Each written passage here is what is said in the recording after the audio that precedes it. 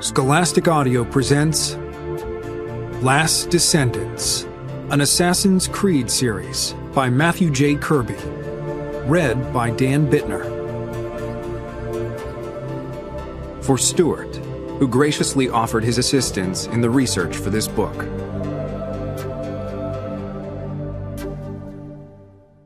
Prologue, New York City, 1863. The informant cleared his throat across the dinner table, his long frock coat unbuttoned, his hair greased and curled at his temples. Evening had quickly overtaken the townhouse, and the man had emptied his plate before delivering his message.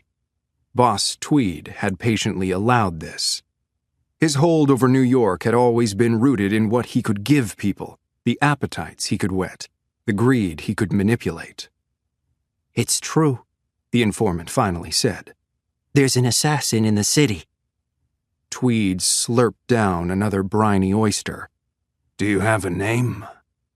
"Not yet," the informant said. "But someone is working Reddy the blacksmith to keep the Bowery boys out of it." Tweed had consolidated his power and was now the most influential man in New York. He controlled the Tammany Hall political machine, and through it, the streets and the ballot box. His network of spies and politicians in Washington had already alerted him to the presence of an assassin operating in New York. There were rumors the Brotherhood planned to use the ongoing Civil War to mount an offensive.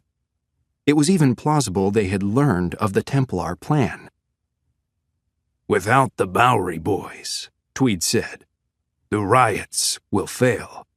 "It won't be a problem, boss." "The gangs of the Five Points and Waterfront won't be strong enough without them." "The Bowery boys are in." "I trust they are.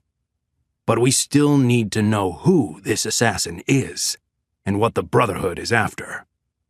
"I've made inquiries." Tweed wasn't pleased or reassured by that. It was a mistake to underestimate an assassin. "Be discreet," he said. "We want to flush the Brotherhood out into the open, not drive them deeper into the shadows." He dragged a bite of roast beef through the brown sauce on his plate and ate it. "Of course, boss." The informant eyed the food remaining on the table and licked his lips like a dog. But Tweed knew true power relied on keeping his constituents wanting more. "That will be all. Return when you have a name, and not before." The informant bowed his head. "Yes, boss." Then he rose from the table and left the room as Tweed continued to eat. Out in the street, the informant walked, still hungry, to where he could board an omnibus headed downtown. Though night had fallen, the city carried on by gaslight. He passed theaters, restaurants, and saloons, all crowded with customers enjoying the slight break from the day's heat. Sometime later, when he reached the gang clubhouse at number 42 on Bowery, he did so unaware of the eyes watching him, the shadow perched unnoticed on the ledge of a building 3 stories above the street. Those eyes were patient, and when the informant left number 42 a few hours later, staggering a little with drink, the shadow descended and followed silently behind him. The informant hadn't been discreet enough. A few blocks farther, near an alleyway, the assassin made his move. The flash of a hidden blade, a quick and silent thrust. The body wasn't discovered until morning. Chapter 1. Owen needed to know. He already knew, but he needed to know it in a way that could be proven, a way that would convince others, including his own grandparents, of his father's innocence. The justice system had failed, and the public didn't care. His father had gone to prison for a murder he didn't commit, where he had died from a stupid ruptured appendix before Owen could even say goodbye. So now it was up to Owen to find out what really happened the night of the bank robbery. He thought Javier would understand. They'd been friends since 3rd grade, back when Owen's life went to hell. It was true they hadn't been close for a while now, not since elementary school and junior high, but Owen still thought he could count on Javier. "So will you come with me?" he asked. They stood outside their high school in a courtyard on the side of the building, next to a bank of empty bike racks with chipping paint. 3 of Javier's friends, guys Owen didn't know, stood off to the side watching them, talking among themselves. "I don't know," Javier said. "You don't know?" Javier said nothing. He just stared. "Come on. You know this tech stuff better than me, better than anyone." Owen looked sidelong at Javier's friends. "Even if no one else knows that, I know it and you know it." Javier looked back at his friends too. He hadn't smiled. He hadn't laughed. He hadn't changed the hard expression on his face at all since Owen had approached him a few minutes ago and explained his plan. The Javier standing there didn't even seem to be the same person Owen used to know.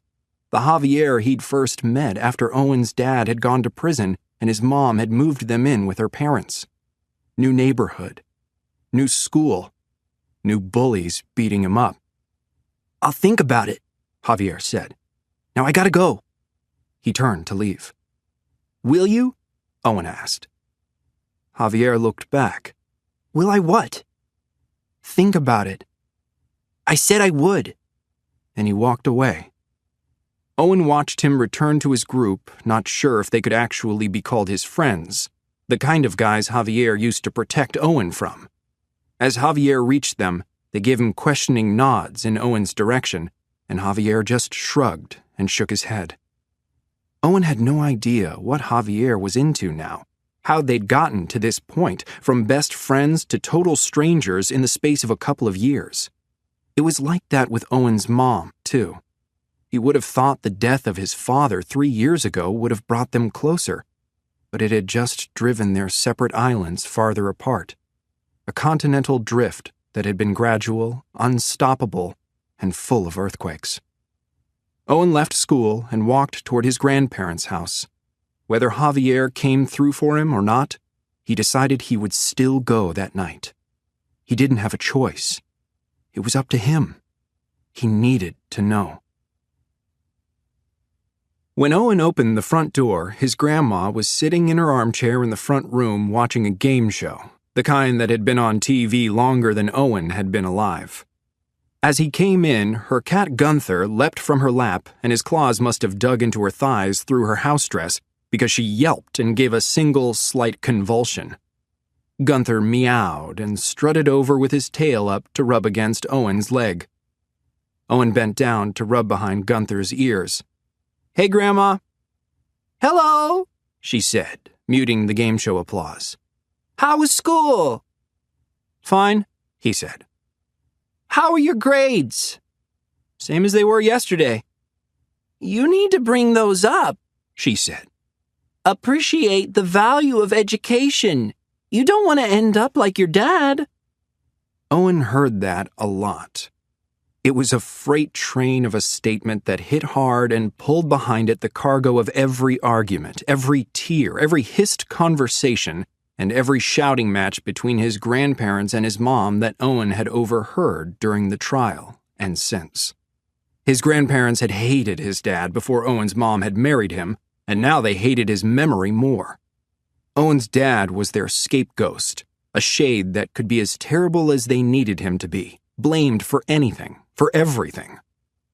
Owen had learned early on not to defend the ghost, but he didn't need to. That wasn't his dad, and soon everyone would know that. "I'll bring my grades up," he said. "Where's Grandpa?" "Out back," she said. "Working on a mower, I think. He could probably use your help." Owen kept his smirk below skin level.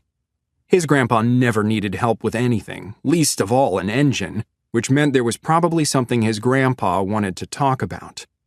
Owen dreaded that, but knew he couldn't avoid it, so he nodded and said, "I'll go see." He walked through the living room with its old carpet that was either so impervious to stain or had been so well taken care of that his grandparents couldn't justify the cost of replacing it. The room's beige plastered walls hung with his grandma's adequate oil paintings. In the kitchen, he grabbed an orange from a bowl of fruit on the spotless Formica counter, and then he went out the back screen door, which creaked open and banged shut behind him. The yard, small and manicured to the point of looking plastic, was an amoeba-shaped rug of thick grass surrounded by flower beds, shrubs, and bushes. A few orange and avocado trees grew up against the 6-foot-tall slatted wooden fence that marked the border of his grandma's empire. Owen walked the brick path along the back side of the house to his grandpa's outpost, the shop that had never once been called a garage that Owen could remember, even though that's what it was. Inside, his grandpa bent over an old lawnmower, a single overhead fluorescent dangling above. He wore his old bib, the same kind of denim overalls he'd had since Owen was a boy. "Is this the one to sell?" Owen asked. "Nah," his grandpa said. "Repair job. The Egertons down the street." "You gonna charge them?" "No," he said. "But they'll probably try to pay me anyway." "Grandma would say she should pay them for keeping you occupied." He chuckled. "How do you know she doesn't?" Owen bit the orange rind with his teeth to start it, tasting the bitterness, and then dug into it with his fingertips, dripping juice as he peeled it away. "Don't get that on my floor," his grandpa said. Owen always thought a building called a shop would be exactly the kind of place where you could drip juice on the floor. But that was not the kind of shop his grandpa had, where no tool or piece of equipment or chemical bottle could be found out of place. "Your grandma ask you about your grades?" "She did." "So I don't have to?" Owen dropped the orange rind into the garbage. "You kinda just did." His grandpa looked up from the mower. "True enough." Then he stood with a part in his hand and walked over to his workbench against the opposite wall, where he tinkered with his back to Owen. "I saw your old friend the other day. What's his name? Javier?" "Yeah?" Owen ate a wedge of the orange. It was a sweet one, not sour, barely tart. "Haven't seen him around here in quite a while." Owen didn't say anything, just took another bite. "You still friends with him?" his grandpa asked. "Sorta, not really."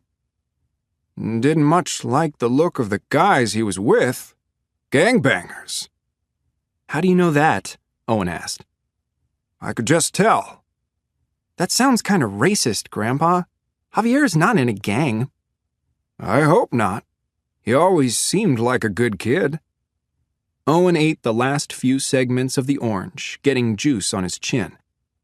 His grandpa still had his back to him, working on the lawnmower part. "You stay clear of those guys, don't you?" "Grandpa," Owen said, "come on." "Just making sure. This neighborhood isn't what it was when your grandma and I moved here. It was still a pretty decent place even while your mom was growing up, until those last few years of high school." That was when Owen's mom had met his dad, but his grandpa left that unsaid, even though Owen knew he was thinking it. "I'm old and stubborn. I'd never move away from my home. But this isn't the place I would have picked for your mom to raise you. Not anymore." "I'm not in a gang." "I know you're not." "Then why are we talking about this?" His grandpa turned around, the glow of the fluorescent light bulb reflecting off his bald head. "I just want you to be careful. You're 15. I know more about how kids are these days than you give me credit for. It's easy to get pulled down the wrong path. You want to belong somewhere. You start out thinking you can handle it, and before you know it, you're in over your head in a bad situation." Time with his grandpa in the shop usually went like this. It was as much a chance for his grandpa to work on Owen as it was the engine. Owen knew his grandpa meant well. His grandma too. But they were also wrong about a lot of things. His grandpa shook his head and turned back around toward his workbench. "Just be careful. You got homework?" "Did it at school." "Great. Then you can get ahead." "School is a treadmill," Owen said. "How do you get ahead on a treadmill?" His grandpa chuckled again. "Smart aleck. Get inside and study something." Owen smiled and left the shop, returning along the brick path to the back door. Inside the house, he found his grandma had turned off the TV and now worked in the kitchen, slicing carrots on the counter, a large bowl and a pile of uncut vegetables nearby. "How's it going out there?" she asked. "Fine," Owen said. "You think I'm in a gang too?" "He's right to worry," she said. "A lot of good boys around here have fallen in with the wrong crowd. Hard to forget what happened to your father." "Yeah, you and Grandpa make sure of that." Owen moved to leave. "I'm going to my room." She put the knife down. "We just don't want that to be you." Owen said nothing, because if he opened his mouth, he'd just end up in trouble. So he stalked away from her, through the living room, down the hall, to his bedroom. Once there, he kicked some clothes out of the way so he could shut the door and lock it. He stood there a couple of minutes, breathing hard, staring up at the ceiling. He knew his dad hadn't always been perfect.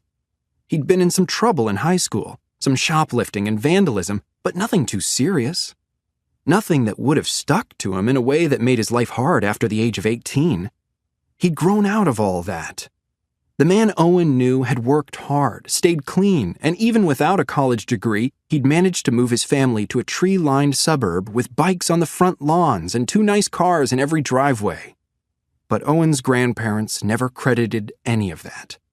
They only ever saw the high school punk, and after his dad got arrested, the months of the trial were nothing but an extended, "See, we were right all along," directed at Owen's mom. But they weren't right. Neither were the judge nor the jury.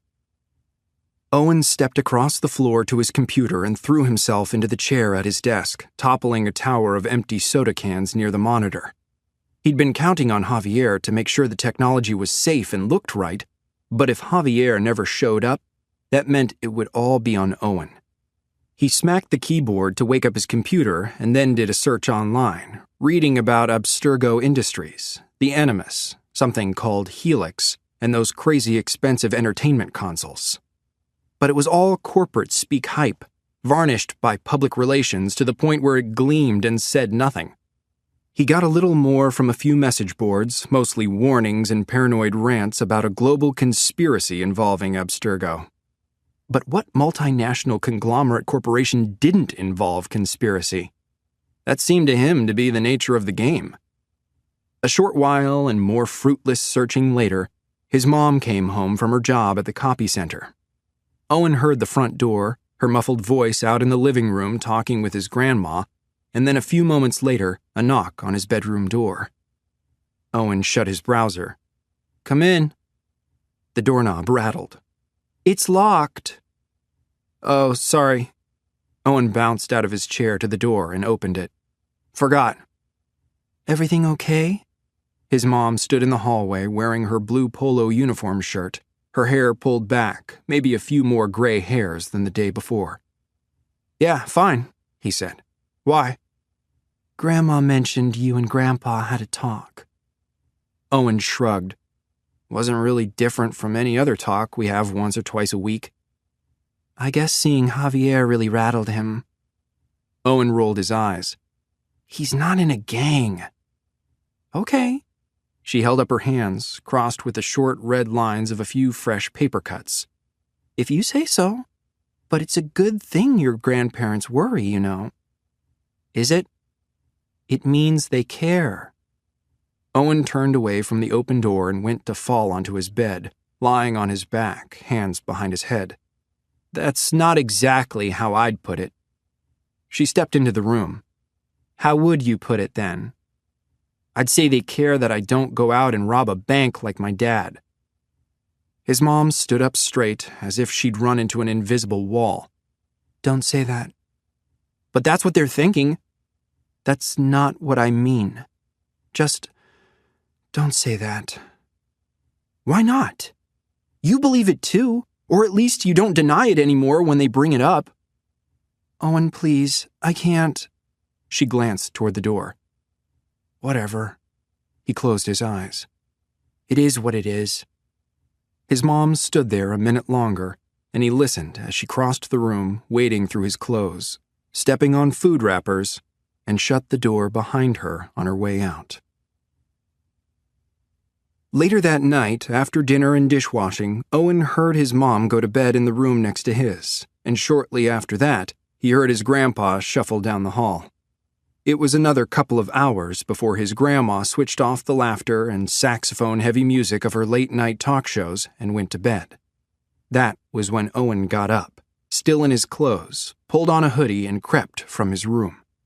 The front door made too much noise, so he went out the back way, careful not to let the screen door bang behind him. It was a cool night, with a wind that flapped a few newspaper pages down the street. Whereas his grandparents kept their yard and house in postcard condition, many of their neighbors did not. Those that watered their lawns had mostly weeds. Those that didn't had mostly dirt. The sidewalk had cracked and buckled before Owen had moved there, but no one had repaired it since then, and it could trip someone in the dark who didn't know its topography. Owen had to run to catch the last bus on the route near his grandparents' house, but he made it and was soon staring through his reflection in the window at the passing streets, heading toward the address Monroe had given him.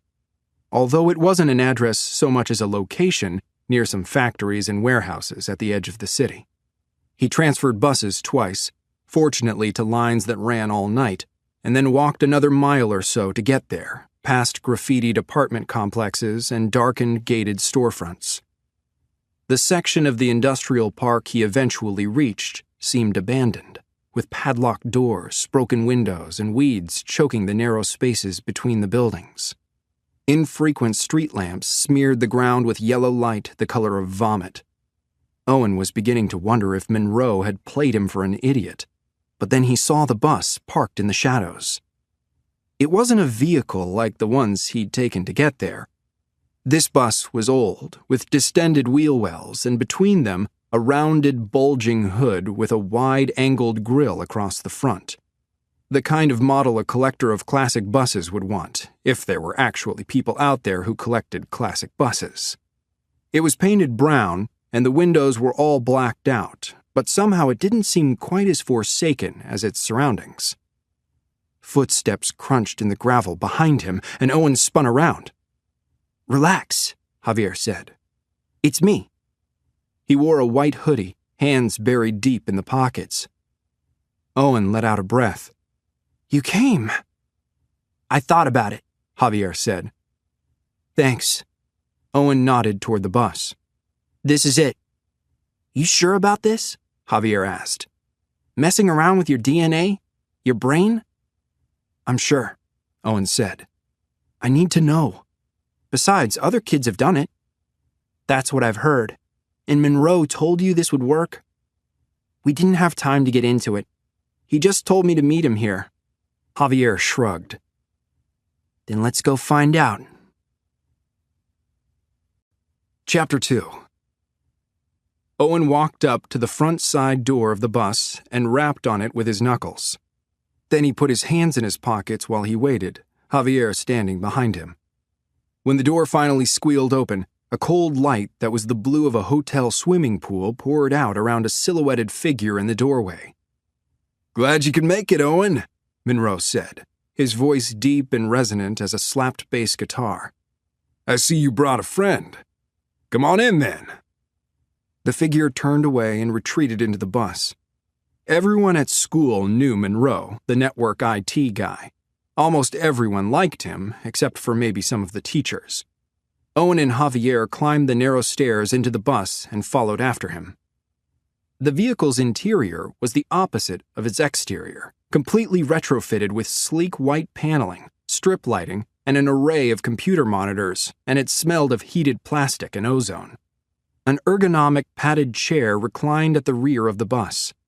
Monroe had gone back to stand to the left of it. He had shoulder-length brown hair and a goatee, and wore the same clothes he somehow got away with wearing to work at the school. Faded jeans, Converse sneakers, and a flannel shirt over a concert t-shirt for a band Owen didn't know. Owen couldn't quite tell how old he was. 40s, maybe? Early 50s? "Javier, right?" Monroe asked as Javier came up the stairs behind Owen. "How do you know that?" Javier asked. Monroe snapped his fingers and tapped his temple. "Eidetic memory, man." What, is that like photographic memory? Owen asked. No, Javier said behind him. It isn't. And that still doesn't explain how you know me. I spend a lot of my time managing the student database, Monroe said. I would probably recognize almost any kid from the school. That answer didn't seem to appease Javier, who folded his arms and looked around the bus. So what is all this? This? Monroe spread his arms. This is you. Wow, man, Javier said, his voice flat. That's deep. Relax, Monroe said. What I mean is, all of this is to get inside you. He pointed a finger at Owen's chest. Your DNA. Yeah, Javier said. About that. What are you running here? This doesn't look like the Animus Entertainment consoles I've seen online. Owen appreciated that Javier had done some digging of his own before coming here. That's because you won't find anything about this model online or in stores, Monroe said. Abstergo has suppressed it all. This machine is based on the first Animus, but I've made several critical modifications to it. So this is the real deal? Javier stepped forward, suddenly more interested. What do you mean, suppressed? Owen asked, remembering how hard it had been to find much in his own search. What, like trade secrets or something? Something like that, Monroe said. Publicly, Abstergo markets the Animus as a research tool, or even a device for entertainment. A very expensive one. So what does this one do? Javier asked. In the most basic sense, it's the same, Monroe said. I take a sample of your DNA, analyze it, and unlock the genetic memories of all your ancestors stored there. Once we have that, we can create simulations of those memories for you to explore.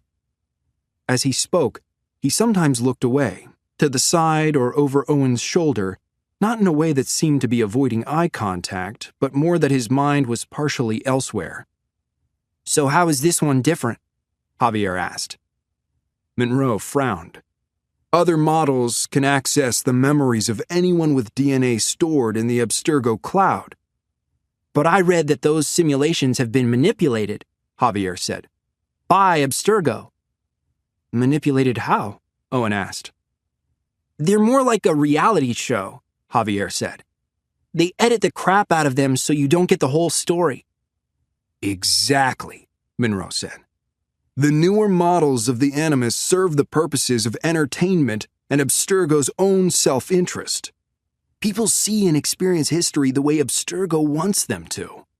There's no truth to be found there. This model, he laid his hand on the recliner's headrest, can only access your memories, uncorrupted. That's the only way to find whatever truth it is you're looking for. How'd you get it? Javier asked. I worked for Abstergo, Monroe said, a long time ago. Any other questions? Owen glanced back at Javier, who nodded and said, Yeah, one more. Why are you doing this? Why are you doing this? Monroe said. I invited Owen, not you. I'm here because Owen's a friend and I owe it to him. Owen didn't think of himself as sentimental, but he had to admit he liked hearing that. Good, Monroe said. The truth is, I'm doing this because I owe someone too.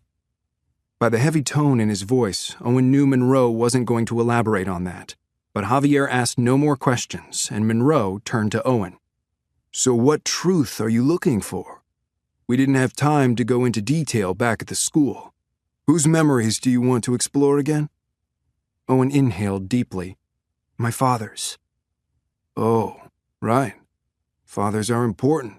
Monroe nodded. Anything specific? I need to know what happened to him on a particular night.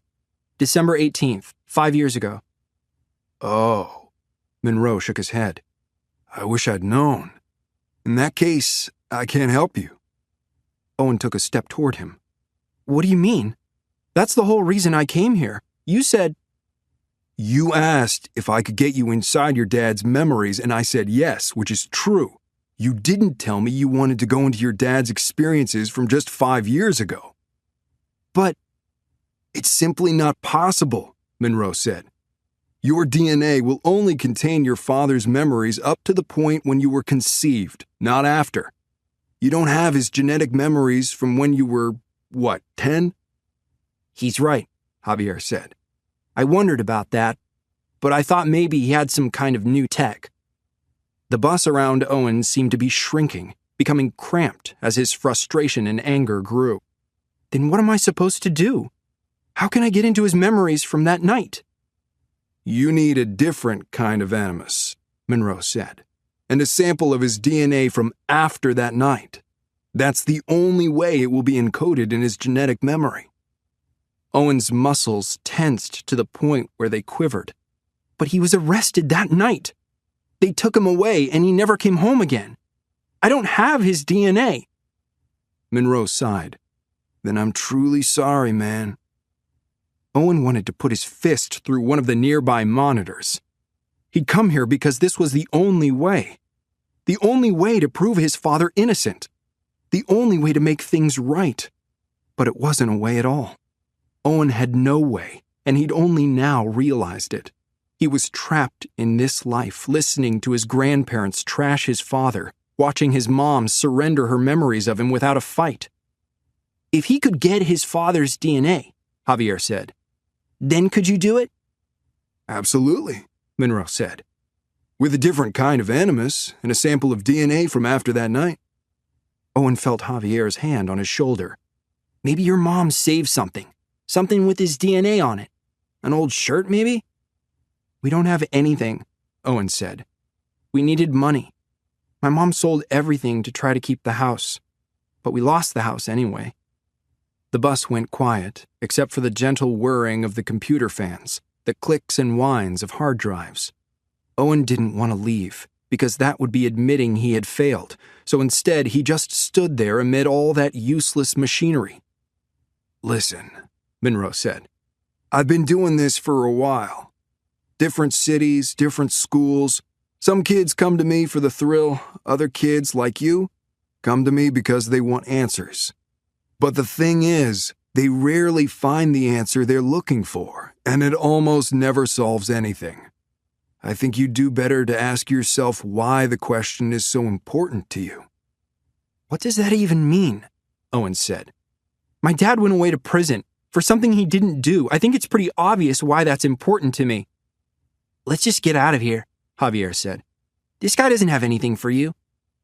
What about you? Monroe asked, looking at Javier. Javier narrowed his eyes. What about me? Monroe nodded toward the recliner. You want to give it a try?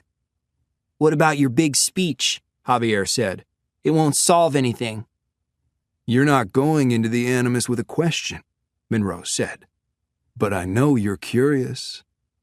Don't pretend like you know me, Javier said. I've seen your STEM scores, Monroe said. Pretty impressive, if that's really who you are. That guy would be all over this. A moment passed without Javier denying it. Look, Monroe said, I'm not trying to force you. Do whatever you want. But you're here, and it really is a hell of a ride to be someone else for a little while. Javier looked at Owen, and Owen saw a familiar expression there, one that he hadn't seen in a long time. Monroe was right.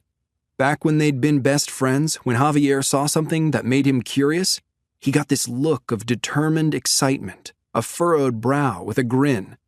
He had that look now, and Owen wondered if that was the real reason Javier had come that night.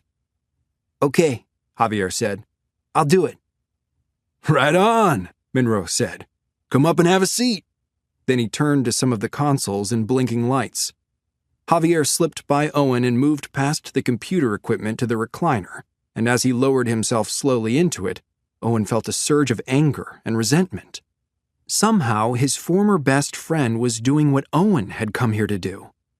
Javier was supposed to help him, not take his place. Javier lay back, his hands up on the recliner's armrests. Monroe sat down on a swivel chair next to him and brought out a kind of plastic gauntlet connected to the main computer terminal with a tangle of wires. Hold out your right arm, please. Monroe opened the gauntlet like a clamshell. What's that? Javier asked. This is a scanner, Monroe said. It sends the genetic reading to the animus core for analysis. Just hold out your forearm. Javier pulled up the sleeve on his hoodie, and Monroe closed the gauntlet around his exposed arm. You'll feel a pinch, Monroe said, from the blood draw. But Javier didn't flinch. Good. Monroe spun in the chair to face a computer monitor and typed away at the keyboard. Owen moved to where he could see the screen, but none of the windows or text scrolling by made any sense to him. Hey, Javier said, his voice low. Owen. Owen turned to look at him. You okay with this? Owen shrugged. Yeah. You sure? Does it matter? Javier didn't answer. Monroe tapped at the keyboard for another few moments. Excellent, he said. Very promising. What is? Javier asked. Give me a minute, Monroe said. More tapping, more screen flashes. Then he looked up from the terminal toward Owen. Let's check something. What? Owen asked. Genetic memory concordance. Monroe pulled out a second gauntlet. Give me your arm. Owen folded his arms instead. I thought you said, This isn't about your dad, Monroe said. I want to analyze your compatibility with Javier. What does that mean? Javier asked.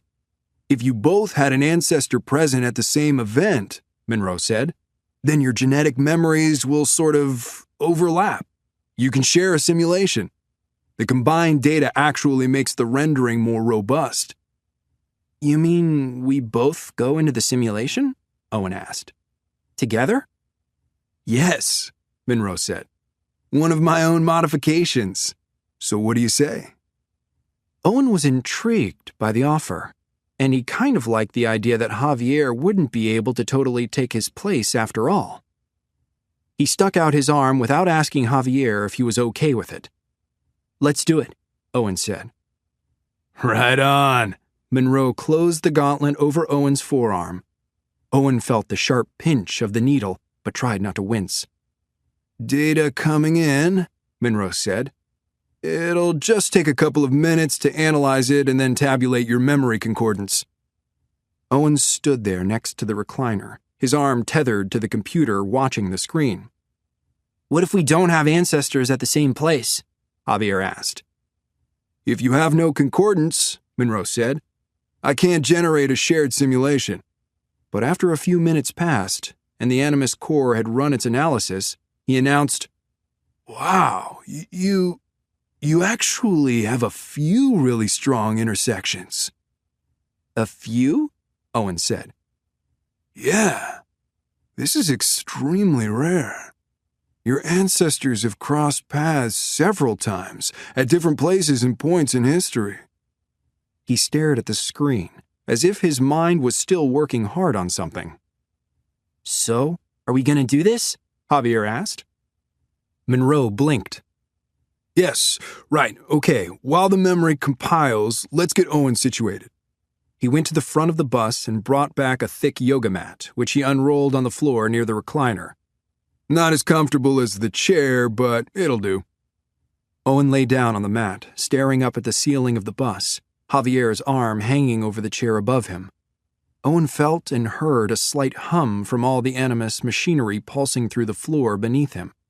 Monroe pulled out 2 black visored helmets and helped Javier and then Owen put them on. The visor was lighter in weight than it looked and comfortable, dominating Owen's vision with wraparound blackness, while the helmet smothered the hearing in both his ears, disembodying him. Can you hear me? Monroe's voice came from inside the helmet. Yes, Owen said. Yeah, Javier said. Right on, Monroe said. Okay, this is how it works. The first thing I'm going to do is load the memory corridor. What's that? Javier asked. It's a transitional simulation, Monroe said. You can think of it as the Animus's waiting room. Exposure to a full simulation can be overwhelming, even damaging, psychologically and physically. I need to ease you into it. Once you're adjusted to the corridor, I'll load the full simulation. Are you ready? This'll be weird. Ready, Javier said. Ready, Owen said. A second passed, and then a flood rushed in, a torrent of light and sound and sensation, like walking into the sun from a lightless place, but Owen couldn't shield his eyes from this. He simply had to endure it until his vision settled, his nerves quieted, and his surroundings came into focus. He stood in an endless gray void shot through with crackles of lightning. Clouds of mist billowed and heaved around him, occasionally coalescing into geometric angles that hinted at something tangible, the edge of a building, the reach of a tree branch. Owen next looked down and saw that he was not himself. His chest was covered by a sleeveless chainmail shirt over a heavy riveted leather jacket. Both were long, reaching almost to his knees. He wore tall leather boots that covered his calves, and leather gloves, while a sword hung in its scabbard from his belt. When he turned his head, a strap under his chin pulled in a way that irritated his skin, and he realized he had a thick beard. The strap held a metal helmet, which had a conical shape and a slightly downturned metal brim tight over his head. "Is that you?" someone asked, just behind him. Owen turned around. "Javier?" The figure before him nodded, but it wasn't Javier. Different body, different face, different voice. A middle-aged man with dark skin wearing a loincloth and a thick, quilted tunic with bare arms and legs and sandals on his feet. Stripes of red and white paint covered his face, and he wore a headdress with colorful feathers sticking up in the back. "You look like the conquistador," the figure that was Javier said. "You look like an Aztec or something," Owen said. "Not quite." Monroe's voice sounded directly in Owen's ear, and he guessed in Javier's ear too. "The Aztecs conquered much of Mexico, but not all of it. Javier is a Tlaxcaltec warrior. Their nation was one of several who fought against the Aztecs before the Europeans arrived." "How do you know that?" Javier asked. "The Animus," Monroe said. "As it analyzes your genetic memories, it extrapolates from them using known historical data. It also tells me that Javier is right about your ancestor, Owen. You'll be in the memories of a conquistador, a soldier named Alfonso del Castillo." "Ah," Javier said. "So your people conquered my people." "Again, not quite," Monroe said. "Hernán Cortés did defeat the Tlaxcaltecas, but they eventually allied with him against the more powerful Aztecs." "Oh," Javier said. "Sorry. I guess your people just gave my people smallpox." "I didn't even know I had a conquistador ancestor," Owen said. "It seems that your simulation will take place in 1519, Monroe said, right before Cortés defeated the Tlaxcaltecas." "So we're going to Mexico?" Owen asked. "Hundreds of years ago?" "Technically," Monroe said, "you're not going anywhere. You're still on the floor of my bus, but it's going to feel like you're going somewhere. That's why we're using the memory corridor." "So what now?" Javier asked. "Now," Monroe said, "I want you to relax. Move around a bit. Get used to being in a simulation of someone else's body while the memories finish compiling." Owen took a step and then another. It did feel odd. This Alfonso guy was shorter than he was, with a different balance, different proportions in his arms and legs. As Javier walked over toward him, Owen pulled his sword out of its scabbard. It had a round golden pommel at the base of a wire-wrapped leather grip, and above that a sweeping hilt that encircled his hand beneath the crossbars. The 3-foot blade gleamed like silver. "Check this out," he said to Javier, and gave the air a slice with it. At first, the sword felt a bit awkward in his hand, heavy and unsteady. But then Owen noticed a tingling on his neck and in his mind that gradually turned into a kind of pressure at the back of his thoughts. As he gave in to the pressure and let go of his own thoughts, his control of the weapon became more practiced and fluid. He slashed and parried and stabbed as if he'd done so thousands of times before. But he knew he'd never held a sword in his life, and as that thought asserted itself against the pressure, he lost a bit of control. "Watch it," Javier said, stepping out of the way just as the blade missed his arm. "Sorry," Owen said, staring at the sword. "That was weird." "What was weird?" Monroe asked. Owen looked up as if Monroe were somewhere up in the gray void. "The sword," he said. "It was like I knew how to use it." "You do?" Monroe said. "Or rather, Alfonso del Castillo does." "So that was him?" Owen asked. "You have access to his memories," Monroe said. "All of them." "It was like he wanted to take over," Owen said. "In a way, he does," Monroe said. "And in a way, you have to let him. The simulation works by a process of synchronization. To experience your ancestor's memories, you have to kind of take a back seat and let your ancestor do their thing." "So we don't have control once we're in there?" Javier asked. "You have some latitude in the simulation to do your own thing," Monroe said. "But this isn't time travel. You can't change what happened. You can't change the memory, and if you step too far outside the parameters of the memory, you'll get desynchronized. That'll break the simulation and either drop you back in the corridor or even back into the real world. Either way, it's not a pleasant experience." "So how do we know if we're about to be desynchronized?" Javier asked. "You'll feel it," Monroe said, "and the simulation will start glitching. But try not to worry about that. You'll learn. Just relax. The whole point of the Animus ride is to get out of the nutshell of your own head and walk in someone else's thoughts for a while. Are you ready for that?" Owen looked down at the sword and slid it back into its scabbard. "Ready." "Right on," Monroe said. "When I throw the switch, it's going to be overwhelming, much more so than it was when you entered the memory corridor. Just take it easy and it'll pass. And one more thing. When you go through, your ancestors may not be anywhere near each other, but they're close enough to share the simulation. Don't go racing off to find each other or you'll desynchronize. You can't talk to each other as yourselves anyway. Just let the memory unfold. Got all that?" "Got it," Owen said. "You ready?" Monroe asked. "Throw the switch," Javier said. Chapter 3. Javier still wasn't sure if it was a good idea to agree to this. But Monroe was right. Javier had overheard a couple of kids talking about the Animus, and he was curious. Or maybe he really just wanted to get out of his own head for a little while. His own life was so complicated and messed up. Owen stood there in front of him in the memory corridor. Only it wasn't Owen. It was one of Owen's conquistador ancestors, complete with a helmet and a sword he sort of knew how to use. Javier didn't know how different his own face looked in that moment, but his body felt very different.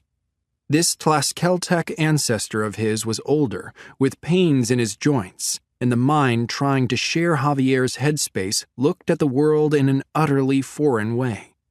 Javier had taken this Animus ride to get into someone else's thoughts, but his head had only become more crowded. "Here we go," Monroe said in his ear. The memory corridor shattered with an eye-slicing flash of light, and Javier felt a roller coaster lurch slam his whole body, but more than that, his mind. He gasped and blinked, dizzy, nauseated, as his vision slowly refocused. He stood in an open field hemmed in by hills, the sun warm and the air cool. The grass at his feet was tall and supple. In his hands he carried a wooden shield, painted and covered with feathers, and in his other he held a kind of wooden sword lined its whole length with razor-sharp, tooth-like obsidian blades, which Javier somehow knew was called a macahuitl.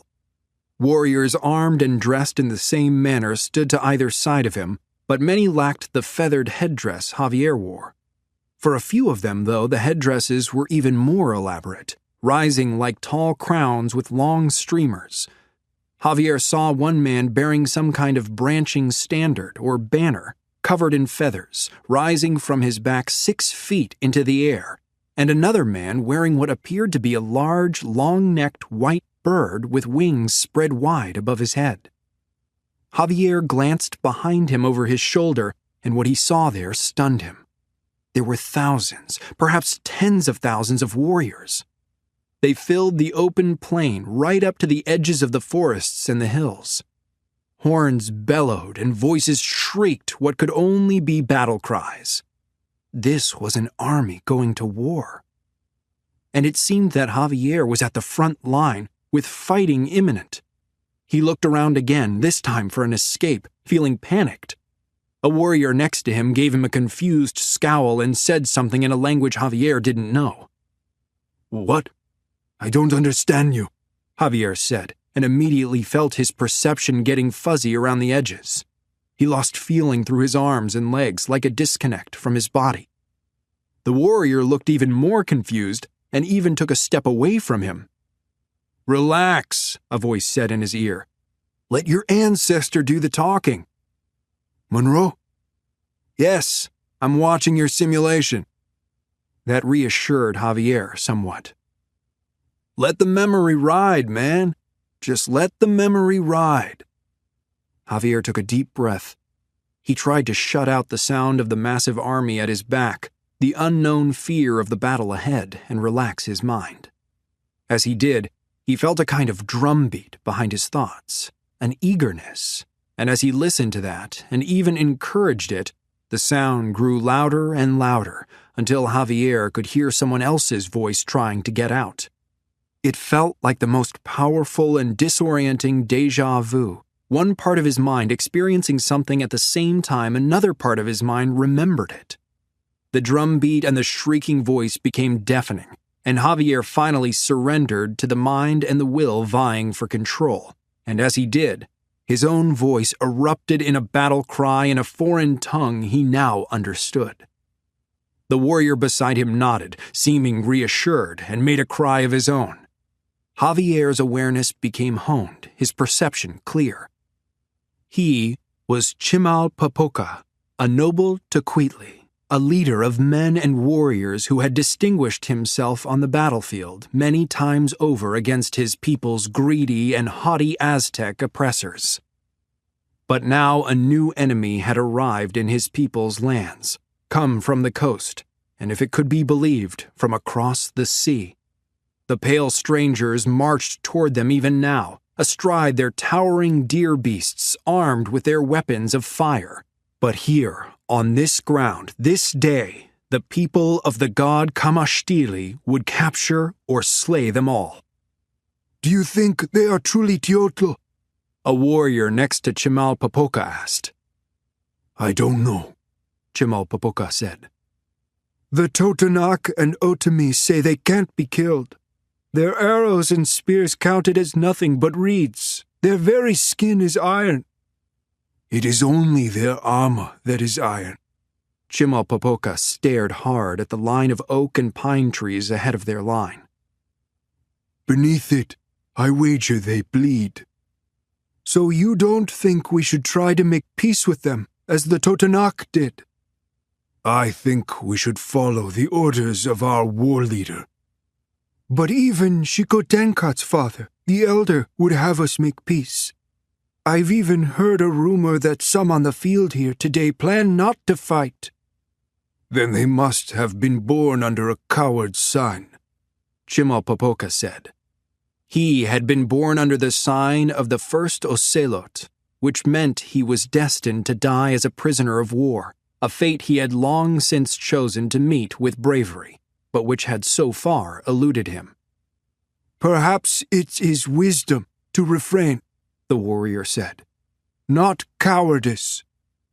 "If that is what you believe," Chimalpopoca said, "then perhaps you should join with the Totonacs and build these Teotl a city where your farm used to be."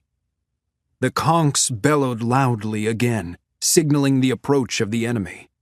Chimalpopoca readied his shield, his macahuitl thirsty for the blood of these strangers. Ahead of him, in the distance, The first of them, these Teotl, emerged from the forest. They marched in formation with their shields and their giant deer beasts, their iron helmets and their iron swords. With them came the weapon they called a cannon, which shot stone from its entrails, along with sparks and fire, pulled into battle by traitorous Sempuala collaborators from Totonacapan. At the sight of its black length, Jamal Popoca felt fear, and because of that, Javier felt fear too. Javier wondered then what would happen if his ancestor died on that battlefield. He wondered if he would feel the agony of getting run through with a sword or blown apart by a cannon. He knew his body was perfectly safe outside the simulation, but that didn't stop the terror, because his mind was here. The realness of the simulation, the smell of incense and the warrior's fear sweat around him, the whinnying of the conquistadors' horses, the sight of their far superior weapons. He knew how this would go down, and he wanted to get his ancestor out of there. As Javier entertained these thoughts and asserted himself within his own mind, he took a step away from the front line, and the simulation lost some of its clarity, like dropping from high-res to low. "You're slipping," Monroe said. "Just let it ride." That was harder to do now, with an army of Spaniards advancing with their guns and their swords, against which Javier knew Jamal Popoca's wooden weapon and shield could do very little. "I'm trying," Javier said. "You can't change it," Monroe said. "It's memory. Just try to remember this already happened 500 years ago. You can't avoid it. If you try, you'll desynchronize." Javier adopted a part of that as a mantra. You can't avoid it. You can't avoid it. You can't avoid it. That actually helped him give his mind back over to Jamal Popoca's memories, bringing the simulation back into its fullness of depth. There were perhaps only 400 of the Teotl marching toward them, against 10,000 Tlaxcaltec warriors. Jamal Popoca smiled with the surety that this battle would soon be at an end, and he wondered if Teotl blood would feed the gods as well as human blood did, and hoped to take at least one of them alive for the priests to sacrifice upon the altar stones. The men around him appeared less certain than he, but he rallied them with a war cry, and they echoed it. The valley shook with their voices and the blare of their conchs, and it seemed even the Teotl quaked before it. "Kamashli is with us!" Jamal Popoca shouted to the men under his command. "The signs are with us this day!" To which his men cheered. When the enemy reached the point of ground Xicotencat had designated, Jamal Popoca shouted the order to charge, as did the other warriors, advancing on the Teotl from all sides, completely surrounding them. Jamal Popoca's men unleashed a volley of their arrows and spears, which fell like rain, but most bounced harmlessly from the Teotl's shields and armor. Some, however, found soft flesh and buried themselves. Jamal Popoca grinned as he and his men ran howling across the field, weapons raised high, but before they reached the enemy's line, the fire weapons roared with innumerable cracks of thunder. Men jerked and fell to the ground mid-stride on either side of Jamal Popoca, bleeding from gaping, mangled holes in their bodies. But he charged on without slowing his pace, leading his warriors through another explosion of fire, and then through a volley of those short, evil arrows that pierced the thickest hide armor. But then the Teotl rode their beasts into the fray, trampling men and swinging their swords, cutting warriors down and breaking them underfoot. The first Tlaxcaltec warriors to reach the opposing infantry line hit the enemy's right flank, but only broke their spears and the obsidian teeth of their swords on the iron of the foreigners' shields. When Jamal Popoca finally reached their forward line, he growled with ferocity and brought his sword down hard enough to stagger one of the Teotl, but immediately had to dodge the thrust of another demon's sword. That was how it was all down the front. The foreigners kept rank and held tight their line against the attack, taking no chances pursuing any one target. Jamal Popoca's men could only rush and retreat, harrying the invaders without inflicting any real damage, unable to break them, but taking heavy losses in the effort. Jamalpopoca already smelled the scent that blood makes when it mingles with soil, feeding the earth. If he were to die today, it would be a good death. He leapt forward again, striking the head of one of the tallest teotl. The demon's helmet took most of the blow, but his neck bent in a most satisfying way, and he stumbled backward only to be replaced by another warrior clad in rings of iron. Jamalpopoca met the newcomer's gaze before dodging away, and what he saw in those foreign eyes lit a fire in him. Up close, the tales were true. These men, if men they were, had pale skin, their faces covered with yellow hair.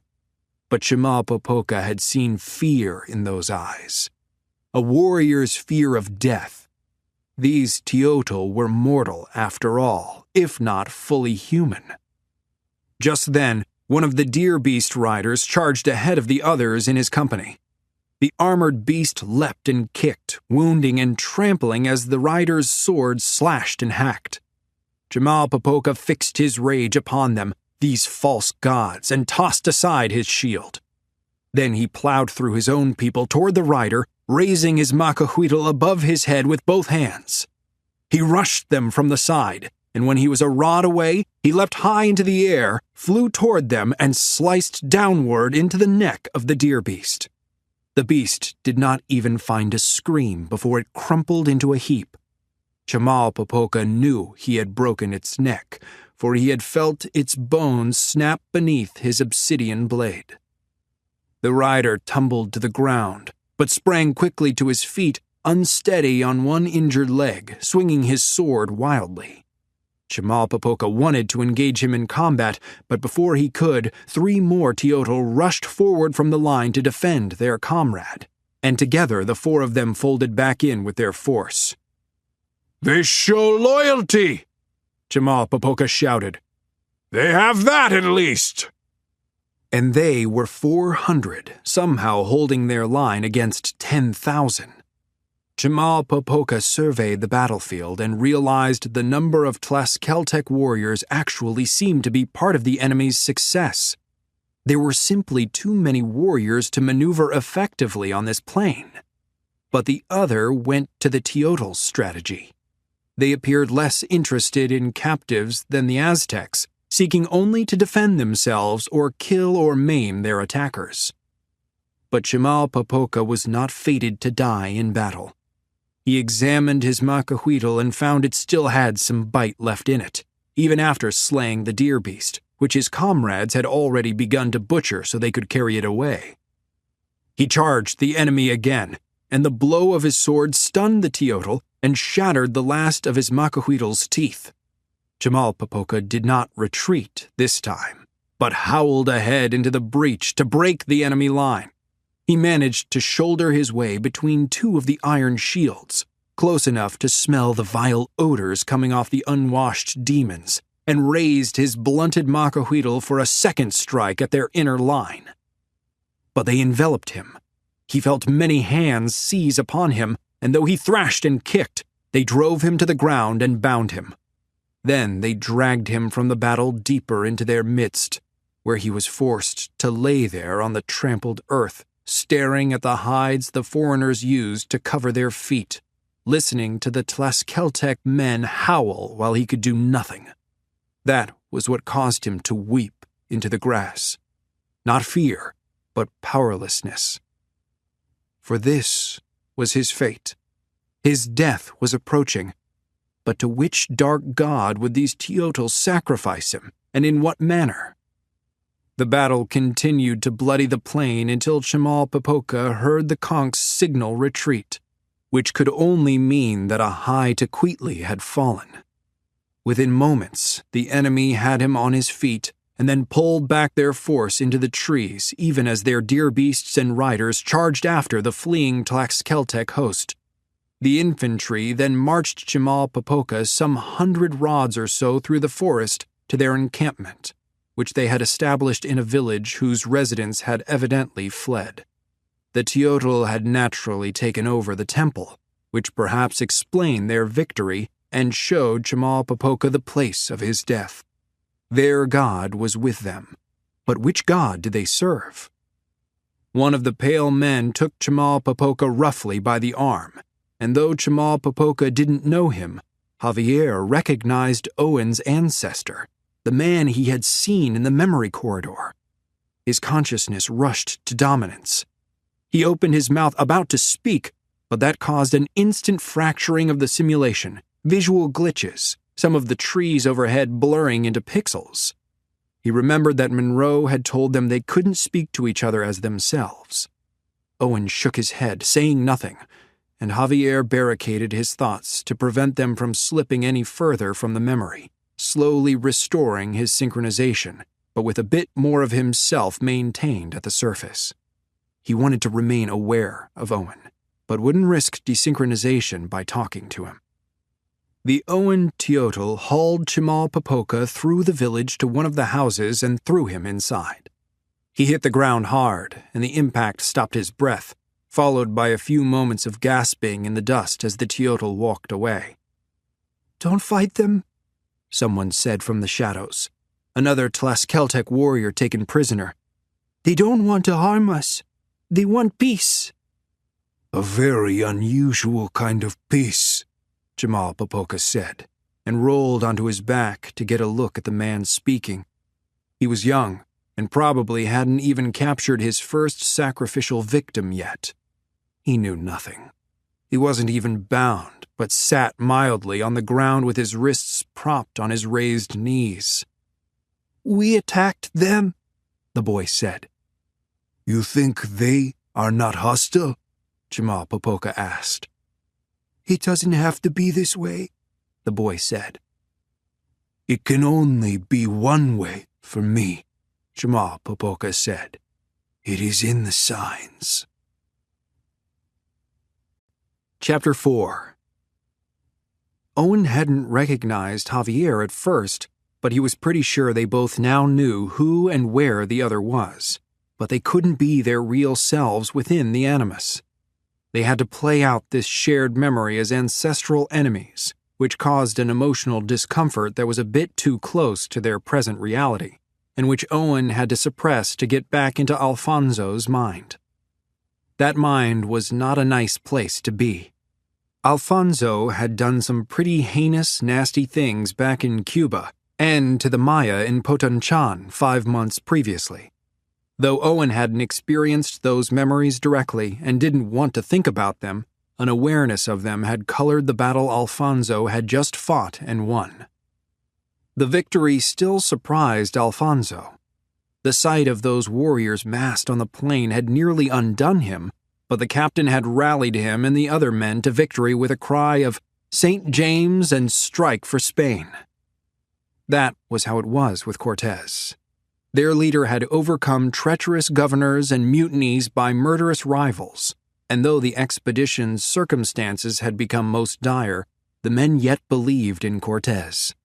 Even as he'd scuttled their ships at Veracruz, removing any possibility of retreat and stranding them in this feverish foreign land, Alfonso had saluted him in faith, and would do so to the gates of hell, which was where they intended to march. Tenochtitlan, the seat of the Aztec emperor and the location of his treasury. Alfonso's blood surged at the image of gold in his mind, and the share of that wealth to which he was entitled. But to reach that fabled city, they first had to contend with these natives, the ones Cortés believed it necessary to make into their allies. That was a strategy Alfonso did not and could not understand. He had seen their pagan rituals from afar, the butchery they committed before their idols. These bloodthirsty Indians were not to be trusted, and yet Alfonso did trust Cortés. "You placed the new prisoner in the house?" another soldier asked from his post nearby. "I did," Alfonso said. "Was he wounded?" "Not badly." "Good. The captain will be pleased. Bring them some food." Alfonso nodded and grudgingly went to one of the cook fires. There he found some of the greasy meat of the hairless dogs the Indians in these parts fattened and ate, and brought that to the prisoners. The younger one, the previous day's captive, accepted it gratefully, but the new one, the older one they had just taken, refused it. That would not last. Cortez would win him over to their side. Alfonso took up his guard position outside the rough mud brick house and waited. He was lucky enough to have escaped the skirmish uninjured, so he'd been appointed guard duty. Not that these Indians needed guarding. Well, at least not the first one. The second one they just captured, the one who killed Juan Cedeño's mare, he needed to be watched. He was obviously some kind of cacique chief, and was neither indolent nor cowardly as so many of them were. Alfonso could almost admire him. The day passed without any further incursions by the native warriors, the reprieve allowing for the burial of the dead. Cortez ordered these rites performed in secret beneath the floors of the houses so that no Indian would see that the teotl, as the Indians called them, were mortal. Toward evening, the graceful Marina came to the prisoners with the priest Geronimo de Aguilar. She was the most beautiful Indian woman Alfonso had yet laid his eyes upon, a slave given to Cortez who had since risen to stand at the captain's side. The priest was a shipwrecked Franciscan turned half-savage by his 8 years living among the Maya. Between the two of them, they were able to translate the captain's words into the tongue of this region. Alfonso rose to his full height as the two figures approached, and blood rushed to his cheeks as the dark-skinned woman passed near him through the door. But that fire quickly cooled under the judgmental gaze of the priest, and with a down-turned eye, Alfonso followed them inside. They went to the new prisoner, and Aguilar knelt next to him. The priest spoke to Marina in her language, Mayan, and she then spoke to the prisoner in his Aztec tongue, but Alfonso couldn't understand any of what they said, for none of it was in Spanish. He always felt disquieted witnessing this pattern of exchange, for he could never rid himself of the thought and fear that these peculiars were all conspiring. After a few words had passed along the chain of tongues between them, Aguilar went to loosen the binds restraining the prisoner. Alfonso stepped forward. "What are you doing?" Cortez ordered it done, the priest said. "But what if he—" "Cortez ordered it," Aguilar said again, and that settled it, though Alfonso kept his hand on his sword.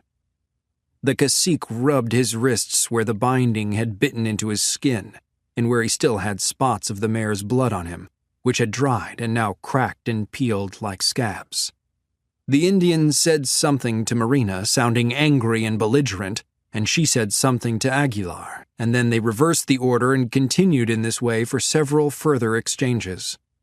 Marina produced some glass beads and offered them to the prisoner, a bribe presented as a gift. He refused them in obvious disgust. "What does he say?" Alfonso asked the priest. "He will not cooperate." Aguilar rose to his feet. "He would rather we sacrifice him to our God." "What?" Alfonso said, and beneath his horror Owen felt fear for Javier. But if he acted in any way on that, the simulation would break. Alfonso said, "I don't understand these savages." "If they don't give blood to their gods," Aguilar said, "they believe the sun will cease to rise. The world will end. The practice of sacrifice is not cruel to them, but a necessary act of renewal." "You sound like one of them," Alfonso said, risking an affront. But Aguilar didn't take it that way. "I have come to understand them." "Then you must be a savage as well," Alfonso said in a moment, in a word from which Owen's consciousness recoiled. "But you can understand honor, surely," Aguilar said. "He believes it is his fate to die a prisoner. He does not want to run from that. If he becomes our messenger as Cortez would have it, he believes that will make him a coward." Through their exchange, Marina remained silent but attentive, as did the prisoners. Owen wished there was some way to talk to Javier within the simulation, but there didn't seem to be, at least not within the model of animus Monroe had modified. It was difficult to just turn over his mind and body to this conquistador, his own racist ancestor. It was difficult to admit that he had these memories, this man's DNA entangled with his own. Marina said something to Aguilar, and the priest nodded as he replied. Then they both strode toward the door to the house. "Where are you going?" Alfonso asked. "To get the captain," Aguilar said. "But he isn't bound," Alfonso said, pointing at the cacique captive. "Then I suggest you watch him," Aguilar said, and then he and the Indian woman left. Alfonso took a position before the door, his shadow falling inward along the floor, inflated and huge. The first prisoner, the docile one, shook his head at the cacique and spoke to him with a harsh tone. Then he went to a corner of the room where he had his sleeping mat and laid himself down with his back to them. The cacique did not reply, but stared hard at Alfonso with a quiver in his rigid jaw that kept Alfonso's sword hand at the ready. A moment later, snoring emanated from the first prisoner, and Alfonso remarked again to himself on the laziness of these Indians, even as Owen wanted him to shut up. But there was no way to shut up a memory. He had to endure it, unable to talk to Javier about it as the time passed and the tension in the hut rose. Eventually, voices approached outside. Owen wondered what the Spaniards were going to do to Javier if his ancestor refused to cooperate. If something bad was about to happen to him, Owen didn't know if he'd be able to just sit back and watch it. But for now, he did his best to hold fast behind the mine line that divided his consciousness from Alfonso's. Javier appeared to do the same, maintaining their roles as guard and prisoner. Cortez marched into the house, still wearing his plate armor, the sunlight at his back glancing off his shoulders in blinding flashes that made Alfonso squint. Marina and Aguilar followed the captain into the room. Alfonso bowed his head. "Sir, beware. The prisoner isn't bound." "I know," he said. "I am not concerned." At the sound of the captain's voice and the calmness of his demeanor, Alfonso found he was no longer concerned either. "Have you fed these men?" Cortez asked. "Yes, sir." "I am pleased." Cortez turned to Aguilar. "You assured him of our peaceful intent?" Aguilar nodded. "I did." Owen wondered how that case could possibly be made considering the battle they had just waged, but Alfonso had no such doubts. "Do so again," Cortez said, "in my presence." Aguilar spoke to Marina, a message she then translated for the prisoner. As she addressed the cacique, his demeanor appeared softened somewhat from before, his voice less emphatic in reply. "The man wonders when he is to be sacrificed," Aguilar said. "Tell him we will spare him," Cortez said, "and bestow gifts upon him." Again the pattern of translation followed, as did another offering of the glass beads the captain had been using to entice and bribe the Indians. This time, the prisoner accepted them. "He says he does not wish to hide from his fate," Aguilar said. "He believes he is to die a prisoner of war, a sacrifice to our God." "Tell him I have different plans for him," Cortez said. "I want him to carry a message to his king.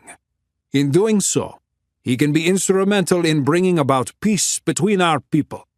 If he puts his faith in me, I will help free his country from the tyranny of Moctezuma and the Aztecs." Following the translation of this, the prisoner looked up at the captain with narrowed eyes. Alfonso searched the man's expression, watching for that moment when the Indian would become a believer, for Cortez made a believer out of everyone. A silent interval passed, the captain looking down upon the Indian from the throne of his confidence and power. He stood there, resplendent in his armor, gripping the peculiar dagger he always wore at his side, a gift from Charles V, which had come down from Alfonso V, the King of Aragon, given to him by Pope Calixtus III. Then the moment happened. The prisoner's eyes widened, and he nodded. He spoke to Marina in what Alfonso thought to be a reverent tone, which she translated for Aguilar, and which Aguilar translated for Cortez. "He will be your messenger," the priest said. "I am pleased," Cortez said, releasing his grip on the dagger. "What just happened?" Monroe's voice shouted into the moment, jarring Owen forward ahead of Alfonso's memory. "What is that?" Monroe asked. Owen wasn't sure what he was asking about, but before he could ask or answer, Monroe spoke into his ear again. "We have to abort, right now. This might be a little rough. Hang on." The HUD exploded. The world of the simulation blew apart in another mind-splitting flash of light, shredding the figures of Cortez, Marina, and Geronimo de Aguilar. An arc of pain shot through Owen's head, and he resisted the urge to cry out, clenching his eyes tight until it stopped. They were back in the memory corridor, still clad in their ancestors' bodies. "What the hell?" Javier said. "Why did you pull us out?" It's complicated," Monroe said. "The simulation was about to become unstable. Better to get you out before that happens." "Better than what just happened?" Owen said. "It felt like my brain was burning." "Sorry about that," Monroe said. "Just sit tight. I've got to check a few things." "What things?" Owen asked, but Monroe didn't answer him. "Can you believe that battle?" Javier said at Owen's side. "Wasn't that wild?" "Yeah," Owen said, "except my ancestor was a monster." "He doesn't seem too bad," Javier said. "For a conquistador, I mean." "You don't know what he did," Owen said, feeling the polished pommel of his sword. "And I don't like thinking about it, so don't ask me." "I won't," Javier said. "I think I can guess anyway." He looked down at his hands. "Jamal Popoka did some crazy stuff too." "Jamal what?" "Jamal Popoka. That's my name. I mean, his name. Starts to get confusing, doesn't it?" "No, I'm not like this guy at all." "It's still pretty wild, though, right?" Owen shrugged inside Alfonso. "I guess." "Okay," Monroe said. "I'm ready to pull you out of the corridor. You ready?" "More than ready," Owen said. "Okay, simulation ending in 3, 2, 1. The corridor fragmented, but more gently than the simulation had a moment ago. Owen closed his eyes again, and when he opened them, he was lying on the floor of the bus, staring into the empty blackness of the dead visor. He tugged the helmet off and saw Monroe above him, quickly unhooking Javier from the recliner. "So, how is the simulation unstable?" Javier asked. "This animus isn't designed to share a simulation between two people," Monroe said. He finished with Javier and bent down to Owen, unhooking him and pulling him to his feet, his movements rough and hurried. "My modifications can get overloaded. When that happens, it shuts down." "And you knew that before you sent us in?" Owen asked. Yeah, I did," Monroe said. Then he ushered them forcefully through the bus, past all the monitors toward the door up front. "Sorry about that. I thought it would hold." "This is messed up," Javier said. "Hey," Monroe said, "at least you got to experience the animus for a little while." Then he opened the door to the bus. "But it's time for you to go." "Hold on," Owen said. Monroe was obviously trying to get rid of them, acting strange. The kids at school trusted him because he was cool, kind of a rebel, and, as the IT guy, he turned a blind eye to a lot of what they did on the computers and online. He was always laid back. Now he seemed freaked out by something. "Seriously, what just happened?" Owen asked. "Nothing." Monroe shook his head and gave them both a nudge down the stairs. "Just an adrenaline rush. I got a little spooked there." Javier stepped down from the bus and hit the ground first. "Wait, Were we in danger? Owen got off the bus too and turned to look back up at Monroe. He rubbed his forehead. Maybe, but I think I got you out in time. You think? Owen asked. I did, Monroe said. I did get you out in time. Now Owen felt himself starting to freak out just a bit, wondering if that machine could somehow damage his brain. Just head on home, Monroe said. Quickly, you'll be fine. Then he shut the bus door. Owen and Javier stood outside in the gravel. Neither of them said anything. They just looked at each other and then back at the bus. The engine started and all the vehicle's lights switched on, the pale headlights and the red brake lights at the rear shining through a sudden cloud of burnt-smelling exhaust.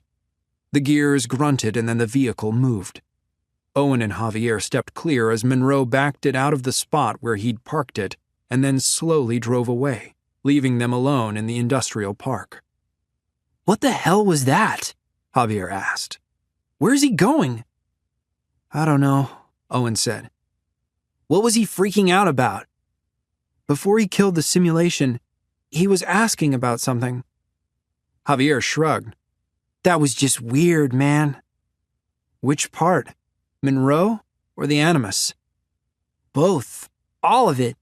The Animus. I mean, that was crazy, right? Right, Owen said. Crazy. Javier jammed his hands into his pockets. Well, I better get home. Yeah. Owen wondered if this would change anything between them the next day at school. Me too. So they parted ways, and Owen rode the same buses back, but had to walk a lot farther now that the final line had stopped running until morning. By the time he reached his grandparents' house, the dark sky had just enough light along one edge to say that night was over. But it was still very early. Too early for anyone to be up. Yet all the lights were on inside. Chapter 5. His grandparents and his mom were awake, sitting around the kitchen table. Grandma wore her fluffy Pepto-Bismol-colored bathrobe, her hair in curlers beneath her hairnet. Grandpa had thrown on some sweats and a t-shirt, while his mom was fully dressed. As Owen came in, they all looked up, and his mom rushed out of her chair to throw her arms around his neck. "Oh, thank God," she said. "I thought you'd—" But she didn't finish. "Thought I'd what?" Owen asked. "Where have you been?" his grandpa asked, his voice a lot harsher than it had been earlier that afternoon in the shop. "Just out," Owen said. "Out doing what?" his grandpa said. "Just walking," Owen said. His grandma sighed, propped her elbows on the table, and rubbed her eyes. "Just walking," his grandpa said. "Yeah," Owen said. "Just walking." "Well, you're home now," his mom said. Owen tried to smile. "Sorry to worry you." She gave him another hug and then released him. "I think we should all get back to bed and try to get at least a little sleep. You have school and I have an early shift." "That would be good," Owen said, relieved and surprised that she seemed so ready to let it go. But his grandpa sat back in his chair and spread his hands like wings. "That's it? That's all you're going to say about this?" "Dad, please." "No." He shook his head. "No, this is serious. You don't know what he—" "I know he came home safe," his mom said. "That's what matters." "That's not all that matters." Owen's grandpa stared him in the eye. "It matters what he was doing out on the streets at this hour. You shouldn't let him just walk away from this. You shouldn't—" "He's my son," she said. "I raise him my way." "You're under our roof," his grandpa said. "And if you remember, he's not the first kid in this family to go sneaking out at night. I, for one, would rather not repeat the past." That stopped Owen's mom, and she seemed to lose whatever it was she'd briefly found in herself to come to his defense. Owen could see he was on his own again. "You got me, Grandpa," he said. "I was out robbing a bank." His grandma's hands fell to the table with a rattle of her fingers. His grandpa's eyes opened wide and his mom sighed. "Yeah," Owen said, not finished yet. "I just got this irresistible urge, like when you need a hamburger or something. I just needed to rob a bank, like it was an instinct. But don't worry, I gave the money to an orphanage on my way home. I'm more of a Robin Hood kind of guy." "Owen, please," his mom said. "You're not helping." "Neither are you," Owen said. "Don't you speak to your mother that way," his grandpa stabbed a finger toward him. "Show some respect." "Respect?" Owen said. "I don't even know what that word means to you." "Yes, you do."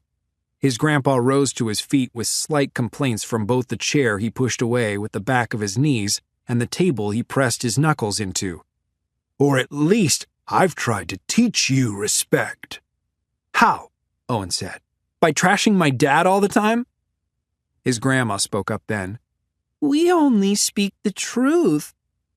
"That's not the truth!" Owen shouted. "Yes, it is," his grandma said, dropping her voice to a whisper. "Your father had a gambling addiction that none of us knew about. He got a crew of his old friends together and robbed a bank. He shot an innocent guard who had a wife and 2 children waiting for him at home. Your father was lucky he didn't get the death sentence." "He did get a death sentence," Owen said. Her lips tightened. "We don't expect you not to love your father, but we do expect you to be honest with yourself about him." Owen was honest. That's why he didn't believe any of what she'd just said. There was simply no way his father had done those things. Believing it would be the easy way out. The harder truth was that his father had been framed by his old friends. "Speaking of honesty," his grandpa said, "I still want to know what you were doing. Don't be a smart aleck, just tell me. Because at this time of night, I don't like any of the ideas coming to my mind." Owen decided the only way out of this would be to give them some truth. "I met up with Javier." "That gangbanger?" his grandpa said. "Why?" "He's not a gangbanger," Owen said, checking his frustration. "I just had some stuff to talk about." "What stuff?" his grandma asked. "Stuff to do with my dad," Owen said. "Stuff I obviously can't talk to any of you about." That silenced them for a moment or two, because after what they'd just been saying, there wasn't any way they could argue with him. "Thank you for telling us," his mom said. Owen shrugged. "Yeah, well, you didn't leave me much of a choice, did you?" "Next time, just let us know when you're going out," his grandpa said. "I can respect you needing someone your age to talk to. I can respect your privacy. But we need to know you're safe." "Fine," Owen said. "And remember what I said earlier." His grandpa came over to face Owen and put a hand on his shoulder. "It's easy to get in over your head, so just be careful, okay?" "Okay," Owen said. After that, he was allowed to go to his room where he never really got to sleep. Javier was waiting for him outside the school when Owen arrived there later that morning. Owen was a bit surprised, but glad to see that maybe the experience in the Animus simulation had restored some of their friendship. "Everything okay when you got home?" Javier asked. "They caught me coming in," Owen said. "I'm pretty sure my mom thought I'd run away, but it's fine." "They caught you?" Javier whistled. "Man, if my mom had caught me, I wouldn't be here right now, I can tell you that. She's so freaked out I'm going to join a gang like my brother." They turned and walked together toward the school's main entrance. "How is your brother?" Owen asked. "Out of jail, trying to stay out of trouble." "And your dad?" Back when Owen and Javier were closer, Javier used to talk about how he was never hardworking or tough enough to please his father, who had started life with a lot less. Javier looked down at the ground. "He's the same. How's your grandpa?" "The same." They reached the school doors and passed through them into the main common where students sat and ate breakfast or just clustered together talking before class. A huge banner hung from the ceiling emblazoned with their school's mascot, a Norseman complete with the kind of cartoon horned helmet that Javier said Vikings never actually wore. "I want to talk to Monroe," Javier said. "You coming?" "About last night?" "Yeah. I want to know why he pulled the plug like that." They walked through the common and then up the wide staircase to the second floor. From there, they made their way to the school's main computer lab, where Monroe had his office. But when they knocked on the door, another man answered, some balding guy in glasses wearing a button-down plaid shirt and khaki pants. "Where's Monroe?" Owen asked. "No idea," the man said. "Left a message last night that he quit." "He quit?" Javier asked. The man nodded. "Didn't even give 2 weeks' notice. I'm filling in for now." He looked over his shoulder back into the office. "Still trying to figure out what he was doing, to be honest. Is there something you need?" "No," Owen said. "No, we're good." "Okay, then." The man turned around and went back to Monroe's old desk. Javier made eye contact with Owen and nodded him away from the door. After they'd walked some distance down the hall, Javier said, "This is getting weird." "I know." "How exactly did you hook up with Monroe in the first place?" "There wasn't much to it.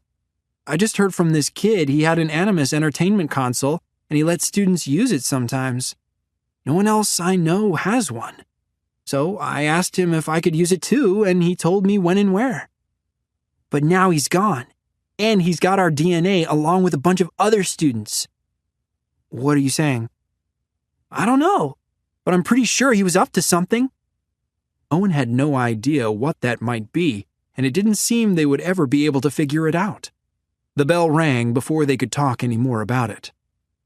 Javier glanced around at the students passing by on their way to class, and suddenly he looked like the new Javier again, the one Owen didn't know. "Guess I'll see you around," he said, in a final kind of way. "See you around," Owen said, realizing that maybe things weren't as back to how they used to be as he'd hoped. Javier walked off. Owen went to class. The rest of that day he spent wondering what had happened with Monroe. He'd only worked at the school for a year, and who knew what he'd been doing before that? Working for Abstergo at some point. But the way he'd yanked them out of the simulation and then abruptly quit his job led Owen to agree with Javier that something was definitely going on. The climate back at Owen's house, on the other hand, seemed to have improved noticeably when he walked in. His grandma turned off the TV and offered to make him a sandwich.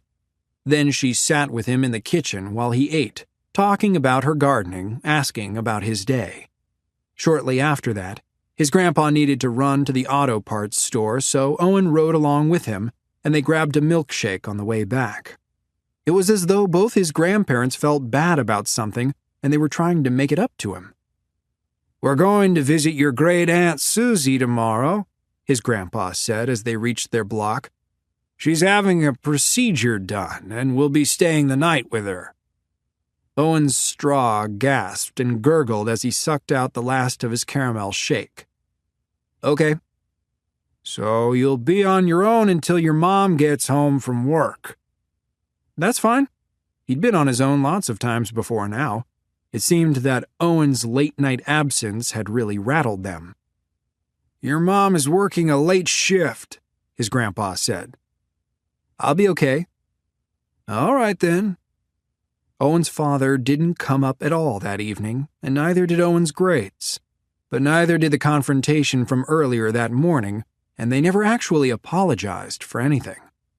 When his mom came home, she hugged Owen a lot without saying anything, except for the quiet desperation she communicated with her tired, sad eyes, and Owen knew that nothing had really changed. His life was back to what it had been, except now he had even less than what he had thought was his last option. On the way to school the next day, Owen felt as if someone was following him. He thought at first it was his grandpa checking up on him, but whenever Owen turned to look, he saw nothing but ordinary pedestrians in traffic, and he knew his grandpa wasn't that smooth.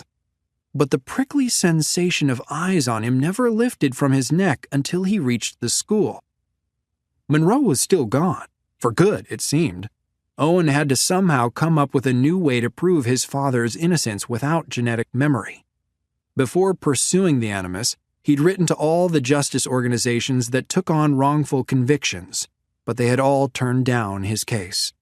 Those lawyers spent their time and energy freeing living clients from prison, they said, not exonerating the ones who had already died there. Things with Javier were a little better, but not much. When Owen passed him in the hallway after second period, Javier nodded and said hello, but he was with his other friends and he didn't stop to talk. Javier did catch up with Owen after school, though, as Owen was walking home. "Hey, you hear anything about Monroe?" he asked. Owen shook his head. "I don't think he's coming back. Almost like he was running from somebody." "It felt like somebody was following me this morning," Owen said. "I felt that yesterday," Javier said. "What's going on?" "I don't know. I was thinking of going back to the industrial park, just to check it out a bit more in the daylight. You want to come?" "Right now?" Owen's grandparents weren't home. As long as Owen got back before his mom's shift ended, he'd be fine. "Okay, let's go." So they changed course and made for a bus stop. From there, they retraced much of the route Owen had taken a couple of nights ago and arrived at the industrial park a short while later. The place looked a little less abandoned during the day than it had in the dark. There were a few more vehicles parked here and there, mostly utility trucks, and some of the warehouses and buildings were actually still in use, at least partially. They found the place Monroe had parked his bus, where its thick tires had flattened the weeds and left tracks in the gravel. They made a search of the area, but didn't find any clues. Javier kicked at the ground, scattering rocks. "What are we doing here?" "I don't know," Owen said. "This was your idea." Javier paced a bit, kicked gravel again. "I want to go back in." "Into the Animus? Why?" "To see what he did after." "Who?" "Jamal Popoca, my ancestor. He just caved, man. Cortez walked in and he just rolled over." "Seems like everyone did with Cortez. No, you don't understand." Javier stopped pacing and punched the palm of his hand. He was full on ready to die. He was a warrior. He was true to himself. But then he just gave up without a fight." Owen could tell this was pinching a nerve somewhere inside Javier, but they weren't close enough friends anymore for him to know what that might be. "Why are you stressing about it? That was hundreds of years ago." "You think I don't know that? It doesn't feel like hundreds of years ago. It feels like 2 nights ago." Javier shook his head. "Forget about it. I'm going home." "Javier, see you later." He stalked away before Owen could say anything more.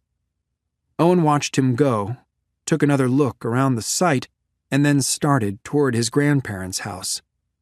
His mom wouldn't be home for a while yet, so he decided to walk most of the way, just letting his thoughts and feet wander the streets until at one point he looked up and realized his path maybe hadn't been as aimless as he'd thought. The bank his father had been accused of robbing was only a couple of blocks away. Owen detoured to go see it. He'd only been there once before, and even then they'd just driven by it, his grandparents and his mom falling utterly silent in the car as though passing near an open grave. The building had somehow appeared sinister to Owen back then, and it still did. It was sleek and modern, all dark glass and sharp corners, taking up the ground floor of an office building, its windows printed with a deep red Malta Banking Corporation logo and a banner advertising interest rates. Owen walked into the lobby with its grayish marble floors and featureless carpet, the smell of paper and gentle rush of air conditioning. Tellers worked silently behind their counter, customers waited in line. No sign at all remained of the robbery or the slaying of the guard. No echo of the gunshot. Life had simply moved on for this bank, for everyone in there and their money. They went about business, depositing and withdrawing as if Owen's life hadn't been completely derailed by the events that had taken place there. The lobby felt suddenly small and tight, and the cool air tasted stale. Owen turned around and went back outside, where he took a seat on a bench across the street facing the bank. He sat there, studying it, watching the people going in and out until the bank closed and the guards locked the doors. Then it was 5:17 p.m., the time at which his father was said to have emerged from the bank restroom where he'd been hiding. Then it was 5:24 p.m., the time of the first gunshot. And then it was 5:27 p.m., when the guard died from blood loss. Owen still knew every stop along the prosecutor's timeline, just as he could still recall each frame of the grainy black and white security footage of the masked robber. Owen sat there on that bench as evening turned into twilight, replaying the entire sequence of events over and over, searching through them for some discrepancy he had missed, something the prosecutor and defense attorneys had missed, something that would have given the jury reasonable doubt. But he found nothing. Again. Then it was dark, with only a trickle of foot traffic on the street, and Owen could tell it was late. He'd lost track of time, mired in his own thoughts, and realized he had to get home. He rose from the bench, took a last look at the bank, and hurried toward a bus stop, but just missed the pickup by a couple of minutes. Rather than wait for the next one, he decided to cut over one street through an alleyway and get on a different line that would still get him back to his grandparents' house before his mom. The side street was narrow and partially obstructed in places by piles of refuse, stacks of old wooden pallets, and bales of wire. About halfway through the alley, Owen felt that sensation of being watched return, as if someone had followed him into the alley. This time, when he turned back to look, he saw the silhouetted figure of a man moving silently toward him. Chapter 6. Owen thought about running. He thought about calling out to the stranger, demanding to know who he was. He thought about just hiding somewhere in the alley. But each of those choices seemed like an overreaction at that point.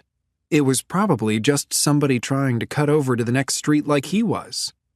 Owen decided to stay calm and keep going, but he hastened his pace to stay ahead of the figure. Before he'd gone very far, the stranger's footsteps quickened behind him, drawing closer, their echo crawling up his back and over his scalp. Owen broke into an instinctual jog without looking back. The drumbeat of his pursuer rose to match his rhythm, and at that point, Owen knew something was off and sprinted for it. "Owen!" an unfamiliar voice called. "It's okay! Owen, stop!" Owen didn't stop, not until he'd made it out of the alley and onto the streetlight-bathed sidewalk of the next avenue. There were several people around here. A pizza place and a liquor store were still open nearby. Owen felt safe enough to turn around and wait for his pursuer, to find out who he was and how he knew Owen's name. A moment later, the man emerged, wearing a gray suit that bore the smudges and stains of his trip through the dark alley. He looked young, with close-cropped brown hair and roundish features. When he made eye contact with Owen, he sighed and nodded, and then walked toward him. "Thank you for waiting," he said. "Who are you?" Owen asked. "Why are you following me?" The man looked around, but not at the level of the street. His gaze seemed to be searching above them, the rooftops and fire escapes. "How about we go somewhere and talk privately?" "I'm not going anywhere with you." "Fair enough," the man said. "Then I'll make this brief. You were recently involved with a man named Monroe, were you not?" "Who?" Owen said, thinking maybe this had to do with Monroe's disappearance. "He gave you access to an animus, correct?" "What's an animus? How the hell did this guy know so much? Who are you, anyway?" "Monroe is in possession of stolen equipment," the man said. "We've been trying to recover it.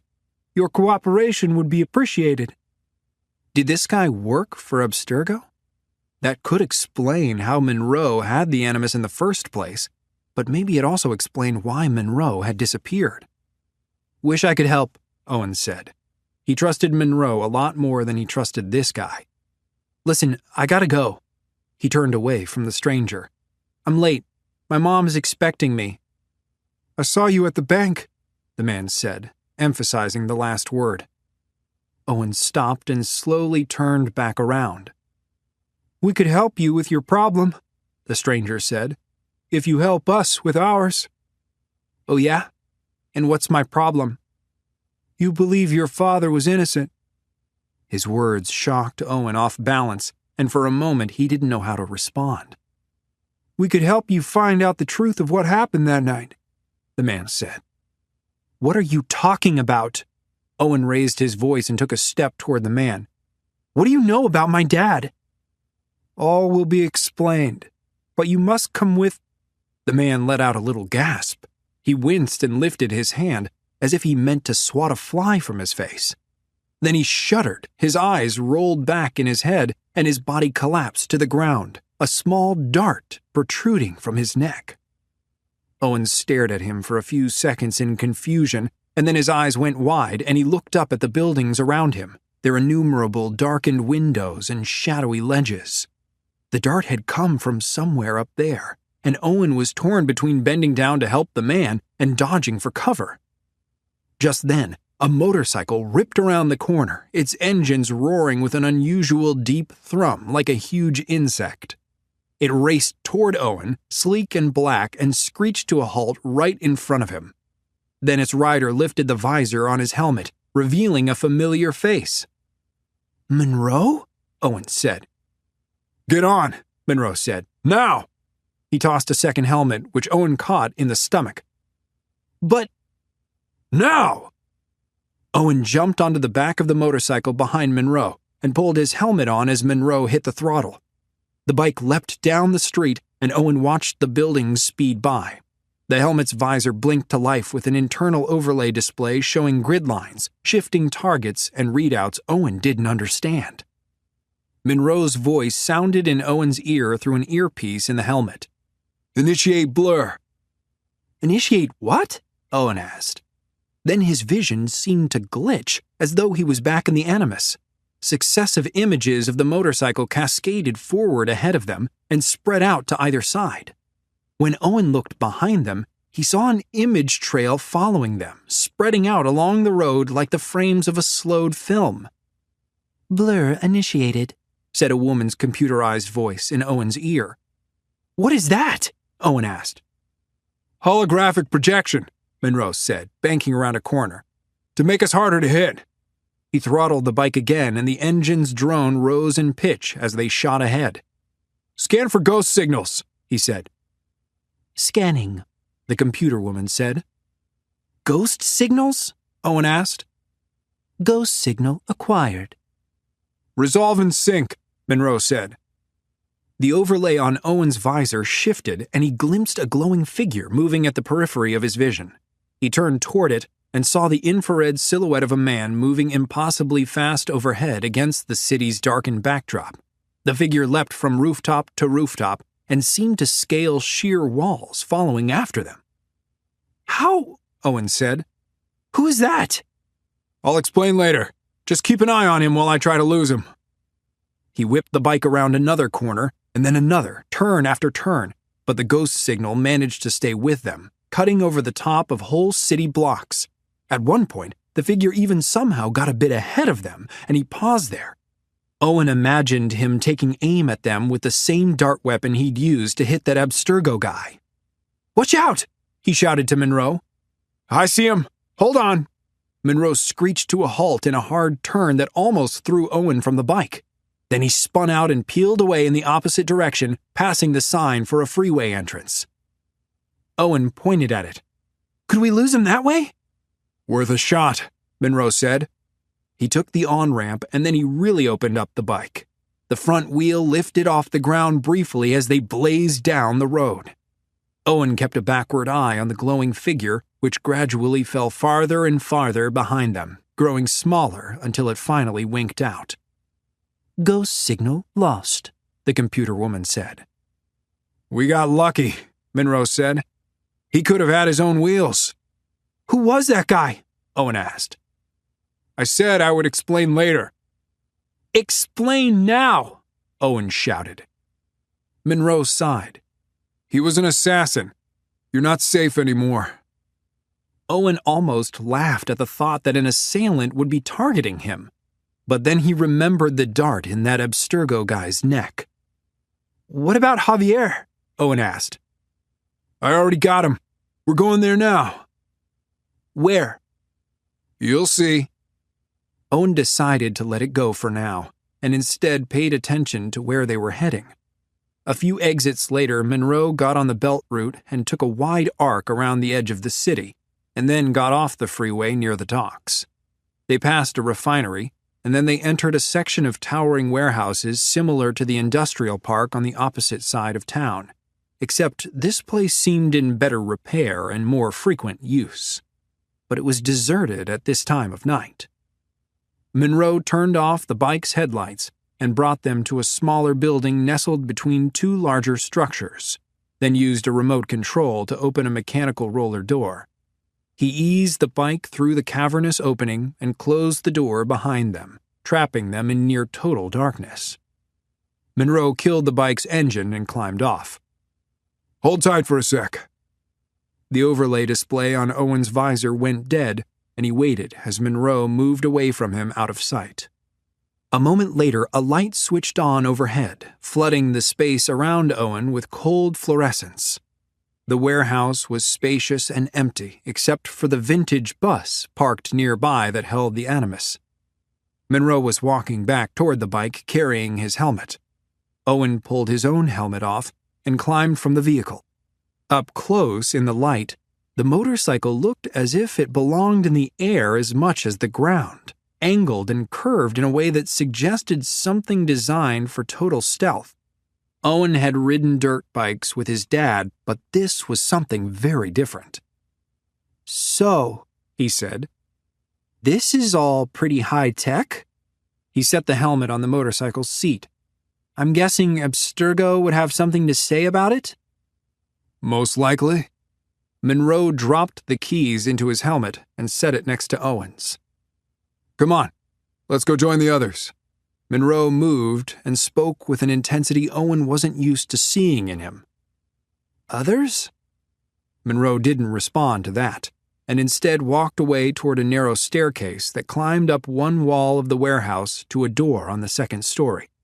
Owen followed him, their footsteps clanking on the corrugated metal steps. When they reached the door, Monroe entered a key code on the electronic lock, and the door clicked open.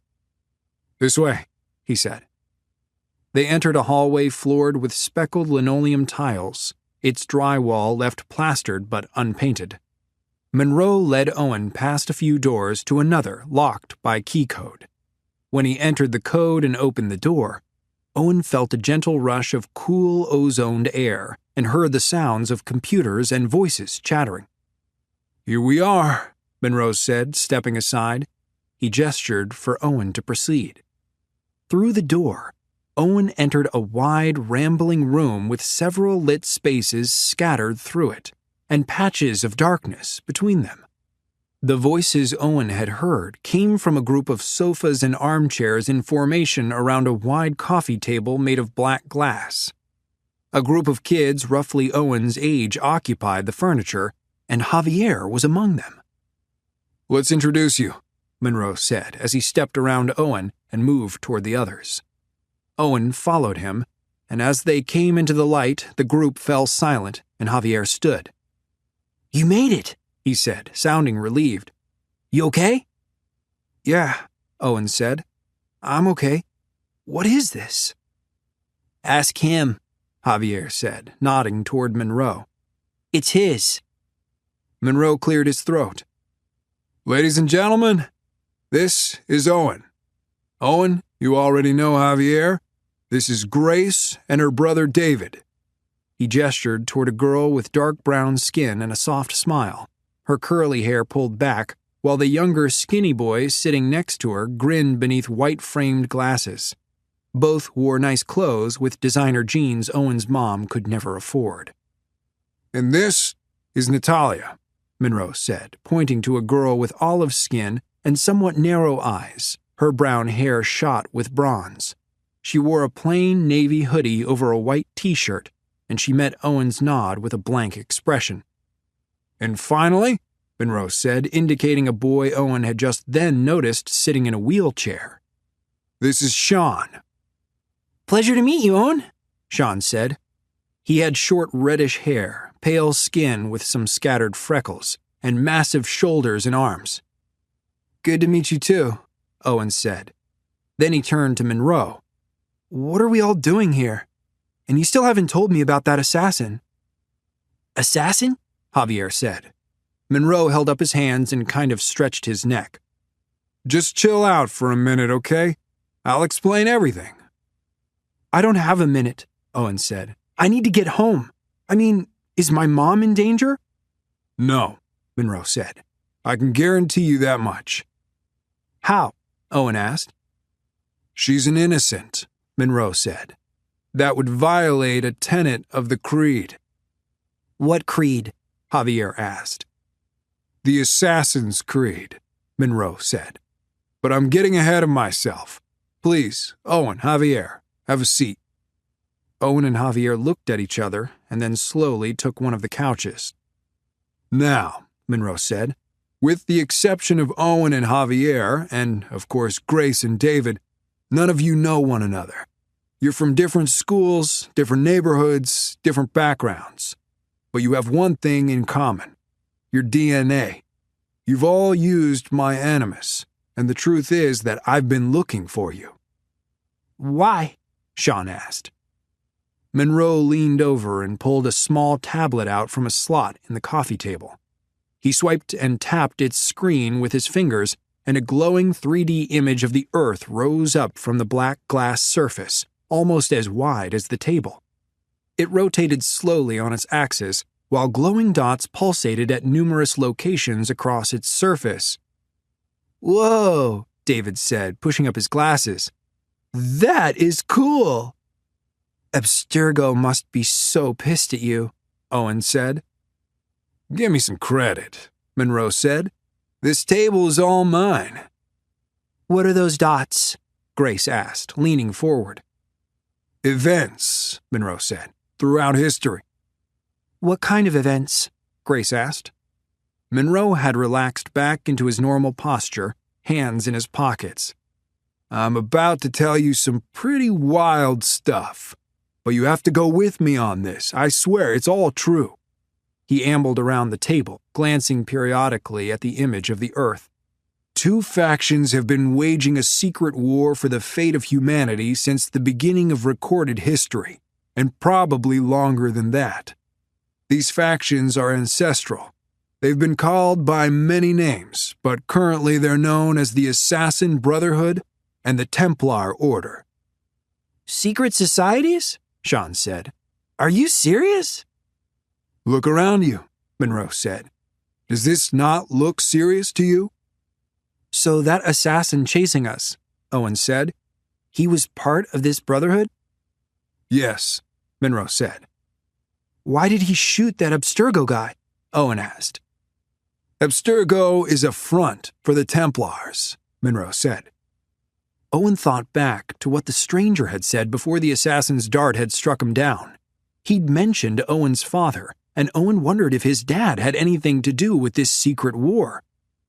"These dots," Monroe said, "represent known events, people or places connected to the conflict between the Assassins and Templars." He lifted a hand and touched one of many dots blinking on the Italian peninsula. As he did so, a second image opened up before it. A man dressed in an embroidered vest, flowing sleeves, and a cloak with a pointed hood shadowing his face.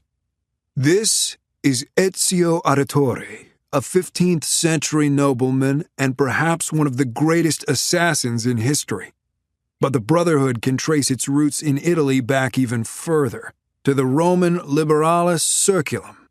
He swiped that window away, took a few steps, and touched a dot in the Middle East. The image that opened was one of a mountain fortress. "This was once the bastion of the Assassin Brotherhood, destroyed by the Mongols in the Middle Ages in an act of revenge for the assassination of Genghis Khan. He closed that window and walked around the earth to touch a dot on the eastern seaboard of the United States. The American Revolution wasn't just a fight for independence from the English crown. It was a war for the soul of a nation, influenced by these two factions. Monroe had opened only a small fraction of the innumerable glowing dots. If each of them represented an event from this secret war, the scope of the conflict was incredible, almost unbelievable. And yet, Owen couldn't just dismiss it, because he had seen an assassin in action. "What are they fighting over?" Natalia asked. It was the first time she had spoken, and her voice was somehow soft and strong at the same time. Monroe swiped the tablet, and the image of the globe vanished. "To answer that," he said, "let me paint a picture for you. Imagine a society coming apart at the seams.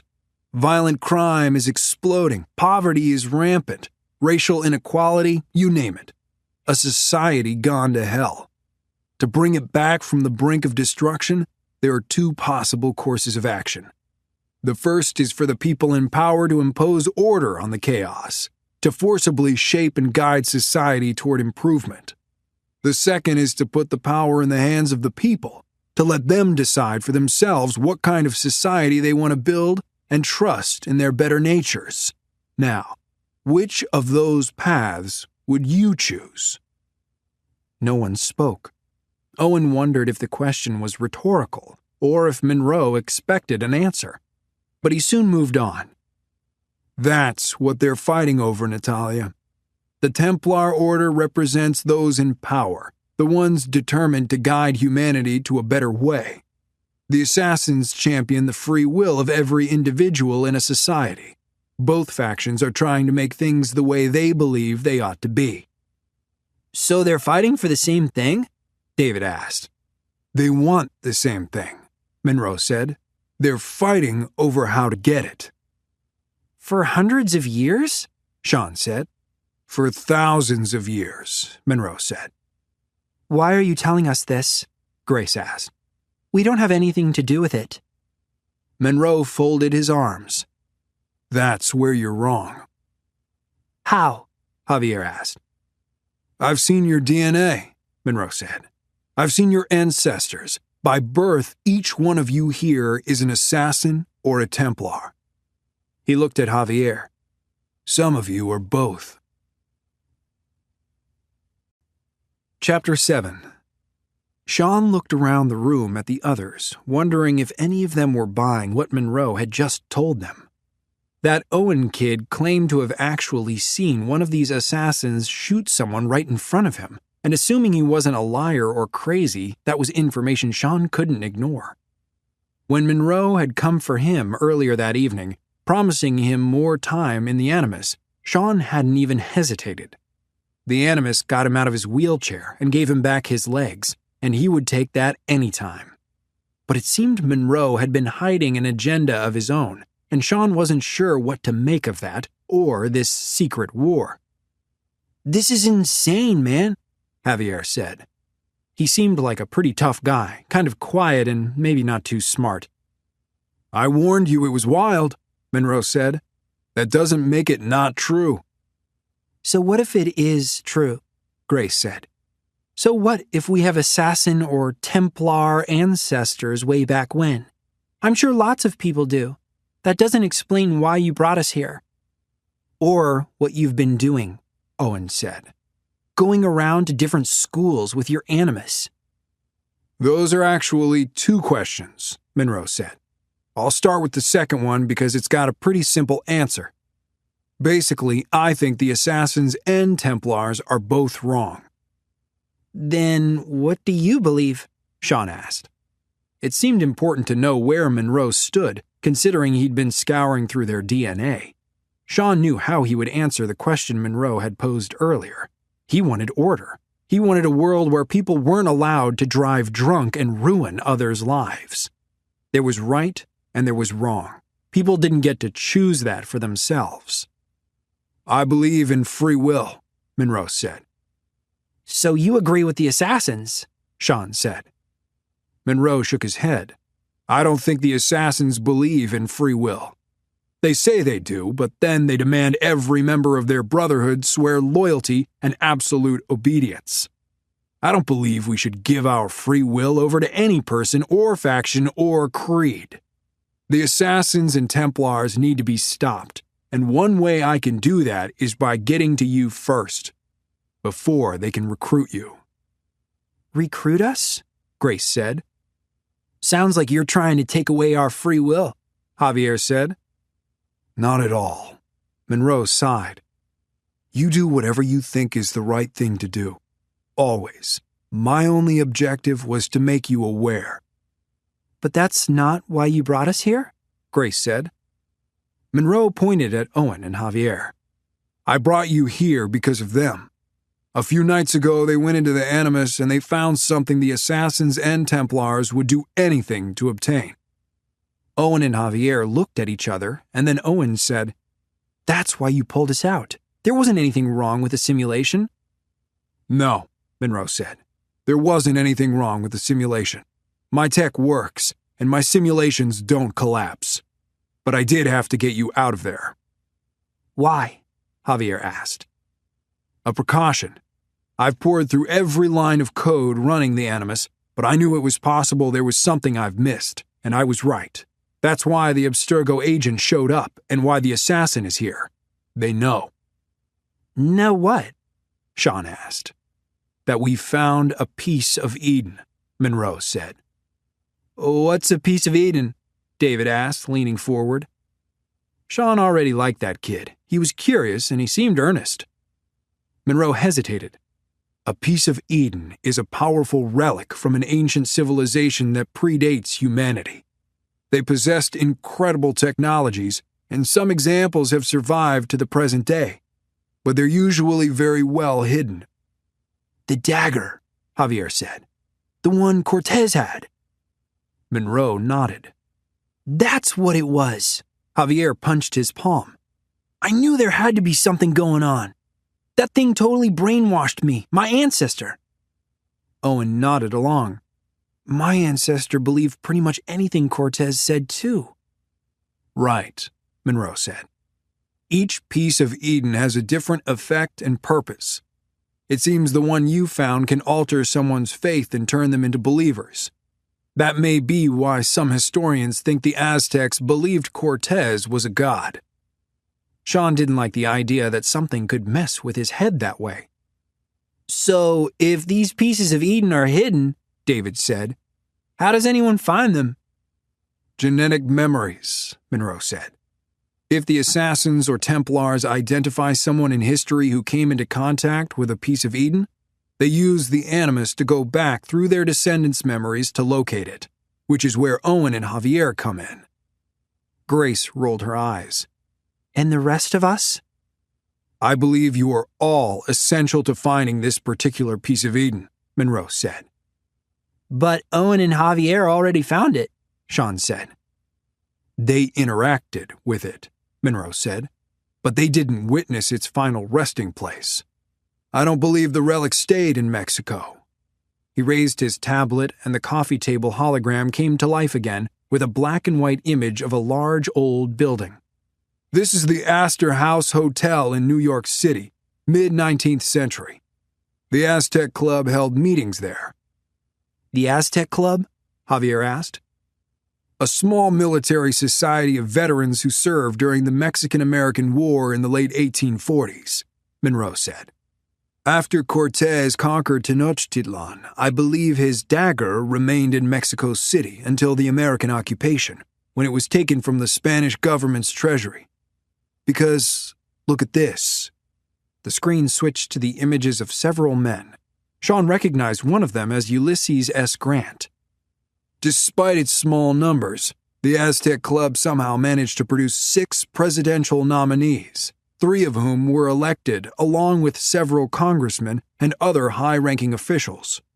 Now, what are the odds of that? I believe the club established its political power using the piece of Eden." "So, you're saying these guys were all assassins?" David said. "Or were they Templars?" "I'm not saying that at all." Monroe folded his arms around the tablet. although some of them might have been either. But who are the good guys? David asked. The assassins or the Templars? Neither, Monroe said. Or both, depending on how you look at it. Both have good intentions and both are capable of evil acts. I'm still waiting for the part where we come in, Grace said. Right, Monroe said. Now we come to all of you. He switched the display and 6 double helixes of DNA stretched across the field in horizontal, parallel spirals. I've assembled you because you have amazingly high memory concordance. Vertical lines appeared, intersecting the DNA strands at matching points. Your ancestors came into contact in some way with the piece of Eden or with one another during the same event. Sean hoped that meant what he thought it did. What event? Owen asked. The draft riots of 1863, Monroe said. New York City. Draft riots? Javier asked. It was during the Civil War, Grace said. The government was drafting men to fight the South, but if you were rich, you could buy your way out of it. That's right, Monroe said. So the riots broke out across New York. Gangs and mobs in the thousands. It was anarchy. And they attacked all the black people in the city, Grace added. They even burned down an orphanage for black children. So, are we going back in? Back there? Sean asked, a little less eager now that he knew more about the situation. That's up to you, Monroe said. But I hope you will. Any one of you might be the key, and I believe it's essential that we locate the piece of Eden before the assassins and Templars do. Why? Natalia asked. That was only the second or third thing Sean had heard her say since meeting her, but when she spoke, he listened. Something about her drew him in. She was beautiful, of course, but there was something beyond that he couldn't identify. But to talk to her, he'd have to wheel himself over there, and so far he hadn't met a girl who found his wheelchair very attractive. What will you do with it if you find it? Natalia asked. Hide it again, Monroe said, where no memory can uncover it. The important thing is to prevent it from falling into the hands of either the Assassin Brotherhood or the Templar Order. How do we know you won't use it? Javier asked. Monroe looked around the group at each of them. You're going to have to trust me, just like I am trusting you. So will you do it? Do what? Owen asked. Go into the Animus, Monroe said, a shared simulation. Experience the memories of your ancestors and hopefully find out what happened to the piece of Eden. Hopefully? Javier said. Look, Monroe turned off the display and set the tablet down. I own this is my fault, and I'm sorry. You're all in danger because of me. I thought I had the Animus secured. Somehow, it alerted Abstergo. I was trying to do something right, giving you access to your origins, but that backfired, and now that a new piece of Eden is in play, the Assassins and Templars won't stop until it's found. But this is your choice. He took a step backward away from them. I mean that. Your choice. What about our parents? Natalia asked. Time in the Animus is mind time, Monroe said. Dream time. It's subjective with days of memory passing in a matter of minutes or hours in the real world. You'll be back before morning. Sean gripped the handrims of his wheelchair. He wasn't about to let another chance at the Animus pass him by. Who knew when another opportunity would come along? I'll do it, he said. Everyone turned to look at him. Sean sat up higher in his chair and met their stares with confidence. Who's with me? I'll go, David said. You'll what? Grace scowled at her little brother. What do you think you're doing? David shrugged. I want to help. Why? Grace asked. Why wouldn't he? Sean asked. Why wouldn't he? Grace said. Didn't you just hear me talking about the draft riots? Stop and think about your history classes for a minute. The last time David and I went into the Animus, there were drinking fountains we weren't allowed to use. This is going to be much, much worse. That was something Sean hadn't even stopped to consider, and he fell into an embarrassed silence. "Well, I'm going," Javier said. "I'm in too," Owen said. "So am I," Natalia said. That left Grace and David uncommitted. David had already said he wanted to go, but Sean was pretty sure he wouldn't without his older sister. David looked to her now as she looked around at the group, and finally back at her little brother. "How do you know this will work?" she asked Monroe. "That's all I care about. We're in danger right now. How do you know this will make us safe?" "It's safer than doing nothing," Monroe said. "If we find the piece of Eden first, and then I hide it, your genetic memories won't hold the answer anymore. They'll leave you alone." Sean noticed Grace's rigid posture bend a little as she seemed to give in. "Fine," she said. "I'll go."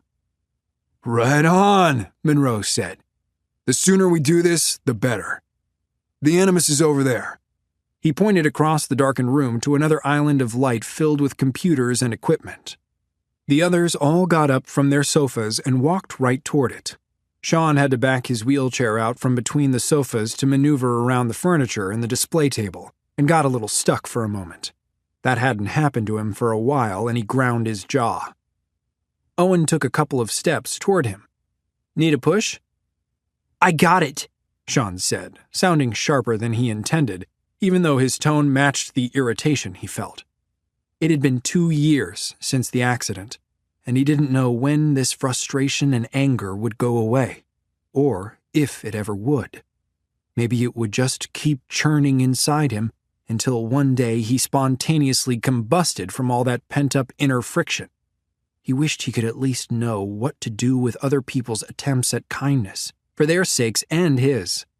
"I'll be over in a minute," Sean said. Owen nodded. "Okay then." And he walked over to join the others, though Sean could tell it was an intentionally slow walk, meant to make Sean feel not so far behind, which only caused more frustration. When Sean finally reached the group, he found them clustered together in front of the Animus, the core of which Monroe had apparently moved up here from his bus. The main terminal sat at the center of a radiating circle of recliner chairs, like the spokes of a wheel with their headrests pointing inward at the hub. Monroe nodded toward the setup. "Please pick a chair and get comfortable." "Isn't this just going to repeat the same mistake?" Javier asked. "Won't the Animus let Abstergo know again?" Sean took another look at him. Maybe Javier was smarter than he'd thought. "Not this time," Monroe said. "I've got the unit completely isolated and firewalled off in a way I couldn't achieve on the bus. We're safe here." Sean rolled himself over to one of the recliners and locked the wheels on his chair. Then he heaved himself up and over, lifting out of the chair and into the recliner. "Whoa," Javier said, standing nearby. "You've got some strength." "Nah," Sean shrugged. "It's all in the technique." But he had always been strong. His coaches had remarked on it before the accident. He still had that in his upper body, but his legs had gone to bone and sinew. Sean rotated his hips and then used his arms to heave his legs up one at a time onto the recliner. At that point, he was able to lie back, and he would have been comfortable were it not for the excitement building inside him. He remembered the thrill of his first time in the Animus. His ancestor had been a simple farmer in Ireland, which probably wouldn't have been an exciting simulation for anyone else. But Sean had walked his ancestors' barley fields. He had walked them from sunrise to sundown, working his land, and that was enough. "You've all done this before," Monroe said, "but only a few of you have gone into a shared simulation. Basically, you can't interact as yourselves or you'll desynchronize. If you go trying to find one another, or you do or say things in front of people your ancestor wouldn't, you'll desynchronize. Got it?" They all acknowledged they did. Monroe walked around the circle, helping them each get hooked up to the Animus in turn. "The piece of Eden seems to be a dagger of some kind," he said. "We didn't get a good look at it in Mexico, but it seems to have an unusual design. Keep your eyes open." He reached Sean and handed him a helmet, which Sean pulled over his head, shrouding him in darkness. A few moments later, with everyone situated, Sean heard Monroe move to the Animus controls at the center. "Can you all hear me?" Monroe asked through the helmet. They could. "Right on.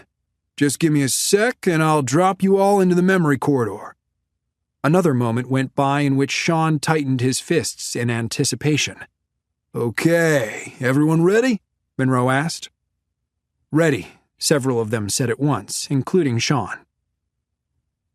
"Okay, memory corridor in 3, 2, 1. Piercing light blinded Sean as the visor came to life, immersing him in the void space of the corridor. As the images around him resolved themselves, the first thing he noted was that he was standing on his own, and he was tall, huge actually. "You look like a cop," said a man standing next to Sean.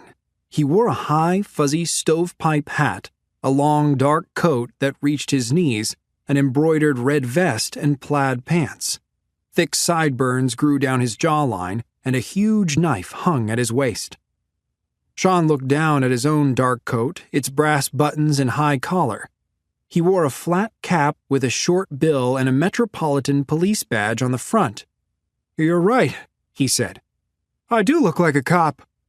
I don't even know what you look like. Who are you?" "Owen," the man said, a hoarse edge to his voice, but then he cocked his head to one side. "And I'm—" He looked down at his wrist, stared at it a moment, and made a fist. A knife blade shot out from within the sleeve of his coat and then retracted in a flash. "I'm an assassin," he said. Sean took a step away from him. "Good to know." "I think I'm a Templar," said another man behind him. Sean turned to face him and the others. The second man who'd spoken was large, but not as large as Sean, and he talked with a slight Irish lilt. He had no hat and wore a vest over a dingy white shirt, the sleeves rolled up with a kerchief tied around his neck, a short apron wrapped around his waist, giving him the appearance of a bartender. "Javier?" Owen asked him. The bartender nodded. "I always knew my mom had Irish in her." An older man with white hair and a younger woman in her teens stood near each other behind Javier, both black, both dressed as servants. The girl wore a dark dress with a white, frilly apron that covered her chest and both shoulders. The man wore a black coat and pants, a vest, and a white shirt. "Please tell me we are not slaves," the girl said. "You're not," said a petite girl next to them. She wore an elegant red dress with black lace and had dark silken hair, dark eyes, and soft features. "New York was a free state even before the Civil War." "Natalia?" Sean asked the girl. "Yes," she said. I think I'm your dad," David said to Grace. "I think you're right," Grace said. "But I hope you realize that doesn't mean you're in charge." "Okay," Monroe's voice came in. "Memories are almost finished compiling. You can start acclimating to your ancestors' identities. I'll load the full simulation shortly. But there's something else you need to know." "What?" Grace asked. "Unlike the rest of you, David is experiencing an extrapolated memory." "What's that?" David asked. "Well, technically, you don't have any of your ancestors' memories from after the moment his daughter was conceived, because that's when his genes got passed on. So you'll have the memories of your life from before that moment, but not after. But since your ancestor crossed paths with the others here, the Animus is using their memories to create your simulation." "So what does that mean for him?" Grace asked. "It means he'll have a bit more freedom in the simulation. Since we don't know everything his ancestor was doing in every moment, he won't desynchronize as easily. But it also means he'll need to be at the right place and the right time to cross paths with the rest of you." "What happens if I'm not in the right place at the right time?" David asked. "It could break the whole simulation." "Great," David said. "No pressure." Right. Okay, get ready, everyone. Sean felt the same rushing sensation he'd experienced his first time in the Animus, like a tide or a river pressing against him. He could plant his feet and stand firm against it, or he could just let it carry him downstream. He felt the current taking shape, lodging voices and thoughts against his mind, and he let them sweep over him, bringing with them a new awareness.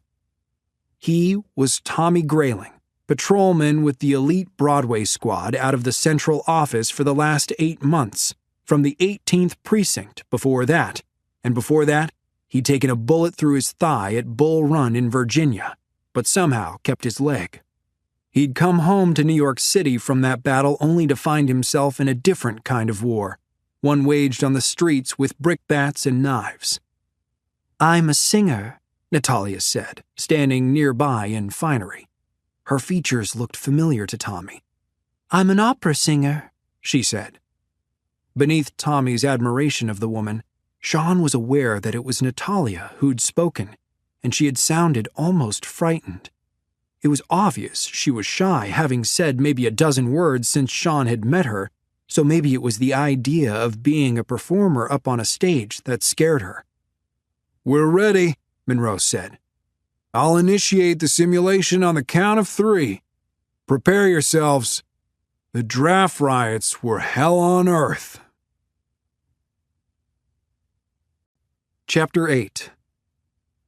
Natalia stared into the mirror, alone in a dressing room, but the face staring back was not hers. This young woman, whose ambitious mind and will clamored to rise from Natalia's understudy consciousness to top billing, had black hair that gleamed in the warm gaslight of the room. She had wide eyes, around which heavy makeup had been applied. She wore a scarlet gown Natalia could vaguely recall purchasing in Paris for a sum she was pretty sure would stagger her if adjusted for inflation. And she was an opera singer. Not just any opera singer. She was Adelina Patti. She had first taken the stage as a prodigy at the age of 7. Now at 20, she had already toured the United States, Europe, and Russia. She had sung at the White House for Abraham Lincoln and his wife, Mary Todd, the previous year by personal invitation. Someone knocked gently at the door. "Mademoiselle?" Natalia retreated behind the curtain and let Adelina take the stage. "Yes." "It is William," the man said. "I have your fee, mademoiselle. May I enter?" "You may," Adelina said. The door opened, and the Niblo's garden manager entered her dressing room. He was short and somehow round at the middle, but nowhere else. He carried a small leather case with him, which he set on the floor at her feet. "My apologies if this seems vulgar to deal so directly with you," he said. "If your manager had not suddenly taken ill—" "Thank you, sir," Adelina said. "No apologies are necessary. I trust it is paid in full." She bent and lifted the case by its handles and found it weighed perhaps 8 pounds. At the current market price of gold, it should have weighed 10. "It is not paid in full?" William pulled a handkerchief from his pocket and dabbed at his forehead. "Unfortunately, Miss Patti, it is not. I have brought 4,000 in gold, and we will have the remainder, that is, the final 1,000 for you after the ticket sales for the show." "I thought my contract made my conditions clear," Adelina said. "Yes, perfectly clear," he said. 5,000 in gold, payment in advance, in full, or I will not take the stage." "Yes, of course." William dabbed his forehead again. "I thought perhaps—" "What? You thought perhaps I would make an exception?" "That was my hope, yes." William's gaze had fallen to the floor and evidently had become anchored there. Adelina could see he was overwhelmed, and she knew he would not be able to find a way out of this himself. "All right. Here is what you will do, William," You may have noticed I have yet to put on my shoes. I will put them on when the terms of my contract have been met. So you will go down and see what money has been taken in ticket sales, and from that you will draw the remainder of my fee. But I will make an exception for you." William looked up. "Yes?" "I will accept cash instead of gold." His shoulders slumped, and he nodded. "Yes, mademoiselle." With a slight bow, he left her room, and she was alone again. Natalia peered out from behind the curtain of her consciousness in admiration of Adelina's display of strength and confidence. Natalia had confidence too, but she rarely showed it. Most people assumed she was shy, but that wasn't what it was at all. She wasn't afraid or anxious of people. She preferred to think of herself as reserved. But there was nothing reserved about Adelina Patti, and even though Natalia knew she would not actually be standing up on a stage singing in front of people, she dreaded the simulated experience and hoped that perhaps William wouldn't return with the remainder of the fee. "Interesting," Monroe said. "What is?" Natalia asked. "Adelina Patti was married 3 times, but had no children of record." "Well, she's my ancestor, so she must have had a kid at some point." "She did have a few affairs. Maybe she had a secret kid out of one of them." 3 marriages? Affairs? Natalia shook her head. She really did things her own way. "Seems she did." Several moments later, William knocked at the door, and Natalia bowed out. "Enter," Adelina said.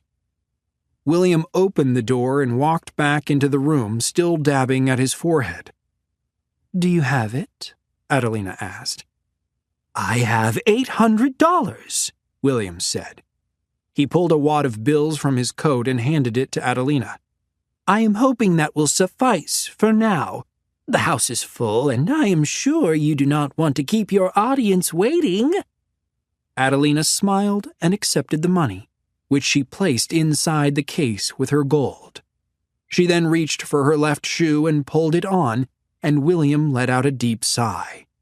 "Thank you, mademoiselle. Thank you. Adelina reached out and handed him the matching right shoe, which he accepted as though it were something both fragile and hot. Then she leaned back in her chair, one foot shod and one still bare. "I will put on that other shoe when you have brought me the remaining $200. My audience will wait."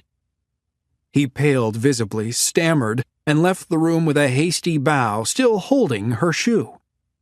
Natalia almost giggled within the mind of this young woman. At a time when women had few options, Adelina had used her talent to secure for herself a place of wealth, but perhaps more important than that, of power. But the time of her performance was approaching, and while Adelina was perfectly calm, Natalia was not. When William returned, his rapping at the door sounded insistent and desperate. "Enter," Adelina said very pleasantly.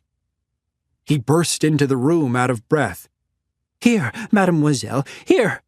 He handed her a second wad of money as well as her right shoe. $200, payment in full." She accepted both with a gracious nod. "Thank you, sir." She put the money in the case as William checked his pocket watch, and then she pulled on her shoe. "I should be glad to perform. If you'll allow me to escort you," William said, extending the crook of his arm. She took it with her gloved hand. "Of course." They left the room, which William locked behind them, and then made the crossing of the rearward parts of the theater. It truly was a marvelous venue, perhaps the most modern theater Adelina had seen. Miles of piping for gaslight, a vaulted space crisscrossed with catwalks, and an endlessly complicated system of ropes and pulleys for raising and lowering set pieces, and an audience capacity over 3,000. Natalia's nervousness bounded higher at that thought. even as it exhilarated Adelina. The night's first opening performances had already taken place, short vignettes meant to delight and heighten anticipation for the main attraction, and the evening's host was already on stage giving her introduction. Adelina stood in the wings, waiting for the moment of her entrance. Next to her, William leaned in and whispered, "You realize you make more in a week than the President of the United States makes in a year." Then the stage host named her the world-renowned and incomparable talent, Miss Adelina Patti, and the audience erupted in applause. The moment of her entrance had come. "Then, William, next time, invite the President to sing." Adelina smiled and stepped out onto the stage. The applause intensified as soon as she came into the light, and Adelina stopped and offered a low and gracious bow. The host had already retreated from the stage, and she took up her place at its center. The audience before her filled every section of the theater, from the orchestra seats to the highest row in the third tier of gilded balconies above her. She nodded and smiled toward the box seats as the applause continued unabated for several moments. When at last it died down, the conductor flicked his orchestra into action, and as the music rose up, Natalia found herself experiencing something she would have never ever done in real life. Adelina had come from a family of singers, a home filled with the spirit of entertainment and performance. Natalia had come from a quiet home filled with her grandparents' memories of hardships in Kazakhstan, under the rule of the Soviet Union, and their silent determination to keep their heads down and make a better life through hard work. Adelina was a songbird, and Natalia was a plow. But now Natalia had to sing before an audience of 3,000, something that would have ordinarily been completely impossible for Natalia to think of doing. But she reminded herself that it wasn't actually her, that her consciousness and reservations could remain backstage, letting Adelina shine. She sang Zerlina's aria from Don Giovanni. She sang Elvira from I Puritani, and Maria from Donizetti's La Figlia del Reggimento. Her voice, clear and rich as honey, filled the theater, and the audience adored her.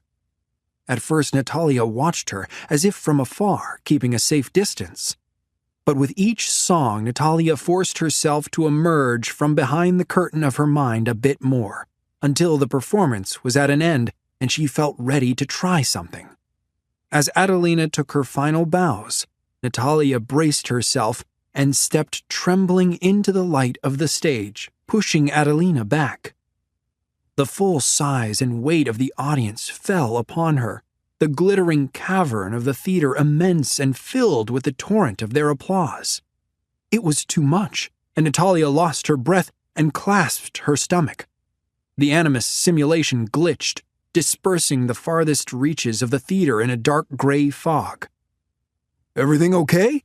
Monroe asked. "It's fine," Natalia whispered, and she forced herself to remain there, feeling the pressure of the audience's attention, partly out of curiosity and partly to simply challenge herself.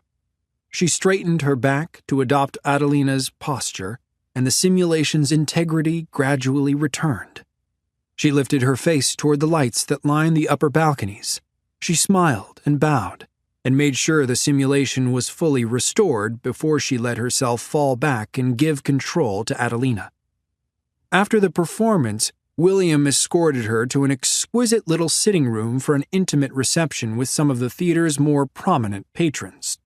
Again, Natalia watched in awe, moving behind Adelina's mind as the singer glided through the room, enchanting everyone. She sipped chilled champagne and ate oysters, pastries, and other relishes. Orange and vanilla ice cream was provided to stave off the evening's heat and the closeness of the room. But one thing Natalia became gradually aware of was that Adelina felt lonely. Somehow, among all these people, she was alone. Adelina knew very well that none of these theater patrons actually cared about her. she entertained them, and were it not for that, she would warrant only their polite indifference. Some of the conversations, both direct and overheard, interested Natalia far more than they did Adelina, but Natalia could do nothing to engage with them. All she could do was listen and pay attention as she lived out Adelina's memory of the evening. "Damn these copperheads to hell," said a man with white hair and a thick white mustache that curled wide across his cheeks. "And they can take Tweed and Tammany with them." "Be careful, Cornelius," said one of the men with him. "Why? Lee's tuck tail and run back to Virginia. Grant's victory at Vicksburg will turn the tide of this war, I'm certain of it. I don't have any fear of these Democrat Southern sympathizers." "You're too bold, Cornelius," another man said. "The outcome of the war is far from decided, and regardless of the victor, you'll still have business to conduct. Best not make enemies if a bit more prudence can avoid it." "Bah," Cornelius said.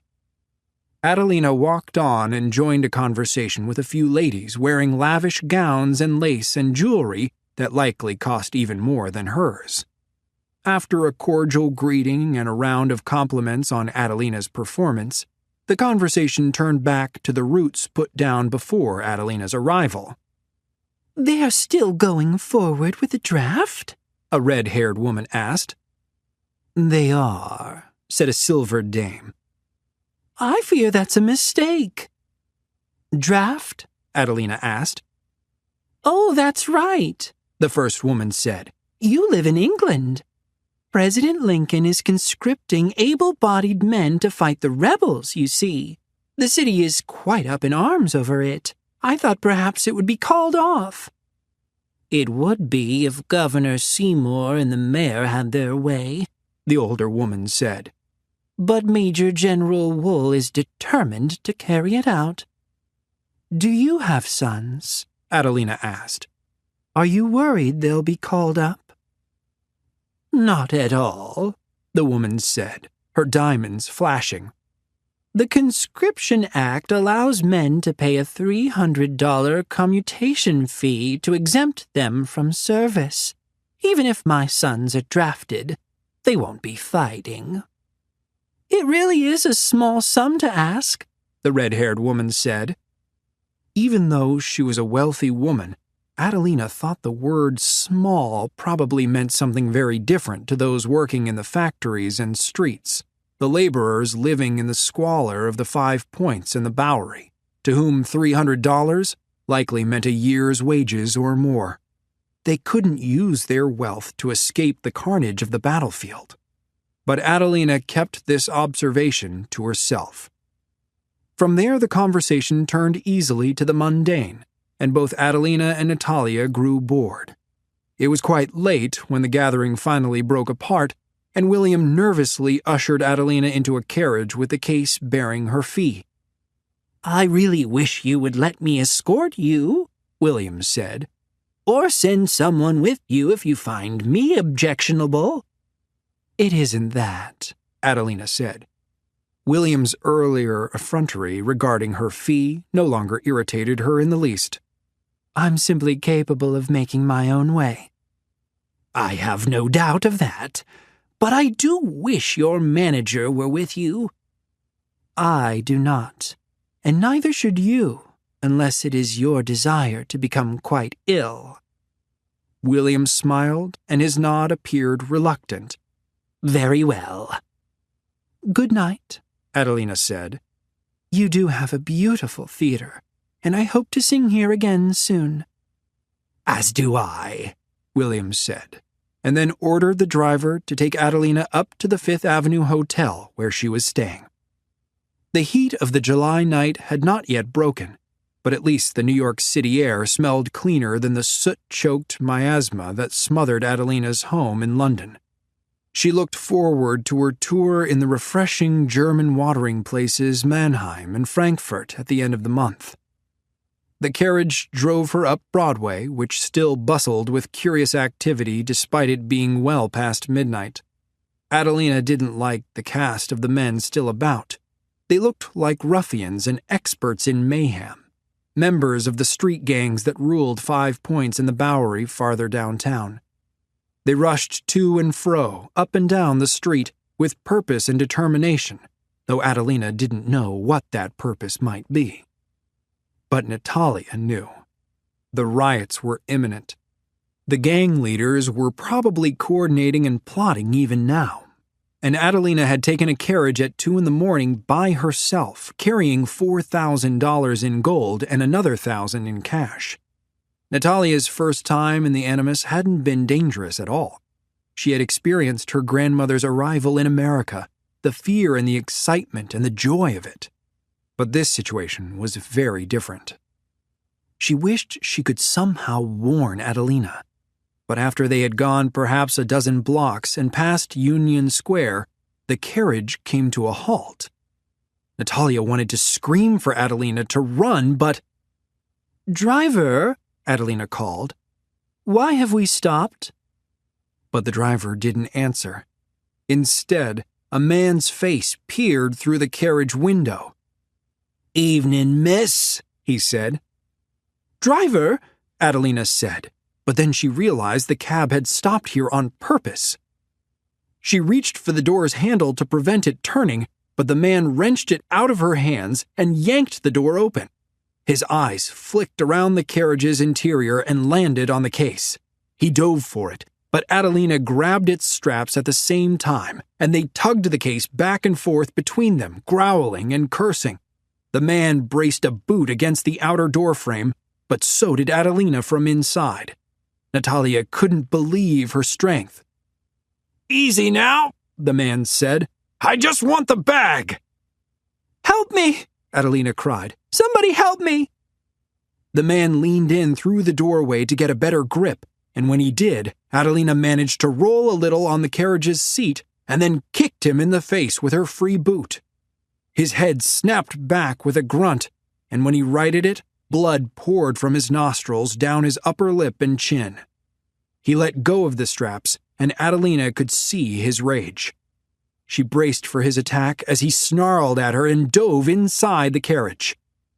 Natalia wanted out of the simulation. She hadn't agreed to this. She didn't want to experience this. "Let me out!" Natalia and Adelina both screamed. Chapter 9. Grace stood against the wall of a dining room, 4 men seated at a table before her, a sideboard laden with food to her right. David stood at the other end of the sideboard, looking at her through the ridiculous eyes of an old, white-haired man. Ridiculous because to think of him as her father almost made her laugh. He was so trusting and naive, so sincere, but she loved that about him and didn't want to see the world beat or burn it out of him, so she was usually the one who took care of him. "Eliza, is everything all right?" one of the men at the table asked. He was very large, perhaps 250 or even 300 pounds, and while it looked as if some of that weight might have once been muscle in his youth, most of it wasn't now. He and the other men at the table were staring at her. They all wore 3-piece suits with delicate draping pocket watch chains and jewels that flashed at their cuffs and lapels. "I'm fine," Grace said. The men all scowled, and one of them scoffed at her. Grace felt the simulation rejecting her, like getting pushed out of a subway train as the world moves on in a blur. She looked over at David. His wide eyes implored her to do something, say something, but it had to be the right thing. Grace hated this part of the Animus. She hated giving up control of her mind, which had always been the one thing no one else could touch.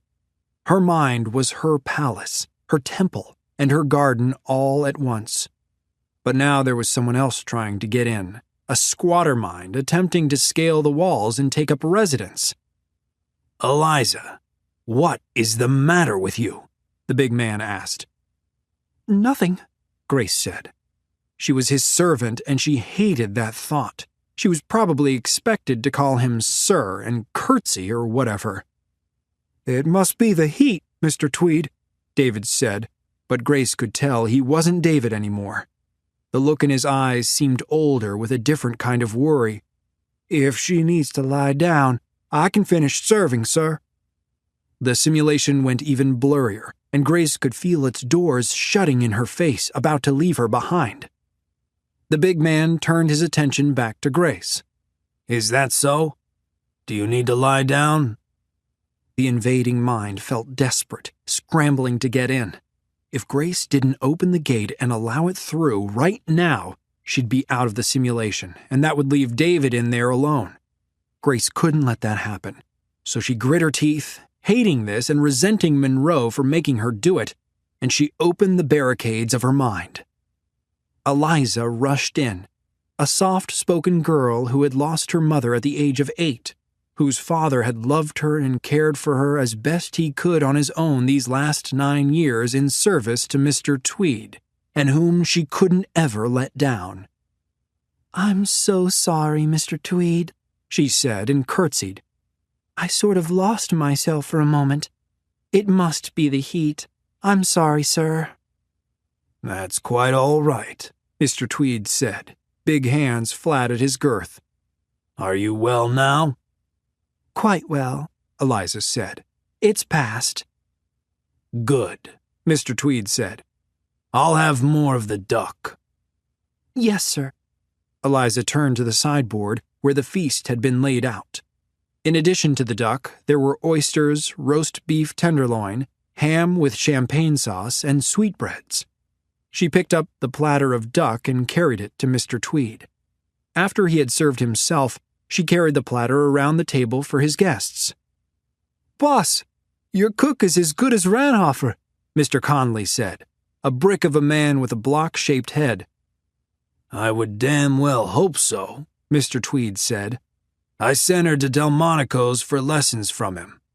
And don't call me boss."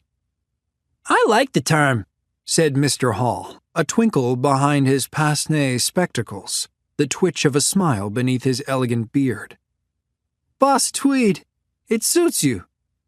"Let's see if it sticks," Mr. Sweeney said, with a scowl that angled his thick, wide mustache. "If it sticks, it sticks," Mr. Tweed said. "I take the people of this city as they are, and they can call me whatever the hell they want. But here, it's just Tweed or Bill, understood?" Mr. Tweed sat back in his chair. "Or Grand Sachem," he added, at which a chuckle rounded the table. "It's a pity General Sanford couldn't join us, but I've been assured of his cooperation tomorrow." "He'll hold back the troops?" Mr. Sweeney asked. Mr. Tweed nodded. Eliza and her father attended to the guests for another hour or so, until the food was gone, most of it consumed by Mr. Tweed, and the wine was gone, most of it consumed by the others. "Gentlemen," Mr. Tweed said, "as splendid as the evening has been, we have some important matters to discuss before we adjourn, and my wife has stated in no uncertain terms she expects me home before dawn. Shall we move to the library?"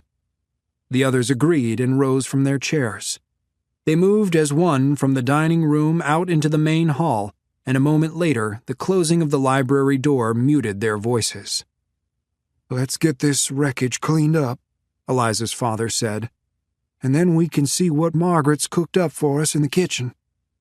"I wish Mr. Tweed would hire on more help," Eliza said, stacking the empty silver platters. The brownstone wasn't large, but it was a lot to manage for 2 servants, a cook, and her scrubber. And Eliza wanted to do something more than clean Mr. Tweed's house. She wanted to make something of herself, the way other black men and women had. Maybe open a shop or a restaurant. "It wouldn't make sense for him to hire on someone else," her father said. "Mr. Tweed is never here. If he didn't use this house to meet with his associates as he does, I doubt he'd keep any of us on. Just be grateful. It could be much worse for us. A lot of folk out there." He didn't finish, but Eliza knew what he meant. The city of New York and Brooklyn were overflowing with Irish and Germans, and there weren't enough jobs. Blacks were competition, and the city didn't want any more freed slaves coming up from the south looking for work. That's why there'd been talk of the city seceding with the rebels. That's why the Democrat copperheads in New York sympathized with the Confederates and wanted the Union to be defeated. Grace experienced these thoughts with the same anger and powerlessness she had with her great-grandmother's memories of spaces for whites only. None of it was right, but there wasn't anything Grace could do about it. She looked down at the tray of dishes in her hands and was struck by the moment's similarity with her last time in the Animus. Her great-grandmother had cleaned houses for rich white ladies, and it seemed to Grace in that moment that the generations of her ancestors held nothing in their hands but stacks of dirty dishes.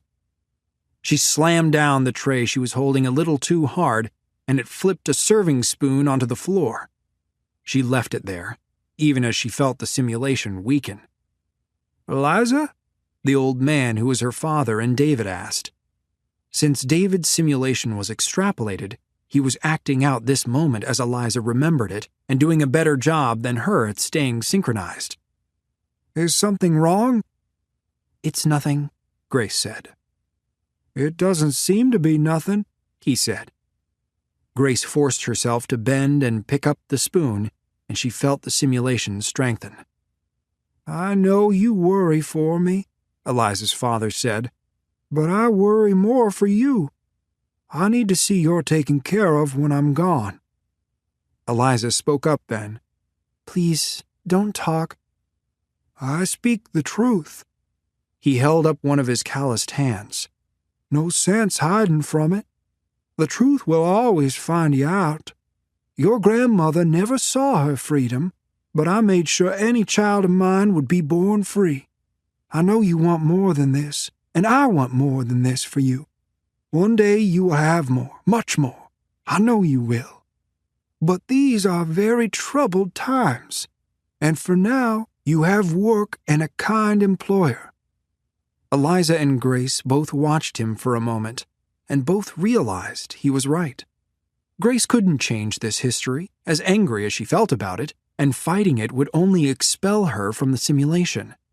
She'd come here because Monroe said finding this piece of Eden was the best way to make it safe for her and David. So that's what she would do. "Yes, Father," Eliza said. She walked over and helped him gather the silverware. "You are determined and you are brave," her father said. "You do your grandmother's name proud." "I hope so," Eliza said. Grace let Eliza's consciousness out of the corner room and gave the girl free access to the rest of her mind's real estate. Eliza immediately set about clearing the dishes and the table with efficiency and speed alongside her father, though he went a little slower these days, wincing at pains in his joints when he thought she wasn't looking. For now, though, she could make up the difference, and Mr. Tweed had so far seen no reason to let her father go. They brought all the dishes to the kitchen where Margaret's scrubber would take care of them, and after that, Eliza's father would polish the silver pieces. Margaret had boiled a lamb shank meant for Mr. Tweed's guests, but Mr. Tweed had declined it to be served, which made for an uncommon and delicious meal for the small staff. They ate together around the kitchen table, but quickly, for the guests would be ready to depart soon. Margaret even put out some mint jelly to eat with the meat. Just as they were finishing, they heard the library door open, and men's voices bumped one another out into the main hall. Eliza and her father went to see if anything was needed by the guests, who filed out the front door one by one into their carriages and rode off into the warm night. After they had all left, Mr. Tweed summoned Eliza's father alone into the library and shut the door again. That caused Eliza some unease, and even though she risked getting in trouble for it, she went to stand by the metal grate in the wall near the floor of an adjacent hallway, through which she could hear the conversation taking place. "Is there any way to stop it?" her father asked. "I doubt even canceling the draft would prevent it at this point. It is no longer a problem to be solved, but one to be managed." "How bad will it be?" It will be unlike anything seen before in this city, Mr. Tweed said, or even this country. Worse than the police riots?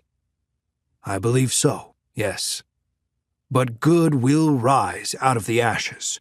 I will be there with the powers of Tammany Hall behind me to rebuild the city in wisdom and strength. But we must act quickly. Are you up to the challenge? I am, Mr. Tweed, her father said. I have a letter for you to deliver. I need a messenger who won't arouse interest or suspicion. I also need someone I could trust, and over the years I've come to trust you. Where am I to deliver it, sir? There's an establishment in the lower 4th Ward, Mr. Tweed said. The Hole in the Wall. Have you heard of it? Yes, sir. It's quite infamous, sir. Indeed it is.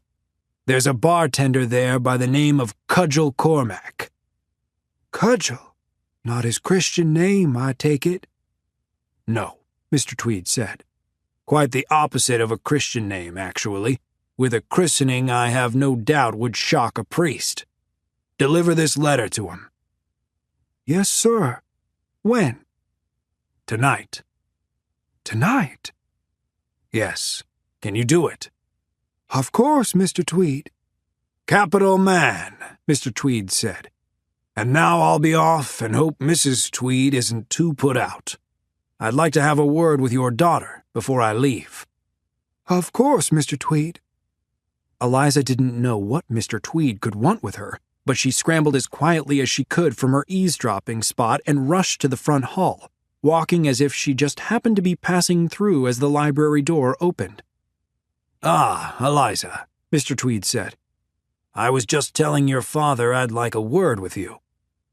Of course, Mr. Tweed, Eliza said. At Tammany we've received word there might be trouble on the streets tomorrow. It's why Misters Connolly and Hall and Sweeney were here tonight. What kind of trouble? Eliza asked. It's Lincoln's damnable draft, Mr. Tweed said. The first drawing of names is set for tomorrow. There will be protests, surely, but we fully expect they'll turn violent. It's best you stay off the streets beginning tomorrow morning. As you wish, Mr. Tweed. But surely... People of your countenance won't be safe, Eliza. Mr. Tweed looked hard into her eyes. Anger is a hot coal, and when the people get angry, they need a place to lay it by. There are many who blame those of your race for the current situation. Please, heed me and stay off the streets. You will be safe in this house. Eliza bowed her head. I will, Mr. Tweed. I'm sorry to be so crude, but there it is. He walked to the front door and took his hat and cane from the rack near the entry. You know I bear no ill will to any race or religion. I look at a man and I see one thing. Do you know what that is? What, sir? A potential voter. Mr. Tweed opened the front door. If Congress saw fit to give the vote to dogs, I'd lead the march against cats myself and chair the committee for flea eradication. Good night. Eliza had to wonder if Mr. Tweed believed it more likely that dogs would vote than blacks or women. Good night, sir. Eliza's father saw Mr. Tweed through the door and down to the street where he helped him squeeze into his carriage. After it had set off down the road, her father returned and handed Eliza the key to the house. Lock up behind me. Father, don't go. Go? Eliza's father asked, and then looked at her sideways. Were you listening in again? I couldn't help it. I worry. What about? Me? Eliza bowed her head. She had already lost her mother, and that wound could still open fresh and raw at times. She couldn't imagine her life if she lost him, too. Eliza, he said, I survived weeks in the swamps hiding from bounty hunters. I traveled hundreds of miles, and I hid in attics and cellars for days without light or air or end in sight. I've seen horrors that you never will. But for the grace of God Almighty and a Union victory for President Lincoln, He took her by the shoulders and kissed her forehead. "I believe I can safely cross town to deliver a letter, even to a pirate's den like the hole in the wall." "Be careful," she said. "I will. I shouldn't be more than a couple of hours. Lock the door, but wait up and listen for me when I come back. I don't much like the idea of spending the night outside on the stoop." "Yes, Father." He left through the front door and nodded to her from the sidewalk, waiting for Eliza to shut the door and lock it with the key he'd given her. Once she'd done that, she went and finished cleaning up the dining room. She took the tablecloth to the laundry, and then she went to work polishing the silver Margaret's scrubber had already washed, which was something she could do for her father. Before long, she had the house sorted and would have ordinarily gone up to bed as Margaret had. But Eliza had to wait up and couldn't have slept anyway until she knew her father was home. She decided to find a book in the library to read. Mr. Tweed had never specifically forbidden that, so she cautiously walked into the room and looked at the shelves, the scents of tobacco and leather all around her. The volumes there were remarkably barren of anything interesting, but then this wasn't Mr. Tweed's primary residence, or even a true residence at all. He had a bedroom furnished upstairs, but had never slept in it that Eliza knew. She crossed the room to his desk, a vast slab of richly stained and polished wood, which bore a carved square cross at each of the corners. The expanse of the desk held a variety of items, including a sheaf of paper, likely the same paper on which Mr. Tweed had written the letter Eliza's father had gone to deliver. She wondered what could possibly be so important that her father needed to deliver it that night, on the eve of an upheaval. What was worth putting him in danger? She reached for the topmost sheet of paper and looked at it closely. Mr. Tweed's heavy hand had left a ghostly trail of his writing behind. But somehow Eliza didn't need to strain to see it, a peculiar ability she had at times. It was as though the message emitted a subtle radiance that she sensed as much as she saw, and what she read there chilled her. Master Cormac, it has come to the attention of the Order that an assassin has infiltrated the city of New York. His name is Various, and we know his purpose takes him to the Astor House this night. We do not know what he seeks there, but it must be something of tremendous worth to the Brotherhood for them to risk such an incursion at this volatile time. You must find the assassin and stop him. Do not hesitate to kill him. I trust your particular discretion in this matter. Bring whatever he carries to my home on 36th Street tomorrow evening. I will come to you there when I can, but I must first be seen by the public meeting my obligations to the mayor and aldermen. Nothing can be allowed to disrupt our plans. Tomorrow, the city will burn, sweeping away Opdyke and Governor Seymour. The city and the state will then belong to Tammany and the Order, and with New York as our fulcrum, we will tip the balance of this war and take back the nation. You have your quarry. Hunt him down. The Grand Master. Eliza stared at the letter, which seemed to burn in her trembling hands. She didn't understand much of what it meant, but she knew it represented something of powerful and merciless intent, and that Mr. Tweed was not what he seemed. This letter went beyond politics and votes to something far larger and more dangerous, and she knew it meant destruction for the city and even beyond if it reached its destination. It was a letter her father must not deliver. But over Eliza's shoulder, Grace thought she knew what the letter meant. The mention of the Astor House and something of tremendous worth had to mean the Piece of Eden. This was what they had come into the Animus searching for. Grace fought the desynchronizing impulse to take control back from Eliza and do what she had come to do. But Grace didn't have to struggle long, for a moment later, Eliza rose from the desk and rushed out into the main hall. She doubted she would catch her father in time, but she had to try. She took a scarf from the hat rack to cover her hair, unlocked the door, and stepped out into the night. Chapter 10.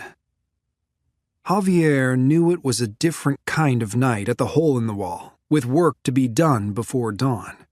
So far, the noses had all come back reporting the city pigs, beaks, and bandogs were none the wiser for the hellfire sure to rain down on them the morrow.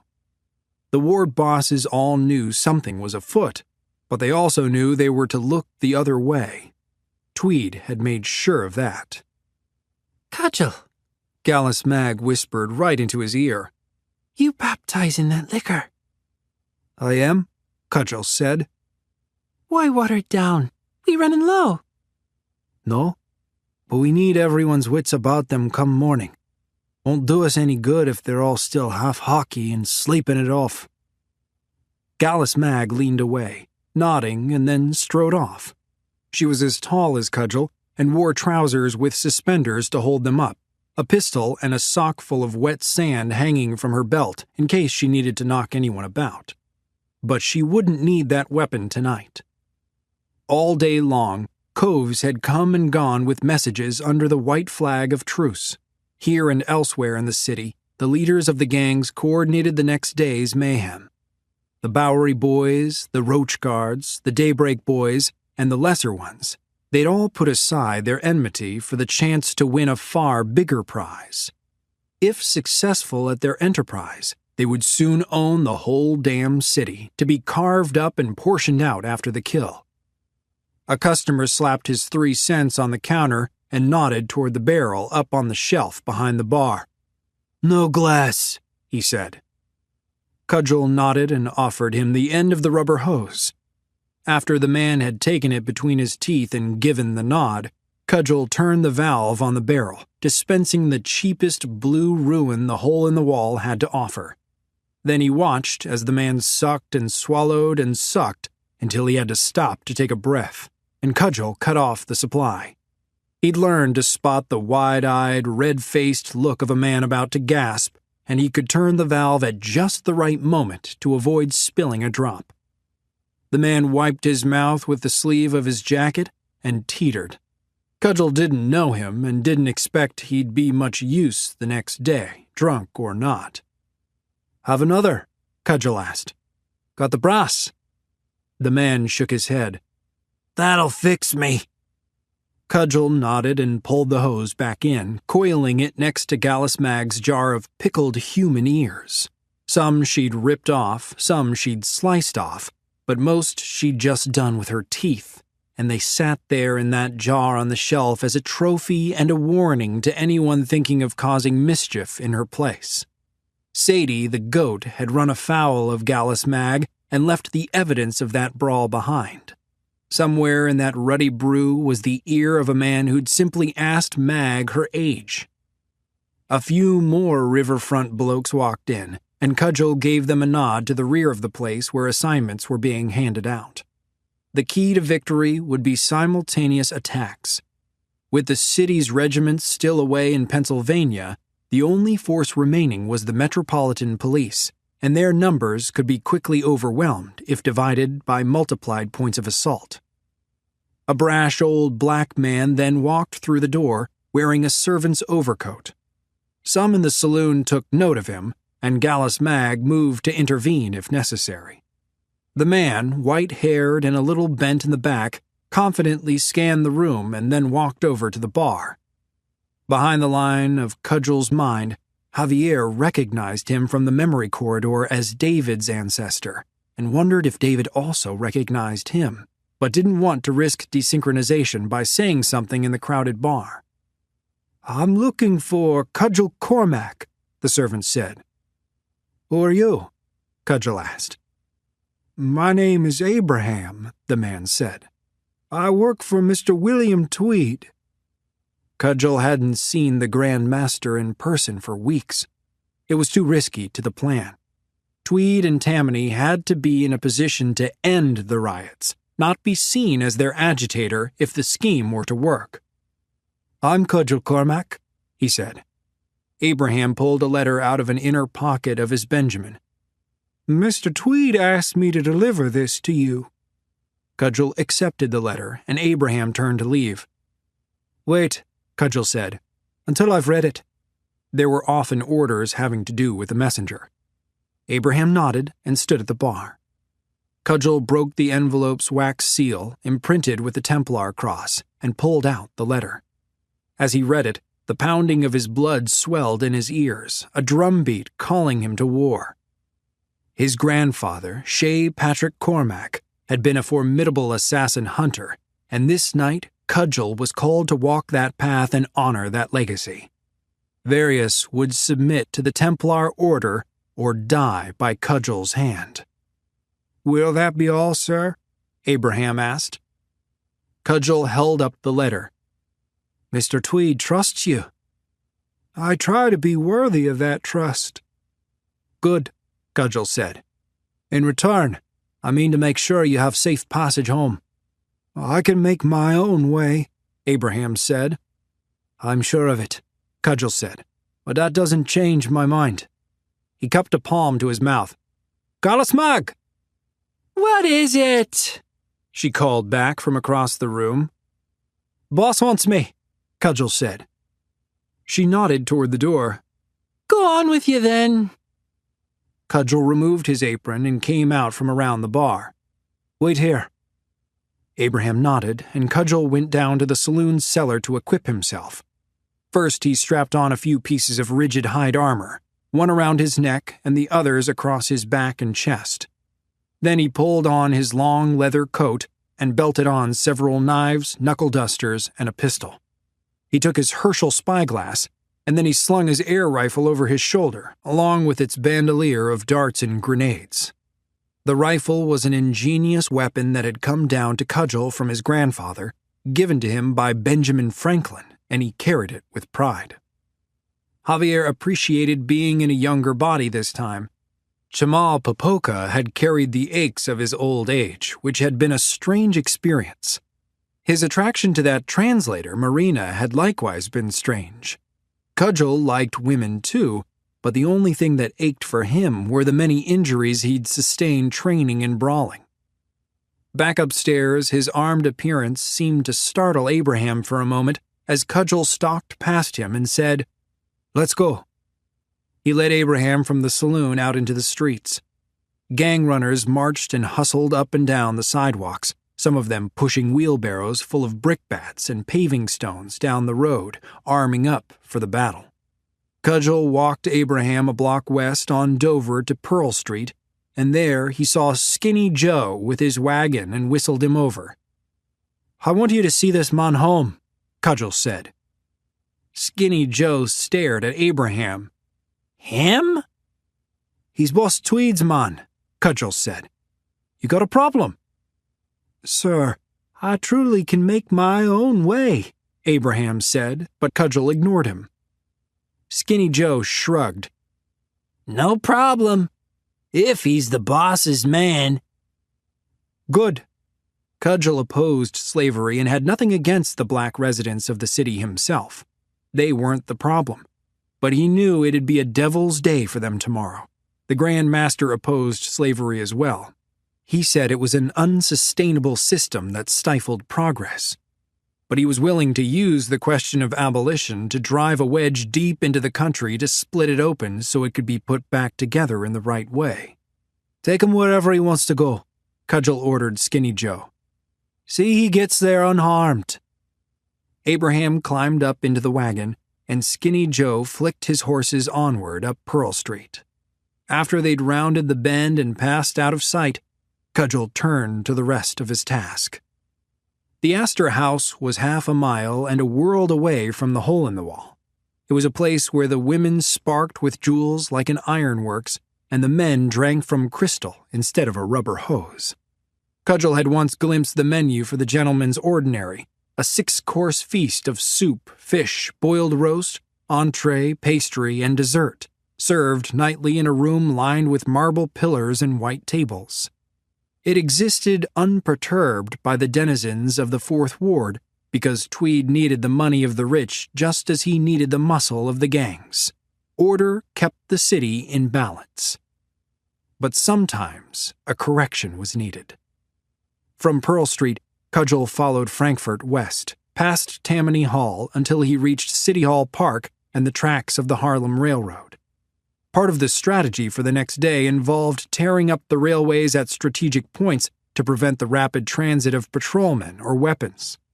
That, and the cutting of the telegraph lines, would give the mob all the advantage it needed to take the island.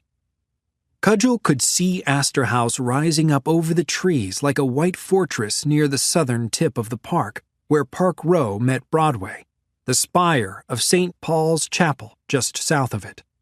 Here he decided to employ the stealth training he'd received from his grandfather and father and went up, scaling the nearest wall using cracks and ledges and drain pipes until he reached the roof. Such running was a traditional assassin's skill, but the Cormacs had long used the Brotherhood's tactics against them. Cudgel then crossed Spruce and then Beekman, leaping along the rooftops, skirting chimneys and skimming peaks, scattering surprised birds from their roosts, the city below him, the night sky above him. When he reached Ann Street and Broadway, directly across from the chapel and the hotel, he paused and took a sentry position to watch the ground below. Various wouldn't use the hotel's front entrance any more than Cudgel would, so he kept his eye on the windows and the roof. But after waiting and watching for an hour, he saw no sign of the assassin. Cudgel decided he needed a different, better vantage, so he descended to the street, crossed Broadway and passed by the 4 columns at the front of St. Paul's Chapel. He then scaled the church using the coining at the southwest corner and climbed the clock tower to its pinnacle, just as an assassin might do. At one time, this church spire was the highest point on the island, but now there were other churches visible in the distance, St. Mark's and Trinity, stabbing upward through the flesh of the city like knives. Cudgel now had a commanding view of Astor House, and more time passed without sign of the assassin, and though the night deepened, the city stayed awake, quivering in anticipation. Then Cudgel saw him. He came from the west, over Church Street, and scaled the hotel with ease. He was out of range for the air rifle, so Cudgel simply watched him for several moments, not wanting to move and give away his location, instead smirking and reveling in the advantage he enjoyed. Various wore the long frock coat of a Bowery boy, though he'd left the beaver top hat behind. It made sense he'd be a Bowery boy, as they'd thrown their allegiance behind the Republicans, against Tammany and the Templars. Javier had thus far let Cudgel lead the charge through his memories, but he recognized the clothing Owen's ancestor had been wearing. A part of Javier wanted to call out, but as with David back at the hole in the wall, that carried the risk of desynchronization. Owen's assassin appeared to know exactly where he was going, and once he achieved the hotel roof, he skirted along its edge to a particular point and then climbed over the ledge. He then descended, spider-like, to a certain darkened window and climbed through it. Cudgel wondered what it was the assassin sought within the hotel. As the Grand Master had said, it had to be something of tremendous worth. It could be an object or perhaps a piece of information. The first would be easy enough to extract, but the latter would be more enjoyable. First, he'd anoint the bloke with his fists, and, failing that, he'd acquaint him with his knives. But behind the line, Javier already knew what it was that Varius was after, or at least what he hoped it was. The dagger, the piece of Eden. That's why Javier had been letting Cudgel run the show. As soon as they'd read the letter from the Grand Master, Javier had known this was what Monroe had sent the 6 of them into the Animus to find. Cudgel moved, and Javier retreated again as the Templar's mind seized control and descended from the church's tower. He crossed the darkened mouth of the churchyard, with its tombstone teeth, and crouched behind a tree to wait. He had a clear shot at the window, and he readied his rifle with a sleep dart. It was possible the fall could kill the assassin, but it was a chance Cudgel was willing to take. He had a notion it was an object the assassin was after, which could be recovered all the more easily from a corpse. A few stifling moments went by, with nary a wind through the tree branches overhead. A mosquito needled the back of Cudgel's neck, behind his ear, but he never took his eyes from the window. When at last the assassin's long frock coat billowed outward from the shadows, Cudgel waited until the man seemed poised to climb back up to the roof, and then he fired. The air rifle popped, the dart hissed, but when it struck the coat, the fabric folded inward like a broken eggshell before whipping back into the hotel. Cudgel had fallen for a decoy. He cursed himself as he slung his rifle back over his shoulder, then scrambled up the tree and vaulted over the church's fence into Vesey Street. He landed in a roll and raced up the hotel's face to the window, but hung from the sill before entering. The assassin was no doubt lying in wait for him. He let go one of his hands dangling from the ledge by the other and pulled a smoke grenade from his belt, which he tossed through the open window.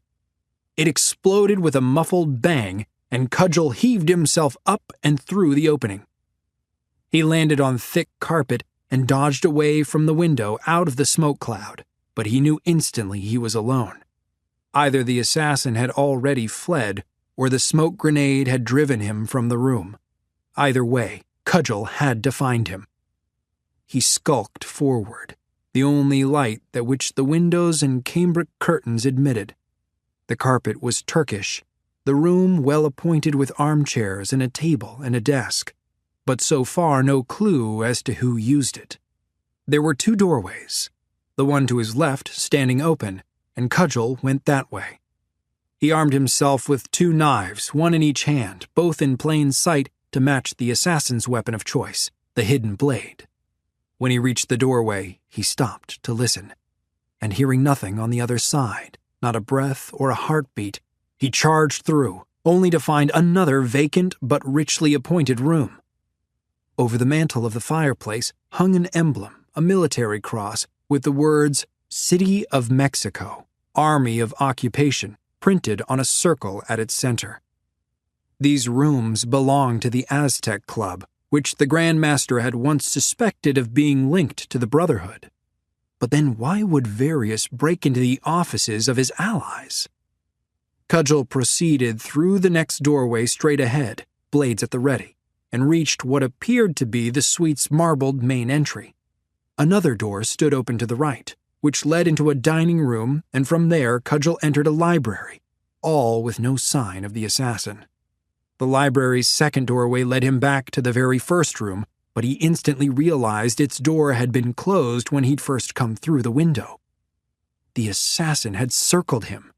Cudgel raced to the window, looked down into the empty street, and then looked up in time to see the assassin's coat flap over the ledge to the roof.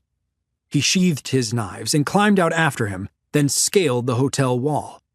Up on the roof, Cudgel ducked and waited.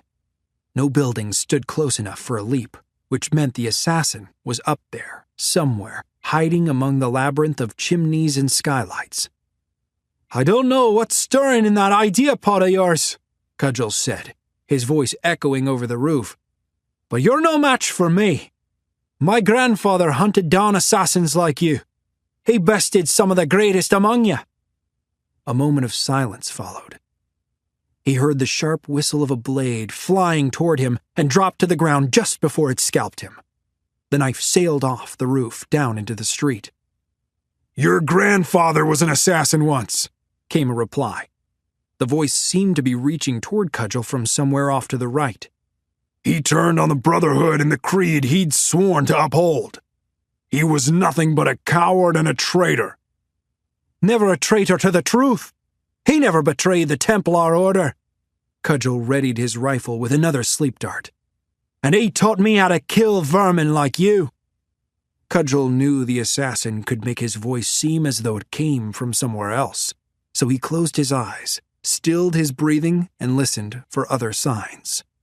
When he heard the rustle of fabric to his left, he swiveled his rifle toward the sound, eyes still closed, guided by his ears and an inner sight. He fired. He opened his eyes when he heard a grunt and then raced toward the ledge as the assassin went over. Chapter 11. Tommy walked up Broadway toward the brownstone where he'd been living since coming home from the war. The house, a newly built and fashionable building off Madison Park, belonged to his wealthy older brother and his wife. They had no children and plenty of room, and they had generously allowed him to remain there even after the term of his convalescence. But he hoped he wouldn't be pressing their indulgence for much longer. It wasn't that he didn't enjoy their presence, but they didn't have any understanding of what Tommy had been through in the war.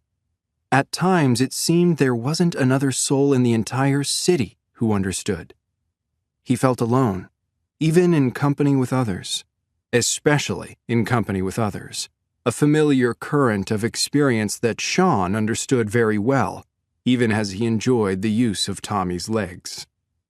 He was still in his police uniform, having just got off his patrol, and his presence on the street seemed to be having a different than usual effect on the attitudes of his fellow pedestrians. They eyed him sidelong, and though they kept their distance, they were of a confident and hostile character. He saw Bowery boys and roach guards, both well outside their territories downtown.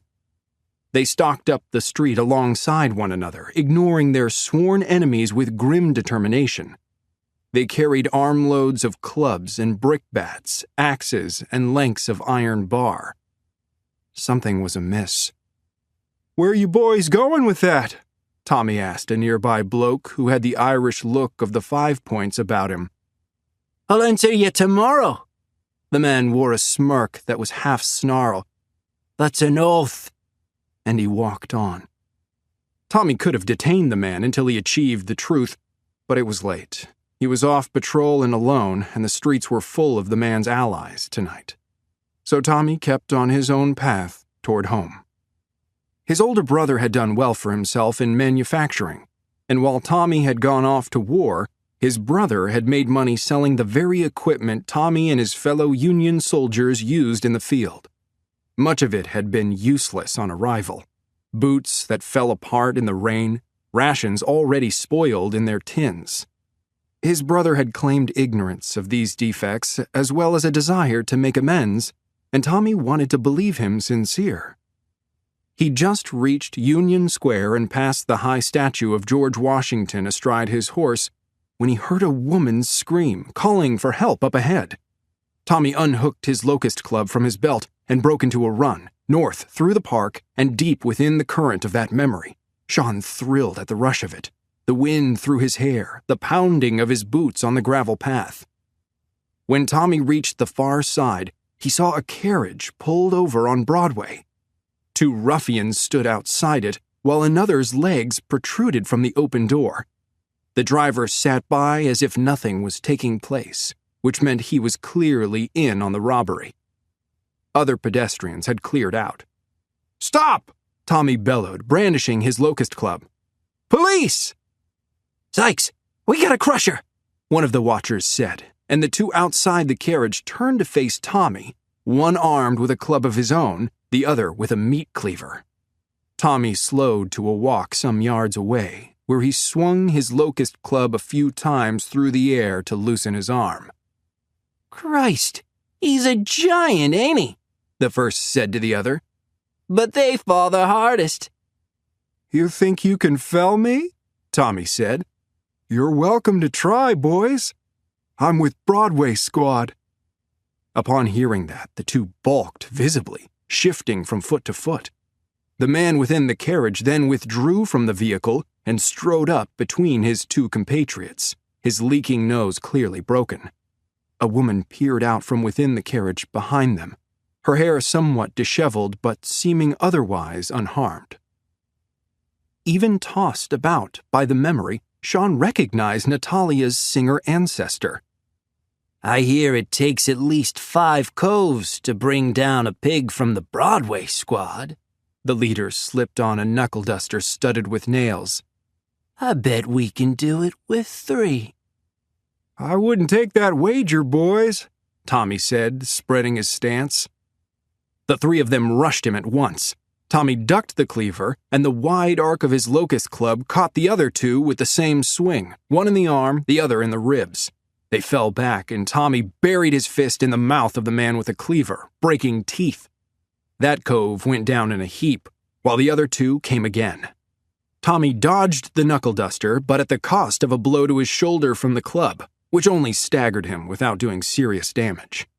He rallied and returned with a fusillade from his own stick that cracked the man's weapon in half and rendered his arm useless. Then Tommy turned as the other came in, and he smashed the hand wearing the knuckle duster. The nails the bloke had thought so deadly ended up mingled with the bones of his hand. Both men rolled on the ground, cradling their wounds and moaning. "Look out!" the woman cried. Tommy spun around just as the one with the ruined mouth was about to hurl the cleaver at him from the ground. But before the weapon left his hand, the woman leapt from the carriage and bashed his head to the pavement with a very heavy-looking leather case. His body crumpled. The driver, no doubt stunned by the reversal of his fortunes, whipped his horses into a gallop, barreling away up Broadway. "What do you have inside that case?" Tommy asked. "Several pounds of gold," she replied, breathing heavily. She was a beautiful woman, and more petite than Tommy would have thought after rendering a blow like that. "And fortunately, gold is heavy," she said, smiling. "Truly?" he said. "What are you doing with several pounds of gold at this time of night, unaccompanied?" "Why?" she asked. "Are you about to suggest it was my fault I was attacked?"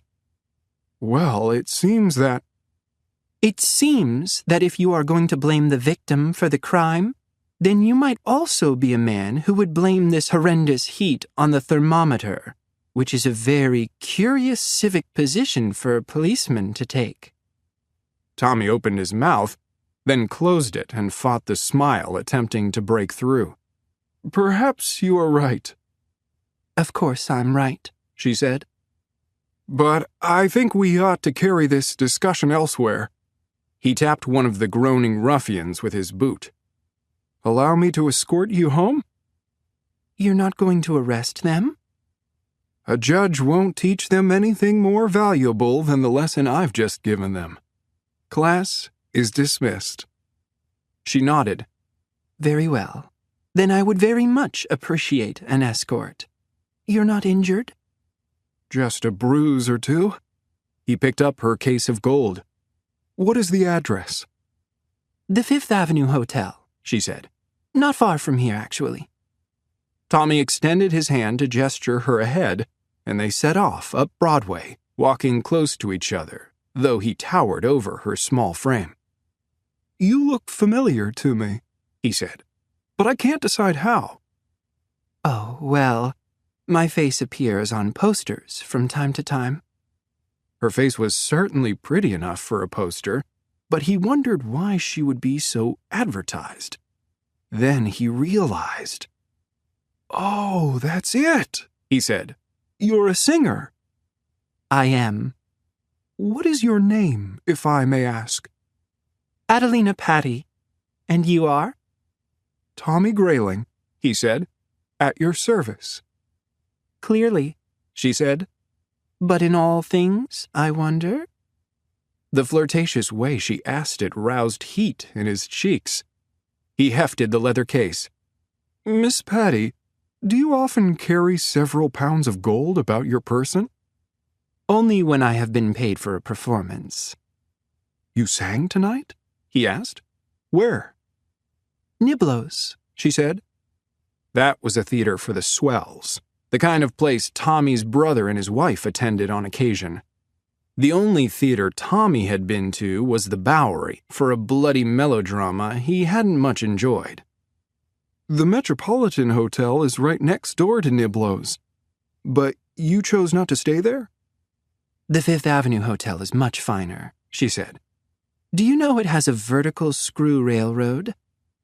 "Pardon, miss?" "An elevator," she said. "Driven by steam. It whisks you from the ground floor to the top. And also, Jenny Lind stayed at the Fifth Avenue."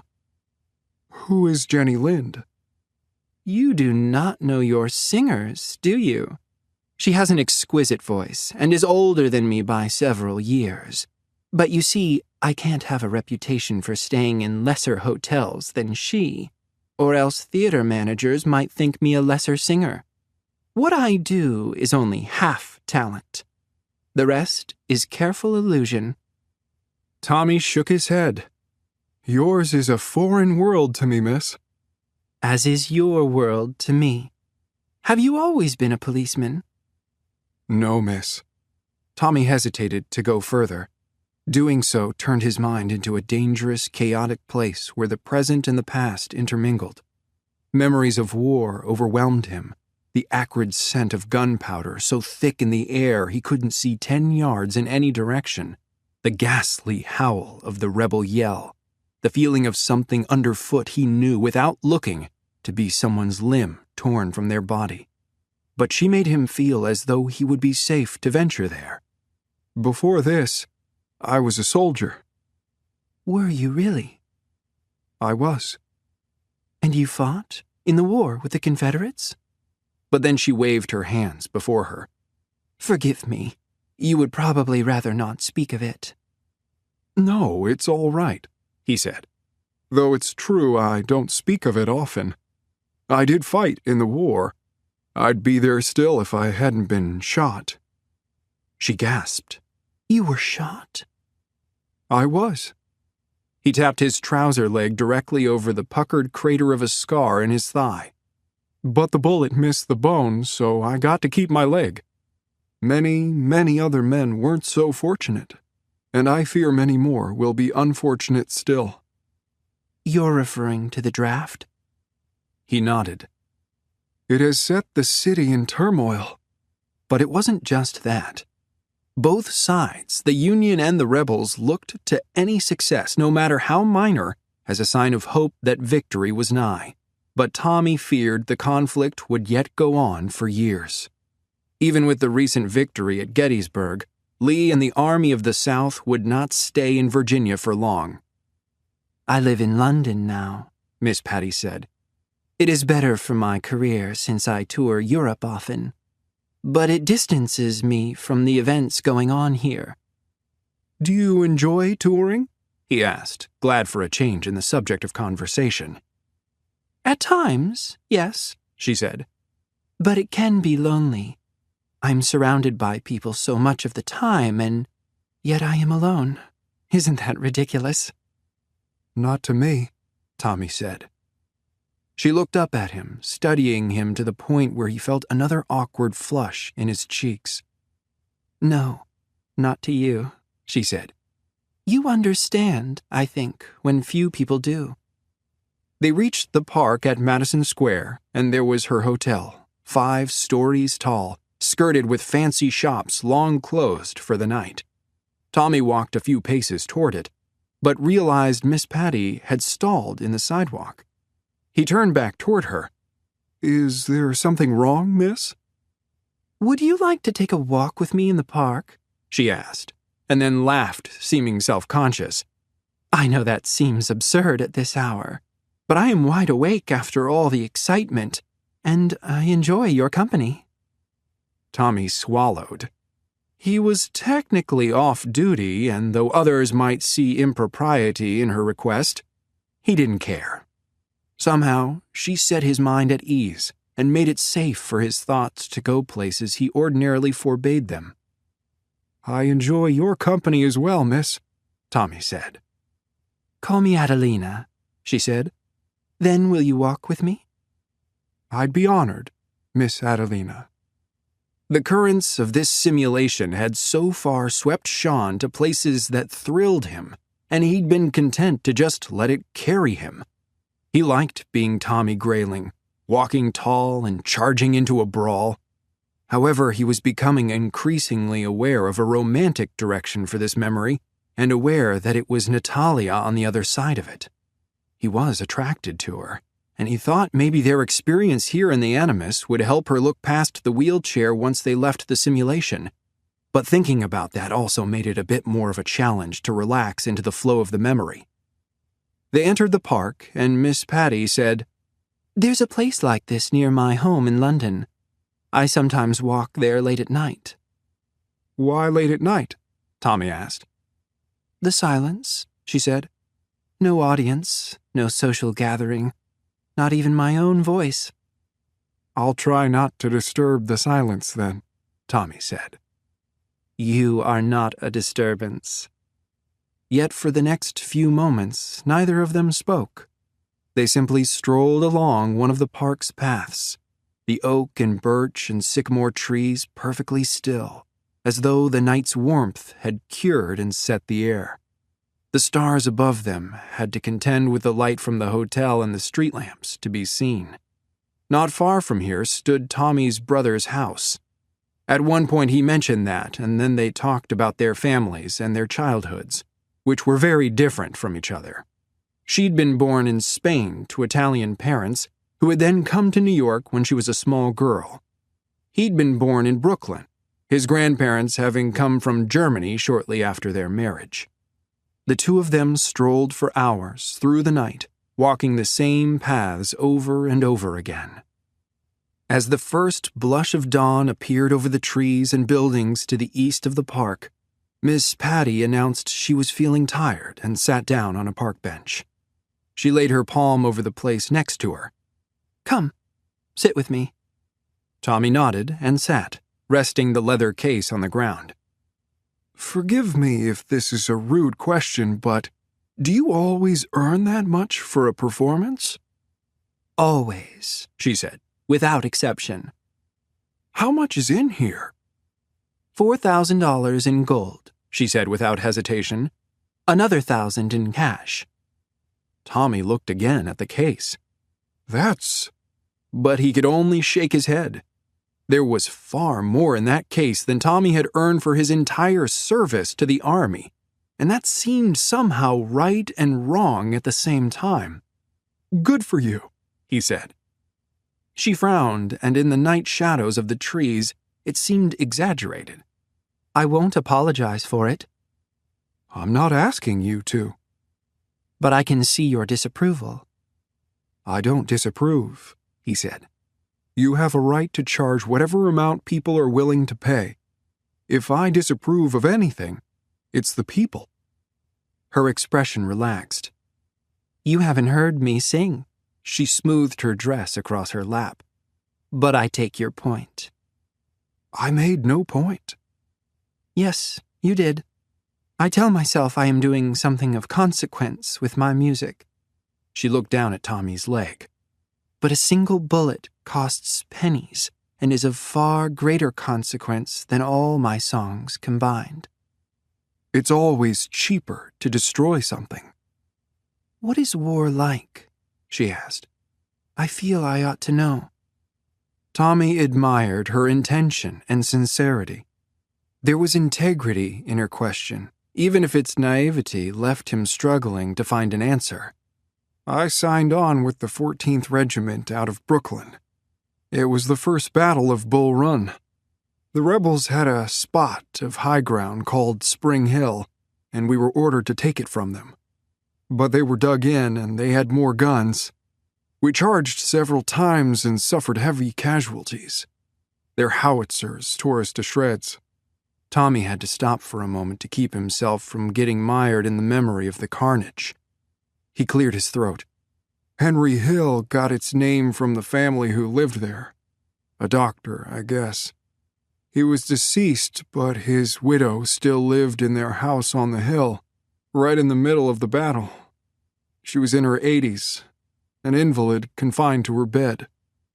Miss Patty covered her mouth. She was in the house?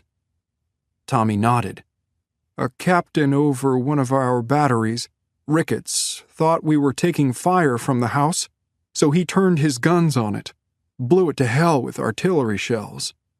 Mrs. Henry was... He stopped himself, unsure of how much detail to give her.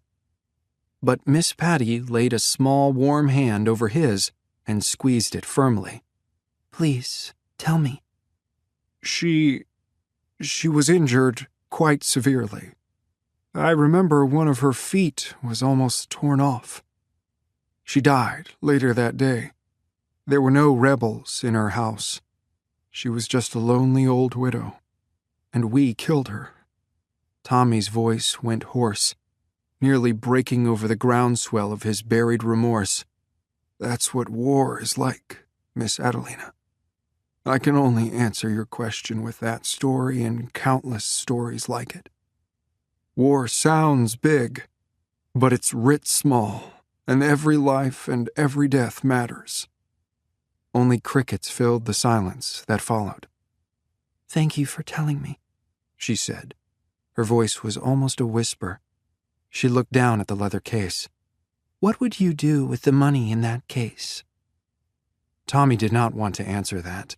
He suspected she was about to give it to him, moved by his story to a concern for her fellow men.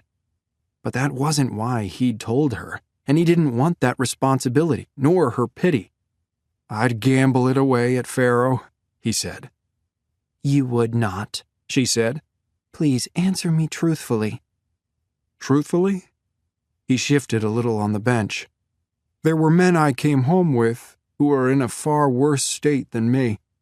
They've lost legs or arms or both. They can't work, and their families are struggling. Some of them are in desperate circumstances. I'd use the money to help them. She nodded once, emphatically. I want you to have it. I want you to do just that with it. Miss Adelina, Please, just Adelina. Adelina, he said. That is very generous of you, but... But what? He looked into her eyes and had no doubt of her complete sincerity. None of the objections in his mind seemed worth the injury of failing to honor her intent. Nothing, he said. Thank you. It is truly remarkable and good of you. It is nothing, she said. If I could, I would... A commotion at the southwest corner of the park cut her off. Tommy stood as a boisterous mob of men and women surged north along Broadway, heading uptown. They carried weapons with them, pitchforks, clubs, axes, and knives, and bore signs with the words "No Draft" painted in crude lettering. The column took a full minute to pass, numbering over 100. Where are they going? Adelina whispered. Looks like a protest, Tommy said, but he knew the situation was dire than that. All the street activity of the previous night made sense to him now, as did the five-pointer's oath. I'll answer you tomorrow. Whatever was happening, it was well planned. Even more alarming, it had managed to bring all the gangs of the Bowery, the 5 Points, and the Fourth Ward together under a common banner with a common enemy. There's going to be a riot, Tommy said, and by all signs it would be perhaps the worst the city had seen. Won't the army put it down? There is no army, Tommy said. Every regiment in the city was called to Pennsylvania. The police are all that's left. Dear God, Adelina said. Every patrolman would be needed. Tommy had no doubt of that. But there was something he had to do first. I need to get you somewhere safe, he said. Chapter 12. Various sat alone at a table in the Atlantic Gardens beer hall, his drink untouched, the crowd around him unusually subdued. No one paid any mind to the piano player or the dancers, instead given over to serious discussion and planning. He had tried to keep the Bowery boys from taking part in the coming riot, but he had failed. His influence over Reddy the blacksmith, their leader, had its limit, and in the end, the gangs of the Bowery had formed an unlikely and uneasy alliance with the men from 5 Points and the waterfront pirates, in common cause against the draft. That development had altered the Brotherhood's agenda, and Various now waited at the appointed rendezvous for new orders, though he wasn't yet sure in what manner they would arrive, nor how his failure would be dealt with. Of the many possibilities he considered, none of them involved the mentor himself, who now sauntered into the beer hall with his silver-tipped cane. Though he was a black man in a city that hated blacks, the mentor showed no signs of fear or submission, and Various pitied anyone who would try to accost him. He wore a blue velvet coat, the color of deep ocean, with a matching top hat over his shaved head, a gold Chinese coin hanging from a piercing in his left ear. When he noticed Various, He crossed the room and sat at his table. "Mentor," Various said quietly, "have you ever seen so many people so earnestly engaged in destroying themselves?" the mentor asked. "It isn't their fault," Various said. "The Templars have been working for years through Tammany to bring this about." "We should have seen it coming." The mentor glanced around the beer hall. "We should have prevented it. You should have done something." Various had rebuked himself with those same words, but had never before heard them from another in the Brotherhood, let alone the mentor. Shame bowed his head low. "I am sorry," he said. "May I ask what brings you from Washington?" For the mentor to have come meant something far larger and more important than a riot was afoot. Various wondered if he was to be removed. The mentor rose from the table. "Let's discuss this elsewhere." Various nodded and followed him from the beer hall out onto Bowery, where they both turned south. Coves streamed through the streets, in and out of their warrens and dens, doing their gang leaders' bidding, stockpiling weapons and delivering messages. "A riot is messy but efficient," the mentor said, the tip of his cane clicking against the paving stones. "I'll give them that." "We have our hidden blades," Various said. "The Templars have money in the mob." "They tried something similar in Paris." "This is different," Various said. "The people here aren't raging against any nobility. It's one president and one policy they despise. If the city had called off the draft, the Templars would have simply found another match to light the fire. The mob may be a crude weapon, but the Order wields it well." They reached number 42, the Bowery Boy clubhouse, but instead of going inside, Various led the mentor down a side alley to a cellar door. He unlocked it, and they descended a flight of flagstone steps to a narrow corridor. At the end of the hallway, they came to another locked door. When Various inserted a special key and turned it a certain way, instead of unlocking the door, it opened a secret portal in the brick wall nearby. This doorway led them down another tunnel into Various's lair. "I don't think I've been here since your father's time," the mentor said. "He always spoke well of you," Various said. Within the chamber, thick timber posts supported a ceiling arched with ribs of stone, while gaslight sconces flickered around the room, their snake-like pipes exposed along the walls. There was a desk and a bookshelf, and Various's armory. The mentor walked to the desk and leaned against it, half sitting, his arms spread wide with the heels of his palms pressing into the wood. "New York will burn tomorrow," he said. Various stepped toward him. "Mentor, I can stop." He held up a hand. "No. You will let it happen. There isn't anything you can do to stop it now. This battle is already lost." The room grew hotter, and Various wiped the sweat from his brow. "How may I redeem myself?" "There is nothing to redeem. This is not about you, Various, nor your legacy, as noble as it is. We must shift our focus to winning the larger war." "How?" "A piece of Eden." At the mention of that term, Owen pressed himself against the weight of Various's mind. Owen and the others had come into the Animus to find the relic, and it seemed his ancestor was about to be given the same task. He wondered if Monroe was listening and watching. "An artifact?" Various said. "You have one?" "We know of one, here in New York." "Where is it?" "The Aztec Club," the mentor said. "In the Astor House. It is a dagger that once belonged to Hernan Cortez." "If you knew about it," Various said, "why have you never told me? Forgive me, but why have we left it there?" "We have only recently confirmed its existence. The members of the Aztec Club are not aware of what they possess, or we might have discovered it sooner.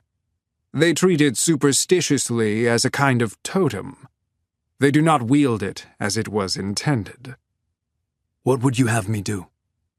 You must steal it, tonight. Get it out of this city and take it to General Grant in Mississippi. He is a member of the Aztec Club, so he will recognize it. You must impress upon him its importance without revealing its true nature. Ulysses Grant? Yes. With his capture of Vicksburg, we believe he is the best chance for a Union victory and the strongest candidate to oppose General Lee. But Lincoln must believe in him. His troops must believe in him. The North must believe in him. The mentor stepped away from the desk toward Various. If the Confederacy wins, or even forces the negotiation of a treaty, the Templars could take control of the country. Do you understand? I understand. Everything we've achieved, everything my grandmother fought for in New Orleans, it will all be lost. I will not fail, Mentor. The mentor nodded. I trust not, Various. And if any oppose you, bring them peace. I will, Mentor. You are young, but you have great potential. You are your father's son, and the Brotherhood is with you. The mentor left then, returning Various to the solitude to which he had become accustomed. His father's death had left him the only assassin operating in New York City, something the mentor had maintained so as to avoid attracting the attention of the Templars in Tammany Hall, leaving Various with a legacy to honor. His father had successfully and almost single-handedly held the line and kept the order at bay in the city. This riot was Various's failure, evidence of his shortcomings, burning by its own fuel and stoked by Tammany's political bellows. Various crossed the room toward the armory to equip himself. Though newer gauntlet designs had come into use in England, involving darts and rope launchers, Various preferred the purity of a simple hidden blade, which he could easily conceal within the sleeve of his coat. He belted on a dozen throwing knives and a revolver, and pocketed a pair of knuckle dusters. Then he grabbed his set of lockpicks, but left his tall beaver hat behind. Back out on the street, he followed Bayard west into what would normally have been enemy territory. But tonight, with the temporary truce, he took Baxter south, all the way to Paradise Square, the tough and vicious heart of 5 Points. Here, the Roach Guards and all their affiliates concentrated their power, and though Various drew stares and Irish curses passing through, no one challenged him. From there, he followed Worth Street west, across Broadway, and then turned south again onto Church Street. Then he went up, scaling the walls until he reached the city rooftops, which he traversed soundlessly, leaping and running in agile, fluid movements. He crossed the next 9 blocks in free run until he crossed Barclay and arrived at the Astor House, the chapel of St. Paul's to the south. The church's clock tower rose up high into the heat of the night, and Various almost wished he had need to climb it for the view. Instead, he focused on the hotel, extending his senses to locate the Aztec Club within it. His eagle vision had never been as strong as he would have wished, but Various never let that cause him to feel inferior to other assassins in whom the gift was more powerful. He possessed enough of its sight to search for the piece of Eden. Such an object would emit an undeniable radiance, if one knew how to look for it. Various focused on the building, the contours of its cold and lifeless stone shell encasing brick and mortar, timber and metal. He stared into the building's heart, straining until his eyes watered, reaching for the power of the relic. Several moments went by. Then he detected it. A faint vibration, as though something was tugging at the fringe of the world's curtains. It was the piece of Eden, and it rested on the 5th floor. Various shimmied down from his lofty perch to the street, crossed it, and then scaled the hotel walls to its rooftop. He then skirted along its ledge, each step bringing him closer to the relic he kept within reach of his senses, until he stood directly over it. From there he climbed over the ledge, and descended along the wall and found the window to the 5th floor open. The room inside was dark, a thick Turkish rug beneath his feet. A table rested near the fireplace, surrounded by upholstered chairs, and a desk stood nearby. The piece of Eden wasn't in that room, so Various moved forward through a door to his left, guided by the compass of his eagle vision and the pulsing of the relic's energy. The next room was larger than the first, with 3 tables and chairs lining 3 of the walls. The 4th wall contained a large fireplace, and above it hung the crest of the Aztec Club. Mementos and souvenirs lined the mantel, and among the watches, pistols, and medals, Various saw the dagger. He crossed the room and took it down, feeling its power flow into his fingertips and up his arm. Its design was quite curious. It had no guard, and the blade curved slightly with a sharp heel near the handle, almost like the prong of a harpoon. Its grip was bound in leather and gold wire, but the shape was flat, as though it was simply an extension of the blade that had been fashioned into a handle. The pommel was perhaps its most distinct feature, forming a kind of triangle with sharp angles that suggested it was meant to fit together with something else. Various concluded it wasn't a dagger at all, but a broken-off part of some larger weapon. He pulled a length of silk out of his coat, wrapped the weapon carefully, and placed it in his pocket. He then turned back toward the room and the window through which he had entered. But as he approached it, he became aware of a sensation to which he'd been previously blind. So consumed was he with the energy of the piece of Eden. He had been detected. But if the observer were someone from the hotel or a common passer-by, they would have raised the alarm, crying housebreaker. Instead, his observer had remained silent, watching him. That could be no ordinary person. Various had to do something to draw his pursuer out into the open, to find out what he faced, for no chances could be taken with a piece of Eden. He crept forward to the window, peering out from the shadows, and extended his eagle vision. The person was down below in the churchyard beneath the chapel of St. Paul's, waiting for him. Various removed his coat and used his forearm to extend it from the window, as if he were about to exit and climb back up to the roof. The figure in the churchyard shot at him, and a breath later, a dart struck the fabric decoy. Various tucked the dart into a pocket, careful of the needle at its point, whipped the coat back inside and threw it on. The figure down there was a Templar, and not just an ordinary Templar, but a hunter. Someone trained in the ways of the assassin, an extremely formidable opponent. Various had heard rumors of one in New York, and under different circumstances, he would have eagerly confronted the hunter in direct combat. But the piece of Eden was far too important to risk it falling into Templar hands, should the battle go against him. He retreated deeper into the Aztec Club rooms, reaching the marble entryway just as he heard the explosion of a smoke grenade. He waited until the hunter had reached the crest room before he slipped through another door into the dining room and then the library. When he heard the hunter's footsteps on the cold marble floor, Various opened the library door onto the first room and rushed for the open window through the lingering haze of the grenade. He hurried out onto the hotel wall and scaled it to the roof. The minute his feet hit the gravel surface, he dove for cover behind the nearest chimney. There were dozens and dozens of them, affording him a maze of brick in which to hide. A moment later, the hunter's boots thumped against the roof. "I don't know what's stirring in that idea pot of yours," he shouted, and Various learned his pursuer was a man. "But you're no match for me. My grandfather hunted down your kind. He bested some of the greatest among you." That could only mean one thing. This hunter was a descendant of Shay Patrick Cormac, the great betrayer of the Brotherhood who had murdered the assassins who trusted him, crippling his own mentor. Various gave into a sudden surge of rage, pulled a throwing knife from his belt, and let it fly, but the hunter ducked it.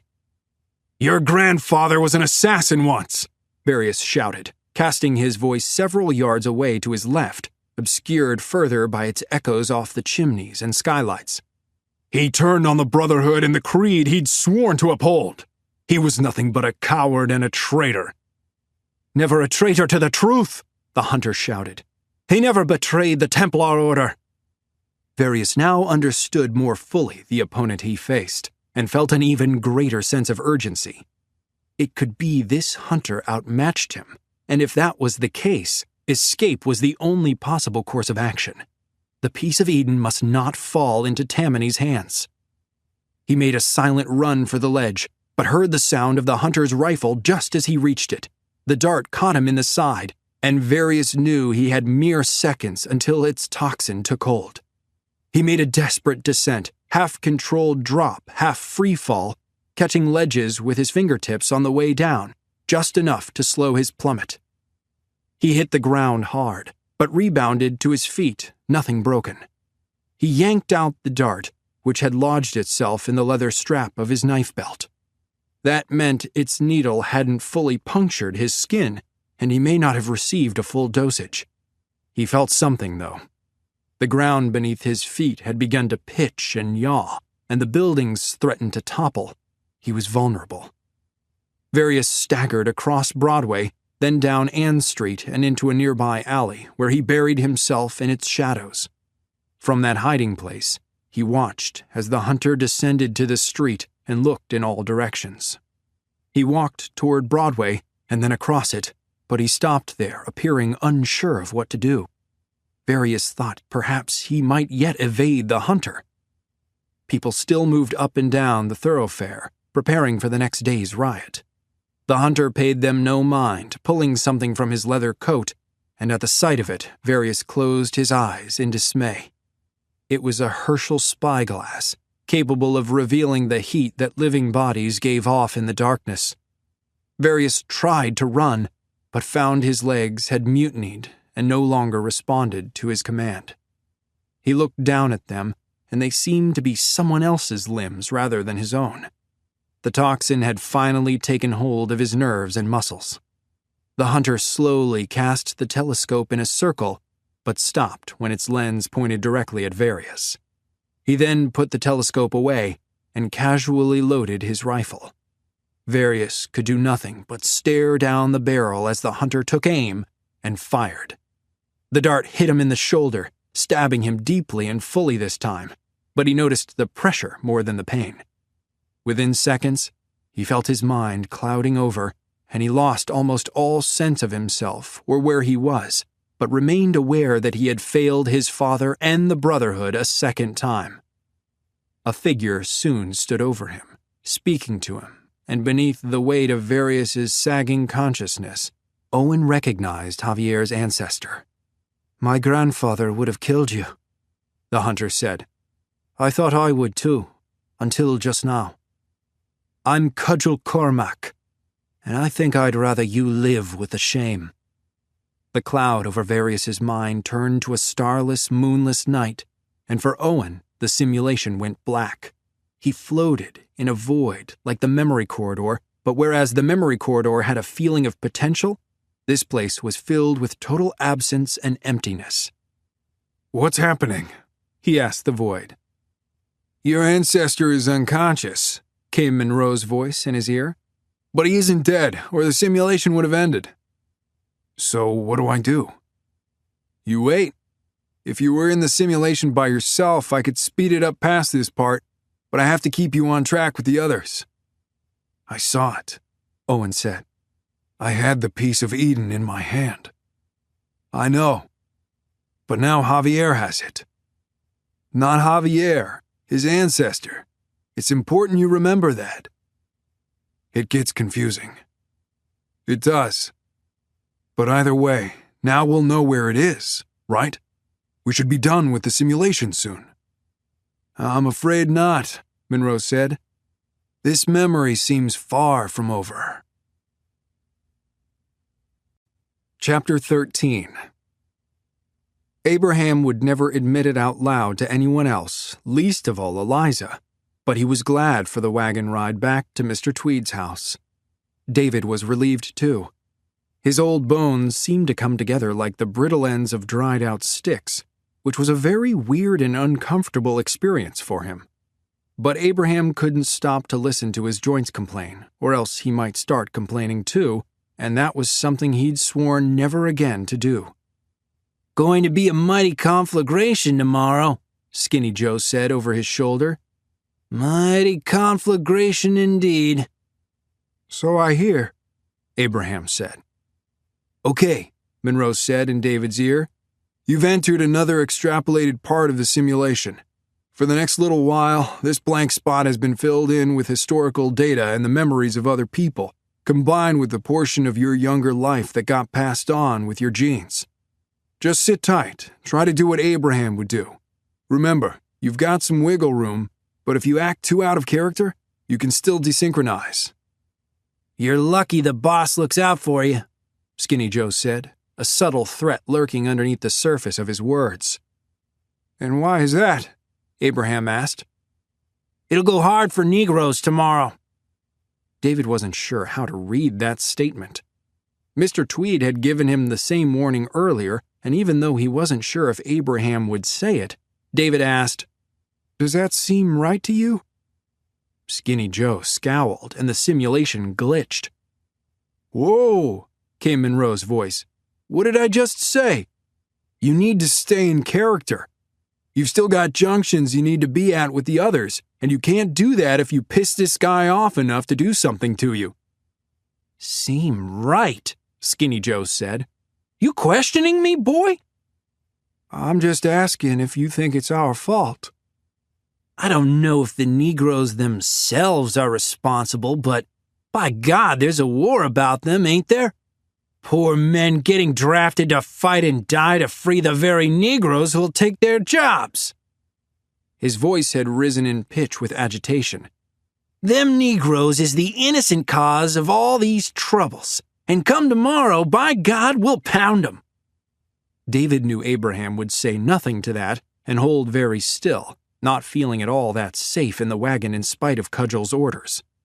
But David felt an intense anger at this idiot's racism, an anger that had been building ever since he entered this simulation, and he couldn't stop himself from speaking. "Maybe you'll get a pounding of your own." The simulation squealed and buckled, and David felt as if he were imploding, collapsing on himself into a singularity of non-existence. The intense pressure bent and twisted his mind, and he screamed, but nothing came out.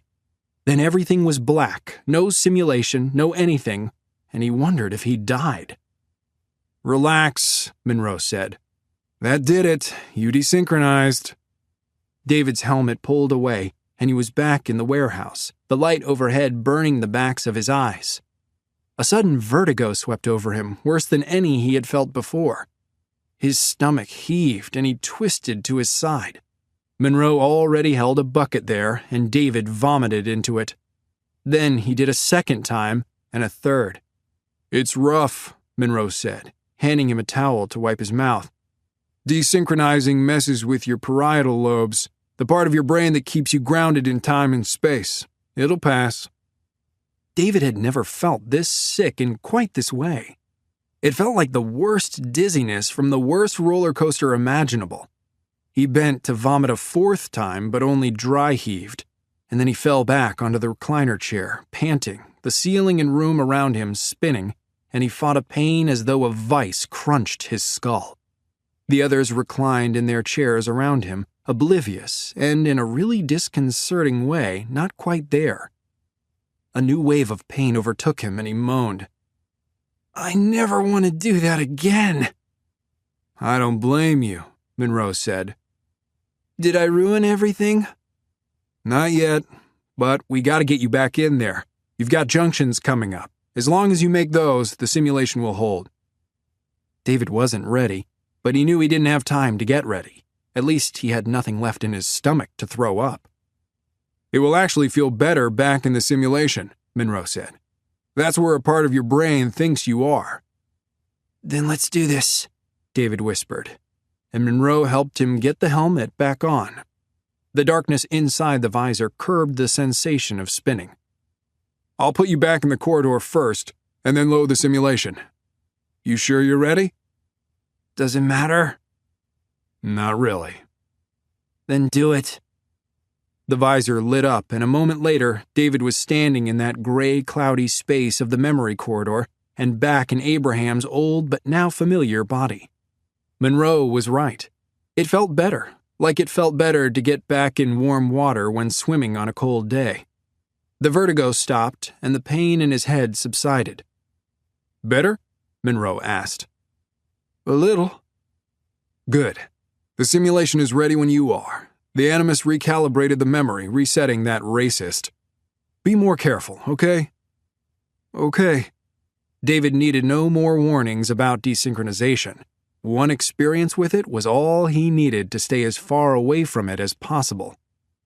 "Here we go. 3, 2, 1. David was back in the wagon, and Skinny Joe drove on as if nothing had happened. David said nothing more on the ride back to Mr. Tweed's house, using the quiet to get back into his ancestor's mind. He listened to Abraham as though sitting at the older man's knee, and the more he listened, the better he felt, until the vertigo and pain were completely gone, and he was settled even better than he had been before the desynchronization. They rumbled up Bowery, and the cobblestones set the dirt packed in the corners of the wagon dancing. The commotion Abraham observed on the street suggested that both Mr. Tweed and Skinny Joe were right that there was sure to be a riot the following day. But the word riot didn't adequately convey the orderliness of what was happening. A true riot was chaos. These goings-on boasted strategy and planning, and it made Abraham wonder if a war wasn't just a riot with a little foresight. From Bowery and later 4th Avenue, they took 14th Street west, passing under the great statue of George Washington near Union Square, and on the far side of the park, Abraham caught a glimpse through the trees of a distant tussle, a great Goliath of a patrolman taking down a few street thugs. "The odds won't be with that crusher tomorrow," Skinny Joe said with a huff and a malignant laughter. "We'll show 'em, eh?" Abraham said nothing, but wondered who exactly this man thought he was talking to. They drove on, and when they reached 6th Avenue, they turned north and traveled another 22 blocks. It was quite late when they finally reached Mr. Tweed's house. "Here you go, then," Skinny Joe said. "Safe and sound." "Thank you," Abraham said, easing himself out of the wagon onto the sidewalk. Though better than walking, the jostling had nevertheless punished his body in its own way, a pain to which David was growing accustomed. Skinny Joe nodded toward the house. "Stay indoors tomorrow." "I will," Abraham said, though he wondered why he and Eliza should be safe when the other black men, women, and children in the city clearly would not be. Skinny Joe carried on with his wagon into the night, about his infernal purposes, and Abraham turned toward the door. He found it locked, but knocked upon it and rang the bell. Eliza didn't come. He knocked and rang again. And again. He waited. Still Eliza didn't come. He assumed she'd fallen asleep, unable to keep her Gethsemane watch. There may have been a window open through which he could have entered, but with the spirit of the city so twisted up about itself with animosity, he dared not risk appearing to anyone as a housebreaker. Just as Abraham worried about Eliza, David now worried about Grace. He felt uneasy without her around, as if he wasn't quite safe and he didn't know what to do. He wouldn't risk desynchronization doing something stupid, but he wanted to get inside that house and make sure his sister was still there. Abraham chose to settle down upon the stoop, just as he had warned Eliza he would. The night was warm and humid, and though he would likely be sore for days, it would be far from the worst night he had ever spent. Neither would the worst night of his life be among those he'd passed hiding in the swamps these many years gone, bug-eaten, shivering and wet, wounds festering in the muck. Nor would it be one of the sweltering nights he'd spent in a coffin with rotting meat to give off the proper smell, as an abolitionist drove him over the border into Pennsylvania. Abraham looked up at the night sky and allowed his mind to drift to that place inside him, far, far downriver, the swampland where the rot of guilt, anger, and hatred choked the roots of the trees, and the brackish water flowed at the speed of pain. The worst night of his life was the night his first wife had been murdered by another slave, a man newly come to the plantation, already addled and missing both ears, whom Abraham had then killed in return. It was fear that first drove Abraham to run, a terror at what the bosses would do to him when they discovered it, but it was guilt that kept him running. There were many days in which guilt was his only nourishment and had kept his body alive when it should have died. All these years later, Abraham still knew right where to find that guilt, and the anger, and the hatred. He went there often as he traveled along the Underground Railroad, up through Staten Island, and through his education at the African Methodist Episcopal Zion Church. But it took him until Eliza was born of his second wife to realize he didn't have to stay there. He could leave that dark place downriver and make his home up high, near the clear waters of the wellspring. He could choose where his soul dwelled. The people who ran into trouble, black or white, slave or free, were the ones who went on as though there wasn't a choice to be made. But you can't avoid the swamp by erasing the map. On nights like this, when it seemed to Abraham that nothing had changed and nothing ever would, no matter how many presidents came along with their proclamations, and no matter what those proclamations proclaimed, on nights like this, he missed both his wives, and he let himself drift downstream to remind himself of where he'd been, the choice he'd made, and to make that choice again. Someone shouted. Abraham opened his eyes to the sight of a passing mob. Not yet dawn, and they were already swarming uptown, ferocious-looking savages. The sight of them worried him, and he wondered how Mr. Tweed could be so certain he and Eliza would be safe in his house. A mob had a mind of its own, and it did not take orders, even from Tammany Hall. Nowhere in the city would be safe. Abraham knew it, and decided then he had to get Eliza out, at first light before the riot. That meant there were preparations to be made, and he had to get inside, even at the risk of looking like a burglar. He labored to his feet and walked around the house over the hedges and lawn to the cellar door, his best option for an entry. Margaret often left the delivery men to load down their goods and then forgot to lock up afterward, and fortunately, she had apparently done so again today. Abraham was able to enter into the house through the ground. He came up into the kitchen and then hurried out into the main hall. "Eliza?" he called. No response. But she wasn't that heavy of a sleeper. He checked every room on the first floor, and then the upstairs rooms, and then the attic rooms, and concluded that she wasn't there. David shared Abraham's panic at the thought of Eliza out in the streets. Abraham had no idea why Eliza might have left the house, but he rushed into the library and wrote a hasty note to his daughter. "My Eliza, when you read this, I want you to sit down and wait for me inside the house like I asked you to. If we have not reunited by 6 o'clock this evening, I want you to meet me at the Christopher Street ferry. The city is not safe, and I must get you out of it. If I do not come at the appointed time, I want you to take the ferry without me. I will join up with you as I am able. Your loving father, Abraham." Abraham left the note on the table in the front hall where Eliza would be sure to see it should she return to the house. For now, he believed she had likely tried to follow him, having overheard Mr. Tweed's instructions. That meant she would be heading down toward the Fourth Ward, the thought of which drove Abraham's brittle bones into a run once his feet reached the sidewalk. David worried too. He knew the animus was only a simulation, but if Eliza went through what Abraham feared she might if she got caught in the riot, Grace would have to experience all of it. Within a few blocks, Abraham had slowed down. The omnibuses and railway on 6th Avenue weren't running yet, so he had to walk the length of it. Along the way, he passed several mobs going the opposite direction, uptown, and each time he feared they would seize him. By the time he reached 14th Street and turned east, his legs had begun to scream at him, threatening to give out entirely, and he sat down under the statue of Washington to rest. The sun hadn't roused itself yet, its head still buried under the blanket of the horizon, but it was stirring. David didn't know if the old man would make it another block, let alone all the way back to the hole in the wall. He stopped listening to Abraham's mind and started doing the talking and the walking. He got up and took a step down the street, but as soon as he did so, the simulation buckled.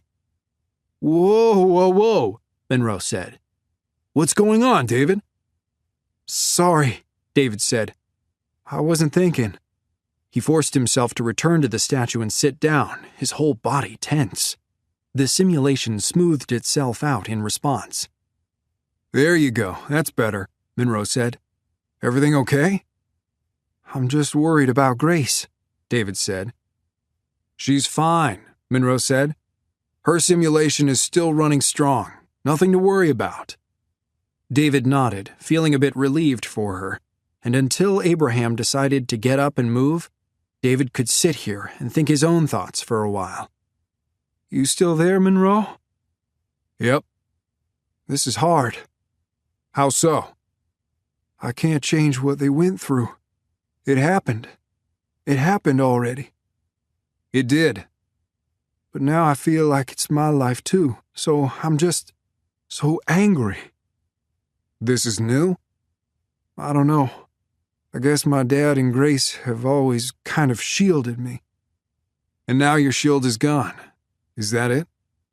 Maybe. Then maybe it's time you shield yourself. Maybe, David said. But then Abraham started talking again, demanding to be heard. He rose from his rest under the statue and resumed his trek downtown, determined to wear his bones to dust finding Eliza.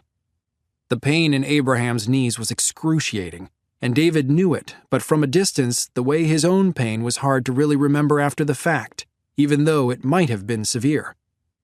Abraham limped and hobbled down 3 blocks of 4th Avenue and then managed to board a Blessed Horse bus going south. It was nearly full, and Abraham took enemy stares from all sides, but managed to keep his head down and safely ride the length of Bowery. He got off at Pearl Street, and as the vehicle pulled away down the road, one of the other passengers, a scrawny boy no more than 12 or 13 years old, stared right into Abraham's eyes and drew his finger across his neck. The sight of it shocked Abraham, rooting him to the sidewalk and freezing his blood until long after the horse bus had passed out of view.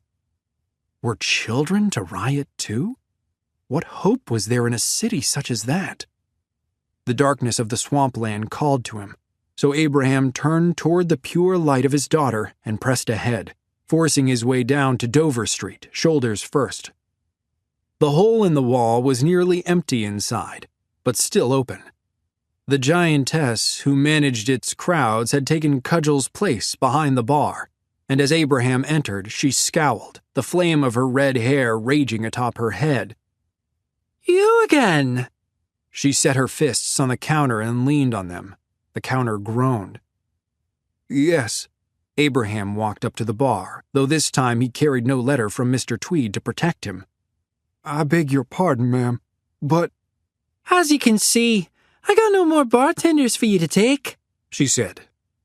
I'm not here about that. No more boss's orders, then? Not directly, Abraham said. Though I am here about one of his household servants, my daughter Eliza. Oh, her. You've seen her? She were in a while ago, wanting to know where you had gone. The woman laughed with the sound of a stone rolling downhill. Now ain't that ironical? Please, ma'am, Abraham said, not seeing the humor at all. What did you tell her? No cause to lie to her, so I told her what I knew. You gave Cudgel a message, and then Cudgel took you with him. And what did she say to that? I do believe she thanked me. Then I told her she'd better get herself back to Mr. Tweed's house, same as you ought to do. Abraham hoped Eliza had done just that.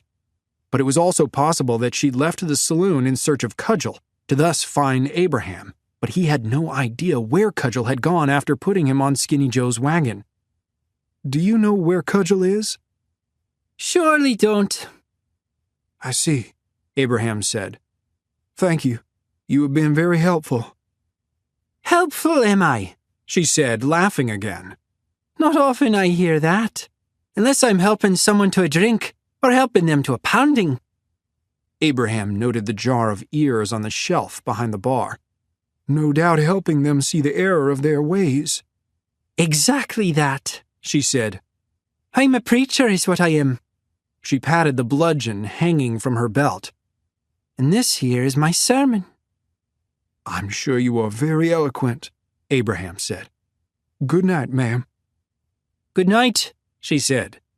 And God help you tomorrow. Chapter 14.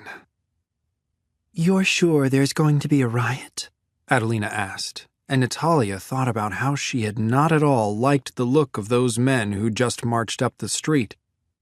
Those coves may have been carrying protest signs, Tommy said, but they were every one of them thugs and ruffians. Mostly roach guards by the look of them. Trust me, whatever this pretends to be, it will turn into a riot. Will I be safe in the hotel? Adelina asked. Tommy rubbed his jaw. I worry it might be a target if things go badly. So what would you suggest? Tommy turned and looked across the square in the opposite direction of the hotel. My brother's house for now. When we know more, we can take you somewhere else. Very well. Adelina was quite accustomed to visiting strangers' houses in her touring, and she trusted Tommy. If he said this was the best option, she believed him. Let's go there, for now. But I should let you know ahead of time, Tommy said, looking at her earnestly. My brother and his wife are in Boston. I see. But you have a key to let us in? Yes, but... But what? We would be alone in the house. Adelina smiled, finding his integrity quite endearing. If that troubles you, he said. It doesn't trouble me, she said. He nodded. Then, shall we go? She nodded back, and they crossed the rest of the way through the park to 4th Avenue, and then along 24th Street until they crossed Lexington. It's just up here, Tommy said, and ushered her toward a 4-story brownstone with gray stone casings around the windows and a short flight of steps to the front door. He fumbled a bit with the key in his large hands, clearly nervous. He was so unlike the men she typically encountered in her travels. To start with, many of the men she knew would not have given her notice if she were to be alone with them. To the contrary, such circumstances had more than once been deliberately orchestrated, since men assumed certain things about actresses and singers. Neither was Tommy wealthy, nor did the self-assurance he carried on the street in his dealings with thugs follow him in his dealings with the opposite sex. She placed a hand on his arm, hoping to steady him. A moment later, with a grunt, he got the key to work, and they entered the foyer. The house was as lovely on the inside as on the outside. At the center of the entry hall, a wooden parquet floor surrounded a tile mosaic, upon which stood a round table graced with a beautiful Chinese vase. Through that hall, they entered into another with a staircase climbing to the 2nd floor.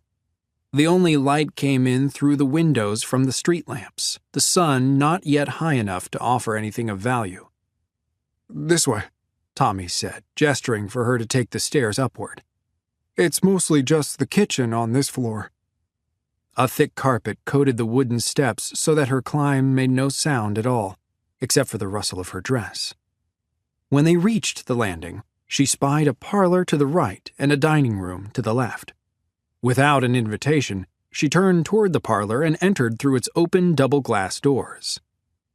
Even in the dim light, Adelina could see it was very well appointed. The Turkish carpet beneath their feet was of a luxurious weave and dizzying pattern.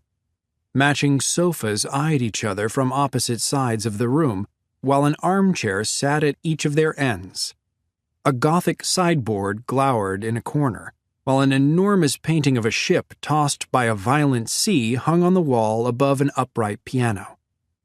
A mirror in a gilt frame graced the opposite wall. Above the fireplace, a large marble bust of a woman on the mantel. Yes, I think we could pass some time here, Adelina said, moving to recline on one of the sofas. Don't you agree? If you would like, he said.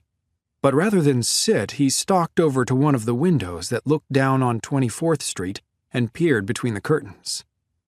Will you not sit with me? She asked. He turned to look at her, and a moment later he left the window and took one of the armchairs on the opposite side of the room from her, sitting down uneasily with a stiff back, keeping his arms tucked in. Are you still worried for us here? She asked. No, I believe we're safe for now. Then are you not comfortable in this room? She asked. Why do you ask? You occupy that chair as if you're afraid you might soil it. He looked around. It's a pleasant enough parlor. Then if not the room, what is it that makes you so uncomfortable? This house? The pause that followed told Adelina she had struck a vein, one she could follow deep into the bedrock of his being if she chose. It's my brother's house, he said. It's not my house. Does he make you feel unwelcome? No, he is very kind, as is Christine, his wife. Then what is it? The chair creaked as he shifted. I suppose feeling welcome and feeling that I belong are different. You don't belong? He looked around the room again. Not here, no. Then he looked back at her. But you do. She felt in his pronouncement a subtle accusation, even though she didn't believe it had been intended that way. But she wasn't going to apologize to him for who she was and how she chose to make her way in the world. She had nothing to be ashamed of. I have learned to belong anywhere, Tommy Grayling, she said. That would be a splendid skill to have, I think, he said. I am fortunate that it comes easily to me. Adelina had certainly felt that she belonged at the reception that followed her performance the previous night. But that did not assuage the loneliness she had felt there. If not this, what kind of house would you have? She asked him. I actually think I might like to leave the city one day, he said. I've lived here all my life. When I went away to fight the rebels, I marched through beautiful country, farms and fields. Many times I thought to myself I might like to live that way one day. On a farm? He nodded. You seem disappointed. Adelina hadn't meant to come across that way. It wasn't disappointment, she felt, but something more akin to fear. No, it's just that you're made of better stuff than I am. That sounds both noble and pure. But it takes more money than I have or am likely to ever see. Perhaps your brother would help you? Adelina could guess at the cost of the room they now sat in, and by extension the rest of the house, and Tommy's brother was clearly wealthy. He might. Tommy shook his head. But I wouldn't ask him. Why not? I know where his money comes from. It's another reason I feel uncomfortable in this house. Somehow, the deeper she mined, the purer his ore seemed, his integrity not just a veneer, but arising from his depths. His mere presence sitting across from her, huge and stretching the seams of his policeman's uniform, seemed to challenge her. She wanted to know if he truly was as good as he seemed, and she thought for a single brief moment of asking him where his bedroom was. But she had no intention of taking him there, and such a tease would only serve to make him more uncomfortable. Besides which, she didn't actually want to compromise him, but instead wanted it proven that he couldn't be compromised. She rose from the sofa. Shall I sing for you? That... But she gave him no time to find the words he was seeking, crossed to the piano and sat down before it. She had never been a particularly strong musician, but she was competent, and she chose the song she had performed for President Lincoln and his wife. She understood it was then quite popular with the soldiers out in the field, and its lyrics seemed to suit everything she and Tommy had been talking about. In some ways, Natalia was as terrified of performing in the intimacy of this setting as she had been on that stage before thousands. But she did her best to relax and let Adelina do what she did best. Her fingers stumbled a little in the dim light of the room, but her voice never faltered a note. Mid pleasures and palaces, though we may roam, be it ever so humble, there's no place like home. A charm from the skies seems to hallow us there, which seek through the world is ne'er met with elsewhere. Home, home, sweet, sweet home. There's no place like home. There's no place like home. An exile from home, splendor dazzles in vain. Oh, give me my lovely thatched cottage again. The birds singing gaily that come at my call, give me them with peace of mind dearer than all. Home, home, sweet, sweet home. There's no place like home. There's no place like home. To thee I'll return overburdened with care. The heart's dearest solace will smile on me there. No more from that cottage again will I roam, be it ever so humble. There's no place like home. She played the last notes on the piano and looked up. Tommy sat in his chair, his head bowed low enough she couldn't see his face. He remained in that position long enough she began to wonder if she'd put him to sleep.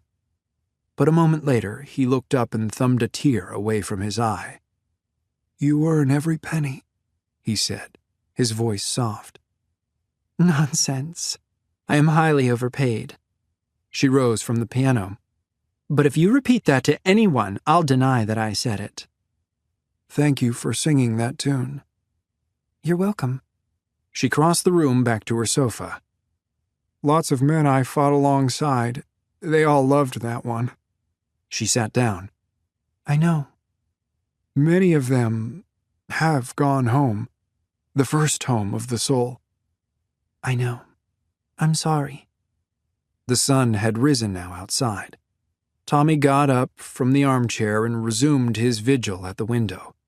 They're still marching uptown, he said, craning to look down the street toward the park.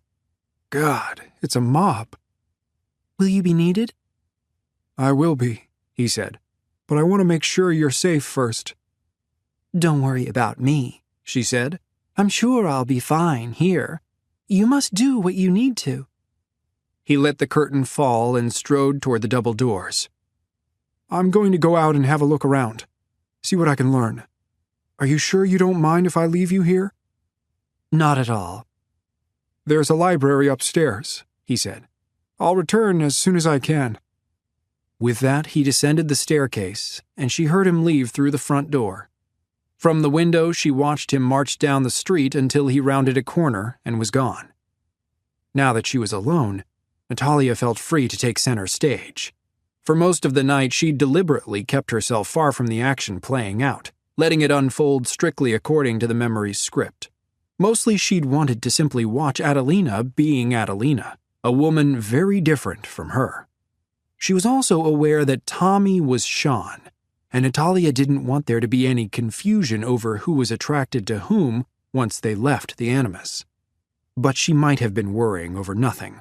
That part of the whole simulation situation was just weird.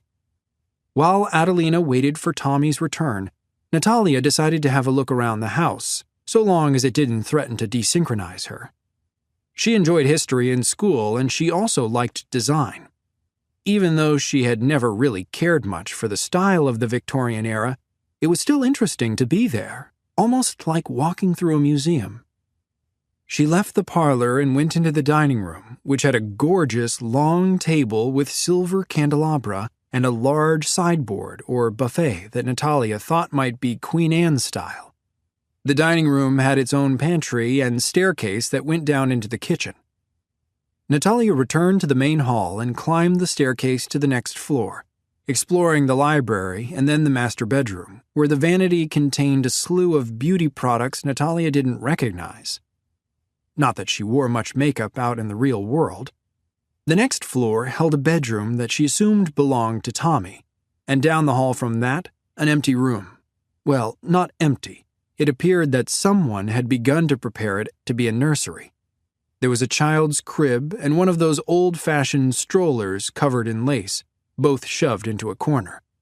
Half the room had been wallpapered with roses, but it looked as if the project had been abandoned before its completion, and Natalia wondered at the many stories that room told all at once, most of them sad.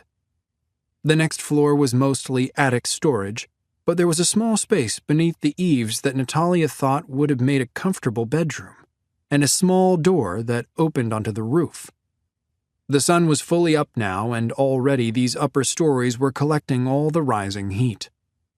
Natalia returned to the parlor and sat at the piano.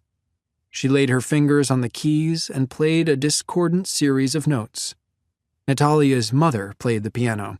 Her grandparents and her parents had wanted her to play the violin, and she'd taken lessons for several years from an expensive Russian teacher named Mr. Krupin.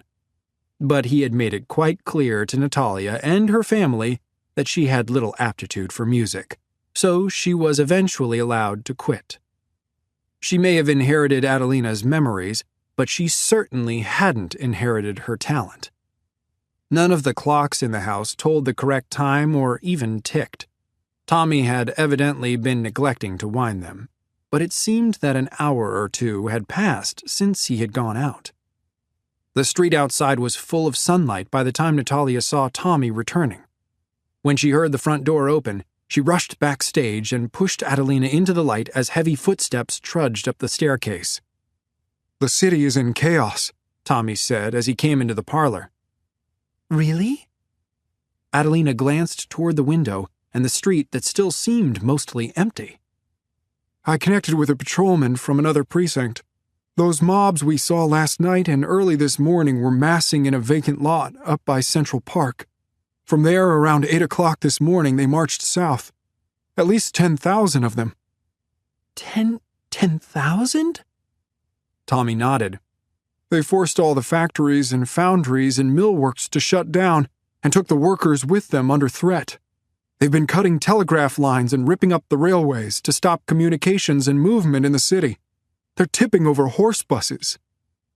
My God, Adelina whispered. "This isn't a riot," Tommy said. "It's an insurrection.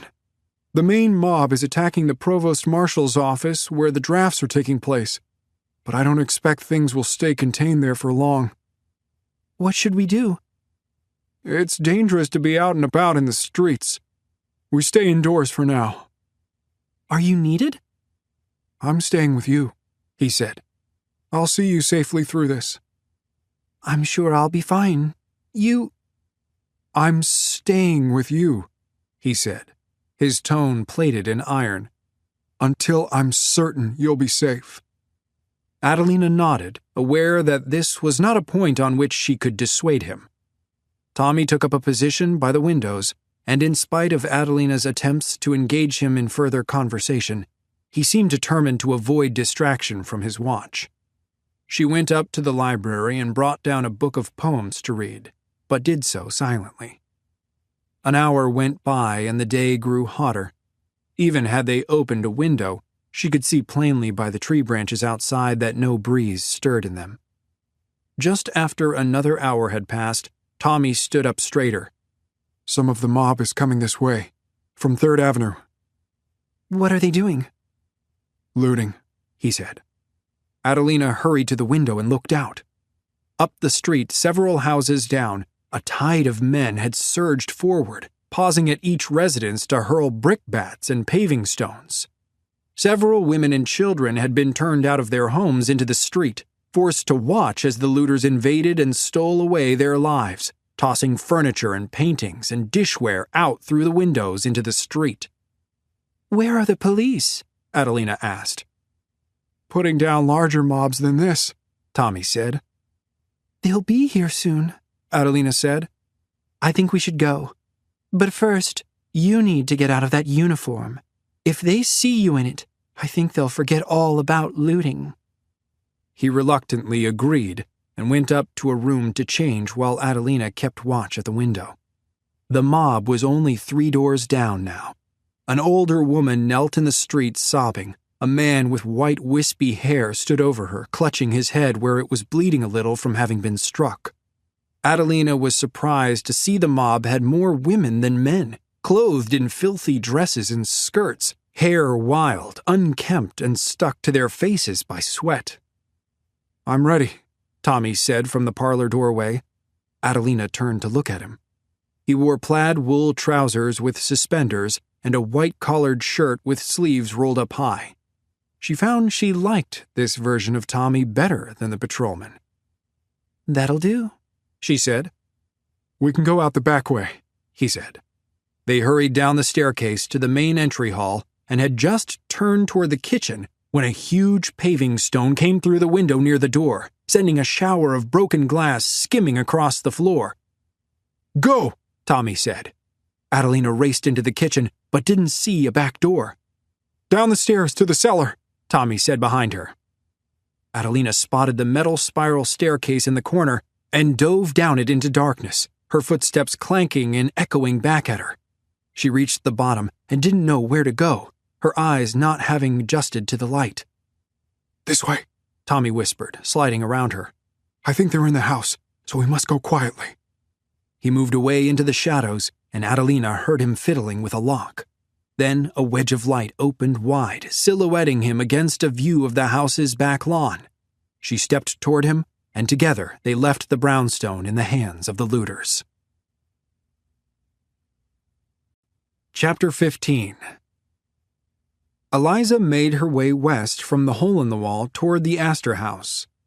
That Irish woman, Gallus Mag, had told her that Cudgel had taken her father with him. Eliza didn't know what that man could want with her father. But she knew of no better way to find her father than to find Cudgel, and the message she had read in Mr. Tweed's library mentioned the Astor House as the site of Cudgel's orders. It also meant that her father had delivered the letter she had gone out to stop. She took Frankfurt over to Park Row from Pearl, hoping that Tammany Hall's presence on the corner might lessen some of the danger.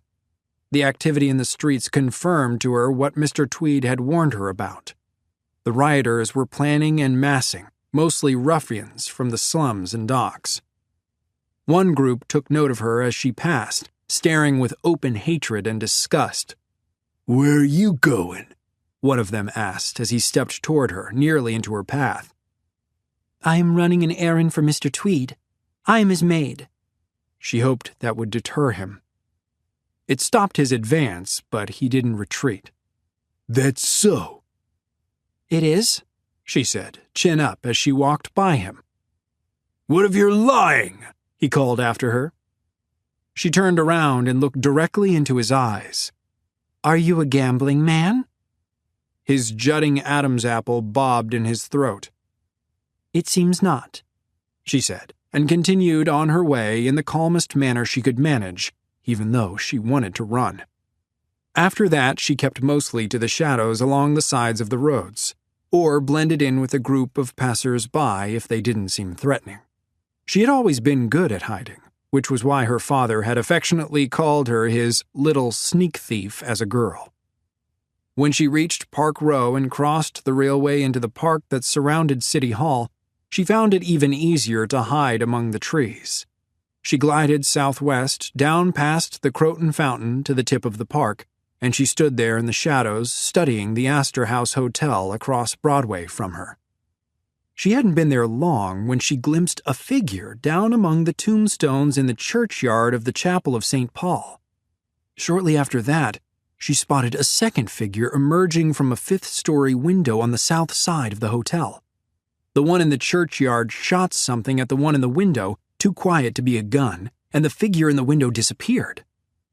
Then the man in the churchyard appeared to fly up the tree and over the fence into the street. In a flash, he scaled the bare hotel wall as if someone had hung a ladder for him from the window. Eliza had never seen such a feat. She crouched down deeper into the shadows and waited to see what would happen next. Several moments went by, and then the second figure climbed out the window and up onto the hotel roof, followed by the man from the churchyard. After another few moments, one of the men fell from the roof, but in fits as he seemed to snatch at the wall and slow his descent. Eliza thought for certain he would break his neck, but he landed hard on the ground and then labored to his feet. From there, he staggered across Broadway and down nearby Ann Street. Shortly after that, the man from the churchyard climbed down the side of the hotel as easily as he'd surmounted it and stalked in the direction his quarry had fled. Then he paused and pulled a curious telescope from his coat, which he used to survey the streets. Eliza wanted to duck even lower, but he never pointed the glass directly at her. When it seemed to be pointing in the direction of Ann Street, he put the telescope away, unslung a rifle from his shoulder, loaded it, and fired it with a muffled pop. Then he strolled out of view down the street in the direction he'd just shot. Eliza felt certain one of these men was Cudgel, but she didn't know which one. Mr. Tweed's letter had mentioned another man named Various. From what she had witnessed, both men seemed equally dangerous and capable of incredible deeds like climbing walls and surviving what should have been lethal falls. When the man from the churchyard emerged from Ann Street, Eliza had a choice. She could follow him and try to confront him, hoping he was Cudgel, but it was also possible that Cudgel was the other man down Ann Street, possibly dying or dead at that moment.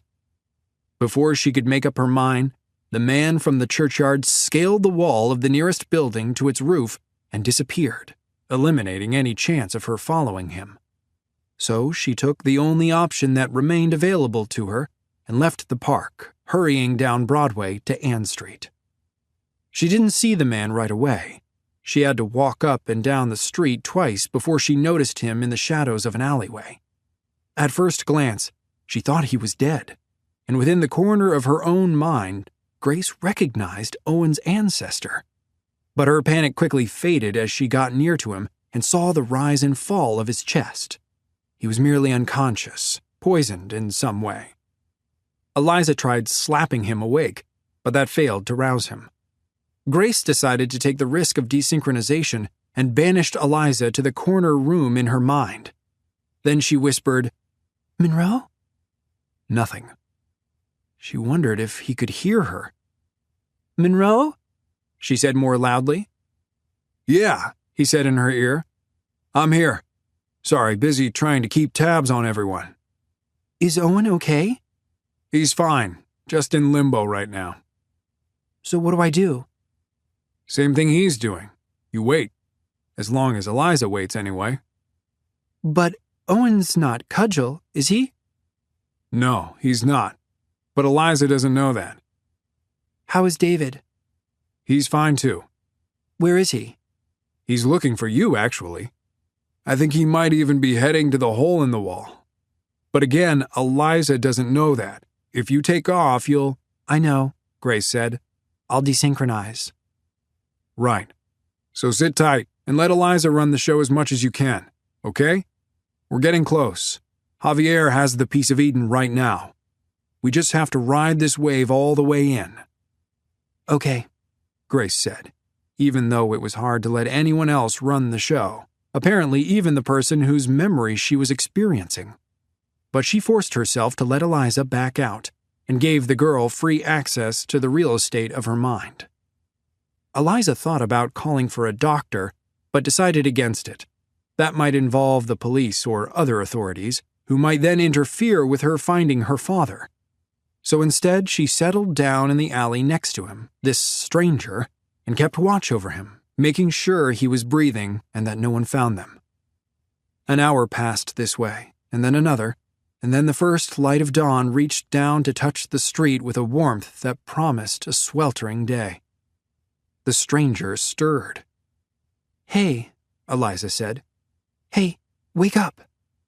His eyelids fluttered and he groaned. "Can you hear me?" Eliza asked. His eyes opened a little too widely, and she could tell they weren't yet focusing right. He had the look of a drunkard waking from a hard night. Who are you?" he asked. "Eliza," she said. "Please tell me you're Cudgel." He shook his head. "I'd like to kill him, though." So Cudgel had been the other one, the one Eliza couldn't have followed up to the rooftops anyway. That meant she also knew who this fellow was. "You're Various," she said. A startled look took over for his bewilderment. Yes. Who did you say you were? Eliza, she said. Cudgel took my father somewhere. Where is Cudgel? Various asked. Eliza flicked her eyes upward. Long gone. He climbed up the walls like you did. You see a lot, Miss Eliza. Various rubbed his head. Why would Cudgel want your father? I don't know, she said, not yet trusting this man. Why would Cudgel want to shoot you? He paused. Let's just say we're very old enemies. Neither Cudgel nor this man seemed very old. Do you know how to find him? I'm going to try, Various said. Meanwhile, why don't you tell me how you know my name? Eliza still wasn't willing or ready to trust him and didn't answer. Various closed his eyes.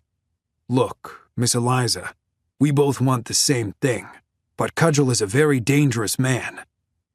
Aren't you a dangerous man? I am dangerous too, he said. That's true. But if you help me, I swear I'll help you, and I won't harm you. You could have harmed me while I was unconscious, but you didn't. Only because I didn't know who you were.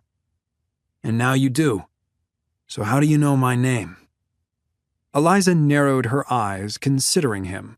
She thought back to the contents of the letter and what they suggested. Mr. Tweed and Cudgel were out to destroy the city and the nation, and this man lying on the ground was their enemy, which might make him her friend. But beyond that, Eliza's vision, the same sight that had allowed her to read the letter in the first place, gave her a glimpse of this man's intent. She knew with certainty he meant her no harm, and he would keep his word. I read it, she said. That's how I learned your name. Read it where? A letter Mr. Tweed wrote. Tweed? Various asked, coming suddenly more alert. Boss Tweed? Yes, Eliza said. I'm a maid in his house. He sent my father to deliver a message to Cudgel, and then Cudgel took my father somewhere. You saw this message? In a matter of speaking. I saw the traces of it left behind on the paper beneath. Another pause. Your vision is remarkable. She made a show of looking him over. You just going to lie there, or what? I would get up, he said, but I can't without help. The toxin is still keeping my legs from working. Then let me help you. Eliza moved closer so Various could get an arm over her neck and shoulders. Then, together, they hoisted him to his feet, though he was far from steady. What did the rest of the message say? He asked. It called you an assassin, for one thing, she said. It said you were after something important in the hotel, and that the riots today are going to tip the balance of the war. Let us hope not. Various leaned on Eliza, and together they limped and shuffled out of the alley into Ann Street and the light of the hot sun. They turned together toward Broadway. Did the message say anything else? It said Cudgel was to stop you or kill you and bring whatever it was you had to Mr. Tweed's house this evening. This evening? Various nodded. Then there is still hope. Hope for what? To save the country, he said. They reached Broadway, turned north, and saw the mob. Oh no, Eliza said. It has begun, Various said. 2 blocks farther up Park Row, in the small square before the New York Tribune building, a mass of rioters surged. There were hundreds, perhaps thousands of them blocking the streets and the railway. The Tribune was for Lincoln, with abolitionist views, which had made it a target for those furious over the draft and emancipation. A man stood up on a wagon before them wearing a light coat and a Panama hat, his fist in the air, bellowing something Eliza couldn't hear from where she stood. You shouldn't be seen, Various said, still unable to stand on his own. It won't be safe for blacks today. Where should we go? Somewhere I can rest. I'm useless to either of us until I get my legs back. There was an eating house called Windust's nearby on the corner of Ann Street and Park Row, which was just opening. Eliza helped Various through the door, and though the maitre d' seemed a bit perplexed by their appearance, a black serving woman with a hobbled white man, he nevertheless showed them to a table and offered them menus.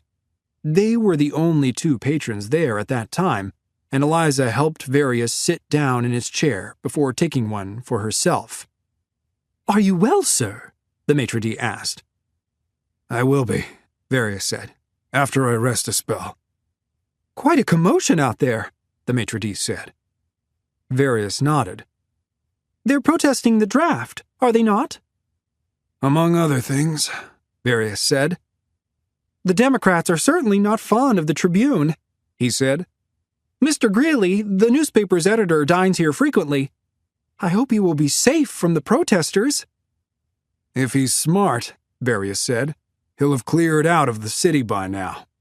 Various selected coffee and eggs Benedict from the menu and insisted upon having some brought for Eliza, too. She wasn't sure what to make of the situation in which she now found herself. Her father had been taken somewhere by a man who could climb sheer walls, and she had just helped a confessed assassin to his feet and into a restaurant, where they were now about to eat breakfast together. The food came, and once Eliza had taken a bite of it, she realized she was ravenous and ate in earnest. She could sense Various watching her, taking his time with his dish, and she tried not to let it make her feel self-conscious. "Tell me more about this vision of yours," he said. "I don't know what else to say about it." Eliza set her fork down and wiped her mouth with her napkin. "At times I see something, and I know it's important. Other times I see a man, like you, and I can tell you whether his intentions are good or evil. Sometimes, like with the message, I can see the traces of things left behind, as if they're illuminated." "Does your father have this sight?" "No, but they say my mother did." "I'm sorry. How old were you when she died?" "I was 8 years old," she said. "Did she teach this sight to you?" "No," Eliza said, wrinkling the space between her eyebrows. "Why are you so interested?" He didn't answer and instead took a bite of food and then a sip of his coffee. "If you won't answer that, then tell me what Cudgel took from you." Eliza hadn't forgotten that Various had removed something of great worth from the Astor House. "That is complicated," Various said. "Perhaps—" The door to the restaurant opened and an elderly gentleman walked in. He wore a bleached white duster like a country preacher with a floppy hat, farmer's boots, and spectacles upon his nose. "Mr. Greeley!" the maitre d' exclaimed. "Are you quite well, sir?" "As well as can be expected," Mr. Greeley said. This, then, was the editor of the Tribune. Eliza had to admire his boldness in walking about. "There's a mob out there, did you know?" Mr. Greeley said. "I do believe they would like to hang me from a tree in the park. But if I can't have my breakfast when I'm hungry, my life isn't worth anything to me." "You must take care, Mr. Greeley," the maitre d' said. "Be cautious." "Cautious?" Mr. Greeley stomped over to a table without being invited and took a seat as if it were his custom. "Now is not the time for caution. The fate of the nation hangs in the balance. Caution will see it lost to the Peace Democrats and the rebels. I would run for president myself if I thought it was necessary." He then seemed to notice Eliza and Various for the first time and gave them a nod. Various nodded back and turned to Eliza. "My legs are recovered. I'd rather you not be here if the mob comes in looking for him." Eliza agreed, and Various paid for their meals. Then they slipped out the door into the street. Various led them across Broadway, seeming fully recovered, then down Vesey's Street between the hotel and the Chapel of St. Paul's. The heat outside stuck to Eliza's skin within a few paces, humid and relentless. When they reached Church Street, they turned uptown. "Where is Boss Tweed's house?" he asked. 36th Street, Eliza said. between 5th and 6th Avenues. "That's quite a distance through a city in riot." He narrowed his eyes at Eliza as though pondering something. "We could go up," he said. Up? You don't mean climbing the walls, do you? That is exactly what I mean. He smiled. Trust me, it's in your blood. Chapter 16. Abraham came out of the hole in the wall unsure of what to do or where to go. His body had arrived at that place of exhaustion where he knew it might give out on him without warning. He had pushed his bones to their breaking point, then gone the entire night without sleep, and he knew the pain was waiting for him a block away, perhaps two, and he would do Eliza no good if he collapsed in the street. "This gap you're in now is pretty wide," Monroe said. "The simulation will be extrapolated for a while using historical data. It might not feel quite as real." "So what should I do?" David asked. "Stay safe, and be ready to get to the next intersection on time. You'll meet up with Sean and Natalia tomorrow afternoon." "Stay safe where?" "Maybe Abraham knows. Listen to him." David knew it would be impossible for Abraham to make it all the way back to Mr. Tweed's house until he had rested, and even then the matter was far from settled. The streets had gone quiet, emptied of the gangs who had taken their protest uptown. Abraham had no way of knowing what kind of dangers or riot lay between him and Eliza, but the image of that boy, the one who'd drawn his finger across his throat, gave his blood cold warning. With a silent hope that Eliza had heeded Gallus Mag and gone back up to Mr. Tweed's house, Abraham turned down Dover Street, and a block later he reached the Colored Sailors' Home. Abraham had never visited the place before, but he knew of it and hoped to find a refuge there. It was a large brick edifice rising 5 stories above the street, with a modest sign out front. Abraham knocked on the door, but at that hour he had to try several times and wait before someone answered him. When the door finally opened, a stocky black man of medium height and middle age greeted him barefoot in trousers, his shirt hanging loose about him, his eyes more on the street than on Abraham. "Yes? How can I help you?" "I'm wondering if I might seek refuge with you," Abraham said. "Oh, of course." The man rubbed his face and stepped aside to allow Abraham admittance. "Of course. Please, come in. All who come in peace are welcome." Abraham stepped through the door into a foyer flanked by 2 rooms. A wide hallway reached away into the building, lit partway along by the light falling down a staircase. Abraham's host shut the door behind them and locked it. "May I ask your name?" "Abraham." An Indian woman emerged from one of the rooms off the foyer, dressed in her nightgown, about the same age as the man who had opened the door. "Abraham, welcome," she said. "I'm William Powell," the man said. "This is my wife, Mercy, and together we run this home." "I'm grateful for your hospitality, Mr. Powell," Abraham said. "And I'm sorry to intrude at this early hour. I just needed a safe place to rest. I've been on the streets most of the night." "Of course," Mr. Powell said. "There are beds upstairs." He and his wife led Abraham down the hallway to the staircase he had glimpsed, and then up it past a window that looked out onto the street. "How is it out there?" Mrs. Powell asked. "Ominous," Abraham said. "The rioters have all begun to move uptown for whatever it is they're planning." "It'll be a dark day tomorrow," Mr. Powell said. "A day I've warned would come." "What is it you do here?" Abraham asked. "We provide a moral home for black sailors on shore," Mrs. Powell said. "a place of safety from the snares and temptations that beset them. We allow no alcohol, and we provide our men with God's word, a library, and the means to better themselves. When needed, we help them find honest work." They reached the top of the stairs, and Abraham found they were in a long hallway with many empty bedrooms, their doors wide open. "We also host abolitionist meetings here," Mr. Powell said. "I'm a founding member of the Anti-Slavery Society. We've sheltered and helped many former slaves to escape, along with Albro Lyons, just over on Vanwater Street." "You do God's work," Abraham said. "I came up through Staten Island." "God bless you," Mrs. Powell said. "Good people over there," Mr. Powell said. "They are." Abraham glanced into one of the nearby rooms, with its simple bed and its Bible upon the table. "You seem to be rather vacant." Mrs. Powell nodded. "Most of our men left yesterday, as soon as we received warning about the protests. They took the ferries over to Brooklyn and some to New Jersey." "But not you?" Abraham asked.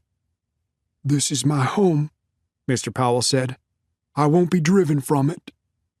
Abraham admired his courage. "This room is cleaned and ready for you." Mrs. Powell swept a hand toward one of the open doors. "Please rest. You're welcome to stay here until the trouble has passed." "I won't impose on you for long," Abraham said. "I need to find my daughter. I plan to leave with her this evening for Hoboken." "Then take what rest you can," Mr. Powell said. These were good people, almost too good in a way. Maybe this was what Monroe had meant about it seeming not quite real. They left him in the room, but he didn't shut the door, and he lay down upon the bed above the covers without even removing his shoes. The mattress, though thin and old, received him with as much tenderness and care as it could, and his body thanked it. The pain in his knees and back lessened, and he sighed and closed his eyes. The simulation went black, images fleeting into and out of view like holding a flashlight in a darkened room, seeing only what its beam could illuminate at one time. The streets of the city, the moon above a swamp, Gallus Mag laughing with Skinny Joe. It almost felt as if David was desynchronizing. "What's happening?" he asked aloud. "Monroe?" "He's dreaming," Monroe said. "Nothing to worry about." "Dreaming? But it's so dark." "The Animus is extrapolating them to fill the gap," Monroe said. "Just sit tight and relax." David was having trouble relaxing. Eliza was out there in the city somewhere, which meant Grace was out there too. She was the one David really worried about. She was the one who always made sure nothing bad happened to him, who took the heat and never once made him feel like he owed her for it. But the simulation had done something to that relationship. His experience of Abraham's concern for Eliza had changed David's concern for his sister. He wasn't just looking to her to take care of him anymore. He was looking to take care of her. "When do I meet up with Grace?" David asked. "You have an intersection with her after you meet Sean and Natalia." "What kind of intersection?" There was a pause. "Not sure," he said, but it seemed as though he was holding something back. The dream state went on for some time, but eventually Abraham woke up, and David settled down to listen to his mind as the old man rose from the bed. His knees and back ached, but with the memory of pain rather than present injury. He checked his watch and found he had slept through the morning, and it was now after 1 o'clock in the afternoon. Out in the hallway, Abraham heard voices and followed them down to the library. There he found Mrs. Powell reading to 3 children, 2 girls and a boy. The boy looked to be about 12. One of the girls seemed near Eliza's age, the other much younger, with shriveled legs, sitting on her mother's lap. Mrs. Powell looked up at Abraham standing in the doorway. "Please, come in." "I don't want to intrude," Abraham said. "Nonsense. Come, sit. Did you have a good rest?" "I did," he said. "Where is Mr. Powell?" "He went out, against my wishes, to find out what's been happening." "But you've had no disturbances?" "Not at all," she said, her voice cheerful, her eyes on her children. "You don't have to pretend, Mother," the oldest daughter said. Abraham cleared his throat. "Thank you again for your hospitality. I think I'll be making my way home now." "Oh, please, Abraham," Mrs. Powell said. "At least wait until William is home. so we know how the city fares." Abraham considered that suggestion and concluded it was probably wise. If Mr. Powell could provide him with some intelligence about the rioters and their activities, Abraham could plan the safest route uptown. "Very well," he said, and took one of the armchairs in the room. The sailor's library was nothing like Mr. Tweed's. The choices here weren't as numerous, the volumes much handled. But something about this place felt honest and full, whereas Mr. Tweed's library, for all its shelves, felt barren. This room was used for what it was intended. Abraham could feel the learned conversation in the air, as if the battered wooden shelves and floor had soaked it up. Mrs. Powell went back to reading a fairy tale from Hans Christian Andersen about a princess who could apparently feel a pea through any number of mattresses and bolsters. The younger Powell children giggled at the story, while the older daughter paced around the room peering out the windows. "I wish Billy were here," she said with a sigh. "Who is Billy?" Abraham asked. "Our oldest son," Mrs. Powell said. "He was just made a surgeon-in-chief for the army. He wanted to help with the war effort." "You must be proud," Abraham said. "I am," she said. "though I wish he received the same pay and respect as a white surgeon." "I wish he were here," the oldest daughter said again. A door opened on the floor below them, and then a moment later footsteps came up the stairs. Then Mr. Powell walked into the library with his mouth open, as if he was about to say something, but he shut it as soon as he seemed to notice his children. "Mercy, could I speak with you out in private?" "Of course," Mrs. Powell said. "Mary, would you take Sarah?" The oldest daughter went over and took her younger invalid sister in her arms, while Mrs. Powell rose from her chair.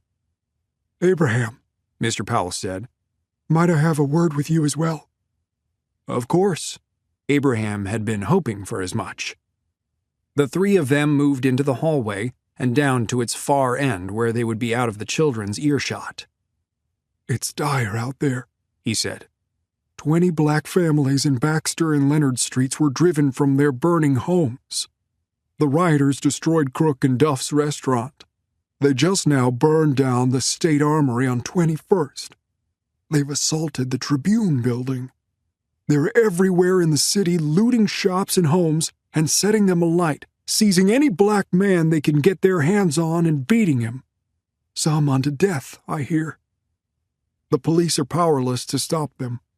The patrolmen are outnumbered many hundreds to a man, and where they've managed to drive back the mob, it either returns stronger or simply moves elsewhere."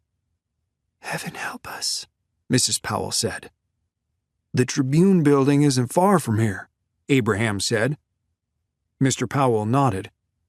"I pulled down the sign on our building, but we're well enough known even without it.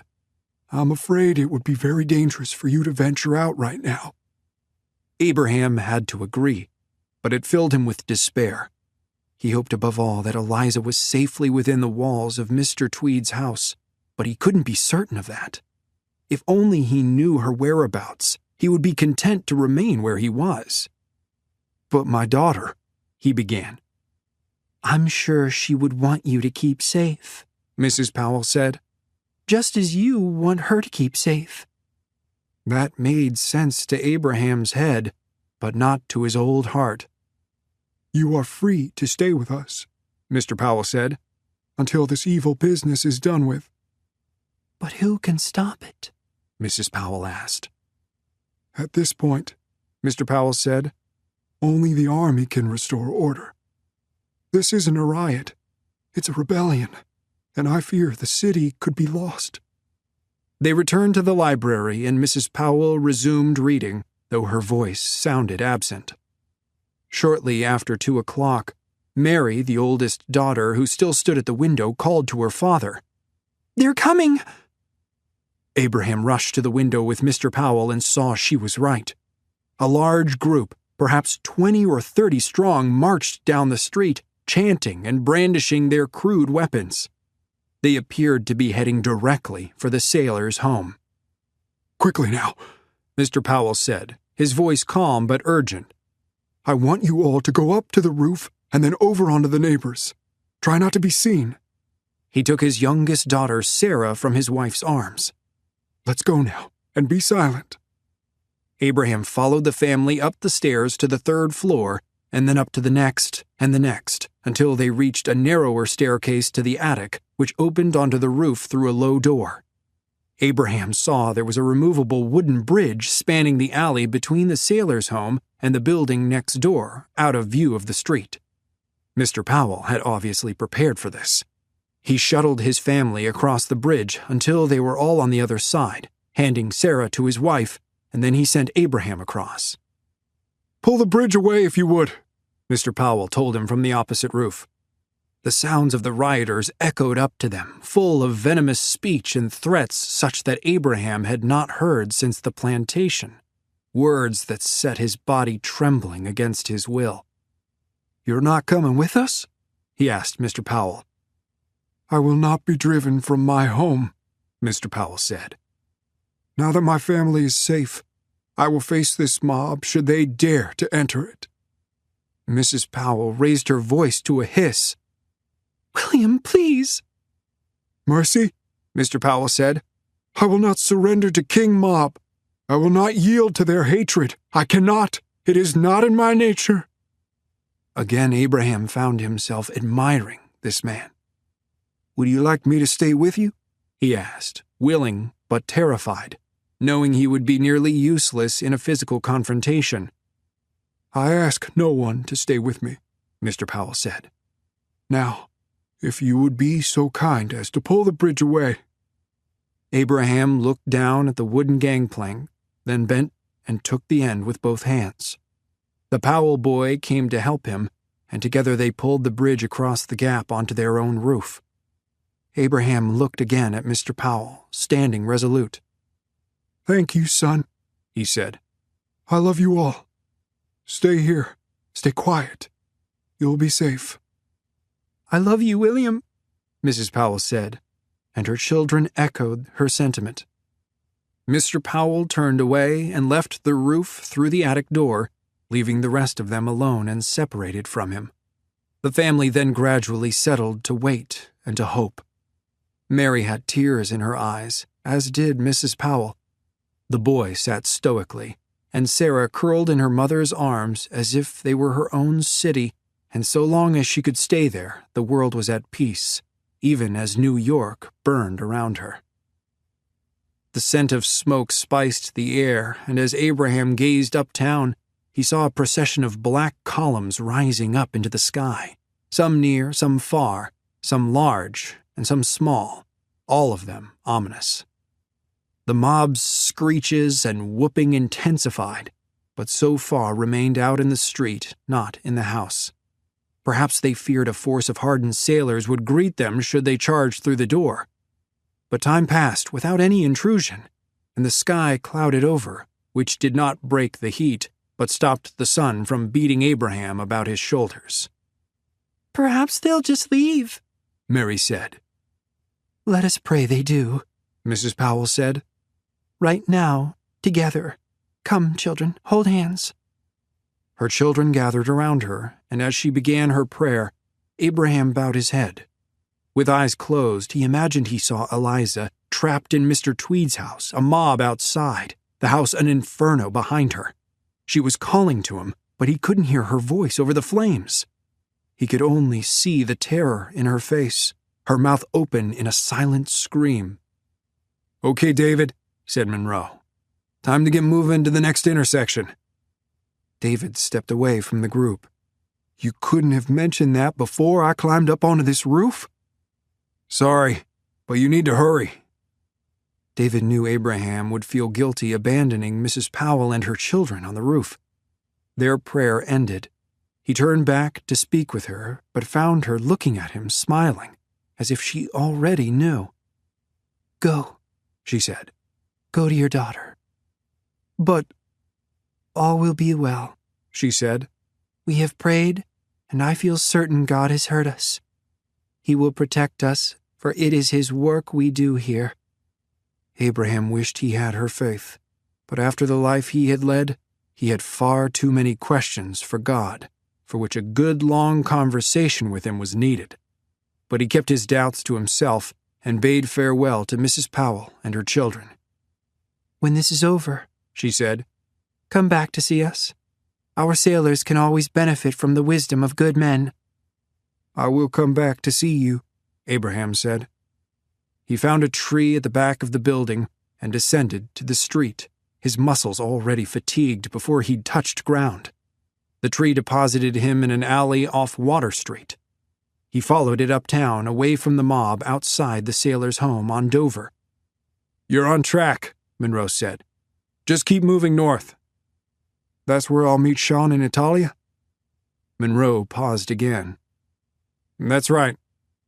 "I'm coming, Eliza," Abraham whispered to himself.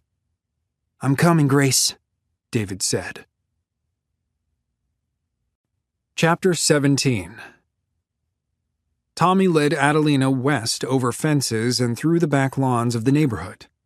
They encountered others along the way, people who'd likewise fled from their homes out the back ways. But Tommy could see in their eyes they didn't know what to do or where to go.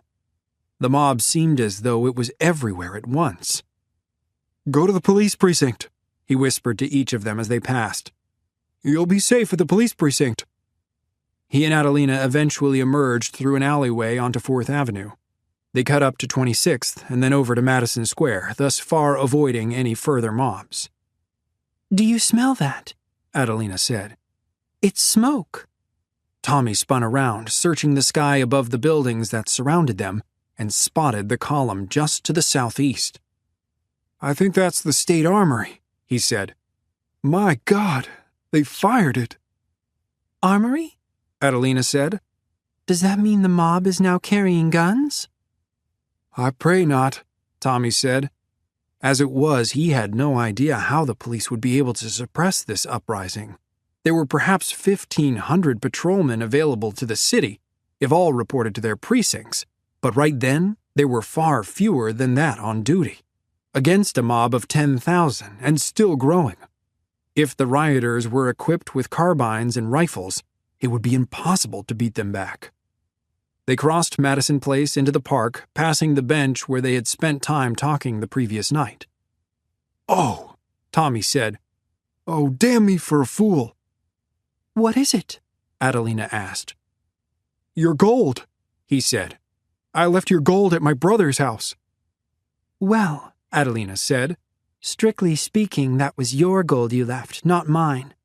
And loath as I am to think of it filling the pockets of thieves and ruffians, I don't think it's worth going back for." He hadn't thought to go back for it, but that didn't stop him from slapping the side of his head. "Stop that," Adelina said. "There are far more important things in this world than gold. I'd much rather spend our time worrying about what we're going to do now. Do you still think my hotel will be unsafe?" Tommy looked back over his shoulder. The main body of the mob was moving downtown by way of the wide avenues, but smaller groups of rioters had splintered off down the side streets. His instinct told him they would spread their havoc from the East River to the Hudson, every block, every street. They would eventually reach the hotel. "I don't think it's safe," he said. "Then where should we go?" she asked. "A police precinct?" "That mob could easily overrun a precinct, if they determined to. I had to tell those people something." "Then where?" "The 71st Infantry has their arsenal up on 35th and 7th Avenue. The mob might take on the police, but I doubt they'll take on the army." "I thought you said the army was out of the city." "The arsenal will be garrisoned," Tommy said. That was the only place he could think of within the city that would be safe enough. The only other option would be to get Adelina out of the city, assuming the riots didn't spread to nearby towns. "Do you have friends or family in Brooklyn or New Jersey?" "I have an aunt in Hoboken," she said. "Hoboken, good," Tommy said. "The Christopher Street ferry will get you there if that becomes necessary." Tommy knew there was a provost marshal's office on Broadway at 29th Street, so he led Adelina west along 26th to cut around it, waiting to turn uptown until they'd reached 7th Avenue. They had almost 10 blocks to walk, which would not have been far under normal circumstances. They had only made it 3 when a roving band of rioters came around the corner. Tommy hurried Adelina down a nearby alleyway, behind a broken wagon missing its rear axle. He had left his Locust Club behind, afraid it might give him away as a patrolman, so he wasn't equipped for a brawl. "Thank you," Adelina whispered after the mob had passed. He looked at her. "For what?" "For all of this. For taking care of me. You don't really know me. You don't even know if I deserve this." "You deserve it," he said. "Everyone deserves it." She sighed. "You're a good man, Tommy Grayling. You may be the best man I've ever met." "Adelina," she silenced him with a lingering kiss on his cheek, and he felt his skin grow hot where her breath had blessed him and her lips had graced him. He stammered, "That's not... You don't..." "Shh," she said. "Let's just keep moving." So they left the alleyway and continued up the street. Tommy was still flustered by what had just occurred, but he knew Adelina was not the kind of woman to make much of such things. She had likely kissed many men on the cheeks, so even though such a thing was singular to him, it likely meant little to her. The roiling current of Tommy's mind tossed Sean in confusion as well. He knew it was Adelina who had kissed him, yet he also knew Natalia had experienced it, and he wondered what that might mean outside the simulation. But they continued onward. Smoke plumes marked distant fires, the rioters seemingly bent on destruction. Tommy and Adelina successfully avoided several more mobs, hiding and waiting them out on the journey to the arsenal, which they reached after 1 o'clock. It was a fortress of a building, 3 stories of white stone with octagonal towers at 3 of its corners, and a massive square bell tower at the 4th. Soldiers stood out front, armed with rifles and bayonets. The sight of their uniforms threatened to drag Tommy back to the battlefield, still raging in the distant recesses of his memory. His hands began to sweat, his breathing quickened, and his pace slowed. "What is it?" Adelina asked him. "Nothing," he muttered, but the smoke in the air suddenly looked and smelled of gunpowder, and his leg throbbed. "Tommy," Adelina said, taking his arm. "Tommy, what's wrong?" He felt her hand on him, but it wasn't enough to pull him back, and over her voice he heard the echoes of gunfire and horses. "Tommy, look at me," Adelina said, shaking him. He glanced down at her, into her eyes. She reached up and laid her hand aside his cheek, the same cheek she had earlier kissed, and a shudder rippled his back, silencing the roar and soothing the pain in his wound. "There you are," Adelina said. "You went so pale." "I'm sorry," he said. "Don't apologize," she said. "You have nothing to be ashamed of. Are you well?" "I think so." "Good." She took his hand and squeezed it. Then she nodded toward the armory. "Is this still our plan?" "Yes," he said. He hadn't had an episode like that in quite some time, and it had caught him unawares. But now he was prepared. They marched toward the arsenal's main entrance, but before they'd reached it, they were greeted by an older soldier, a gray codger with a jutting chin. "What can I do for you?" he asked. "You here to volunteer, young fellow?" "Volunteer?" Adelina asked. "They put out a call," the man said. "All able-bodied veterans to report here. We've mustered quite a force." "That's not why we've come," Tommy said. "I'm wondering if you would take this woman into the arsenal and keep her safe until the trouble has passed." "Wait, you're not coming with me?" Adelina said. "I'll wait until I know you're safe and settled," Tommy said. The old man looked to his compatriots, who shrugged. "Not sure about this, as we've not been given orders relative to civilians." "So there's nothing forbidding it," Tommy said. "Not strictly speaking, no." He narrowed his eyes and sucked on a cheek. "This way, then," he said, and led them through the arsenal's main door. They entered into a bare and cavernous foyer, and from there the old veteran took them into an anteroom lined with benches, where he instructed them to have a seat and wait. "I'll find out the particulars." "Much obliged to you, officer," Adelina said with a gracious smile. The man tipped his cap. "Thank you, miss, but I was never an officer." And he walked away from them smiling.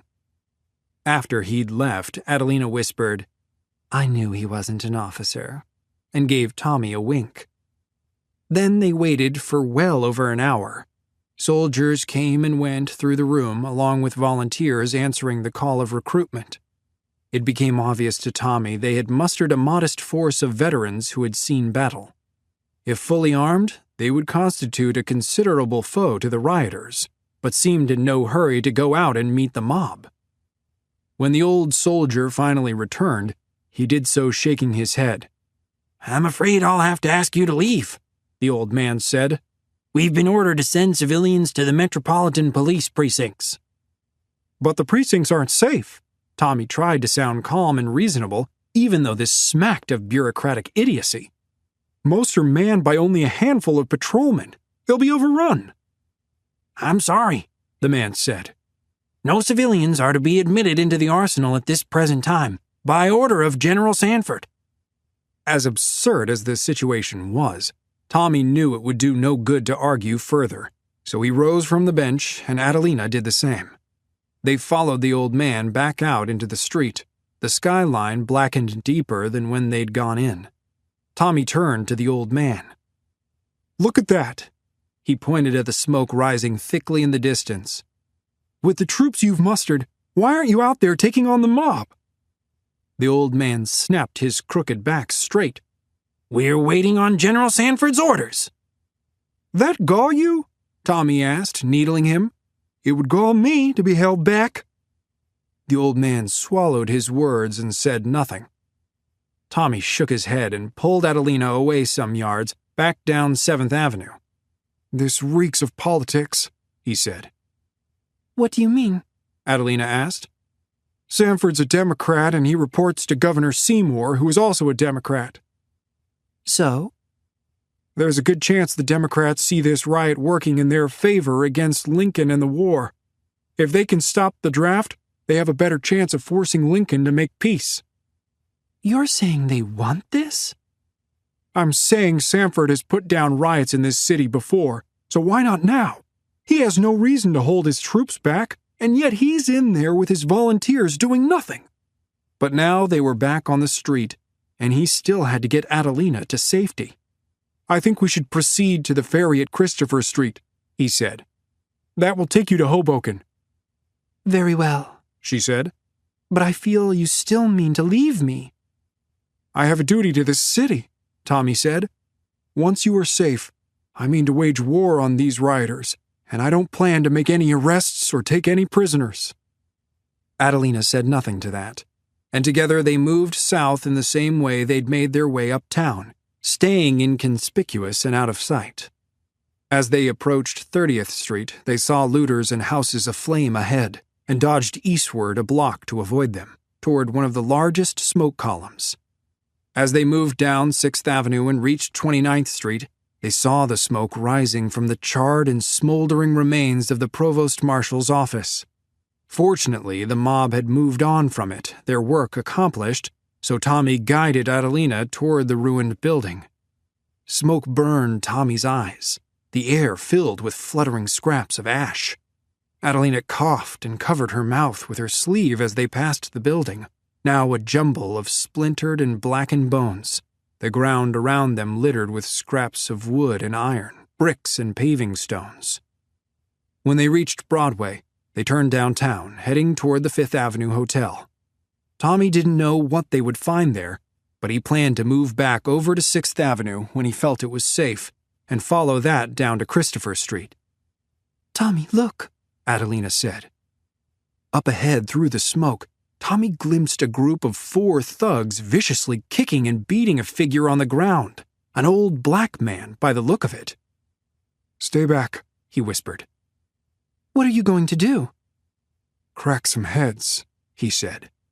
He skulked back to the wreck of the provost marshal's office and snatched up a crowbar and an iron pipe, a weapon for each hand. Then he sneaked forward, advancing on the ruffians as quietly as he could. "Filthy nigger!" one of the men shouted, planting a boot in his victim's stomach.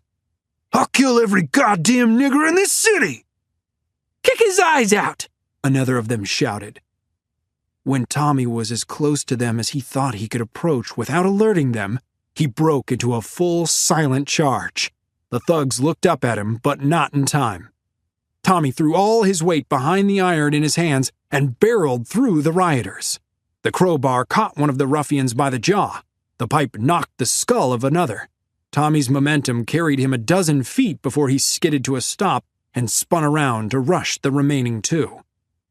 They stood in shock, staring at their fallen comrades, who would be of no use to them now, but had their guards up before Tommy reached them. One had pulled a knife, and the other held a brickbat.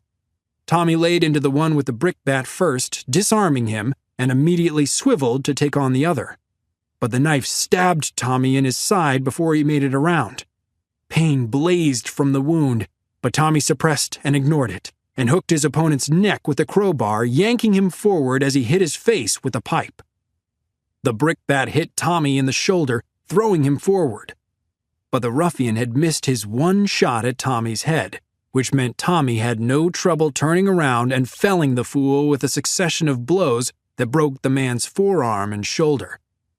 All four thugs down, Tommy dropped his weapons, which clanged to the ground, and did a quick probe of his knife wound. It was bleeding heavily, but not at a life-threatening pace. The blade had pierced the muscle at Tommy's waist, but not his abdominal cavity. The victim groaned on the ground, and Tommy knelt down to inspect him. The poor man was conscious, but nearly ruined. A broken jaw, broken cheeks, and eye sockets, bleeding from one of his ears. Tommy was certain the man had multiple broken ribs and possibly more internal damage to his organs. "Is he alive?" Adelina asked, running up. "Barely," Tommy said. The man whispered something, but Tommy couldn't hear what he'd said. He leaned closer. "What's that, friend?" "Tweed," the man said, gasping. "I work for Tweed." "Tweed?" Tommy said. "William Tweed?" The man nodded a fraction of an inch. 36th Street, he said. 5th and 6th. 5th and 6th Avenues? Adelina asked. "I think so," Tommy said. "I think it's an address." "We should take him there," Adelina said. "He needs a hospital," Tommy said. "Soon." "No," Adelina shook her head. "I think we should listen to him. I think he knows what he needs." Tommy looked again at the old man and thought maybe she was right. With his injuries, at his age, he wasn't likely to survive the night, no matter what the doctors at the hospital were able to do for him. "All right," Tommy said, and then he spoke to the old man again. "What's your name, friend?" "Abraham," the man whispered. "Abraham, I'm going to sit you up." Tommy wedged his hands under the man's shoulders. "It's probably going to hurt. Are you ready?" Abraham nodded again. Tommy raised him as gently as he could, and Abraham whimpered all the way into a sitting position. "Hold him up," Tommy said to Adelina. She knelt down and put her arms around Abraham in an embrace, keeping him steady while Tommy turned around and presented his back. "Now," he said, "Adelina, gently raise his arms one at a time and lay them on my shoulders." Abraham groaned behind him, and then one of the old man's hands came over Tommy's head past his ear. Tommy reached up and took hold of it so it wouldn't fall, noticing that Abraham's knuckles were bleeding and bruised. He had put up a fight. Abraham groaned again, and Adelina placed his other arm on Tommy's opposite shoulder. Tommy took hold of it as well, and then he gently pulled both of Abraham's arms forward until he had his elbows, folding Abraham's arms around his neck. "Don't be afraid to choke me," Tommy said. "Hold on tight." Then he shook his head and said to Adelina, "Christ, this is going to hurt him if his ribs are broken." But when he heaved upward, rising to his feet with Abraham hanging on his back, Tommy felt a sharp pain in his knife wound, as if he was getting stabbed again. He grunted and flinched, and Adelina noticed. "What's wrong?" she asked. My God, you're hurt!" "I'll be fine," he said through gritted teeth. He still had to carry the man on his back 7 blocks. "But you're bleeding!" "I'll be fine," Tommy said. "Trust me, I am acquainted with injuries." He bent at the waist to a severe angle, hoping to take the pressure off Abraham's arms and ease the old man's pain. Then he set off, back up Broadway, then over to 6th Avenue, then uptown, struggling with every step. Tommy knew he was strong, but he also knew he had his limits. 2 brawls in 2 days, a sleepless night, and a knife wound. He would soon find out if those were his limits. Chapter 18. Cudgel watched the city burn from the top of the 5th Avenue Church's bell tower. After defeating the assassin, he had brought the stolen relic here to wait until sunset, when he was to deliver the dagger to the Grand Master. Cudgel had planned to involve himself fully in the day's excitement, but after acquiring his prize, he dared not the slightest risk losing it. So from his vantage 200 feet above the streets, he had witnessed the mob unfold a red tapestry of fire, blood, and fear over the city. Through it all, Javier had felt utterly helpless. He wanted to do something to stop it, but he didn't dare leave the church tower, remembering Monroe's warnings about desynchronization. Now that Cudgel had the piece of Eden in his possession, Javier wouldn't risk blowing the whole reason they'd come into the simulation. So instead, he had to watch, and he had to experience Cudgel's satisfaction at the chaos and destruction he had partly caused. Much of it had been strategized and executed according to design. Both Provost Marshal's offices, the one on Broadway and the other on 3rd, had been put to flame before they could carry out the draft. That was the entire pretense for the protest, after all, which became the riot Cudgel expected even more quickly than he'd thought it would. Other stages did not go as planned. The attempt to seize the 2nd Avenue Armory had failed, perhaps because Cudgel hadn't been there to lead the assault. Instead, he'd watched the building burn from a distance, destroying thousands of rifles, carbines, and other guns, aware that it was probably the mindless rioters who'd set it afire, taking with it their only chance at true victory. Without guns, the mob would not succeed in taking control of the city, no matter how long Sanford kept the army out of it. But the mob didn't need to take the city. Cudgel looked down at the dagger in his hand. If the weapon was what he believed it to be, a precursor relic, then the Grand Master would no longer need the mob. Though the mob had done its work well. As evening approached, fire and smoke rose up from all quarters of the city. None of it bothered Cudgel. It was necessary work that had to be done. The city had become too unwieldy, and there were larger issues at play in the war. A few lives lost and a few buildings burned could not compare to the peace and prosperity of the nation. Away from that battlefield, Javier didn't know what to make of Cudgel's absolute certainty. He was in the Templar's mind, so he couldn't help but at least partly see things Cudgel's way, while at the same time he deplored what the Templars were doing.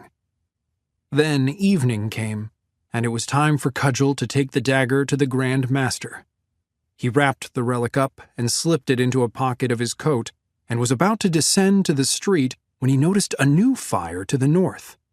He thought the rioters had moved downtown, so he pulled out his Herschel spyglass and used it as a telescope to see what the mob had done.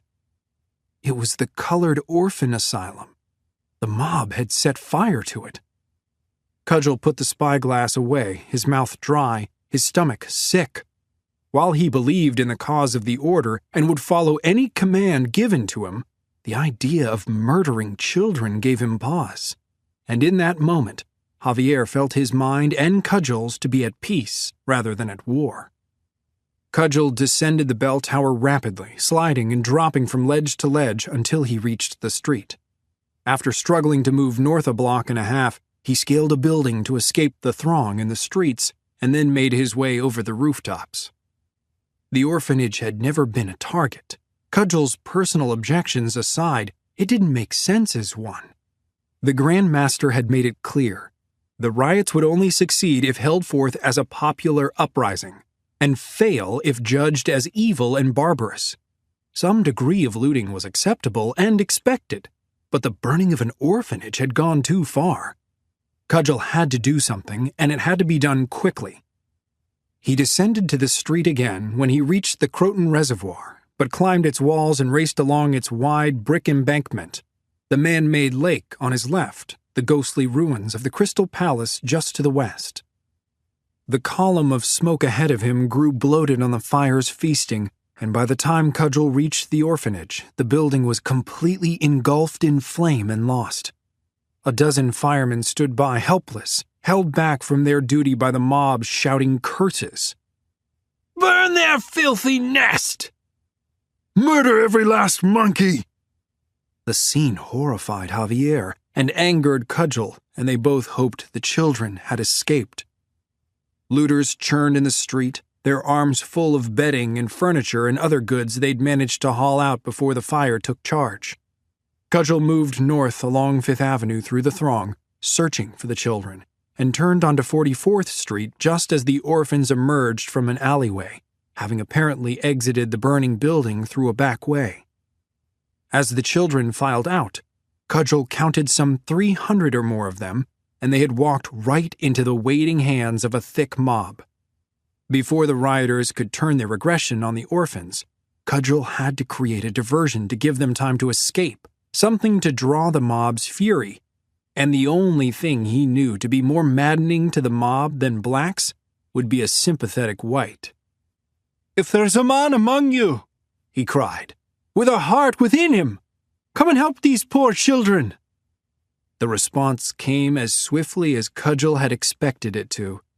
The mob seized hold of him, swearing and cursing him for an abolitionist and a Lincolnite, and he allowed them to pull him away, keeping hold of his rifle, even as the officers of the orphanage moved the children west away from danger. Cudgel withstood a few painful kicks and blows, waiting until the children were well underway before he went to work on his captors. Some were half-hockey, and none were seasoned brawlers. With a few throat punches and hard elbows to kidneys, Cudgel slipped away and up the wall of the nearest building. From there he raced along with the children, keeping watch from on high as they marched west, most likely toward the 20th Precinct Police Station house.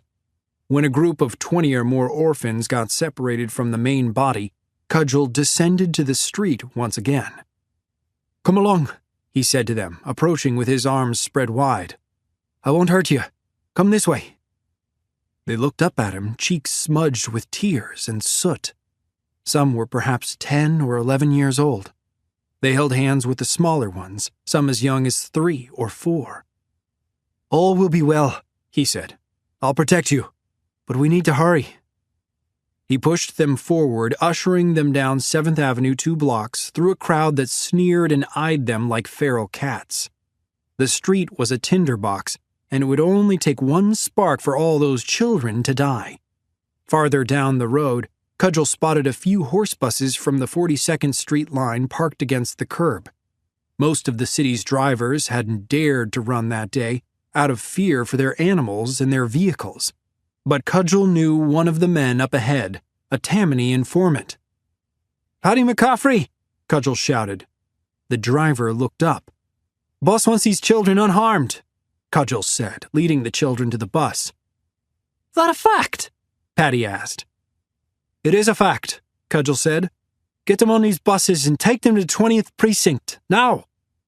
Patty's face blanched. "This mob will skin me alive if I do that." "Oh, yeah?" Cudgel stepped closer to him and poisoned his voice with menace. "And I'll open you up right here in the street if you don't. Understand? Now hurry!" Patty scowled but nodded, and Cudgel helped usher the children up into the bus, and when they filled that one, he put them on the next until they were all aboard. The mob took note as Paddy spurred his team forward through it, and some of the men shouted, shaking their fists. "Let me through!" Paddy bellowed. "Come on, boys!" A red-faced barber stepped toward the bus, brandishing an axe. "Let's break this stage open and wring some necks!" Cudgel pulled a slender blade from his belt and moved to intercept the man. Just as the barber raised his weapon over his head to strike, Cudgel knifed his liver, a quick thrust, and the axe tumbled to the ground. The mob around them barely noticed until the barber collapsed, but Cudgel had already stepped away and the horse buses had trundled on. The violence of that memory didn't trouble Javier, and he wondered if it should have. He had begun to ally himself too closely with Cudgel, who stayed with the vehicles for several more blocks until he was sure they were out of the worst of the riot, and then he broke away, turning toward the Grand Master's house. He kept his perception honed as he moved down Broadway with the relic, as if feeling ahead with the point of a sword. He doubted the assassin would be of any further hindrance. It had proved an easy thing to defeat him, but Cudgel wondered now if he shouldn't have just killed him. The decision to let the assassin live had been strategic and undoubtedly arrogant. Cudgel wanted the Brotherhood to know there was another hunter in New York, a Cormac, but it may have been better to take no chances with a relic at hand. When he reached 36th Street, he turned east, the setting sun at his back barely visible through a thick curtain of charcoal clouds. The day's heat hadn't surrendered yet, but the air wasn't quite as lifeless. The sky threatened rain, which would aid the city and the police in controlling the fires, another unfortunate turn in their plans. Cudgel approached the Grand Master's brownstone, and from a distance, he felt something amiss. He drew near enough to see the front door stood open, apparently kicked in, and immediately climbed up to the roof of a neighboring house. From there he found an attic window into the Grand Master's residence, broke it open, and slipped inside. Dust and shadow stifled the air within. Cudgel crept forward through the attic, head ducked, careful of the creak in the wooden floorboards. He found the attic door and opened it a crack, finding the hallway empty, but heard voices coming up from somewhere in the house below. A woman crying. As far as Cudgel knew, the Grand Master didn't live here but maintained the house for meetings. The only people present should have been the servants, and for a moment Cudgel wondered if some of the mob had done the unthinkable and invaded the Grand Master's property. He crept along the hallway to the staircase and peered downward through the square spiral of the banister. The voices seemed to be coming from the first door, so Cudgel descended 2 flights of stairs and waited in the shadows of the second floor. "I'm so sorry," a woman was saying as another woman cried. "He wanted to be brought here," said a man's voice. "He wanted to see you." Cudgel didn't recognize either of them, but they didn't sound like rioters here to loot the house. The sobbing woman broke into a scream that rent the air all through the house and chilled Cudgel to the deepest reaches of his chest. It even sent him back up the staircase a step and nearly distracted him from the shadow moving toward him. He ducked just as a throwing knife buried itself in the wall where his head had been. Then the assassin charged. His shoulder caught Cudgel in the side and sent him falling down the stairs, but Cudgel caught the banister and flipped himself over it, landing easily on the ground floor a dozen feet below. 3 others appeared in the doorway of the library, no doubt drawn by the commotion. Eliza, the Grand Master's servant, another woman in a fine dress, and a huge bloke who carried himself like a copper. Javier knew them to be Grace, Natalia, and David. But Cudgel didn't. He also didn't know where the Grand Master was, but this house had been compromised, and he had to get the relic to safety above all else. He bolted for the open front door, the sound of throwing knives striking the floor behind him. One pierced his upper arm near his shoulder as he fled outside. He grimaced as he pulled it out and dropped the blade in his run down the street. He wasn't sure if he could climb with the injury, but he made the attempt, and in spite of the pain, he reached the rooftops, aglow with nearby fires and adrift with smoke and ash. He didn't wait to see if he was being pursued. until he knew more, and with his damaged arm, this was not a combat situation. He thought his best chance to evade the assassin and his allies would be the chaos of the mob up near the burning orphanage, so he raced northward. At 39th Street, he did manage a backward glance and saw the shadow of the assassin flying toward him, gaining ground and closing the distance. It was possible Cudgel wouldn't outrun him before he reached the mob. He dropped to street level at 40th and dove into the ruins of the Crystal Palace. A fire had destroyed it almost 5 years earlier, but with the sun now below the horizon, the heavy cloud cover had brought on an early darkness, and the palace offered Cudgel ample places to hide. He scudded forward, dodging through the decaying metal skeleton, its skin of glass still clinging to its bones in places, reflecting broken images back at him. The glittering structure had stood over 100 feet, and some of its ribs still reached for that height. Cudgel passed under several towering statues of Greek and Roman warriors, and nymphs and queens that remained in the wreck, charred, broken, and forgotten. Once he had gone deep enough into the ruins, he turned to look back, scanning his surroundings for any movement. He saw no sign of the assassin, but that meant nothing. Cudgel took up a protected position behind a pile of twisted metal beams and unshouldered his rifle. He had no time for smoke grenades and went for the sleep darts he had used earlier, then loaded the weapon and waited, cursing himself for letting the assassin live. The roar of the city's devastation was somewhat muted here, and Cudgel closed his eyes, listening again for the sound of the assassin. A flapping sound to his right set his rifle into motion, but he realized before he pulled the trigger it was a bat. As he was bringing the barrel back into a forward position, he detected a slight rustle behind him, and before he could react, felt a gloved hand grab his chin, yanking his head back, and then a pressure at his throat from the assassin's hidden blade. But Cudgel's hide armor did its job, giving him just the fraction of a moment he needed to deflect the blow, and then the fight went hand to hand. Cudgel dropped the rifle and instantly had 2 knives out, slashing and stabbing in a desperate assault. But the assassin pivoted to defense and blocked his attacks. The pain in Cudgel's shoulder blazed, and he knew the disadvantage would prove lethal in sustained direct combat. He rolled away and sprinted off into the ruins, but he heard the assassin chasing after him. He decided to attempt a feinted stumble, gripping his knuckle duster, and went down into a crouch. The assassin caught up to him quickly, and as soon as he came within reach, Cudgel spun around, bringing an uppercut almost from the ground. His knuckle duster caught the assassin in the jaw, hopefully breaking it or shattering his teeth. The blow launched the assassin backward into the air, but Cudgel didn't wait for him to land before running again. He'd bounded several yards when a second throwing knife caught him hard in the back, and he stumbled forward, sliding into the ground of charcoal and glass. The blade was too high for him to pull out, lodged between his ribs, and his breathing already hurt, so the knife had likely punctured the top of his lung. He could no longer fight or run.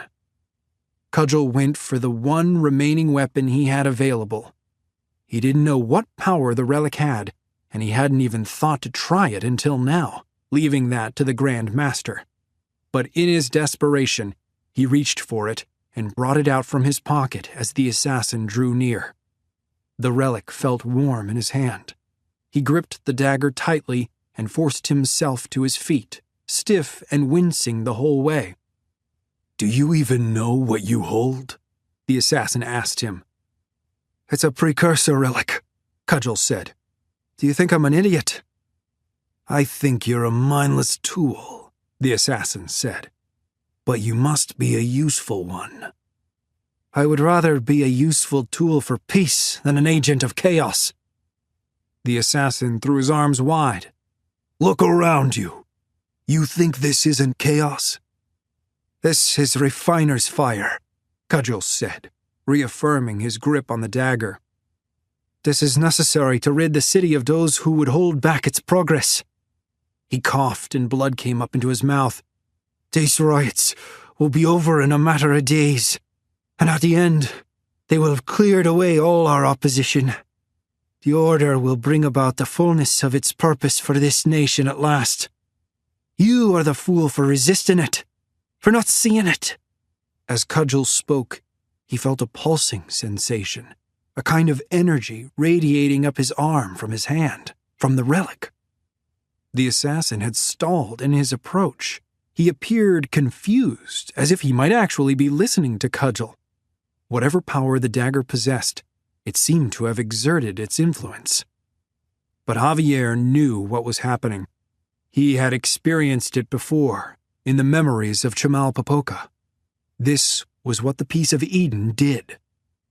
Cudgel seized the moment of distraction and pulled out one of his knives. Then he flipped its blade between his fingers and hurled it at the assassin. The knife plunged deep into his stomach.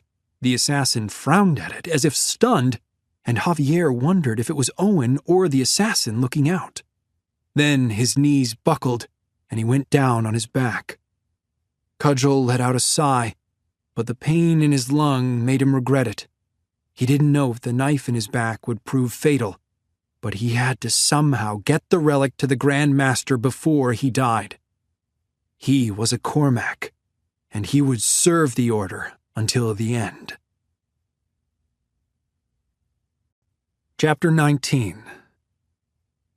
Eliza stood on the ledge 6 stories above the alleyway, her chest heaving with her frantic breathing, her heartbeat a distant locomotive in her ears.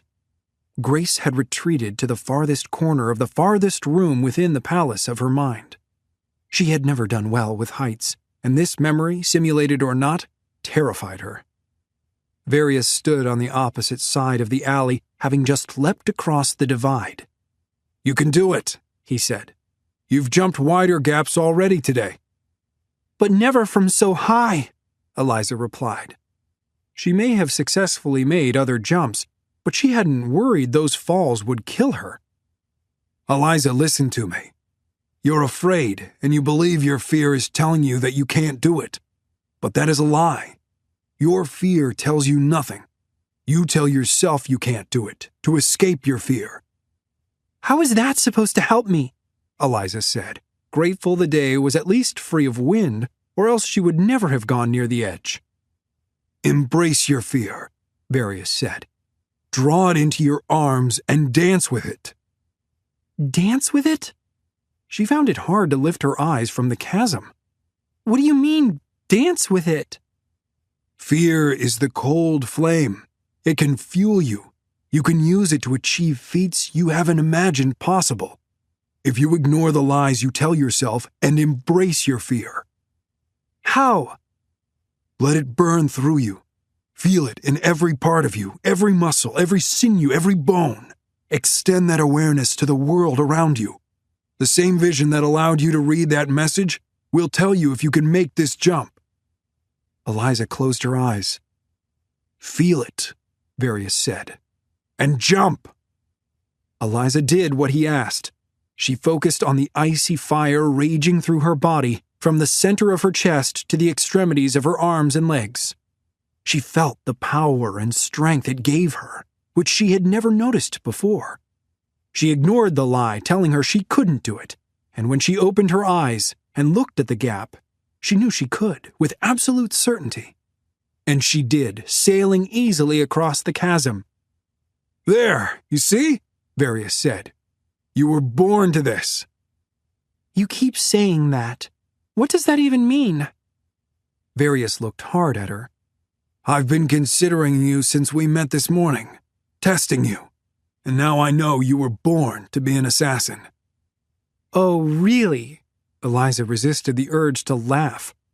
"Speaking of which, what did Mr. Tweed mean by calling you that exactly? Do you kill people?"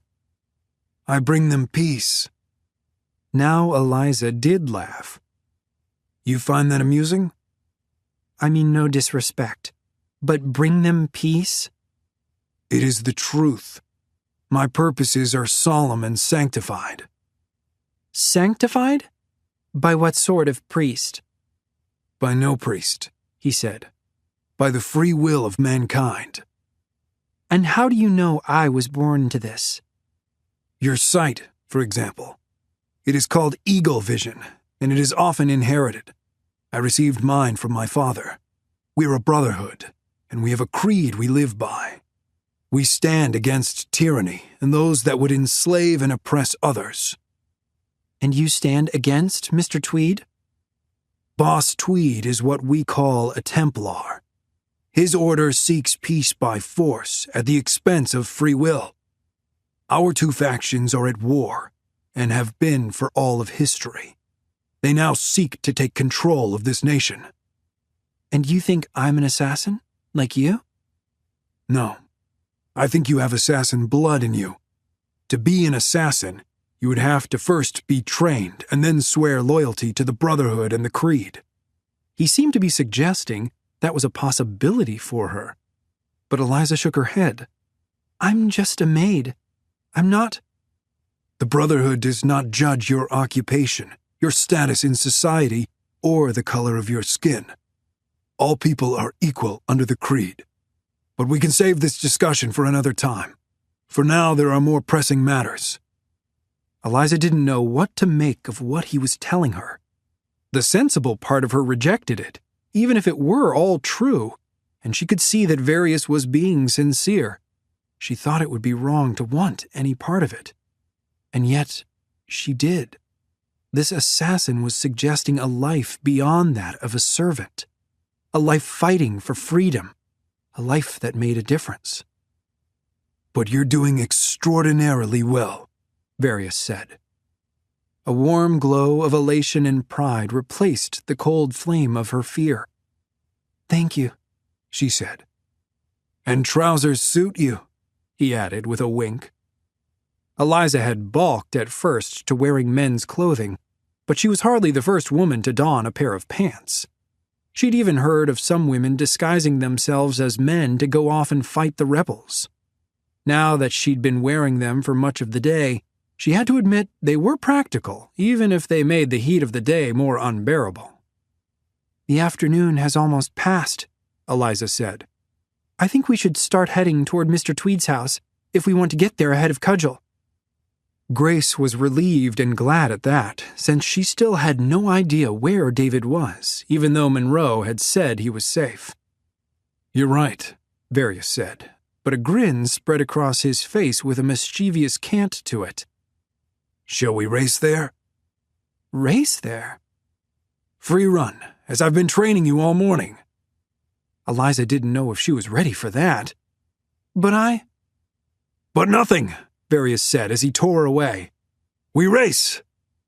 By the time Eliza recovered herself and started running after him, he had already left the building they'd been standing atop behind, and he kept his lead for some distance, leaping from roof to roof, scrambling over peaks, chimneys, and gables.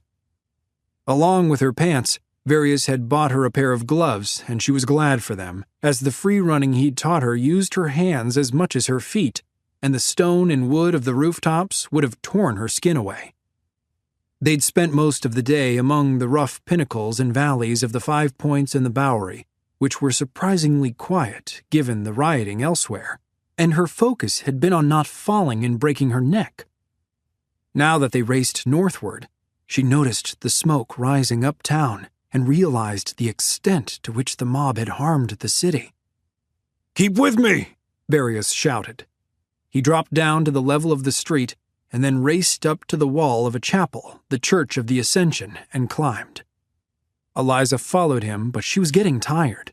The muscles in her arms quivered, and a fear of falling took hold once she'd reached a lofty height. But rather than listen to the lie, she focused on the fear, embracing the cold flame coursing through her arms, and found her strength not only restored, but magnified.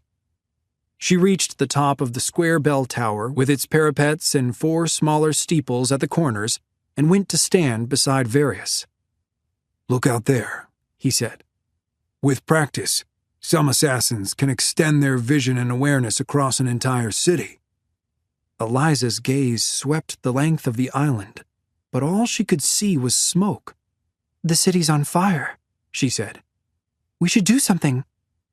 No, he said. The riots will run their course, no matter what we do. I have a more important task. Does it involve this dagger? The one Cudgel stole from you? It does, he said. Even if we lose New York, that relic can win the war. Eliza didn't understand that. Let's move, he said, before she could ask. They climbed back down the bell tower and the church and resumed their journey uptown, no longer racing but moving in step with each other. It seemed to Eliza that her whole body was changing. As she attempted and succeeded at the challenges Various gave her, she felt as though she was tapping into something deep within her, a wellspring of familiar waters. Perhaps it was in her blood. Grace had to admit it. She felt it too. They reached Mr. Tweed's house well before evening, and as they climbed the steps and approached the front door and Eliza inserted the key into the lock, she hoped with every moment that her father would be inside. But when she turned the key and went in, she found the house empty. "Father?" she called. "Papa?" But she went unanswered. Eliza turned around and locked the door behind them as a precaution against the looters. "There's a note," Various said, pointing toward the table along the west wall. Eliza rushed over, snatched it up, and read. Various walked toward her. "What does it say?" "It's from my father," she said. "He was here. He asks me to wait, and he'll come back. If he doesn't, I'm to go to the Christopher Street ferry at 6 o'clock. "You should go," Various said, "before Cudgel arrives." "But what if my father comes back? I want to be here." "It is your choice," Various said, "but he's given you a plan, and it would be best to keep to it for your safety. But when the riot is over, if you come back to the city..." "Yes?" "You have a path open before you, if you want to take it." "You mean being an assassin?" "Are you opposed to such an idea?" Various asked. "I'm not opposed to it," Eliza said. "But I'm not in favor of it either." "Consider it," he said. "My task will take me out of the city for a time, but I will return soon, and I will find you if you wish. We can continue your training." "I will think about it," Eliza said. "Where are you going?" "I must take the dagger to General Grant." "Ulysses Grant? Why?" "It will help him win the war." "But how?" The front door crashed open behind them, and Eliza turned as a hulking brute lumbered in. Though Grace recognized him as Sean, Eliza didn't know him, and her first thought was of a looter. But then she noticed the stranger's side was covered in blood, and he had someone's arm draped around his neck. Eliza stepped toward him. "What is the meaning of—" "Miss," the man said, wheezing, "I have Abraham with me." "What?" Eliza said. She stepped around him, and a terrible sob burst from her when she saw that it was her father, but he was barely recognizable. Both his eyes were swollen shut, and his face was a pulpy mess of bruises. Grace had to remind herself it wasn't David, it was their ancestor, but she still felt all of Eliza's pain. "Where can I set him?" the man asked. "In the library," Eliza said. "This way." She pointed the way and then followed after the man, her hand upon her father's back, which felt cold to her touch in spite of the heat outside. Various helped the stranger to lay her father upon one of the library's leather sofas. Once free of the weight, the stranger stumbled, teetering like a tree about to fall, but a woman rushed up to his side to support him. Eliza nodded toward them, but turned her attention back to her father. She didn't know where to start helping him. He needed a hospital. Various knelt down beside the sofa. "Let me examine him," he said. "I have some experience with these things." He touched and pressed, gently but with apparent determination and purpose, moving from her father's eyelids and face down to his torso, and then along the length of his arms and legs, bending his joints and feeling for breaks. When he finished, he sat back, looking at her father with the back of his hand against his mouth. "Eliza." "Tell me," she said. "He's alive, but barely. I believe his skull is fractured. The bones of his face are shattered. He has at least 4 broken ribs, one of which may have punctured his lung, because he seems to be bleeding internally." Eliza sobbed again and gasped and covered her mouth as tears fell from her eyes. "Oh, Papa," she said. "Papa." Grace nearly lost it within her own mind. If David had experienced all of that, if Monroe had let her little brother go through that pain, she was going to unleash a holy fury on him. Various turned to the two strangers. "What happened? Who did this?" "Thugs," the man said. "Rioters.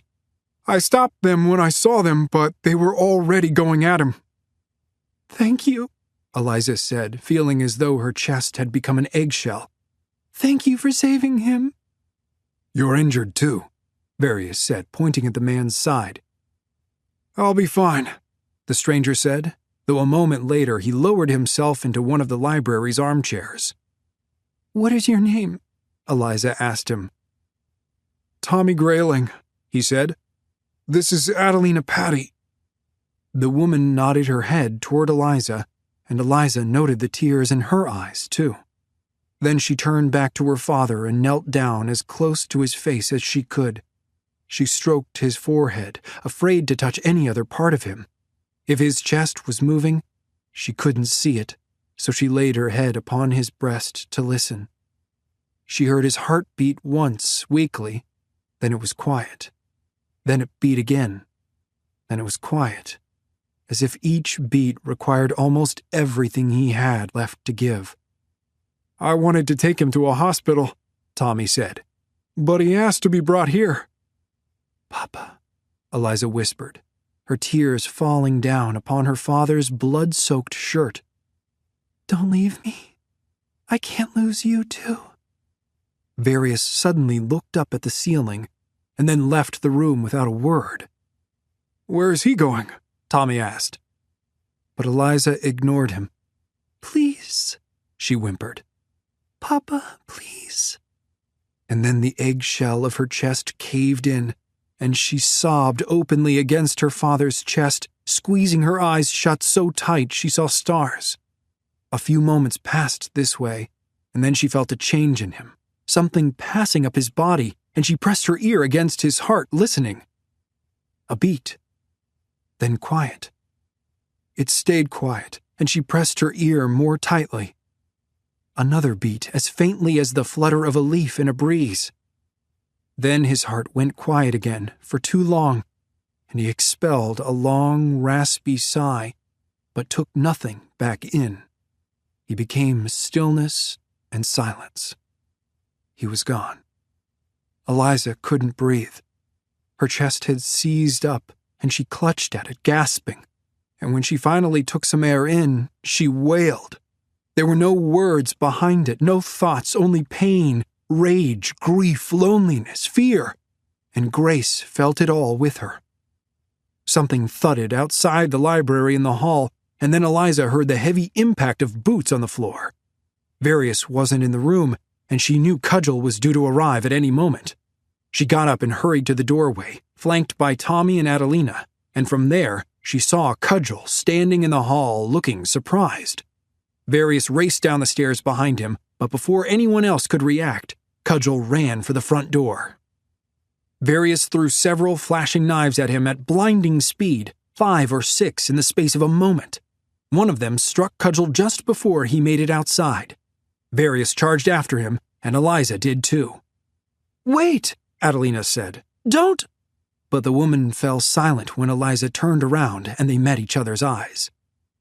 "That is the man responsible for my father's death," Eliza said, and then she charged out into the street. She couldn't see Cudgel or Various, but she knew if they had vanished from the streets, they would take to the roofs, and she followed them up. Once she reached the rooftops, she glimpsed Various in the distance, free-running north, and she flew after him. Before she had gone far, she realized just how much Various had been holding back while teaching her that day.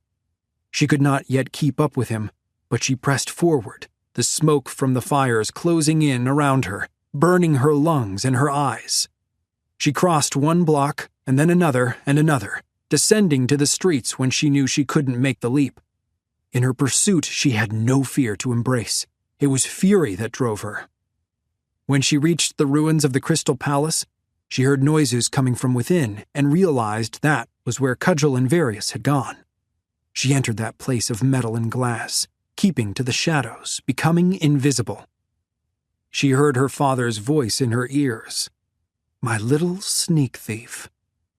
The deeper she went, the clearer the noises became. Grunts, footsteps, the sound of a fist cracking against bone. She passed under statues lurking in the ruins like ghosts and through metal tangles twisted by fire and their own weight, following the sounds of combat. Then she heard Various speaking. "Do you even know what you hold?" he asked. Eliza moved toward the sound, and her foot bumped up against something. She looked down. It was Cudgel's rifle. "It's a precursor relic," another voice said, which must have been Cudgel's. "Do you think I'm a fool?" Eliza picked up the rifle. She'd held a gun once before, but it had been a long time ago, and a carbine with a much shorter barrel. But she tucked the rifle under her arm, her finger on the trigger, and slipped forward through the wreckage. "Look around you," Various said. "You think this isn't chaos?" "This is the refiner's fire," Cudgel said.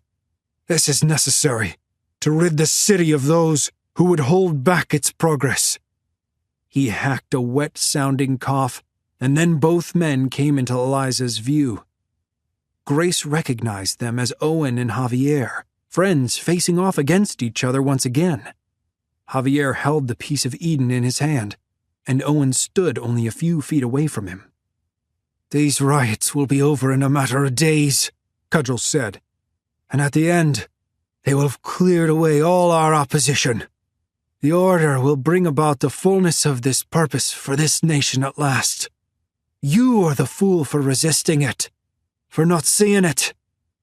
Eliza didn't know why Various was just standing there.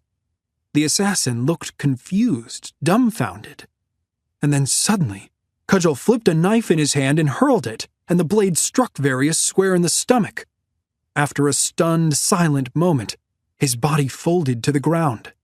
But Eliza kept still, concealed in the shadows, and took aim with the rifle. Cudgel sighed, making a gurgling sound, and when he turned away, Eliza saw a knife protruding from his back. She had little confidence in her aim, so there was only a moment in which she could shoot him before he was too far away. She raised the barrel and sighted along it, right at his back, and calmed her breathing. She pulled the trigger and felt the rifle butt slam into her shoulder at the same time she heard its muffled bang. It wasn't a bullet that struck Cudgel, but some kind of dart. He staggered forward without turning around and stumbled into a shuffling run. Eliza pursued him but kept her distance as he gradually slowed and his legs wobbled, and before he had made it out of the Crystal Palace ruins, he collapsed. Eliza quickened her pace to approach him, but carefully. He turned his head toward her, a trickle of blood leaking from his mouth. Grace knew it was Javier, but she had to stay back and let this moment unfold for Eliza. This was her revenge. "Your Tweed's servant," Cudgel said. "Abraham's daughter." Eliza could see he was paralyzed by his own toxin, just as Various had been, and she moved to stand over him. This was all his fault. His and the Grand Master's. Her beautiful father was gone, her loving, constant, peaceful father taken from her by the devil in human form. "You killed him," she said. "Oh." "Abraham!" she shouted. He tried to shake his head, but it looked more like a shudder. "No, Skinny Joe." "He's dead," Eliza said. "They beat him. A harmless, kind old man, and they—" "I didn't beat your father," Cudgel said. "Perhaps not," Eliza said. "But you fed the dogs who did, and then you set them loose." He said nothing in reply to that. Eliza noticed the dagger in his hand. She reached for it, and she could see the terror in his eyes, but he could do nothing as she took it from him. It was a curious thing, and it was hard to imagine it being worth the price that had been paid for it. But its edge was very sharp. "You did something with this," she said. This dagger. You stopped Various with it. Confused him somehow. That's what Various meant when he said General Grant could use it to win the war, isn't it? Cudgel said nothing, but he didn't need to. The tears glossing his eyes said everything Eliza wanted to hear from him. There is a path open to me, she said. I wasn't sure if I would take it, but now I am. She laid the blade against his throat, and his eyes blinked and opened wide. I will become an assassin, she said. And you and I will meet again. His eyes closed, and he lost consciousness. She rose and left him to dream of his failure. Various was unconscious when she returned to him, but with the help of Adelina and Tommy Grayling, Eliza managed to get him to a hospital, and an hour later she stood at the Christopher Street ferry with the two of them. They seemed to be quite attached to each other, though Tommy appeared to have different ideas about the ferry than Adelina. Come with me, she said. I'm not going to do that, he said. I'm not going to leave the city in the hands of the mob. But you are injured, Eliza said, offering support to Adelina. I'll pay a visit to the infirmary, Tommy said. They'll stitch me up right, and then I'll be back at the front line. He looked down at Adelina. Go to your aunt's. Stay there until the riots have passed. But I need to see you again, she said. When? I'll see you again, he said. The very next time you sing in New York. I promise I'll be in the audience cheering you. That's not what I mean, Adelina said. I know it's not, he said. But that's the only way it can be. I may only be a patrolman who wants a farm, but I know that much. Adelina looked down. Don't say that. Say what? Tommy asked. Don't talk about yourself that way. You are. But she didn't finish what she was about to say. Instead, she shook her head at the ground, almost as if she were angry, and when she looked up, she was crying. I think I love you, Tommy Grayling. And I think I love you, Miss Adelina. He smiled. But the ferry is about to leave, and you must go now. I need to make sure you're safe.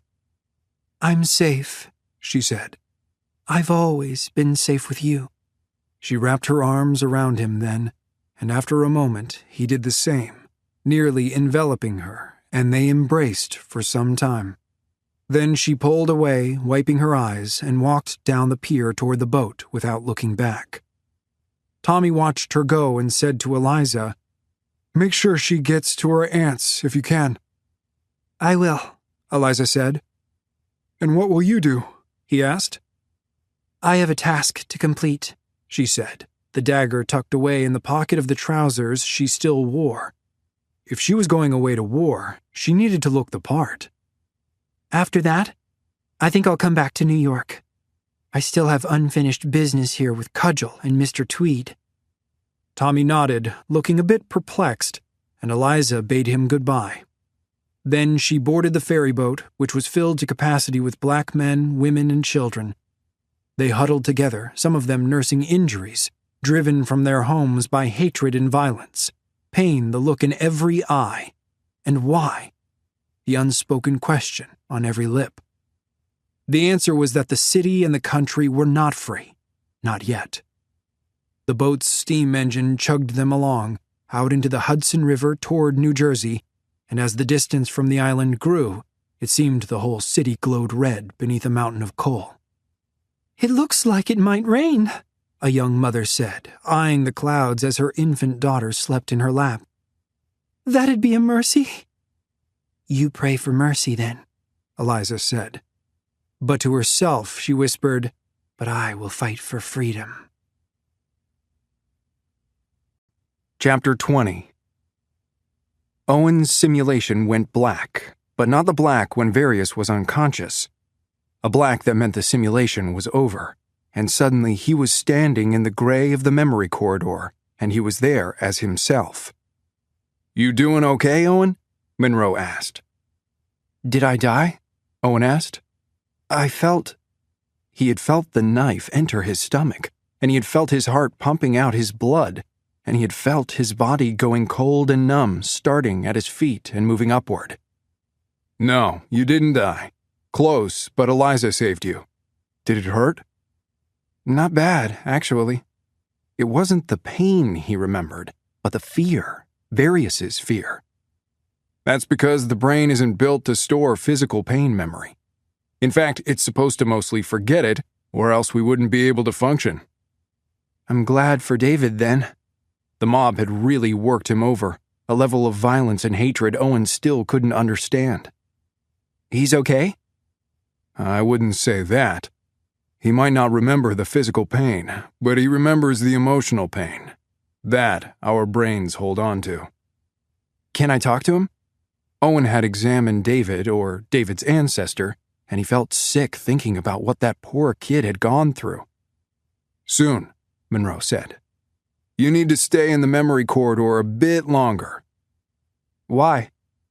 Think of it like deep-sea diving. You can't come up too quickly or you get the bends. In this case, it's the brain bends. Little bubbles of your ancestors' consciousness that can cause all kinds of problems. Right now, you need to concentrate on leaving all those memories behind. You need to get your ancestor out of your head. That would be hard. He'd been living in Varius's mind and memories for 2 days. Owen felt as if he knew Varius as well as he knew himself. It almost seemed as though they could be the same person. But he knew they weren't, and he also knew it hadn't actually been 2 days. What time is it? Owen asked. Almost 4:30 in the morning. You guys have been in the Animus for a couple of hours. A couple of hours? Owen shook his head. That seemed impossible. It could have gone even faster if it was just you. I had to slow things down a bit to keep you all integrated in the simulation. That way... Hang on, Javier's coming in. Owen looked around, filled with a sudden avalanche of anger and hatred at the mention of Javier's name. But that didn't make sense. He wasn't angry at Javier, he was angry at Cudgel. But Javier was Cudgel, in a way. Before he could sort it all out, Javier appeared next to him, and Owen almost took a swing at him before he caught himself. Instead, they just stared at each other. I want to kill you right now, Javier said. You almost did kill me, Owen said. I know, Javier said. This is messed up. Relax, you guys, Monroe said. You're out of the simulation. You're Owen and Javier, not your ancestors. You're talking like it's a switch, Javier said. Like we can just flip it on and off. I know it's easier said than done, Monroe said. Just focus on your lives. Focus on your friends, your family, your home, your neighborhood. Focus on your memories, all the things that make you who you are. Remember, you're lying in a warehouse with a visor strapped to your head. Some of you are drooling. Thanks for that, Javier said. Hey, just trying to keep you grounded. As time in the memory corridor passed, Owen noticed a lessening in the pressure of Varius's consciousness against his, as if he had more room to stretch and breathe inside his own mind. He thought about his grandpa's shop and his grandma's immaculate garden. He thought about his mom's polo shirts from work, and he thought about his room. He thought about his father. Owen's whole reason for going into the Animus had been to get Monroe to help him find out what had really happened the night of the bank robbery. But the Animus had done something to that motivation. Where Varius feared he wouldn't live up to his father's legacy, Owen's grandparents and his mother feared that Owen would. Owen didn't know what that meant, or how he felt about it. But he knew he looked up to his father, just as Varius looked up to his, and the experience of the Animus had made that even stronger. I don't even know what to think right now, Javier said to Owen. She could have cut my throat. What? Owen said. Who? Grace, Javier said. No, not Grace. Eliza. She had the piece of Eden. Owen grinned because he knew that would have given Varius a lot of satisfaction. You think that's funny? Javier said. No, Owen said. It's not that. Then why are you smiling? It's nothing. My ancestor. Your ancestor what? Come on, man, Owen said. You threw a knife at me. Are you really going to get all mad about this? Javier frowned, but said nothing more. Let's bring you out now, Monroe said. If you're ready. I'm ready, Owen said. Me too, Javier said. The memory corridor vanished, replaced by the black shield of the helmet's visor. Owen pulled it off, blinking against the lights of Monroe's warehouse hideout. He sat up with the stiffness of a long nap and looked over at Javier, who was getting out of his chair. Sean, Natalia, and Grace still seemed to be in the Animus. Monroe sat at a computer terminal in the middle of them, watching multiple computer monitors that seemed to be feeding him images and information from the simulations. Javier stepped over to him to look at the screens. What are they doing? He asked. Heading to the ferry, Monroe said. Where's David? Owen asked. Monroe looked up and nodded toward the circle of couches over in the next island of light across the room. He's there. Owen turned and saw David on one of the sofas, hunched down low enough to bend at the neck. So Owen left Javier and Monroe and went to sit by him. David was staring straight ahead. Along his chest, where his glasses rested, his face empty of emotion. But his eyes were red, as if he'd been crying. That was brutal, Owen said. David didn't respond. I'm sorry, man. I wish that didn't happen. Still, David said nothing. He hadn't even acknowledged Owen was there, and after several minutes of awkward silence passed, Owen was about to get up and go back to the others. But it did happen. David put his glasses back on. That is exactly what happened. I know. I'm sorry. Did it hurt? Of course it hurt, David said, burying his shoulders in the cushions as he pushed himself upright. What do you think? Sorry, man. Owen held up his hands. I was just asking. David looked over at the Animus station. But that wasn't even the worst part. What do you mean? I mean, when they were beating me and kicking me, I felt it, kind of. But the thing I kept thinking about was my daughter.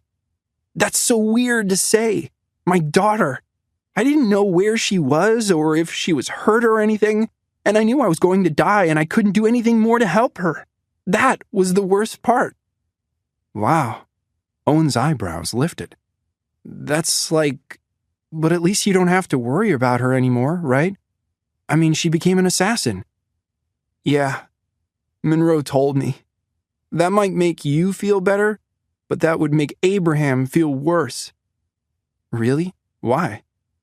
That's not where he'd want her soul to live. What? David just shook his head. Never mind. It's too complicated. Owen sat back and looked at the kid in front of him, and he realized something had changed, and it wasn't that David was just upset. The Animus had changed him.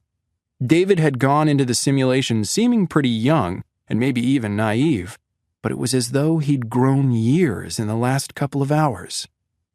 Guys, Javier waved them over. Sean and Natalia are coming out.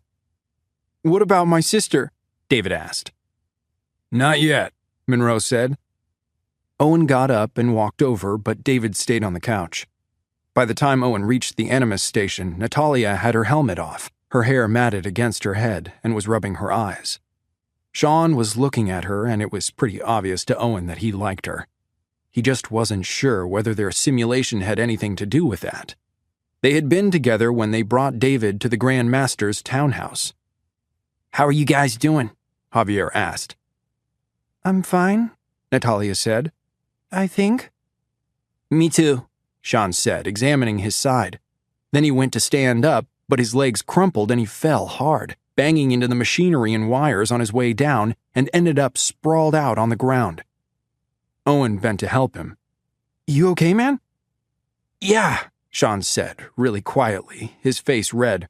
I'm fine. You need help? Owen asked. No, I got it, Sean said. He stretched for his wheelchair, snagged the footplate with the tips of his fingers, and pulled it closer until he was able to pull himself up into it.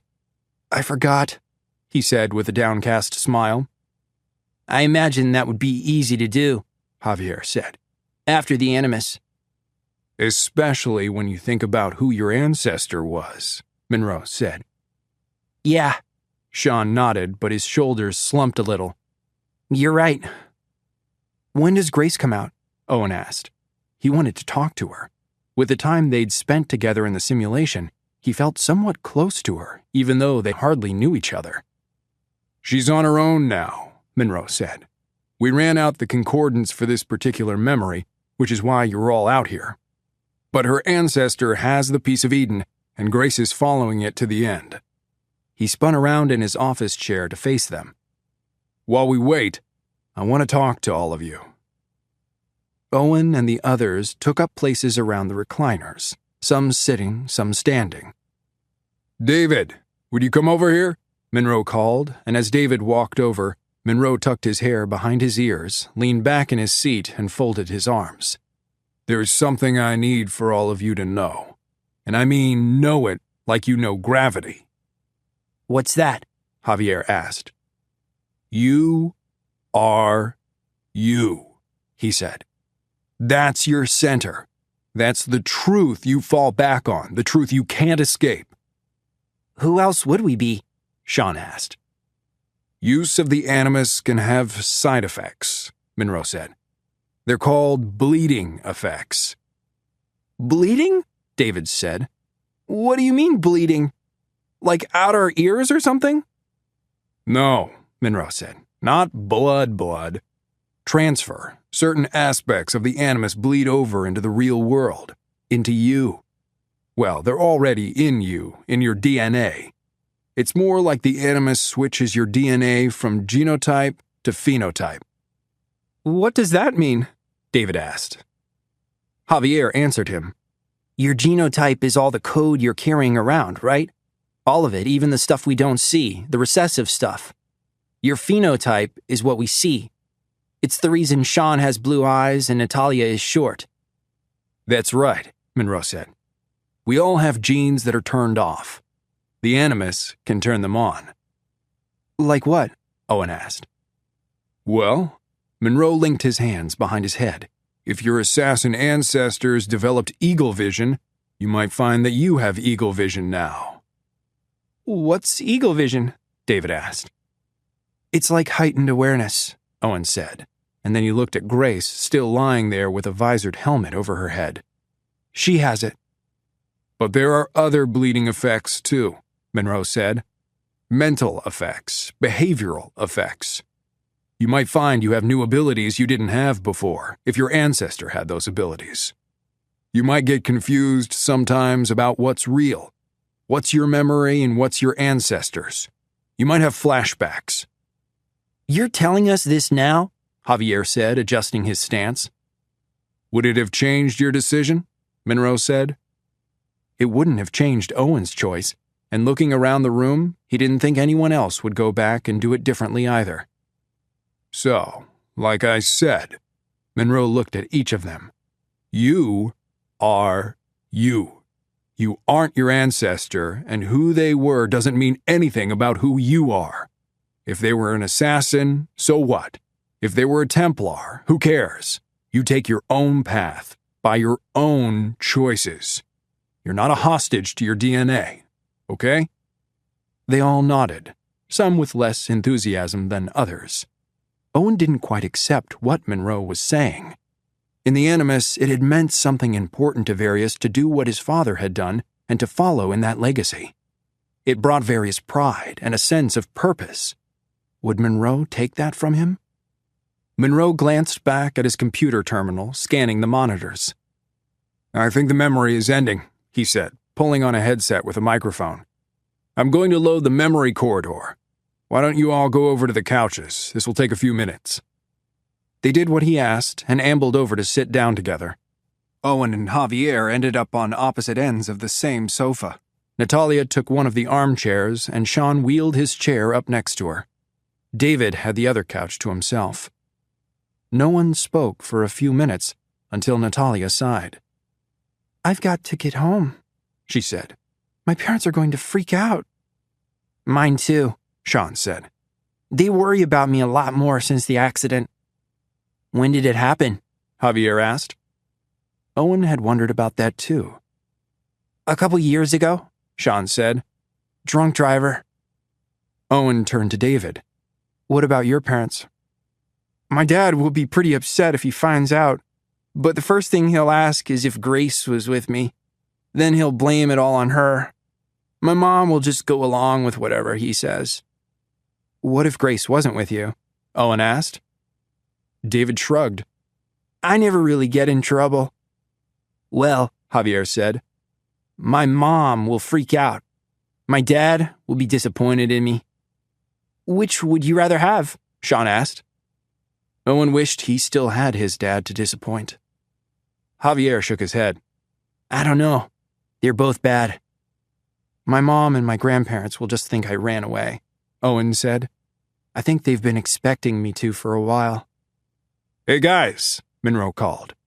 Grace is out. They rose from their seats, David more quickly than the rest, and hurried over to the Animus station.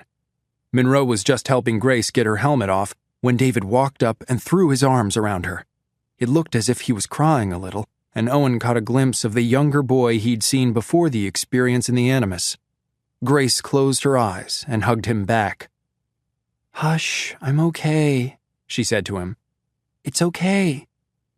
David held on for another moment, and then he nodded against her and stepped back, wiping his cheeks with the heel of his hand. What did you see? Monroe asked her. I saw the Civil War, she said, her eyes wide and seeming to contain the reflections of things beyond what was in the room.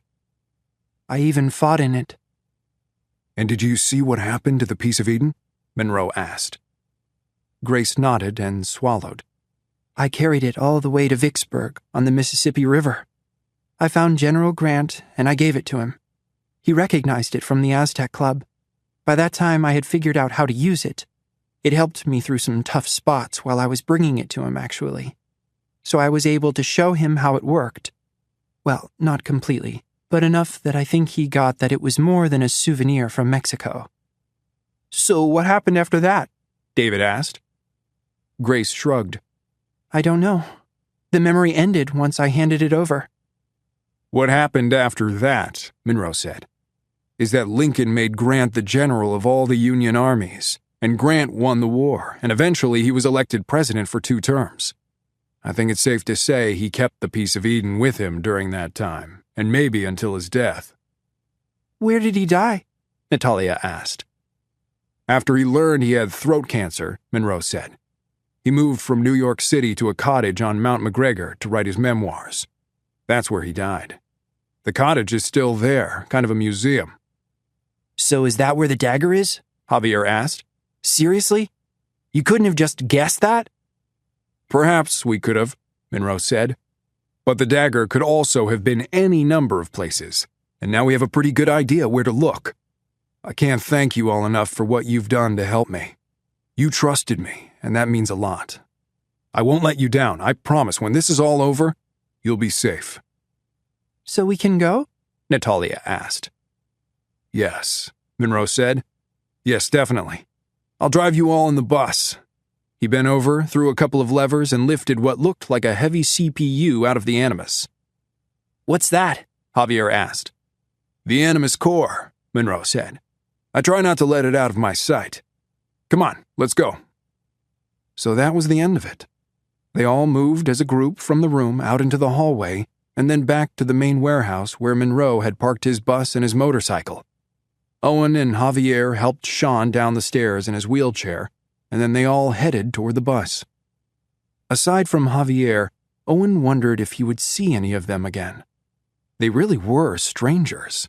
He didn't even know what schools they went to. And yet, they didn't feel like strangers, which was probably one of those bleeding effects that Monroe had talked about. All right, Monroe said, his keys jangling as he opened the side door and set the Animus core inside. I think we'll drop off Natalia first. The windows overhead exploded inward, raining glass, and figures dressed in black swarmed in, dropping down on them from above on razor-thin lines of rope. Templar agents! Monroe shouted. Run! Chapter 21. Javier ducked toward the bus as the agents reached the floor of the warehouse. The others had all scattered haphazardly, but Javier noticed Owen running toward Monroe's motorcycle. Suddenly, the bus engine rumbled, Monroe behind the wheel. Javier stepped away from the vehicle as it lurched forward, moving toward the warehouse's roller door. "Javier!" Owen shouted, climbing onto the bike. "Get on!" The Abstergo agents had fanned out through the room. There were a dozen of them at least. They already had Sean, who couldn't escape from them. And just then, one of them fired a taser at David, and Grace screamed. As her brother fell twitching to the ground, she threw herself at the agent, but Javier didn't see what happened to her. He sensed someone coming up on him and spun around as an agent fired a taser at him, but he whipped to the side and dodged the probes, a reflexive move that surprised him. When the agent threw the taser gun to the side and came at him, Javier went hand to hand, blocking and punching, holding his own. But the agent wore some kind of black paramilitary armor that prevented Javier from doing much damage. A deafening cymbal crash echoed through the warehouse as Monroe plowed his bus through the roller door, ripping it down and creating an opening. "Javier, now!" Owen shouted, holding out a helmet. Javier laid a final elbow jab in the agent's throat and raced over to the motorcycle. "You have the key?" he asked as he got behind Owen and put his helmet on. Owen didn't answer, but the engine started, and the bike launched forward. Abstergo agents raced to stop them from both sides, firing tasers at them and missing. A few of them even put themselves in the bike's path, but Owen veered around them, and a moment later, they shot out of the warehouse into the street. Away to the right, they saw Monroe's bus speeding off. "Go the other way," Javier said. He figured it was better to separate, and it was also likely the agents would have an easier time of it running down an old vintage bus, and he wanted to be far away when Monroe got caught. Owen gunned it, and the bike ripped along the waterfront, speeding past other warehouses and buildings, the sun about to come up. "Are they following us?" Owen shouted. Javier looked back and saw a couple of black sedans racing after them. "Two cars!" Javier shouted. "We gotta lose them!" Owen nodded and throttled the bike. They sped up, but Javier didn't think speed alone would let them escape. He scanned the road ahead, squinting in the blinding wind, and spotted a narrow alleyway. "There," he said, pointing. "They won't fit." Owen slowed just enough that he could make the turn and dove into the alley. The corridor was almost too narrow for them. The bike's handlebars nearly scraped the walls, which would have crashed them. Owen drove them as fast as they could go without wrecking. When they came out the other side, there weren't any black cars in sight, just delivery vans and other vehicles parked among the warehouses. "Which way now?" Owen asked. They couldn't go home, or they'd just bring the agents with them. They didn't really have any place they could go. "Just get out of the city," Javier said. "Maybe we can hide in the hills." Owen steered the bike out of the waterfront docks and got them on the freeway, taking the northbound on-ramp, and before long, they'd put the agents far behind them. They didn't say anything more until they'd driven beyond the city center and through a band of suburban neighborhoods. Then the pavement ended and they hit the bumpy, rutted dirt roads that led them up into the hills. "These helmets have some pretty serious tech," Owen said, "but I don't know how to work it." "Just find a place with some trees," Javier said. The sun had crested the tallest of the rounded peaks before they finally pulled off the road and parked in the shade of a large sycamore near a thick stand of sumac. Someone had rolled some stones together for a fire pit, and the blackened rocks surrounded a pile of ashes and scorched beer cans. Javier pulled his helmet off, and so did Owen. "What now?" Owen asked. Javier had no idea. Going into the simulation was supposed to make them safe from this kind of thing. Monroe had told them his animus was offline and untraceable. But somehow, Abstergo, or the Templars, had found them, and a little piece of cudgel in Javier was glad about that. But even though Javier had basically been a Templar, the larger part of him had still wanted to run at the sight of the agents. "Do you think they got everyone?" Owen asked. "It looked like it," Javier said. "I think we were the only ones who escaped, except for Monroe. I can't believe he just took off." I think he was trying to make a way for us to escape, Owen said. At least, I hope he was. They probably caught him too, in that stupid bus. Owen kicked at a rock. It bounced off the sycamore and landed in the bushes. This is insane, he shouted. What did we go through all that for? Javier thought about what it was he had just gone through. He remembered the sharp pressure of the knives stabbing him, Cudgel's fear and grief of knowing he had failed and that he was about to die. He remembered the seconds that had passed as he lost consciousness, tasting blood and the pain of the blade in his back with each breath. Hey, Owen said, are we good now? Javier looked at him. He mostly saw Owen and very little of the assassin. Still, he wasn't sure if they were good, but he wanted them to be. Yeah, I think so. I saw you fighting that agent. Owen shook his head. That was incredible. I don't know how I did that. I didn't even think about it. I just went for it. That must be a bleeding effect. Your ancestor could fight, and now you can too. I guess so. Owen turned and glanced back down in the direction of the city. Seriously, what are we going to do? They'll be looking for us, Javier said. I think we have to stay up here for a while. But don't you think we should help the others? How? Javier asked. I mean, sure, I'd love to help the others, but it's just the two of us, and we don't even know where they took them. So what, we just sit here? For now, Javier said. But it felt like stalling, because eventually they'd have to return to the city. He sure as hell didn't know how to live off the land, and he knew Owen didn't either. They'd be thirsty and hungry before long. But they'd go back to the city, and then what? Those agents weren't playing around. At least they were using tasers and not guns. That meant they wanted everyone alive, probably to find out what they knew about the Piece of Eden. Javier grabbed a big log and dragged it over closer to the fire pit, and then he brushed his hands off and sat down. Not that he planned to light a fire. It just seemed like the thing to do. It reminded him of the cookouts his family used to have on the beach, grilling shrimp and chicken on skewers right over the flames, wrapping blankets around themselves after the sun went down. They hadn't done that for a while. The last time had been a kind of welcome home after his brother got out of prison, so it was different, and no one had really been into it. Owen sat down next to Javier on the log. So we just sit here, he said. Yep. For the next hour, that's what they did, talking mostly about the simulation as the day got warm and dry.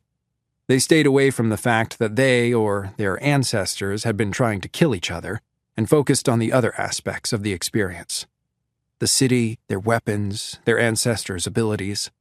But eventually they wore that topic down until there wasn't much of it left, and then Owen took the conversation where Javier didn't want it to go.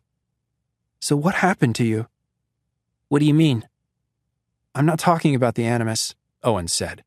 Before that, why'd you start ignoring me? Javier really didn't want to talk about that, but he knew Owen wouldn't give it up. Owen never gave anything up, and they were stuck together on a log in the mountains. Javier figured he might as well get it over with. I've just been dealing with a lot of my own stuff, he said. Like what? Owen asked. Just stuff, man. I don't know. Well, why didn't you tell me? Javier didn't want to answer that either, but Owen asked again, so Javier decided to keep going and be upfront with him. Look, what you went through with your dad and everything, I know how bad that was, and I get why you're mad. But you were so focused on it all the time, and what? Owen said, sounding angry. Javier sighed. Just let me finish. What do you expect? Owen said, his voice getting loud. They sent my dad to prison and he died there. Yeah, they did, Javier said. But they sent my brother to prison too. That's because he beat the crap out of someone.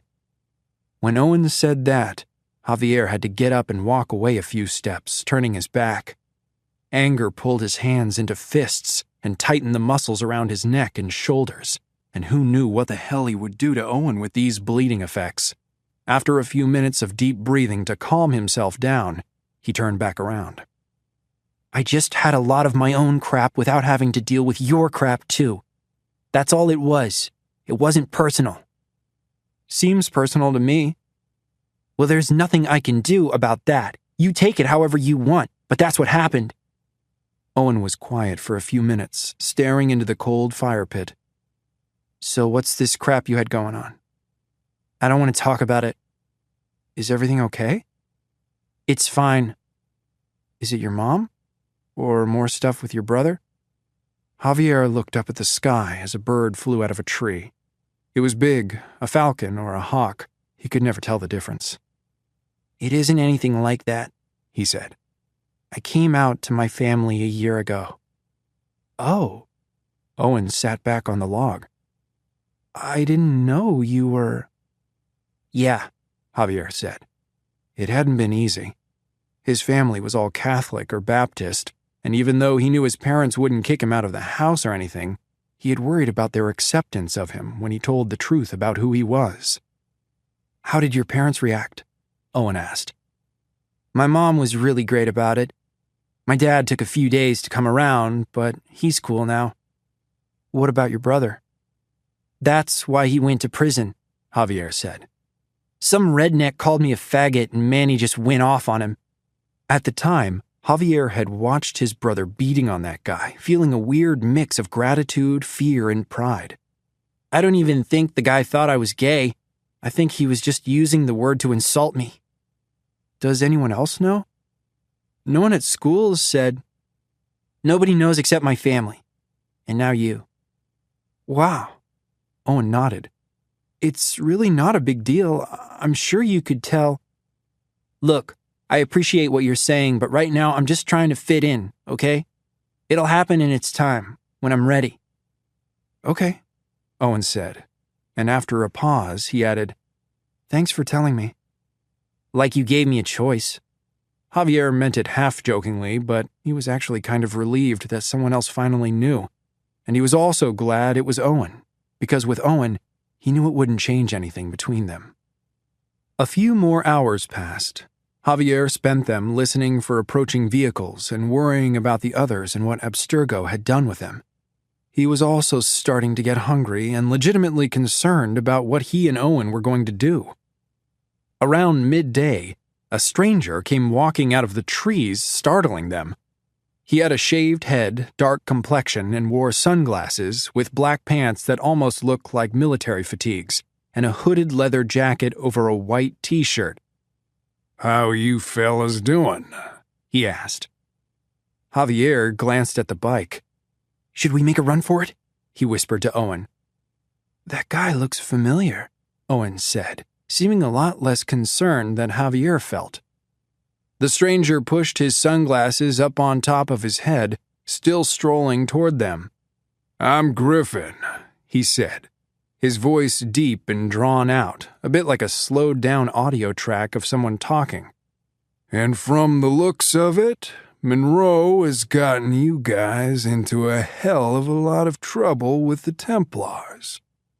So this guy clearly knew who they were and what was going on, but the way he said the name Templars led Javier to believe he wasn't with them. Javier and Owen looked at each other, and in that moment of hesitation and confusion, Griffin drew closer. "Don't worry," he said. "I'm not here to take you in or take you out." "Then what are you doing here?" Owen asked. "I just want to talk." "About what?" Javier readied himself to run, but worried that Owen wouldn't, and he wasn't going to leave him behind. Griffin reached the fire pit and stopped, glancing back and forth between them. "I want to talk about you and your futures." "How do I know you?" Owen asked. "I took down a Templar agent for you the other night," he said. "I wanted to stop you from going with Monroe, but you outran me." He glanced over at the motorcycle. "On that, if I'm not mistaken." "You're the assassin," Owen said. Griffin nodded and walked over to the bike. Then he reached under one of the motorcycle's angled panels and yanked out a bundle of wires. "Hey!" Javier shouted. This is an Abstergo bike, Griffin said, and you don't really know how it works. I just took out a tracking device that's been broadcasting your location for the past few hours. It's a pretty high-frequency signal, so someone would have to get pretty close to pick it up. But I found you. Javier had no way of knowing if that was actually true or not. Maybe it was Cudgel's mind still influencing him, or maybe it was just common sense, but he had no desire to engage with an assassin. Owen, however, no longer seemed troubled at all. Perhaps his assassin ancestor was influencing him, a bleeding effect of some kind. You said you wanted to talk to us. Javier decided he might have to run without Owen. So what do you have to say? Griffin leaned against the bike and folded his arms. Abstergo has your 4 friends in their custody. What about Monroe? Owen asked. He got away. I'm not sure where he is. And? Javier asked. Or did you just come here to state the obvious? I need to know what your friends are going to tell Abstergo, Griffin said. I need to know why Monroe had you all together. I assume you went into the Animus searching for a piece of Eden. Am I right? Why would you assume that? Javier asked. Abstergo's been after Monroe for a long time, Griffin said. For him to risk coming out of hiding, he would need to have something he thought would change the game. And the only thing big enough to do that is a piece of Eden. Owen looked at Javier and then he said, "Can I talk to Javier alone for a minute?" Sure, Griffin said. But make it quick. We're running out of time. Griffin pulled his sunglasses back down and walked away a short distance, far enough Javier didn't think he could overhear them, but close enough that the assassin clearly wanted to keep his eyes on them while they talked. "I think we should tell him," Owen said. "Are you crazy? Maybe he can help us find Monroe and rescue the others." "Or maybe he's lying and he's just using us to get the piece of Eden." "But I've been in the memories of an assassin." "So?" Javier said. "That doesn't make you an assassin. Or are you already forgetting what Monroe said?" "It's not that," Owen said. "I'm not confused. I trust them." "All of them? Without question?" "I trust the creed," Owen said. Javier just stared at him. That confirmed it. This was definitely a bleeding effect, because the Owen he knew wouldn't blindly trust some guy who just walked up asking what they knew about a powerful weapon that could win wars and turn generals into presidents. Owen's time in the Animus had changed him. But there also wasn't anything Javier could do to stop Owen if he decided to side with Griffin. "Well, what's your plan?" Owen asked. "Just sit up here in the hills forever?" Javier swatted at a fly that had buzzed into his face. "Whatever."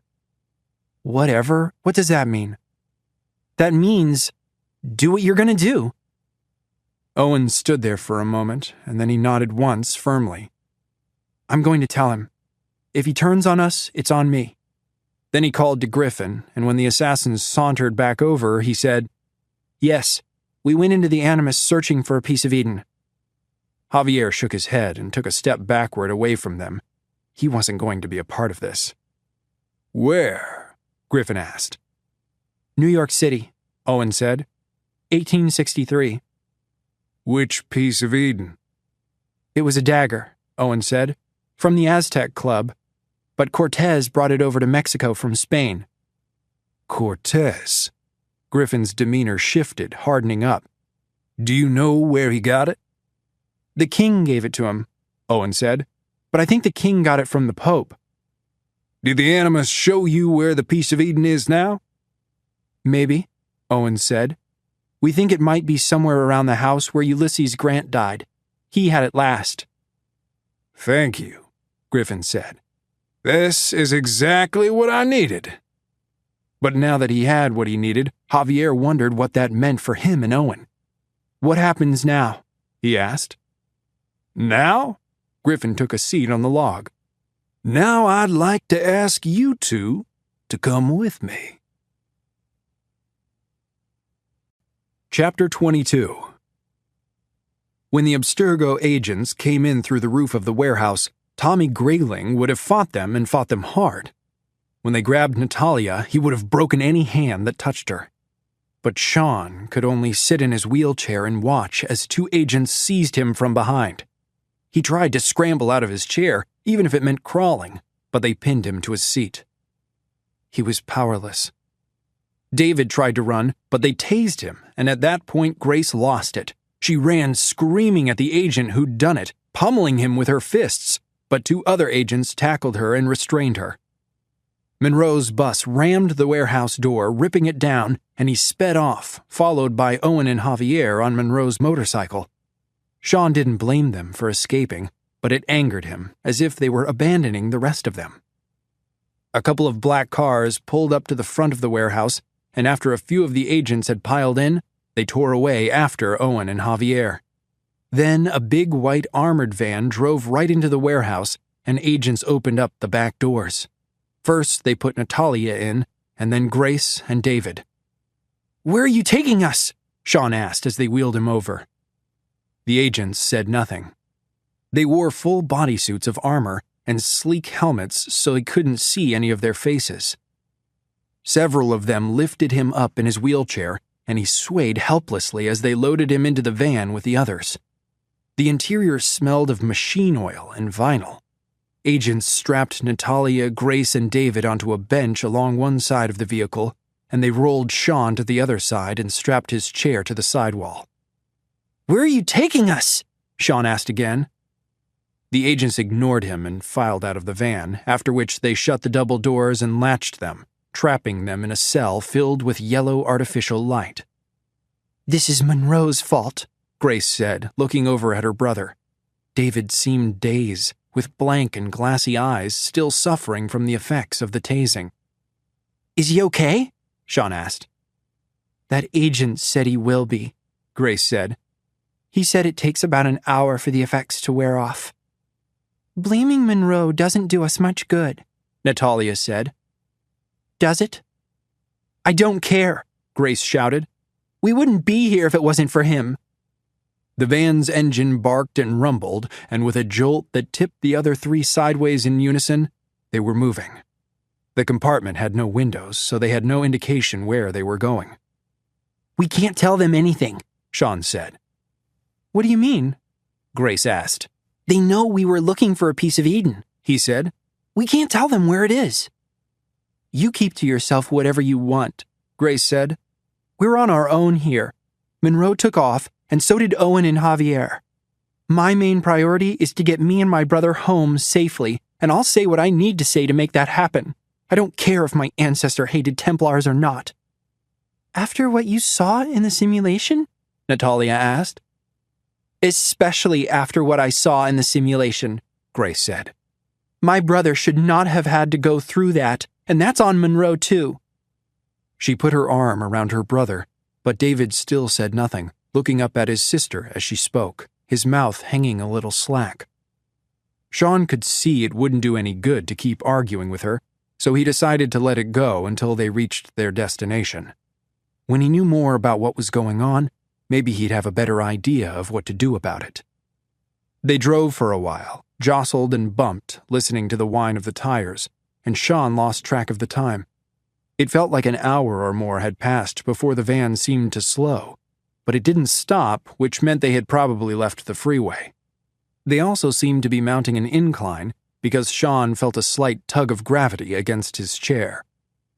David roused himself along the way, fully alert and back to himself by the time the van finally came to a stop. The engines went quiet, and the vehicle settled into place. Then Sean heard the latches at the back, and he and the others turned to look as the rear doors squealed open. The agents in riot gear were gone. Instead, a woman in a white lab coat stood below them outside holding a clipboard. Two burly guys flanked her, wearing gray uniforms that had a martial appearance, or at least that of security, with the Abstergo logo on their chests and upper arms in reflective silver. All three individuals had name badges clipped to their clothing, the men at their breast pockets and the woman at the lapel of her coat. The woman looked athletic in the way she held herself, her brown hair in a pixie cut, her front teeth prominent when she smiled. "Ladies and gentlemen," she said with a refined-sounding, slightly French accent, "I am deeply sorry for any distress we've caused you." She touched her chest.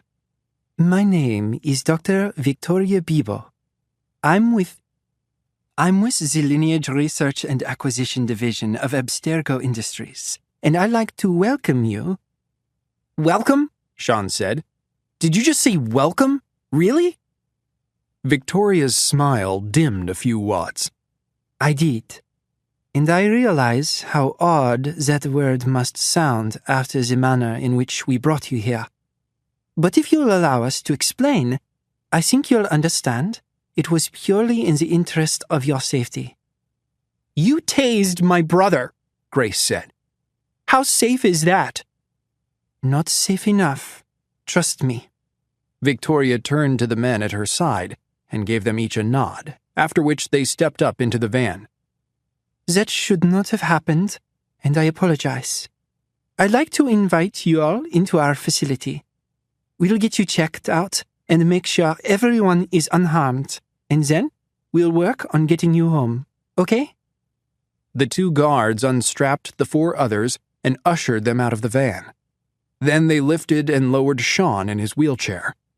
Sean looked around and found that the van had parked in the middle of a wide circular drive of freshly paved asphalt, surrounded by tall pine trees that gave the breeze a spicy, almost citrus smell. Several large buildings rose up multiple stories among the trees, composed almost entirely of glass, connected to one another by enclosed and elevated glass walkways. The entrance to one of the buildings lay on the other side of the drive from them, while the road that had brought them there wound off into the forest. Sean hadn't known what kind of place to expect following an Abstergo abduction, some kind of prison or dungeon, but this looked like the exact opposite of that. "If you would follow me, please," Victoria said, and walked backward toward the entrance slowly, facing them and smiling. The implacable guards made no threatening move or gesture, but their presence was enough to set the group in motion. Natalia, Grace, and David all followed Victoria, and Sean rolled along behind them, the guards following close behind. They reached the entrance, and Victoria swiped her badge to open the doors. They glided apart without any sound, and almost without being seen. The glass was so clear. Inside, they came through another set of doors into a lobby where the Abstergo logo frosted an enormous pane of glass behind a reception desk. The man seated there, wearing a headset and a skinny tie, nodded to Victoria as she led Sean and the others by.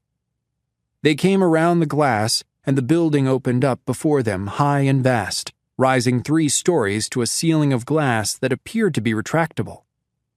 Each floor wrapped around a main atrium, open and transparent, the outer walls on all sides also made of glass, allowing a view of the forest in every direction.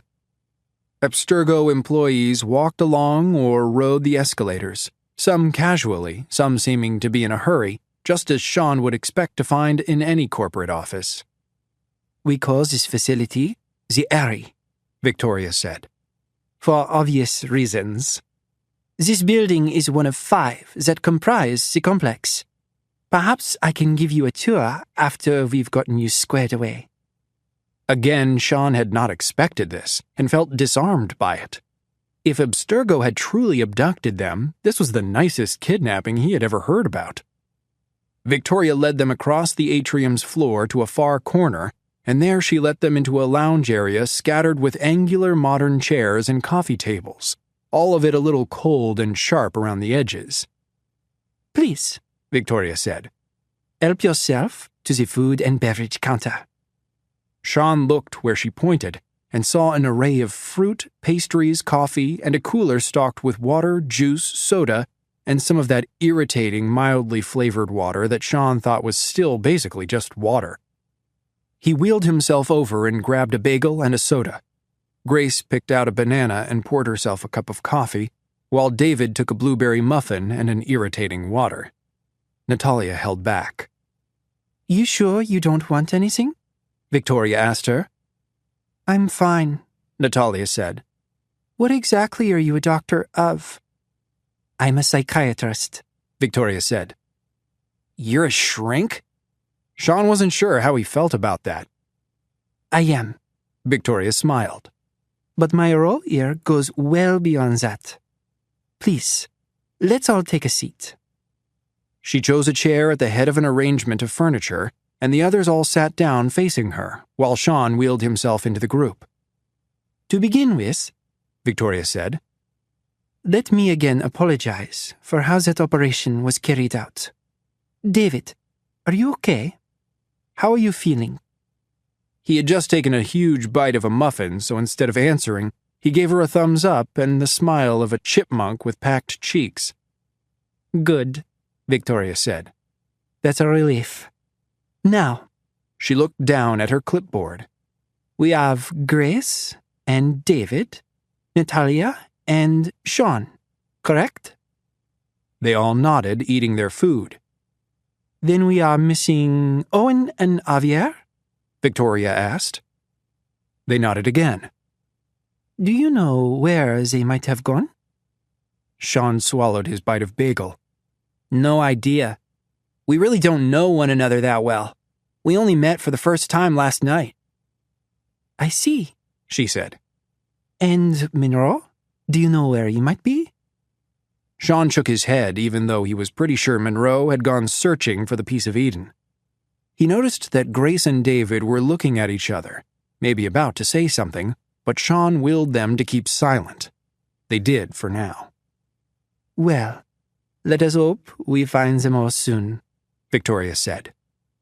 Now then, let me lay out the situation for you as we understand it, and then, if you can, we hope you can fill in the gaps for us. All right? To begin with, we know Monroe brought you all together to use a stolen animus with modified specifications. We know you came into contact with an object, a piece of Eden. Do you understand what that is? Sean tried to keep his face blank, but he must have done a bad job of it. I can see by the looks on your faces you know exactly what I'm talking about. Victoria glanced down at her clipboard again. You went into the stolen animus, searching for the piece of Eden. Did you find it? No one answered her. She waited a moment, and then she sighed and set her clipboard down next to her chair. Are any of you aware that Monroe used to work for Abstergo? She asked. Sean hadn't known that, but it didn't surprise him. It had to be something like that for Monroe to have an animus. He is not who you think he is, Victoria said. He was a very high-level researcher until he suffered a personal tragedy. After that, he became erratic. His judgment became impaired.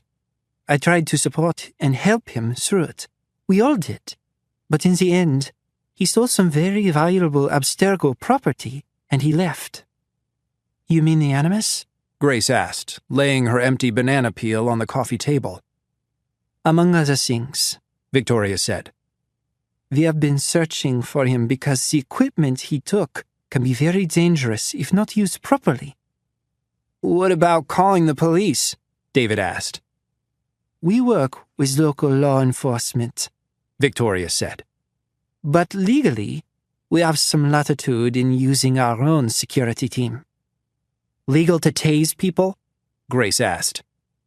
Our team did not know what they would find in that warehouse, Victoria said. We received a signal that the animus was in use. We didn't know who was using it, and we didn't know how they might be connected to Monroe. That's why our people went in with non-lethal contingencies in place. The plan was to simply take everyone into custody. While the transport brought you here, we examined Monroe's warehouse and gained a better understanding of the nature of the situation. And we're gaining a better understanding still, said a man in a slate-colored suit as he walked into the room. He was very tall, with pale blonde hair swept back from his forehead and eyes the color of vibrant moss. Pardon the interruption, he said. Not at all, sir. Victoria rose from her seat. Please, join us. The tall man walked over to them and took a chair next to Victoria, his movements quick, fluid, and efficient. "My name is Isaiah," he said, "and I am in charge of the Eyrie. We've been analyzing Monroe's data, and I believe we can dispense with some unnecessary secrecy. You know about the Assassins and Templars. You know that the Templars control Abstergo Industries, and by now you've probably guessed that I am a Templar. You are right. I am. So is Dr. Bibo here." Victoria nodded and smiled. Sean was a bit surprised he would just come out and admit it that way, even if he had seen Monroe's data. That wasn't what he would expect from the secret organization behind a global conspiracy. "The Templars look different than we once did," Isaiah said. "Corporations have replaced kingdoms, and CEOs have taken the place of politicians. Our organization adapts and becomes what is necessary to be most effective, and we believe the pursuit of technology promises the greatest advancements for the human race, which is where Abstergo comes in. There isn't anything sinister about us, contrary to what Monroe may have led you to believe." "Tell that to Boss Tweed," David said. "Good point." Isaiah chuckled, the kind of easy laugh Sean's mom might call infectious. "Yes, there are certainly notorious figures in our history, as you will find in any group that has been around long enough. But if I might present you with a counter-perspective, did you know that Boss Tweed used his influence to build orphanages, schools, and hospitals? Under his control, the city of New York spent more on charity in 3 years than had been spent in the previous 15 combined. He helped found the New York Public Library and secured the land for the Metropolitan Museum of Art. Did you know he paved the way for the construction of the Brooklyn Bridge?" No one answered him, but Sean hadn't known any of that, and he assumed by their silence the others hadn't either. "It is harder to dismiss Tweed now, isn't it?" Isaiah said. "As a man, he made terrible, unforgivable mistakes. But as a Templar, he brought enlightenment and undeniable progress to his city. Who knows what he might have achieved if the assassin Eliza hadn't brought him down on corruption charges?" As Isaiah spoke, Sean was finding it increasingly difficult to reconcile Monroe's image of the Templars with what Sean was experiencing for himself. "You can judge us by our worst examples," Isaiah said. "Or you can think about the hundreds and even thousands of Templars you've never heard of who nevertheless dedicated their lives to the betterment of our world." His green eyes looked at each of them, and when they reached Sean, it felt as if his gaze gently took root. "Did Monroe tell you all how important you are?" "What do you mean?" Sean asked. "I've looked through his DNA analysis of all of you, and it is extraordinary. I believe the 6 of you together represent something we call an Ascendants event. According to my theory, the phenomenon has only been documented a handful of times in all of recorded history, and is not well understood, governed by sympathetic genetic forces we're still decoding. That was actually what Monroe was working on here at Abstergo, with his modified animus. He was researching these Ascendants events, looking for the next occurrence, which is where you enter the picture. There is a confluence, a convergence, a synergy in your coming together. Individually and collectively, your potential is beyond our ability to quantify. I find it breathtaking." Sean thought back to the image Monroe had showed them of the places where their DNA lined up, their memory concordance. "Are you talking about the Piece of Eden?" he asked. "Pieces of Eden," Isaiah said. "Multiple." David pushed his glasses up. "I don't understand." Isaiah turned to Victoria. "This is Dr. Bibo's area of specialty. I'll let her explain it." Victoria nodded and cleared her throat. "My research has led me to believe the Piece of Eden you went searching for is one of 3. They were originally part of a whole, a trident of Eden. Each dagger is actually one of the trident's 3 prongs, and each has a different power, or effect on those people exposed to it. According to legend, one prong instills faith, one instills fear, and one instills devotion. Are you with me? The four of them nodded. Good, Victoria said. Now, you've heard of Alexander the Great, right? Well, we know he possessed a staff of Eden, a symbol of his rule when seated upon his throne. But on the battlefield, he needed a weapon. The Trident of Eden? Grace said. Exactly, Victoria said. His armies were undefeated. With the trident to fight and the staff to reign, Alexander created an unparalleled empire and became perhaps the most powerful ruler the world has ever seen. Rather inspiring, isn't it? Isaiah said. Sean agreed with him on that, and he also noted how passionate and animated Victoria became as she went on.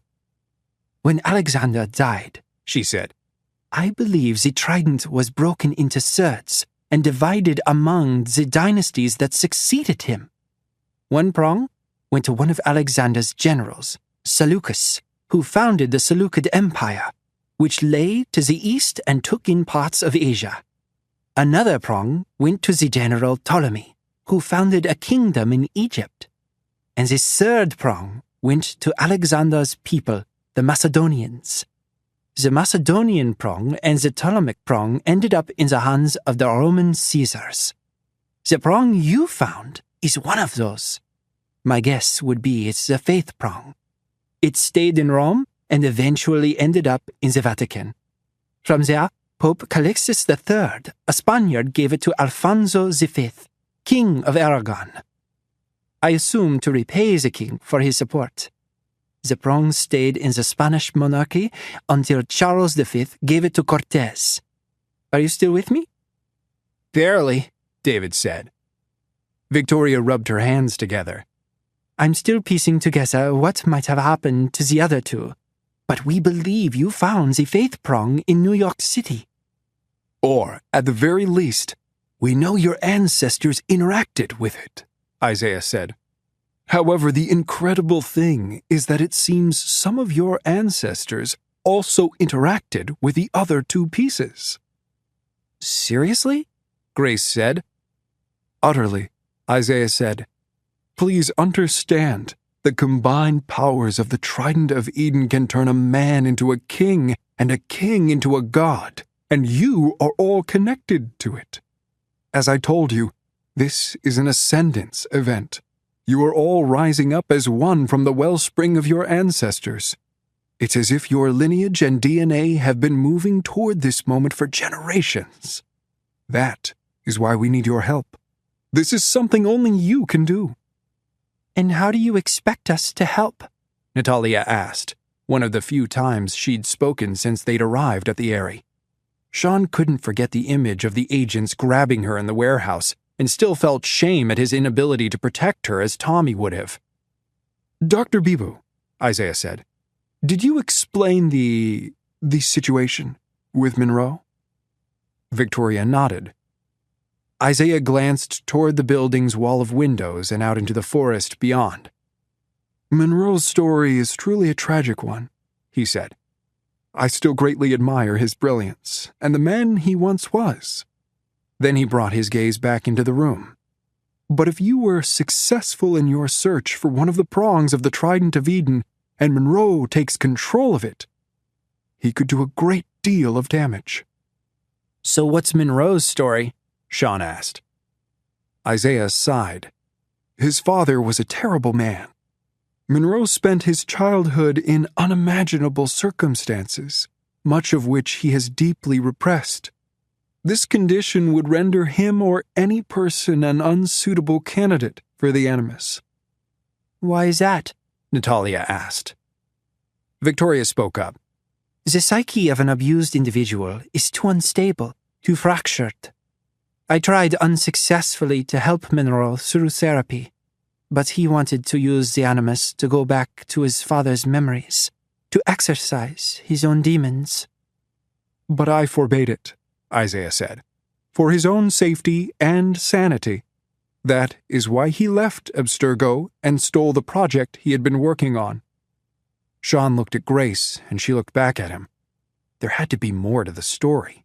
It wasn't that Sean didn't trust Monroe, but there had always been something a bit off about him and his modified animus, and Sean could tell that he and Grace were having the same doubts. Sean still believed Monroe had good intentions, but he wondered whether they should tell Isaiah what they had learned, which was what Grace had wanted from the beginning. "Don't do it," Natalia said to them. "Maybe we shouldn't," David said. But Sean's mind had changed since coming here. The situation was not as Monroe had described it at all. These people weren't evil or trying to conquer the world, and that seemed obvious to Sean now in looking around this place and listening to Isaiah and Victoria.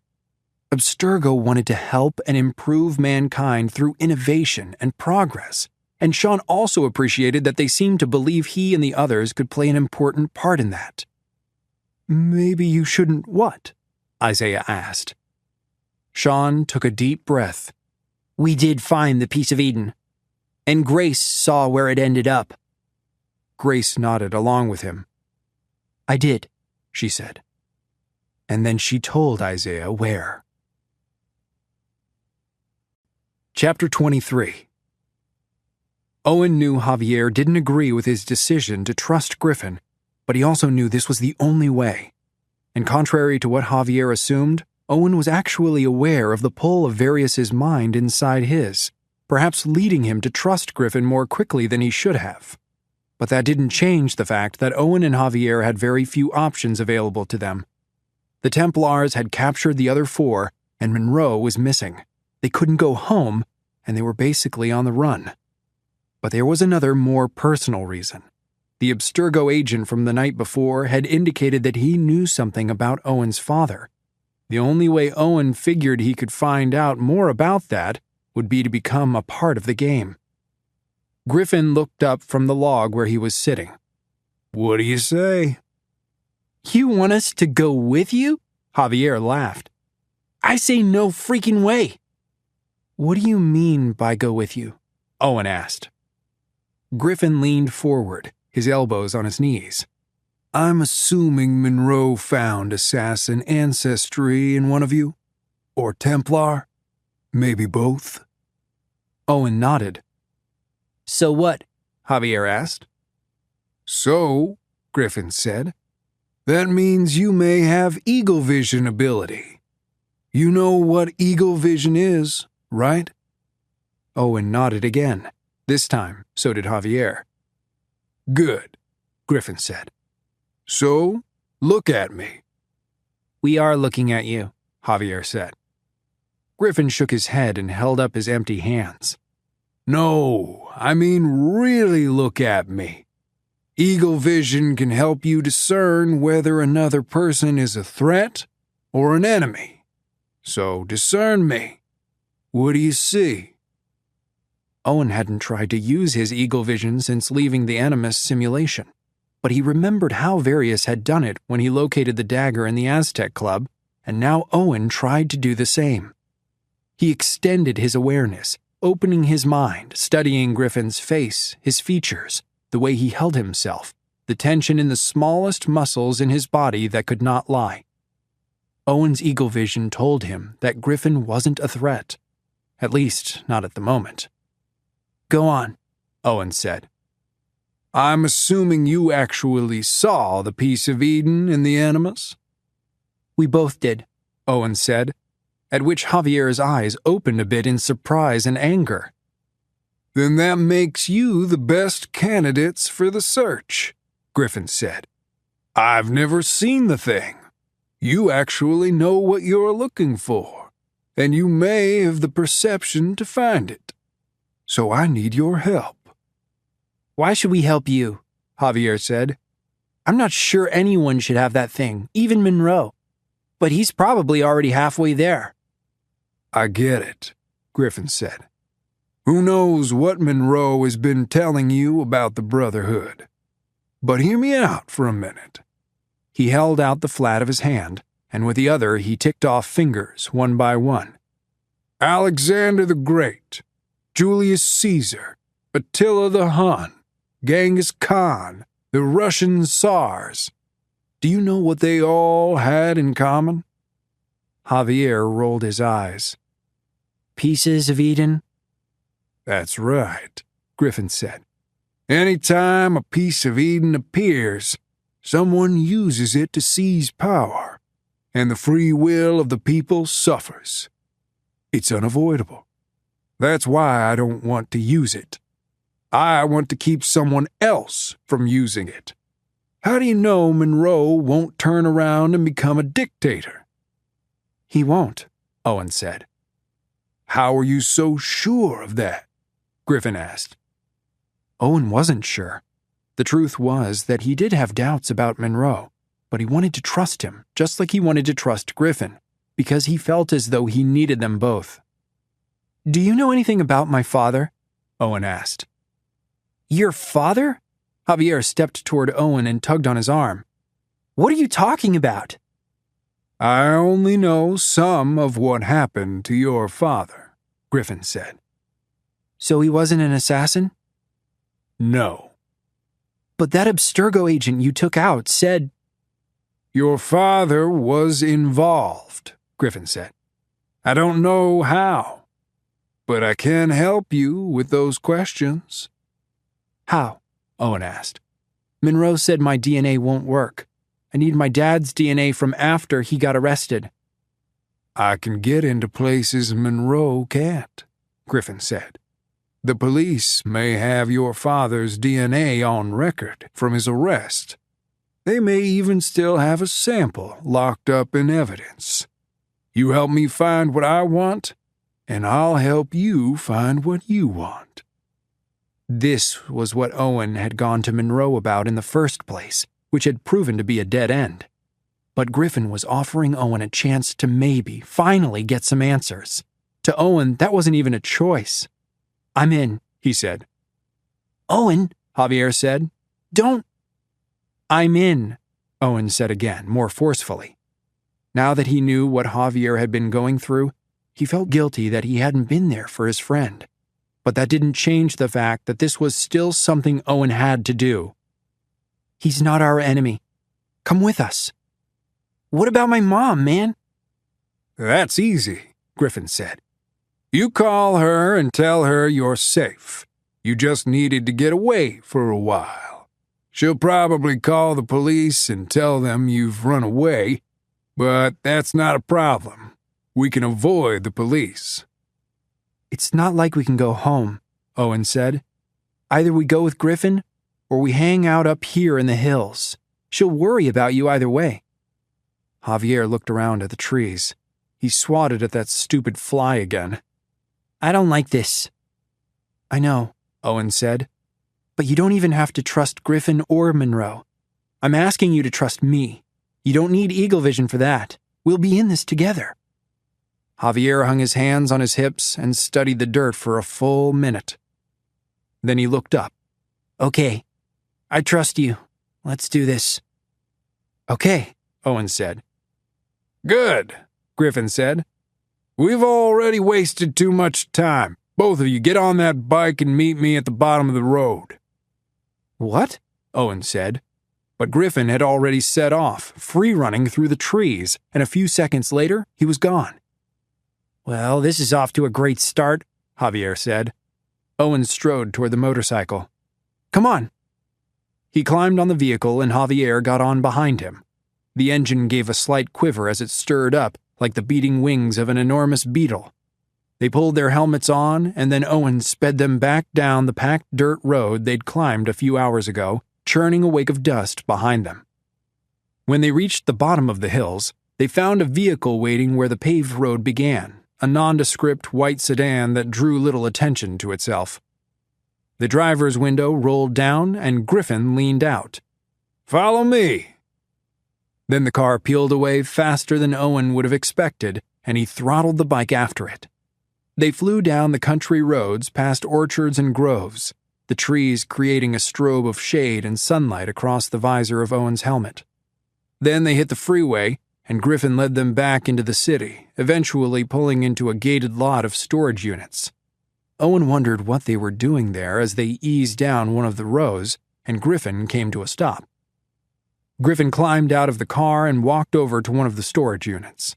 He looked up and down the row, and then unlocked the roller door and raised it. After he drove his car inside, he came out and motioned for Owen to pull the bike in. "Is he serious?" Javier asked. Owen felt some misgivings too, but he drove the motorcycle into the unit and parked it behind the car. Griffin waited for them until they were back outside, and then pulled the door down. "Is this a hide-in-plain-sight kind of idea?" Javier asked him. Griffin bent down and locked the roller door. "You could say that. Come on, we're in here." He stepped over to the unit next door and opened it up. Storage shelves stood inside against the walls, stacked with metal and plastic crates. A work table sat in the middle of the floor beneath a bare light bulb, spread with tools, blades, and a few gauntlets reminiscent of the one Various had worn. There was a computer in one of the far corners, and a cot with a sleeping bag across from it. "Step inside," Griffin said. "Pull that cord over the table to turn on the light." Owen did what he asked, Javier just behind him, and then Griffin stepped inside and pulled the door closed. The unit grew dark except for the harsh sideways light thrown by the low-hanging bulb. "Probably not what you were expecting, is it?" Griffin said, propping his hands against the work table. "Not exactly," Owen said. 16 years ago, Griffin said, a Templar sleeper agent infiltrated the Brotherhood. He learned our secrets, the locations of all our safe houses and training facilities. Then he murdered the mentor, our leader, and returned to his Templar masters. We call the time that followed the Great Purge. The Templars initiated an extermination campaign, using everything the traitor had learned. They slaughtered us, and not just the assassins, but our families, too. Children, husbands, wives. The Brotherhood nearly went extinct. Since then, we've had to change tactics and adapt to survive. No more permanent locations. Now we stay mobile, agile, and invisible. Our numbers have rebounded, but they're not even close to what they were. "My God," Owen whispered. The Templars want the world to see Abstergo as a benevolent corporation. But they are as ruthless as they ever were, if not more so. Those are the people who have your friends. "What do we do?" Javier asked. "First," Griffin said, "you tell me where to find the piece of Eden, and we retrieve it. Then we can talk about a rescue." "We think it's somewhere around the cottage where Ulysses Grant died." "Right," Griffin said. "Well, that makes sense. Let's get you fellas outfitted." He walked over to one of the storage shelves and hefted a black crate onto the table. Then he popped the latches and flipped the lid open. Inside were several smaller cases, which he pulled out and laid on the table. "There are some clothes in the trunk by the cot," Griffin said. "Grab yourself a uniform." Owen and Javier walked over to see what he meant and found clothing similar to what Griffin wore. Military fatigues, boots, hoodie, black leather and canvas jackets. Owen found a set of everything that fit and changed into them, while Javier did the same. When they returned to the work table, Griffin had opened up all the cases. "We're going to fill your pockets," he said. "First, grenades." He pointed to a series of metal spheres about the size of a golf ball. "These are smoke, and these are flash, for distraction and cover. These are sleep grenades, if you need someone unconscious for a little while.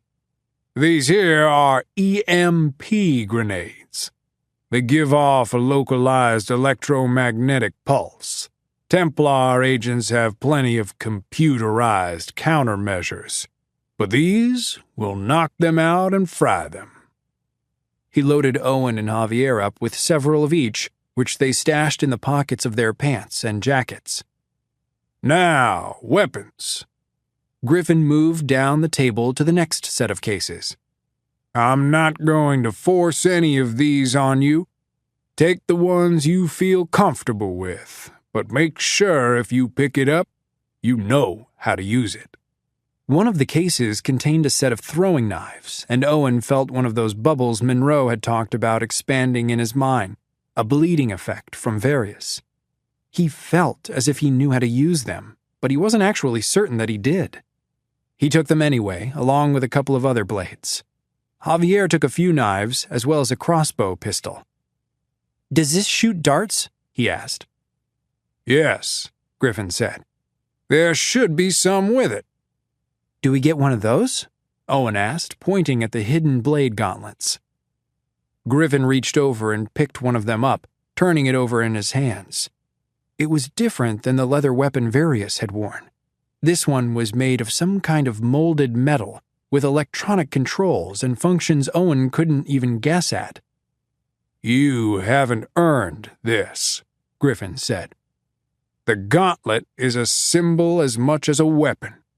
One day, if you decide you want to join the Brotherhood and swear yourself to the creed, you'll receive one of your own. But until that time, you're not worthy." "That's pretty harsh," Javier said. "Harsh or not," Griffin said, "that's the way it is. I spent years watching my grandfather and my father strap on their gauntlets before I was finally able to put on one of my own. It's a matter of honor, and I take that very seriously." He set the gauntlet back down on the table, out of Owen's reach. "Now," he said, "when you have everything, you—" A soft ping came from the computer. Griffin looked toward it and checked his watch. Then he walked across the storage unit and sat down in front of the monitor. A few clicks of the mouse, and a video chat opened on the screen. The man looking back appeared somewhat haggard and gaunt, with thick, graying dark hair and a beard. The background behind him seemed to be aboard some kind of boat. "Griffin," the man said. "Status report." "I have 2 of the subjects," Griffin said. "We're just preparing to go recover the piece of Eden. Isaiah captured the other 4. "I know. Rothenberg has re-established contact." "The Abstergo informant?" Griffin asked. "Yes. The intelligence he's given us indicates the Templars are after more than one piece of Eden. Rothenberg claims it's the Trident." Griffin hesitated a moment before responding. "Understood, sir. We're heading to New York. We believe the relic is somewhere near Mount McGregor." "Go," the man on the screen said. "There will be a car waiting for you in Albany. Recover the piece, but know that this is only the beginning. You'll have new orders soon." "Yes, sir." The screen went black, and Griffin slumped back in his chair. "Who was that?" Owen asked. "One of the leaders of the Brotherhood," Griffin said. "Gavin Banks. He's in hiding along with the rest of us. We keep our communications with him as short as possible." "What did he mean by the Trident?" Javier asked. "He means that there are 2 other pieces out there exactly like the one you saw, and whoever combines all 3 together could conquer the world." Javier laughed, and Owen almost did, but he could tell by Griffin's demeanor he wasn't joking or exaggerating. The assassin got up from his chair and walked toward the unit's door, grabbing one of the gauntlets from the work table along the way. "We need to move out," he said, pulling up the roller door. "Hit the light." So the 3 of them left, and Griffin drove them in his car toward a private airfield a couple of hours away, where he parked the car in the same hangar as a small jet plane. It was painted white with a blue stripe down the side and looked as ordinary as the sedan. "The Templars have you guys beat on the vehicles, don't they?" Javier said. There are limits to what the Brotherhood could and should afford without drawing Abstergo's attention, Griffin said. Shortly after that, they were airborne, flying toward New York. That thought created an odd sensation in Owen, since it seemed as if he had just been in New York earlier that morning. But that was the New York of the past, and he had no idea what they would find in the present. It was night by the time they landed in Albany, and the car waiting for them was another regular sedan, though it was powerful and fast. They drove north along darkened, tree-lined roads through several sleeping towns and reached Mount McGregor less than an hour later. Griffin parked the car some distance from the cottage. "When we go out there, keep close to me." He turned off the engine. "Templars could be here too. Keep every sense you have sharp, bleeding effects and otherwise. Let's get in, get the relic, and get out. Are you ready?" "Ready," Owen said. Ready, Javier said. They left the car and stalked into the trees, keeping silent in the near-total darkness as they circled wide around the cottage. Owen tried to still the shaking in his hands, which quivered with the pounding of his own blood, and focused on Varius's memories, extending his awareness first through every part of his own body and then out into his surroundings. Nothing happened at first, but Owen remained patient, listening, waiting, sensing, and gradually the world entered into a higher definition. Suddenly, Owen could feel the texture of the ground through his boot. He could hear the echoes of his own footsteps off the curvature of the trees. He glimpsed an owl take to silent wing, and he saw the shapes of Javier and Griffin beside him moving through the wood. When they reached the cabin, all seemed quiet and still. Griffin led them from the tree line across an open lawn already wet with dew and up to a back window which proved no obstacle for the assassin. He was soon inside, and Owen and Javier followed after him. The floorboards creaked beneath Owen's feet when he landed, and the stifled air smelled of old, smoked wood. They had come into a bedroom, but not Grant's bedroom if the size of the narrow bed was any indication. "It's up to you fellas now," Griffin said. "Do you sense anything?" I got nothing, Javier said. "Hang on." Owen closed his eyes, and instead of looking, he tried to feel for the same energy that had led Varius through the rooms of the Aztec Club to the dagger. "Anything?" Griffin asked. Not yet, Owen said. "Just wait." "We don't have a lot of time," Griffin said. "Just wait," Owen said again, stepping away from them. Then he thought he might be getting something and cocked his head a little sideways as if to hear it better. There it was. He had to strain very hard to find it, harder than Varius would have to, but it was there. A subtle hum, a kind of resonance he felt in the bones of his skull, and it was familiar to him, or at least to the part of his mind where Varius could still be found. "This way," he whispered, and stepped forward. Javier and Griffin followed him from the bedroom out into a main living room which had been converted into a kind of museum with plaques and pictures and display cases for several artifacts. But the dagger wasn't in there, and Owen kept going through another doorway and down a hallway to another larger bedroom. The resonance led him to a certain spot on the floor beneath a cord rug. "It's here," he said. Owen whipped the rug back, pulled out one of his knives, and dropped to his knees. Then he used the blade to pry up a particular floorboard, but he noticed some fresh nicks in the wood and how easily the board came up. Beneath it he found a narrow cavity, and resting within it, a rectangular metal tin.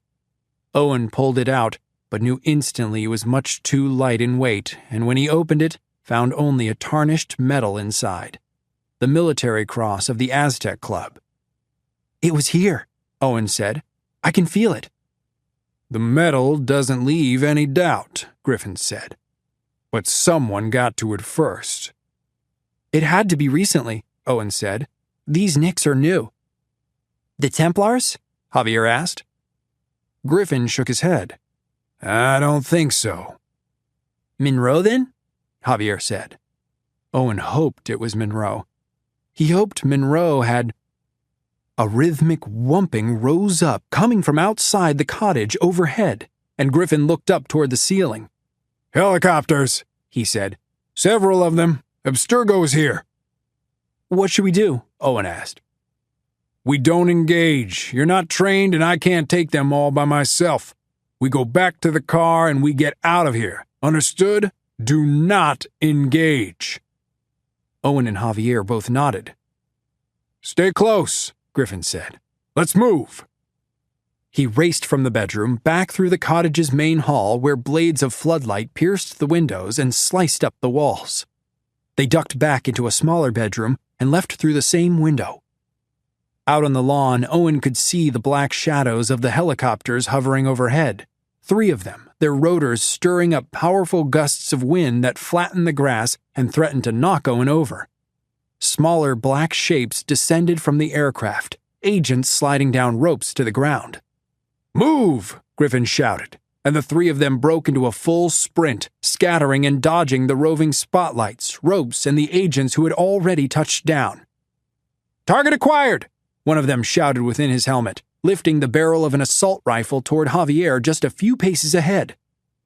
Owen reached into his pocket for one of the EMP grenades, and he threw it. Nothing happened that he could detect, but the agent suddenly stopped in his tracks as if he'd gone blind, grasping at his helmet. That gave Owen another idea, and he stopped running. "What are you doing?" Javier shouted back at him. Owen pulled out another EMP grenade, armed it, and hurled it up at the nearest helicopter. It hit, and instantly the pilot seemed to lose control as the engines whined and the rotors slowed. The aircraft swerved through the air as if someone were shaking it, dragging all the agents still roped to it along the ground, plowing them hard into one another. The failing helicopter collided directly with another one, and with a deafening crash, they both careened wildly toward the ground. "Run!" Javier shouted. Owen sprinted after him toward the trees just as the first helicopter hit the ground and exploded. The force of the blast threw Owen forward off his feet, face first into the grass where he lay stunned for a moment. But then he felt someone's hands on him and began to thrash against them, thinking it was an agent, until he rolled over. "Get moving!" Griffin shouted, hauling him to his feet. A second explosion followed them into the trees, and Owen glanced back to see the other helicopter had crashed on the far side of the cottage. The 3 of them raced through the forest, bounding over boulders and fallen trees, just as Owen had over the rooftops of New York City in the simulation, and a few minutes later, they reached their car and scrambled in. "That was insane," Javier said to Owen, panting hard. "Save it for the plane," Griffin barked, turning the key. He whipped the car out and sped down the road back the way they had come, his headlights off for the first few miles so they wouldn't draw the attention of the one remaining helicopter still up there in the sky. Once they were a safe distance away, Griffin took a deep breath and seemed to relax a little. "What were you thinking?" he asked. "I gave you a direct order. Do not engage." "I know," Owen said, "but I took out 2... "I'll tell you what you did," Griffin said. "You got damn lucky. You could have gotten all 3 of us killed with a stunt like that." "I'm sorry," Owen said, even though he wasn't sure if he meant it. "Listen to me," Griffin said, "and listen well. I do not give second chances. If you want my help learning anything about your father, from now on you will do exactly as I say. Do you hear me? Because I am your one shot at knowing the truth, and I will not hesitate to leave you questioning and wondering until the day you die."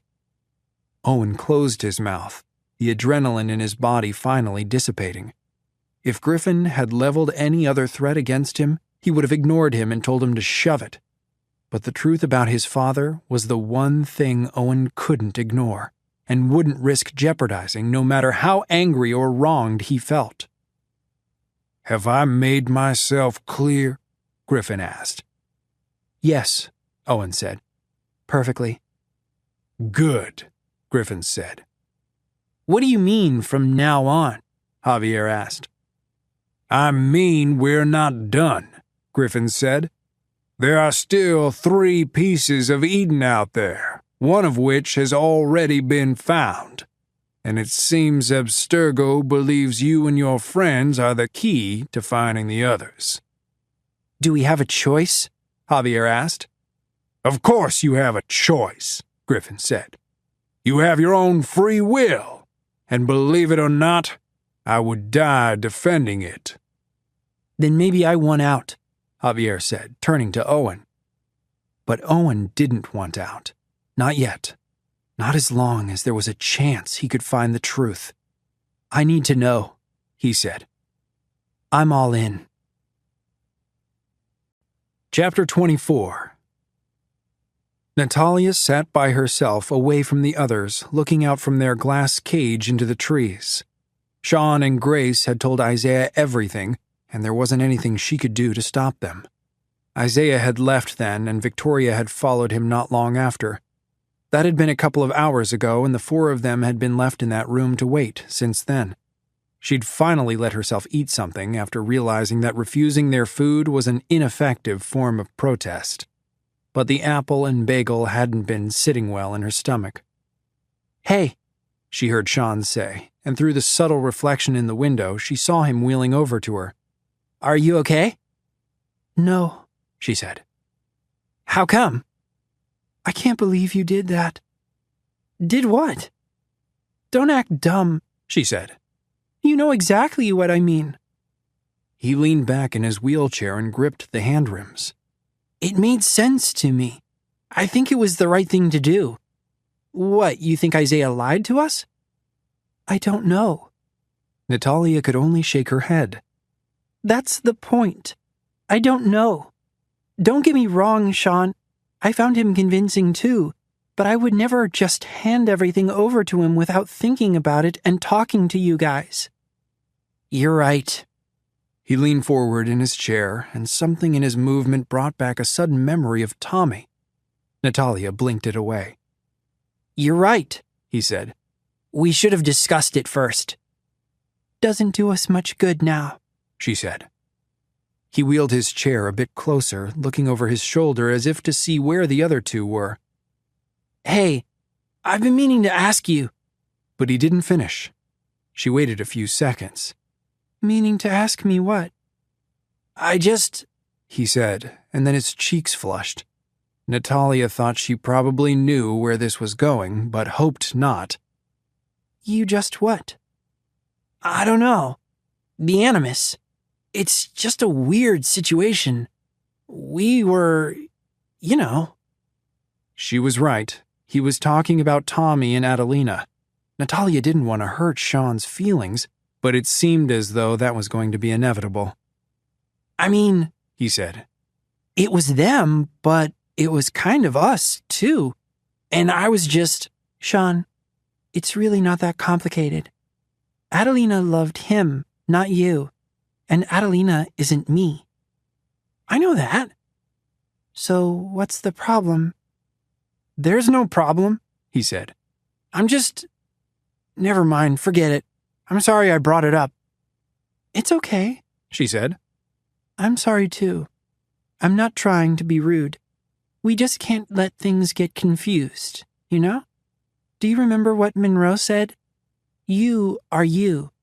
We have to keep that straight. You're right, he said. Totally right. Okay, she said. I'm glad we at least agree on that. She added that last part even though she knew they still disagreed on both counts. He nodded once more and wheeled his chair back toward the others, his head hanging a little low. Natalia watched him go and chided herself.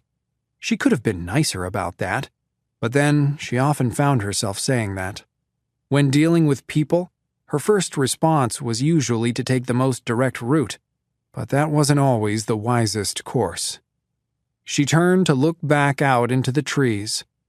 It was too late to take back the information the others had given to Isaiah, so Natalia would go along with them for now. but in no way was she convinced of Isaiah and the good of the Templar Order. But that didn't mean she bought into the assassins either. Her experience in the Animus had shown her that both sides brought nothing but destruction. Individually, but especially when they fought each other, and when they did, innocent people paid the price. But it wouldn't be smart to get all oppositional with a powerful entity like Abstergo. Not yet.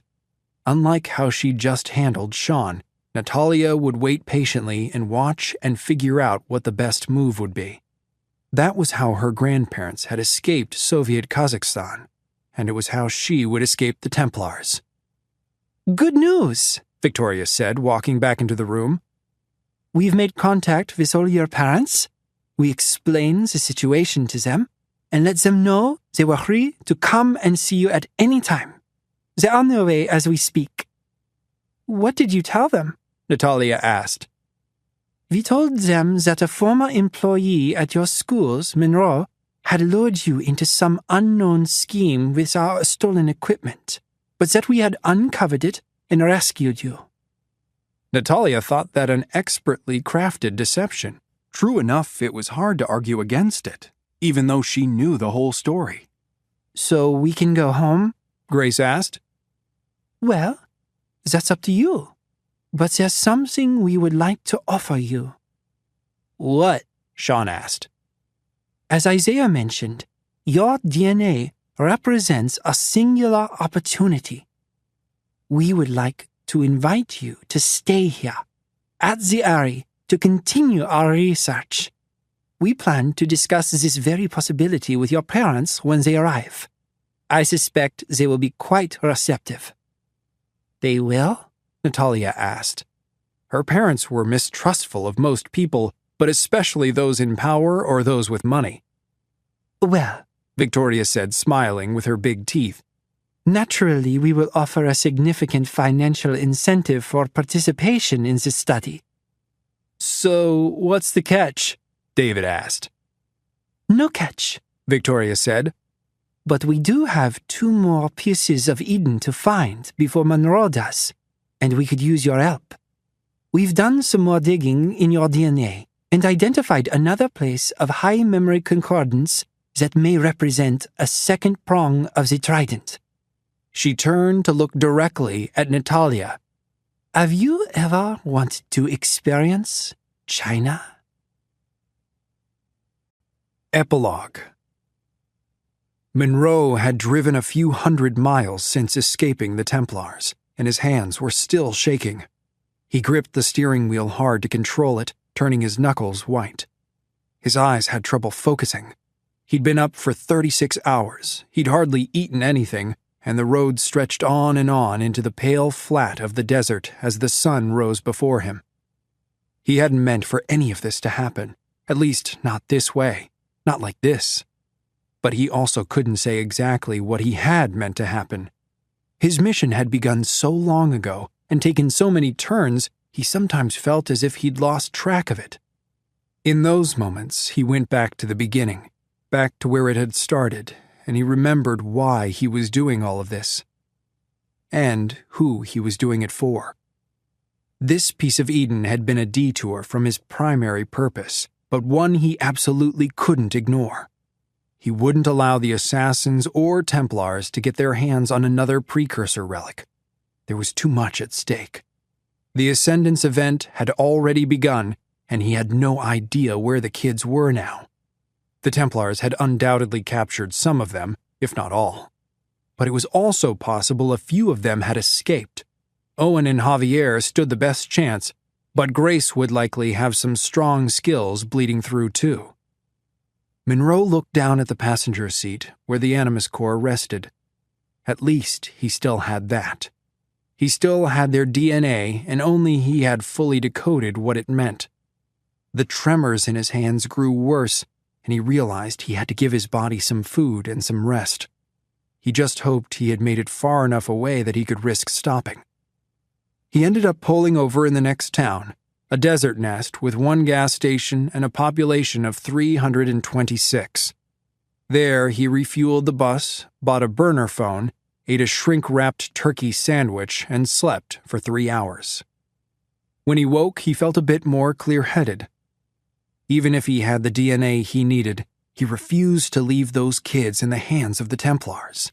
It was his fault they were in danger. His blind carelessness had led the Templars right to them, and so it was his job to get them out.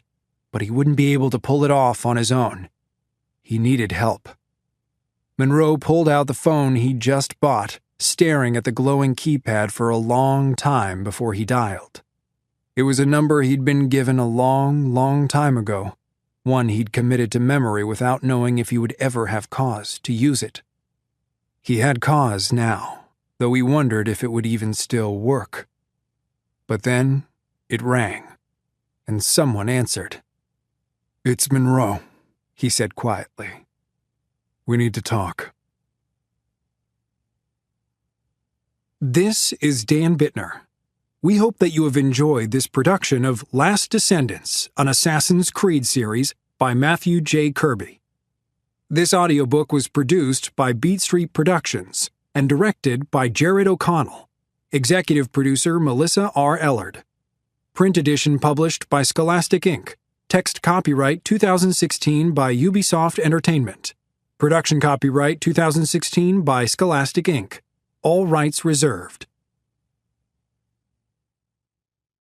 This audiobook production was distributed by Brilliance Audio.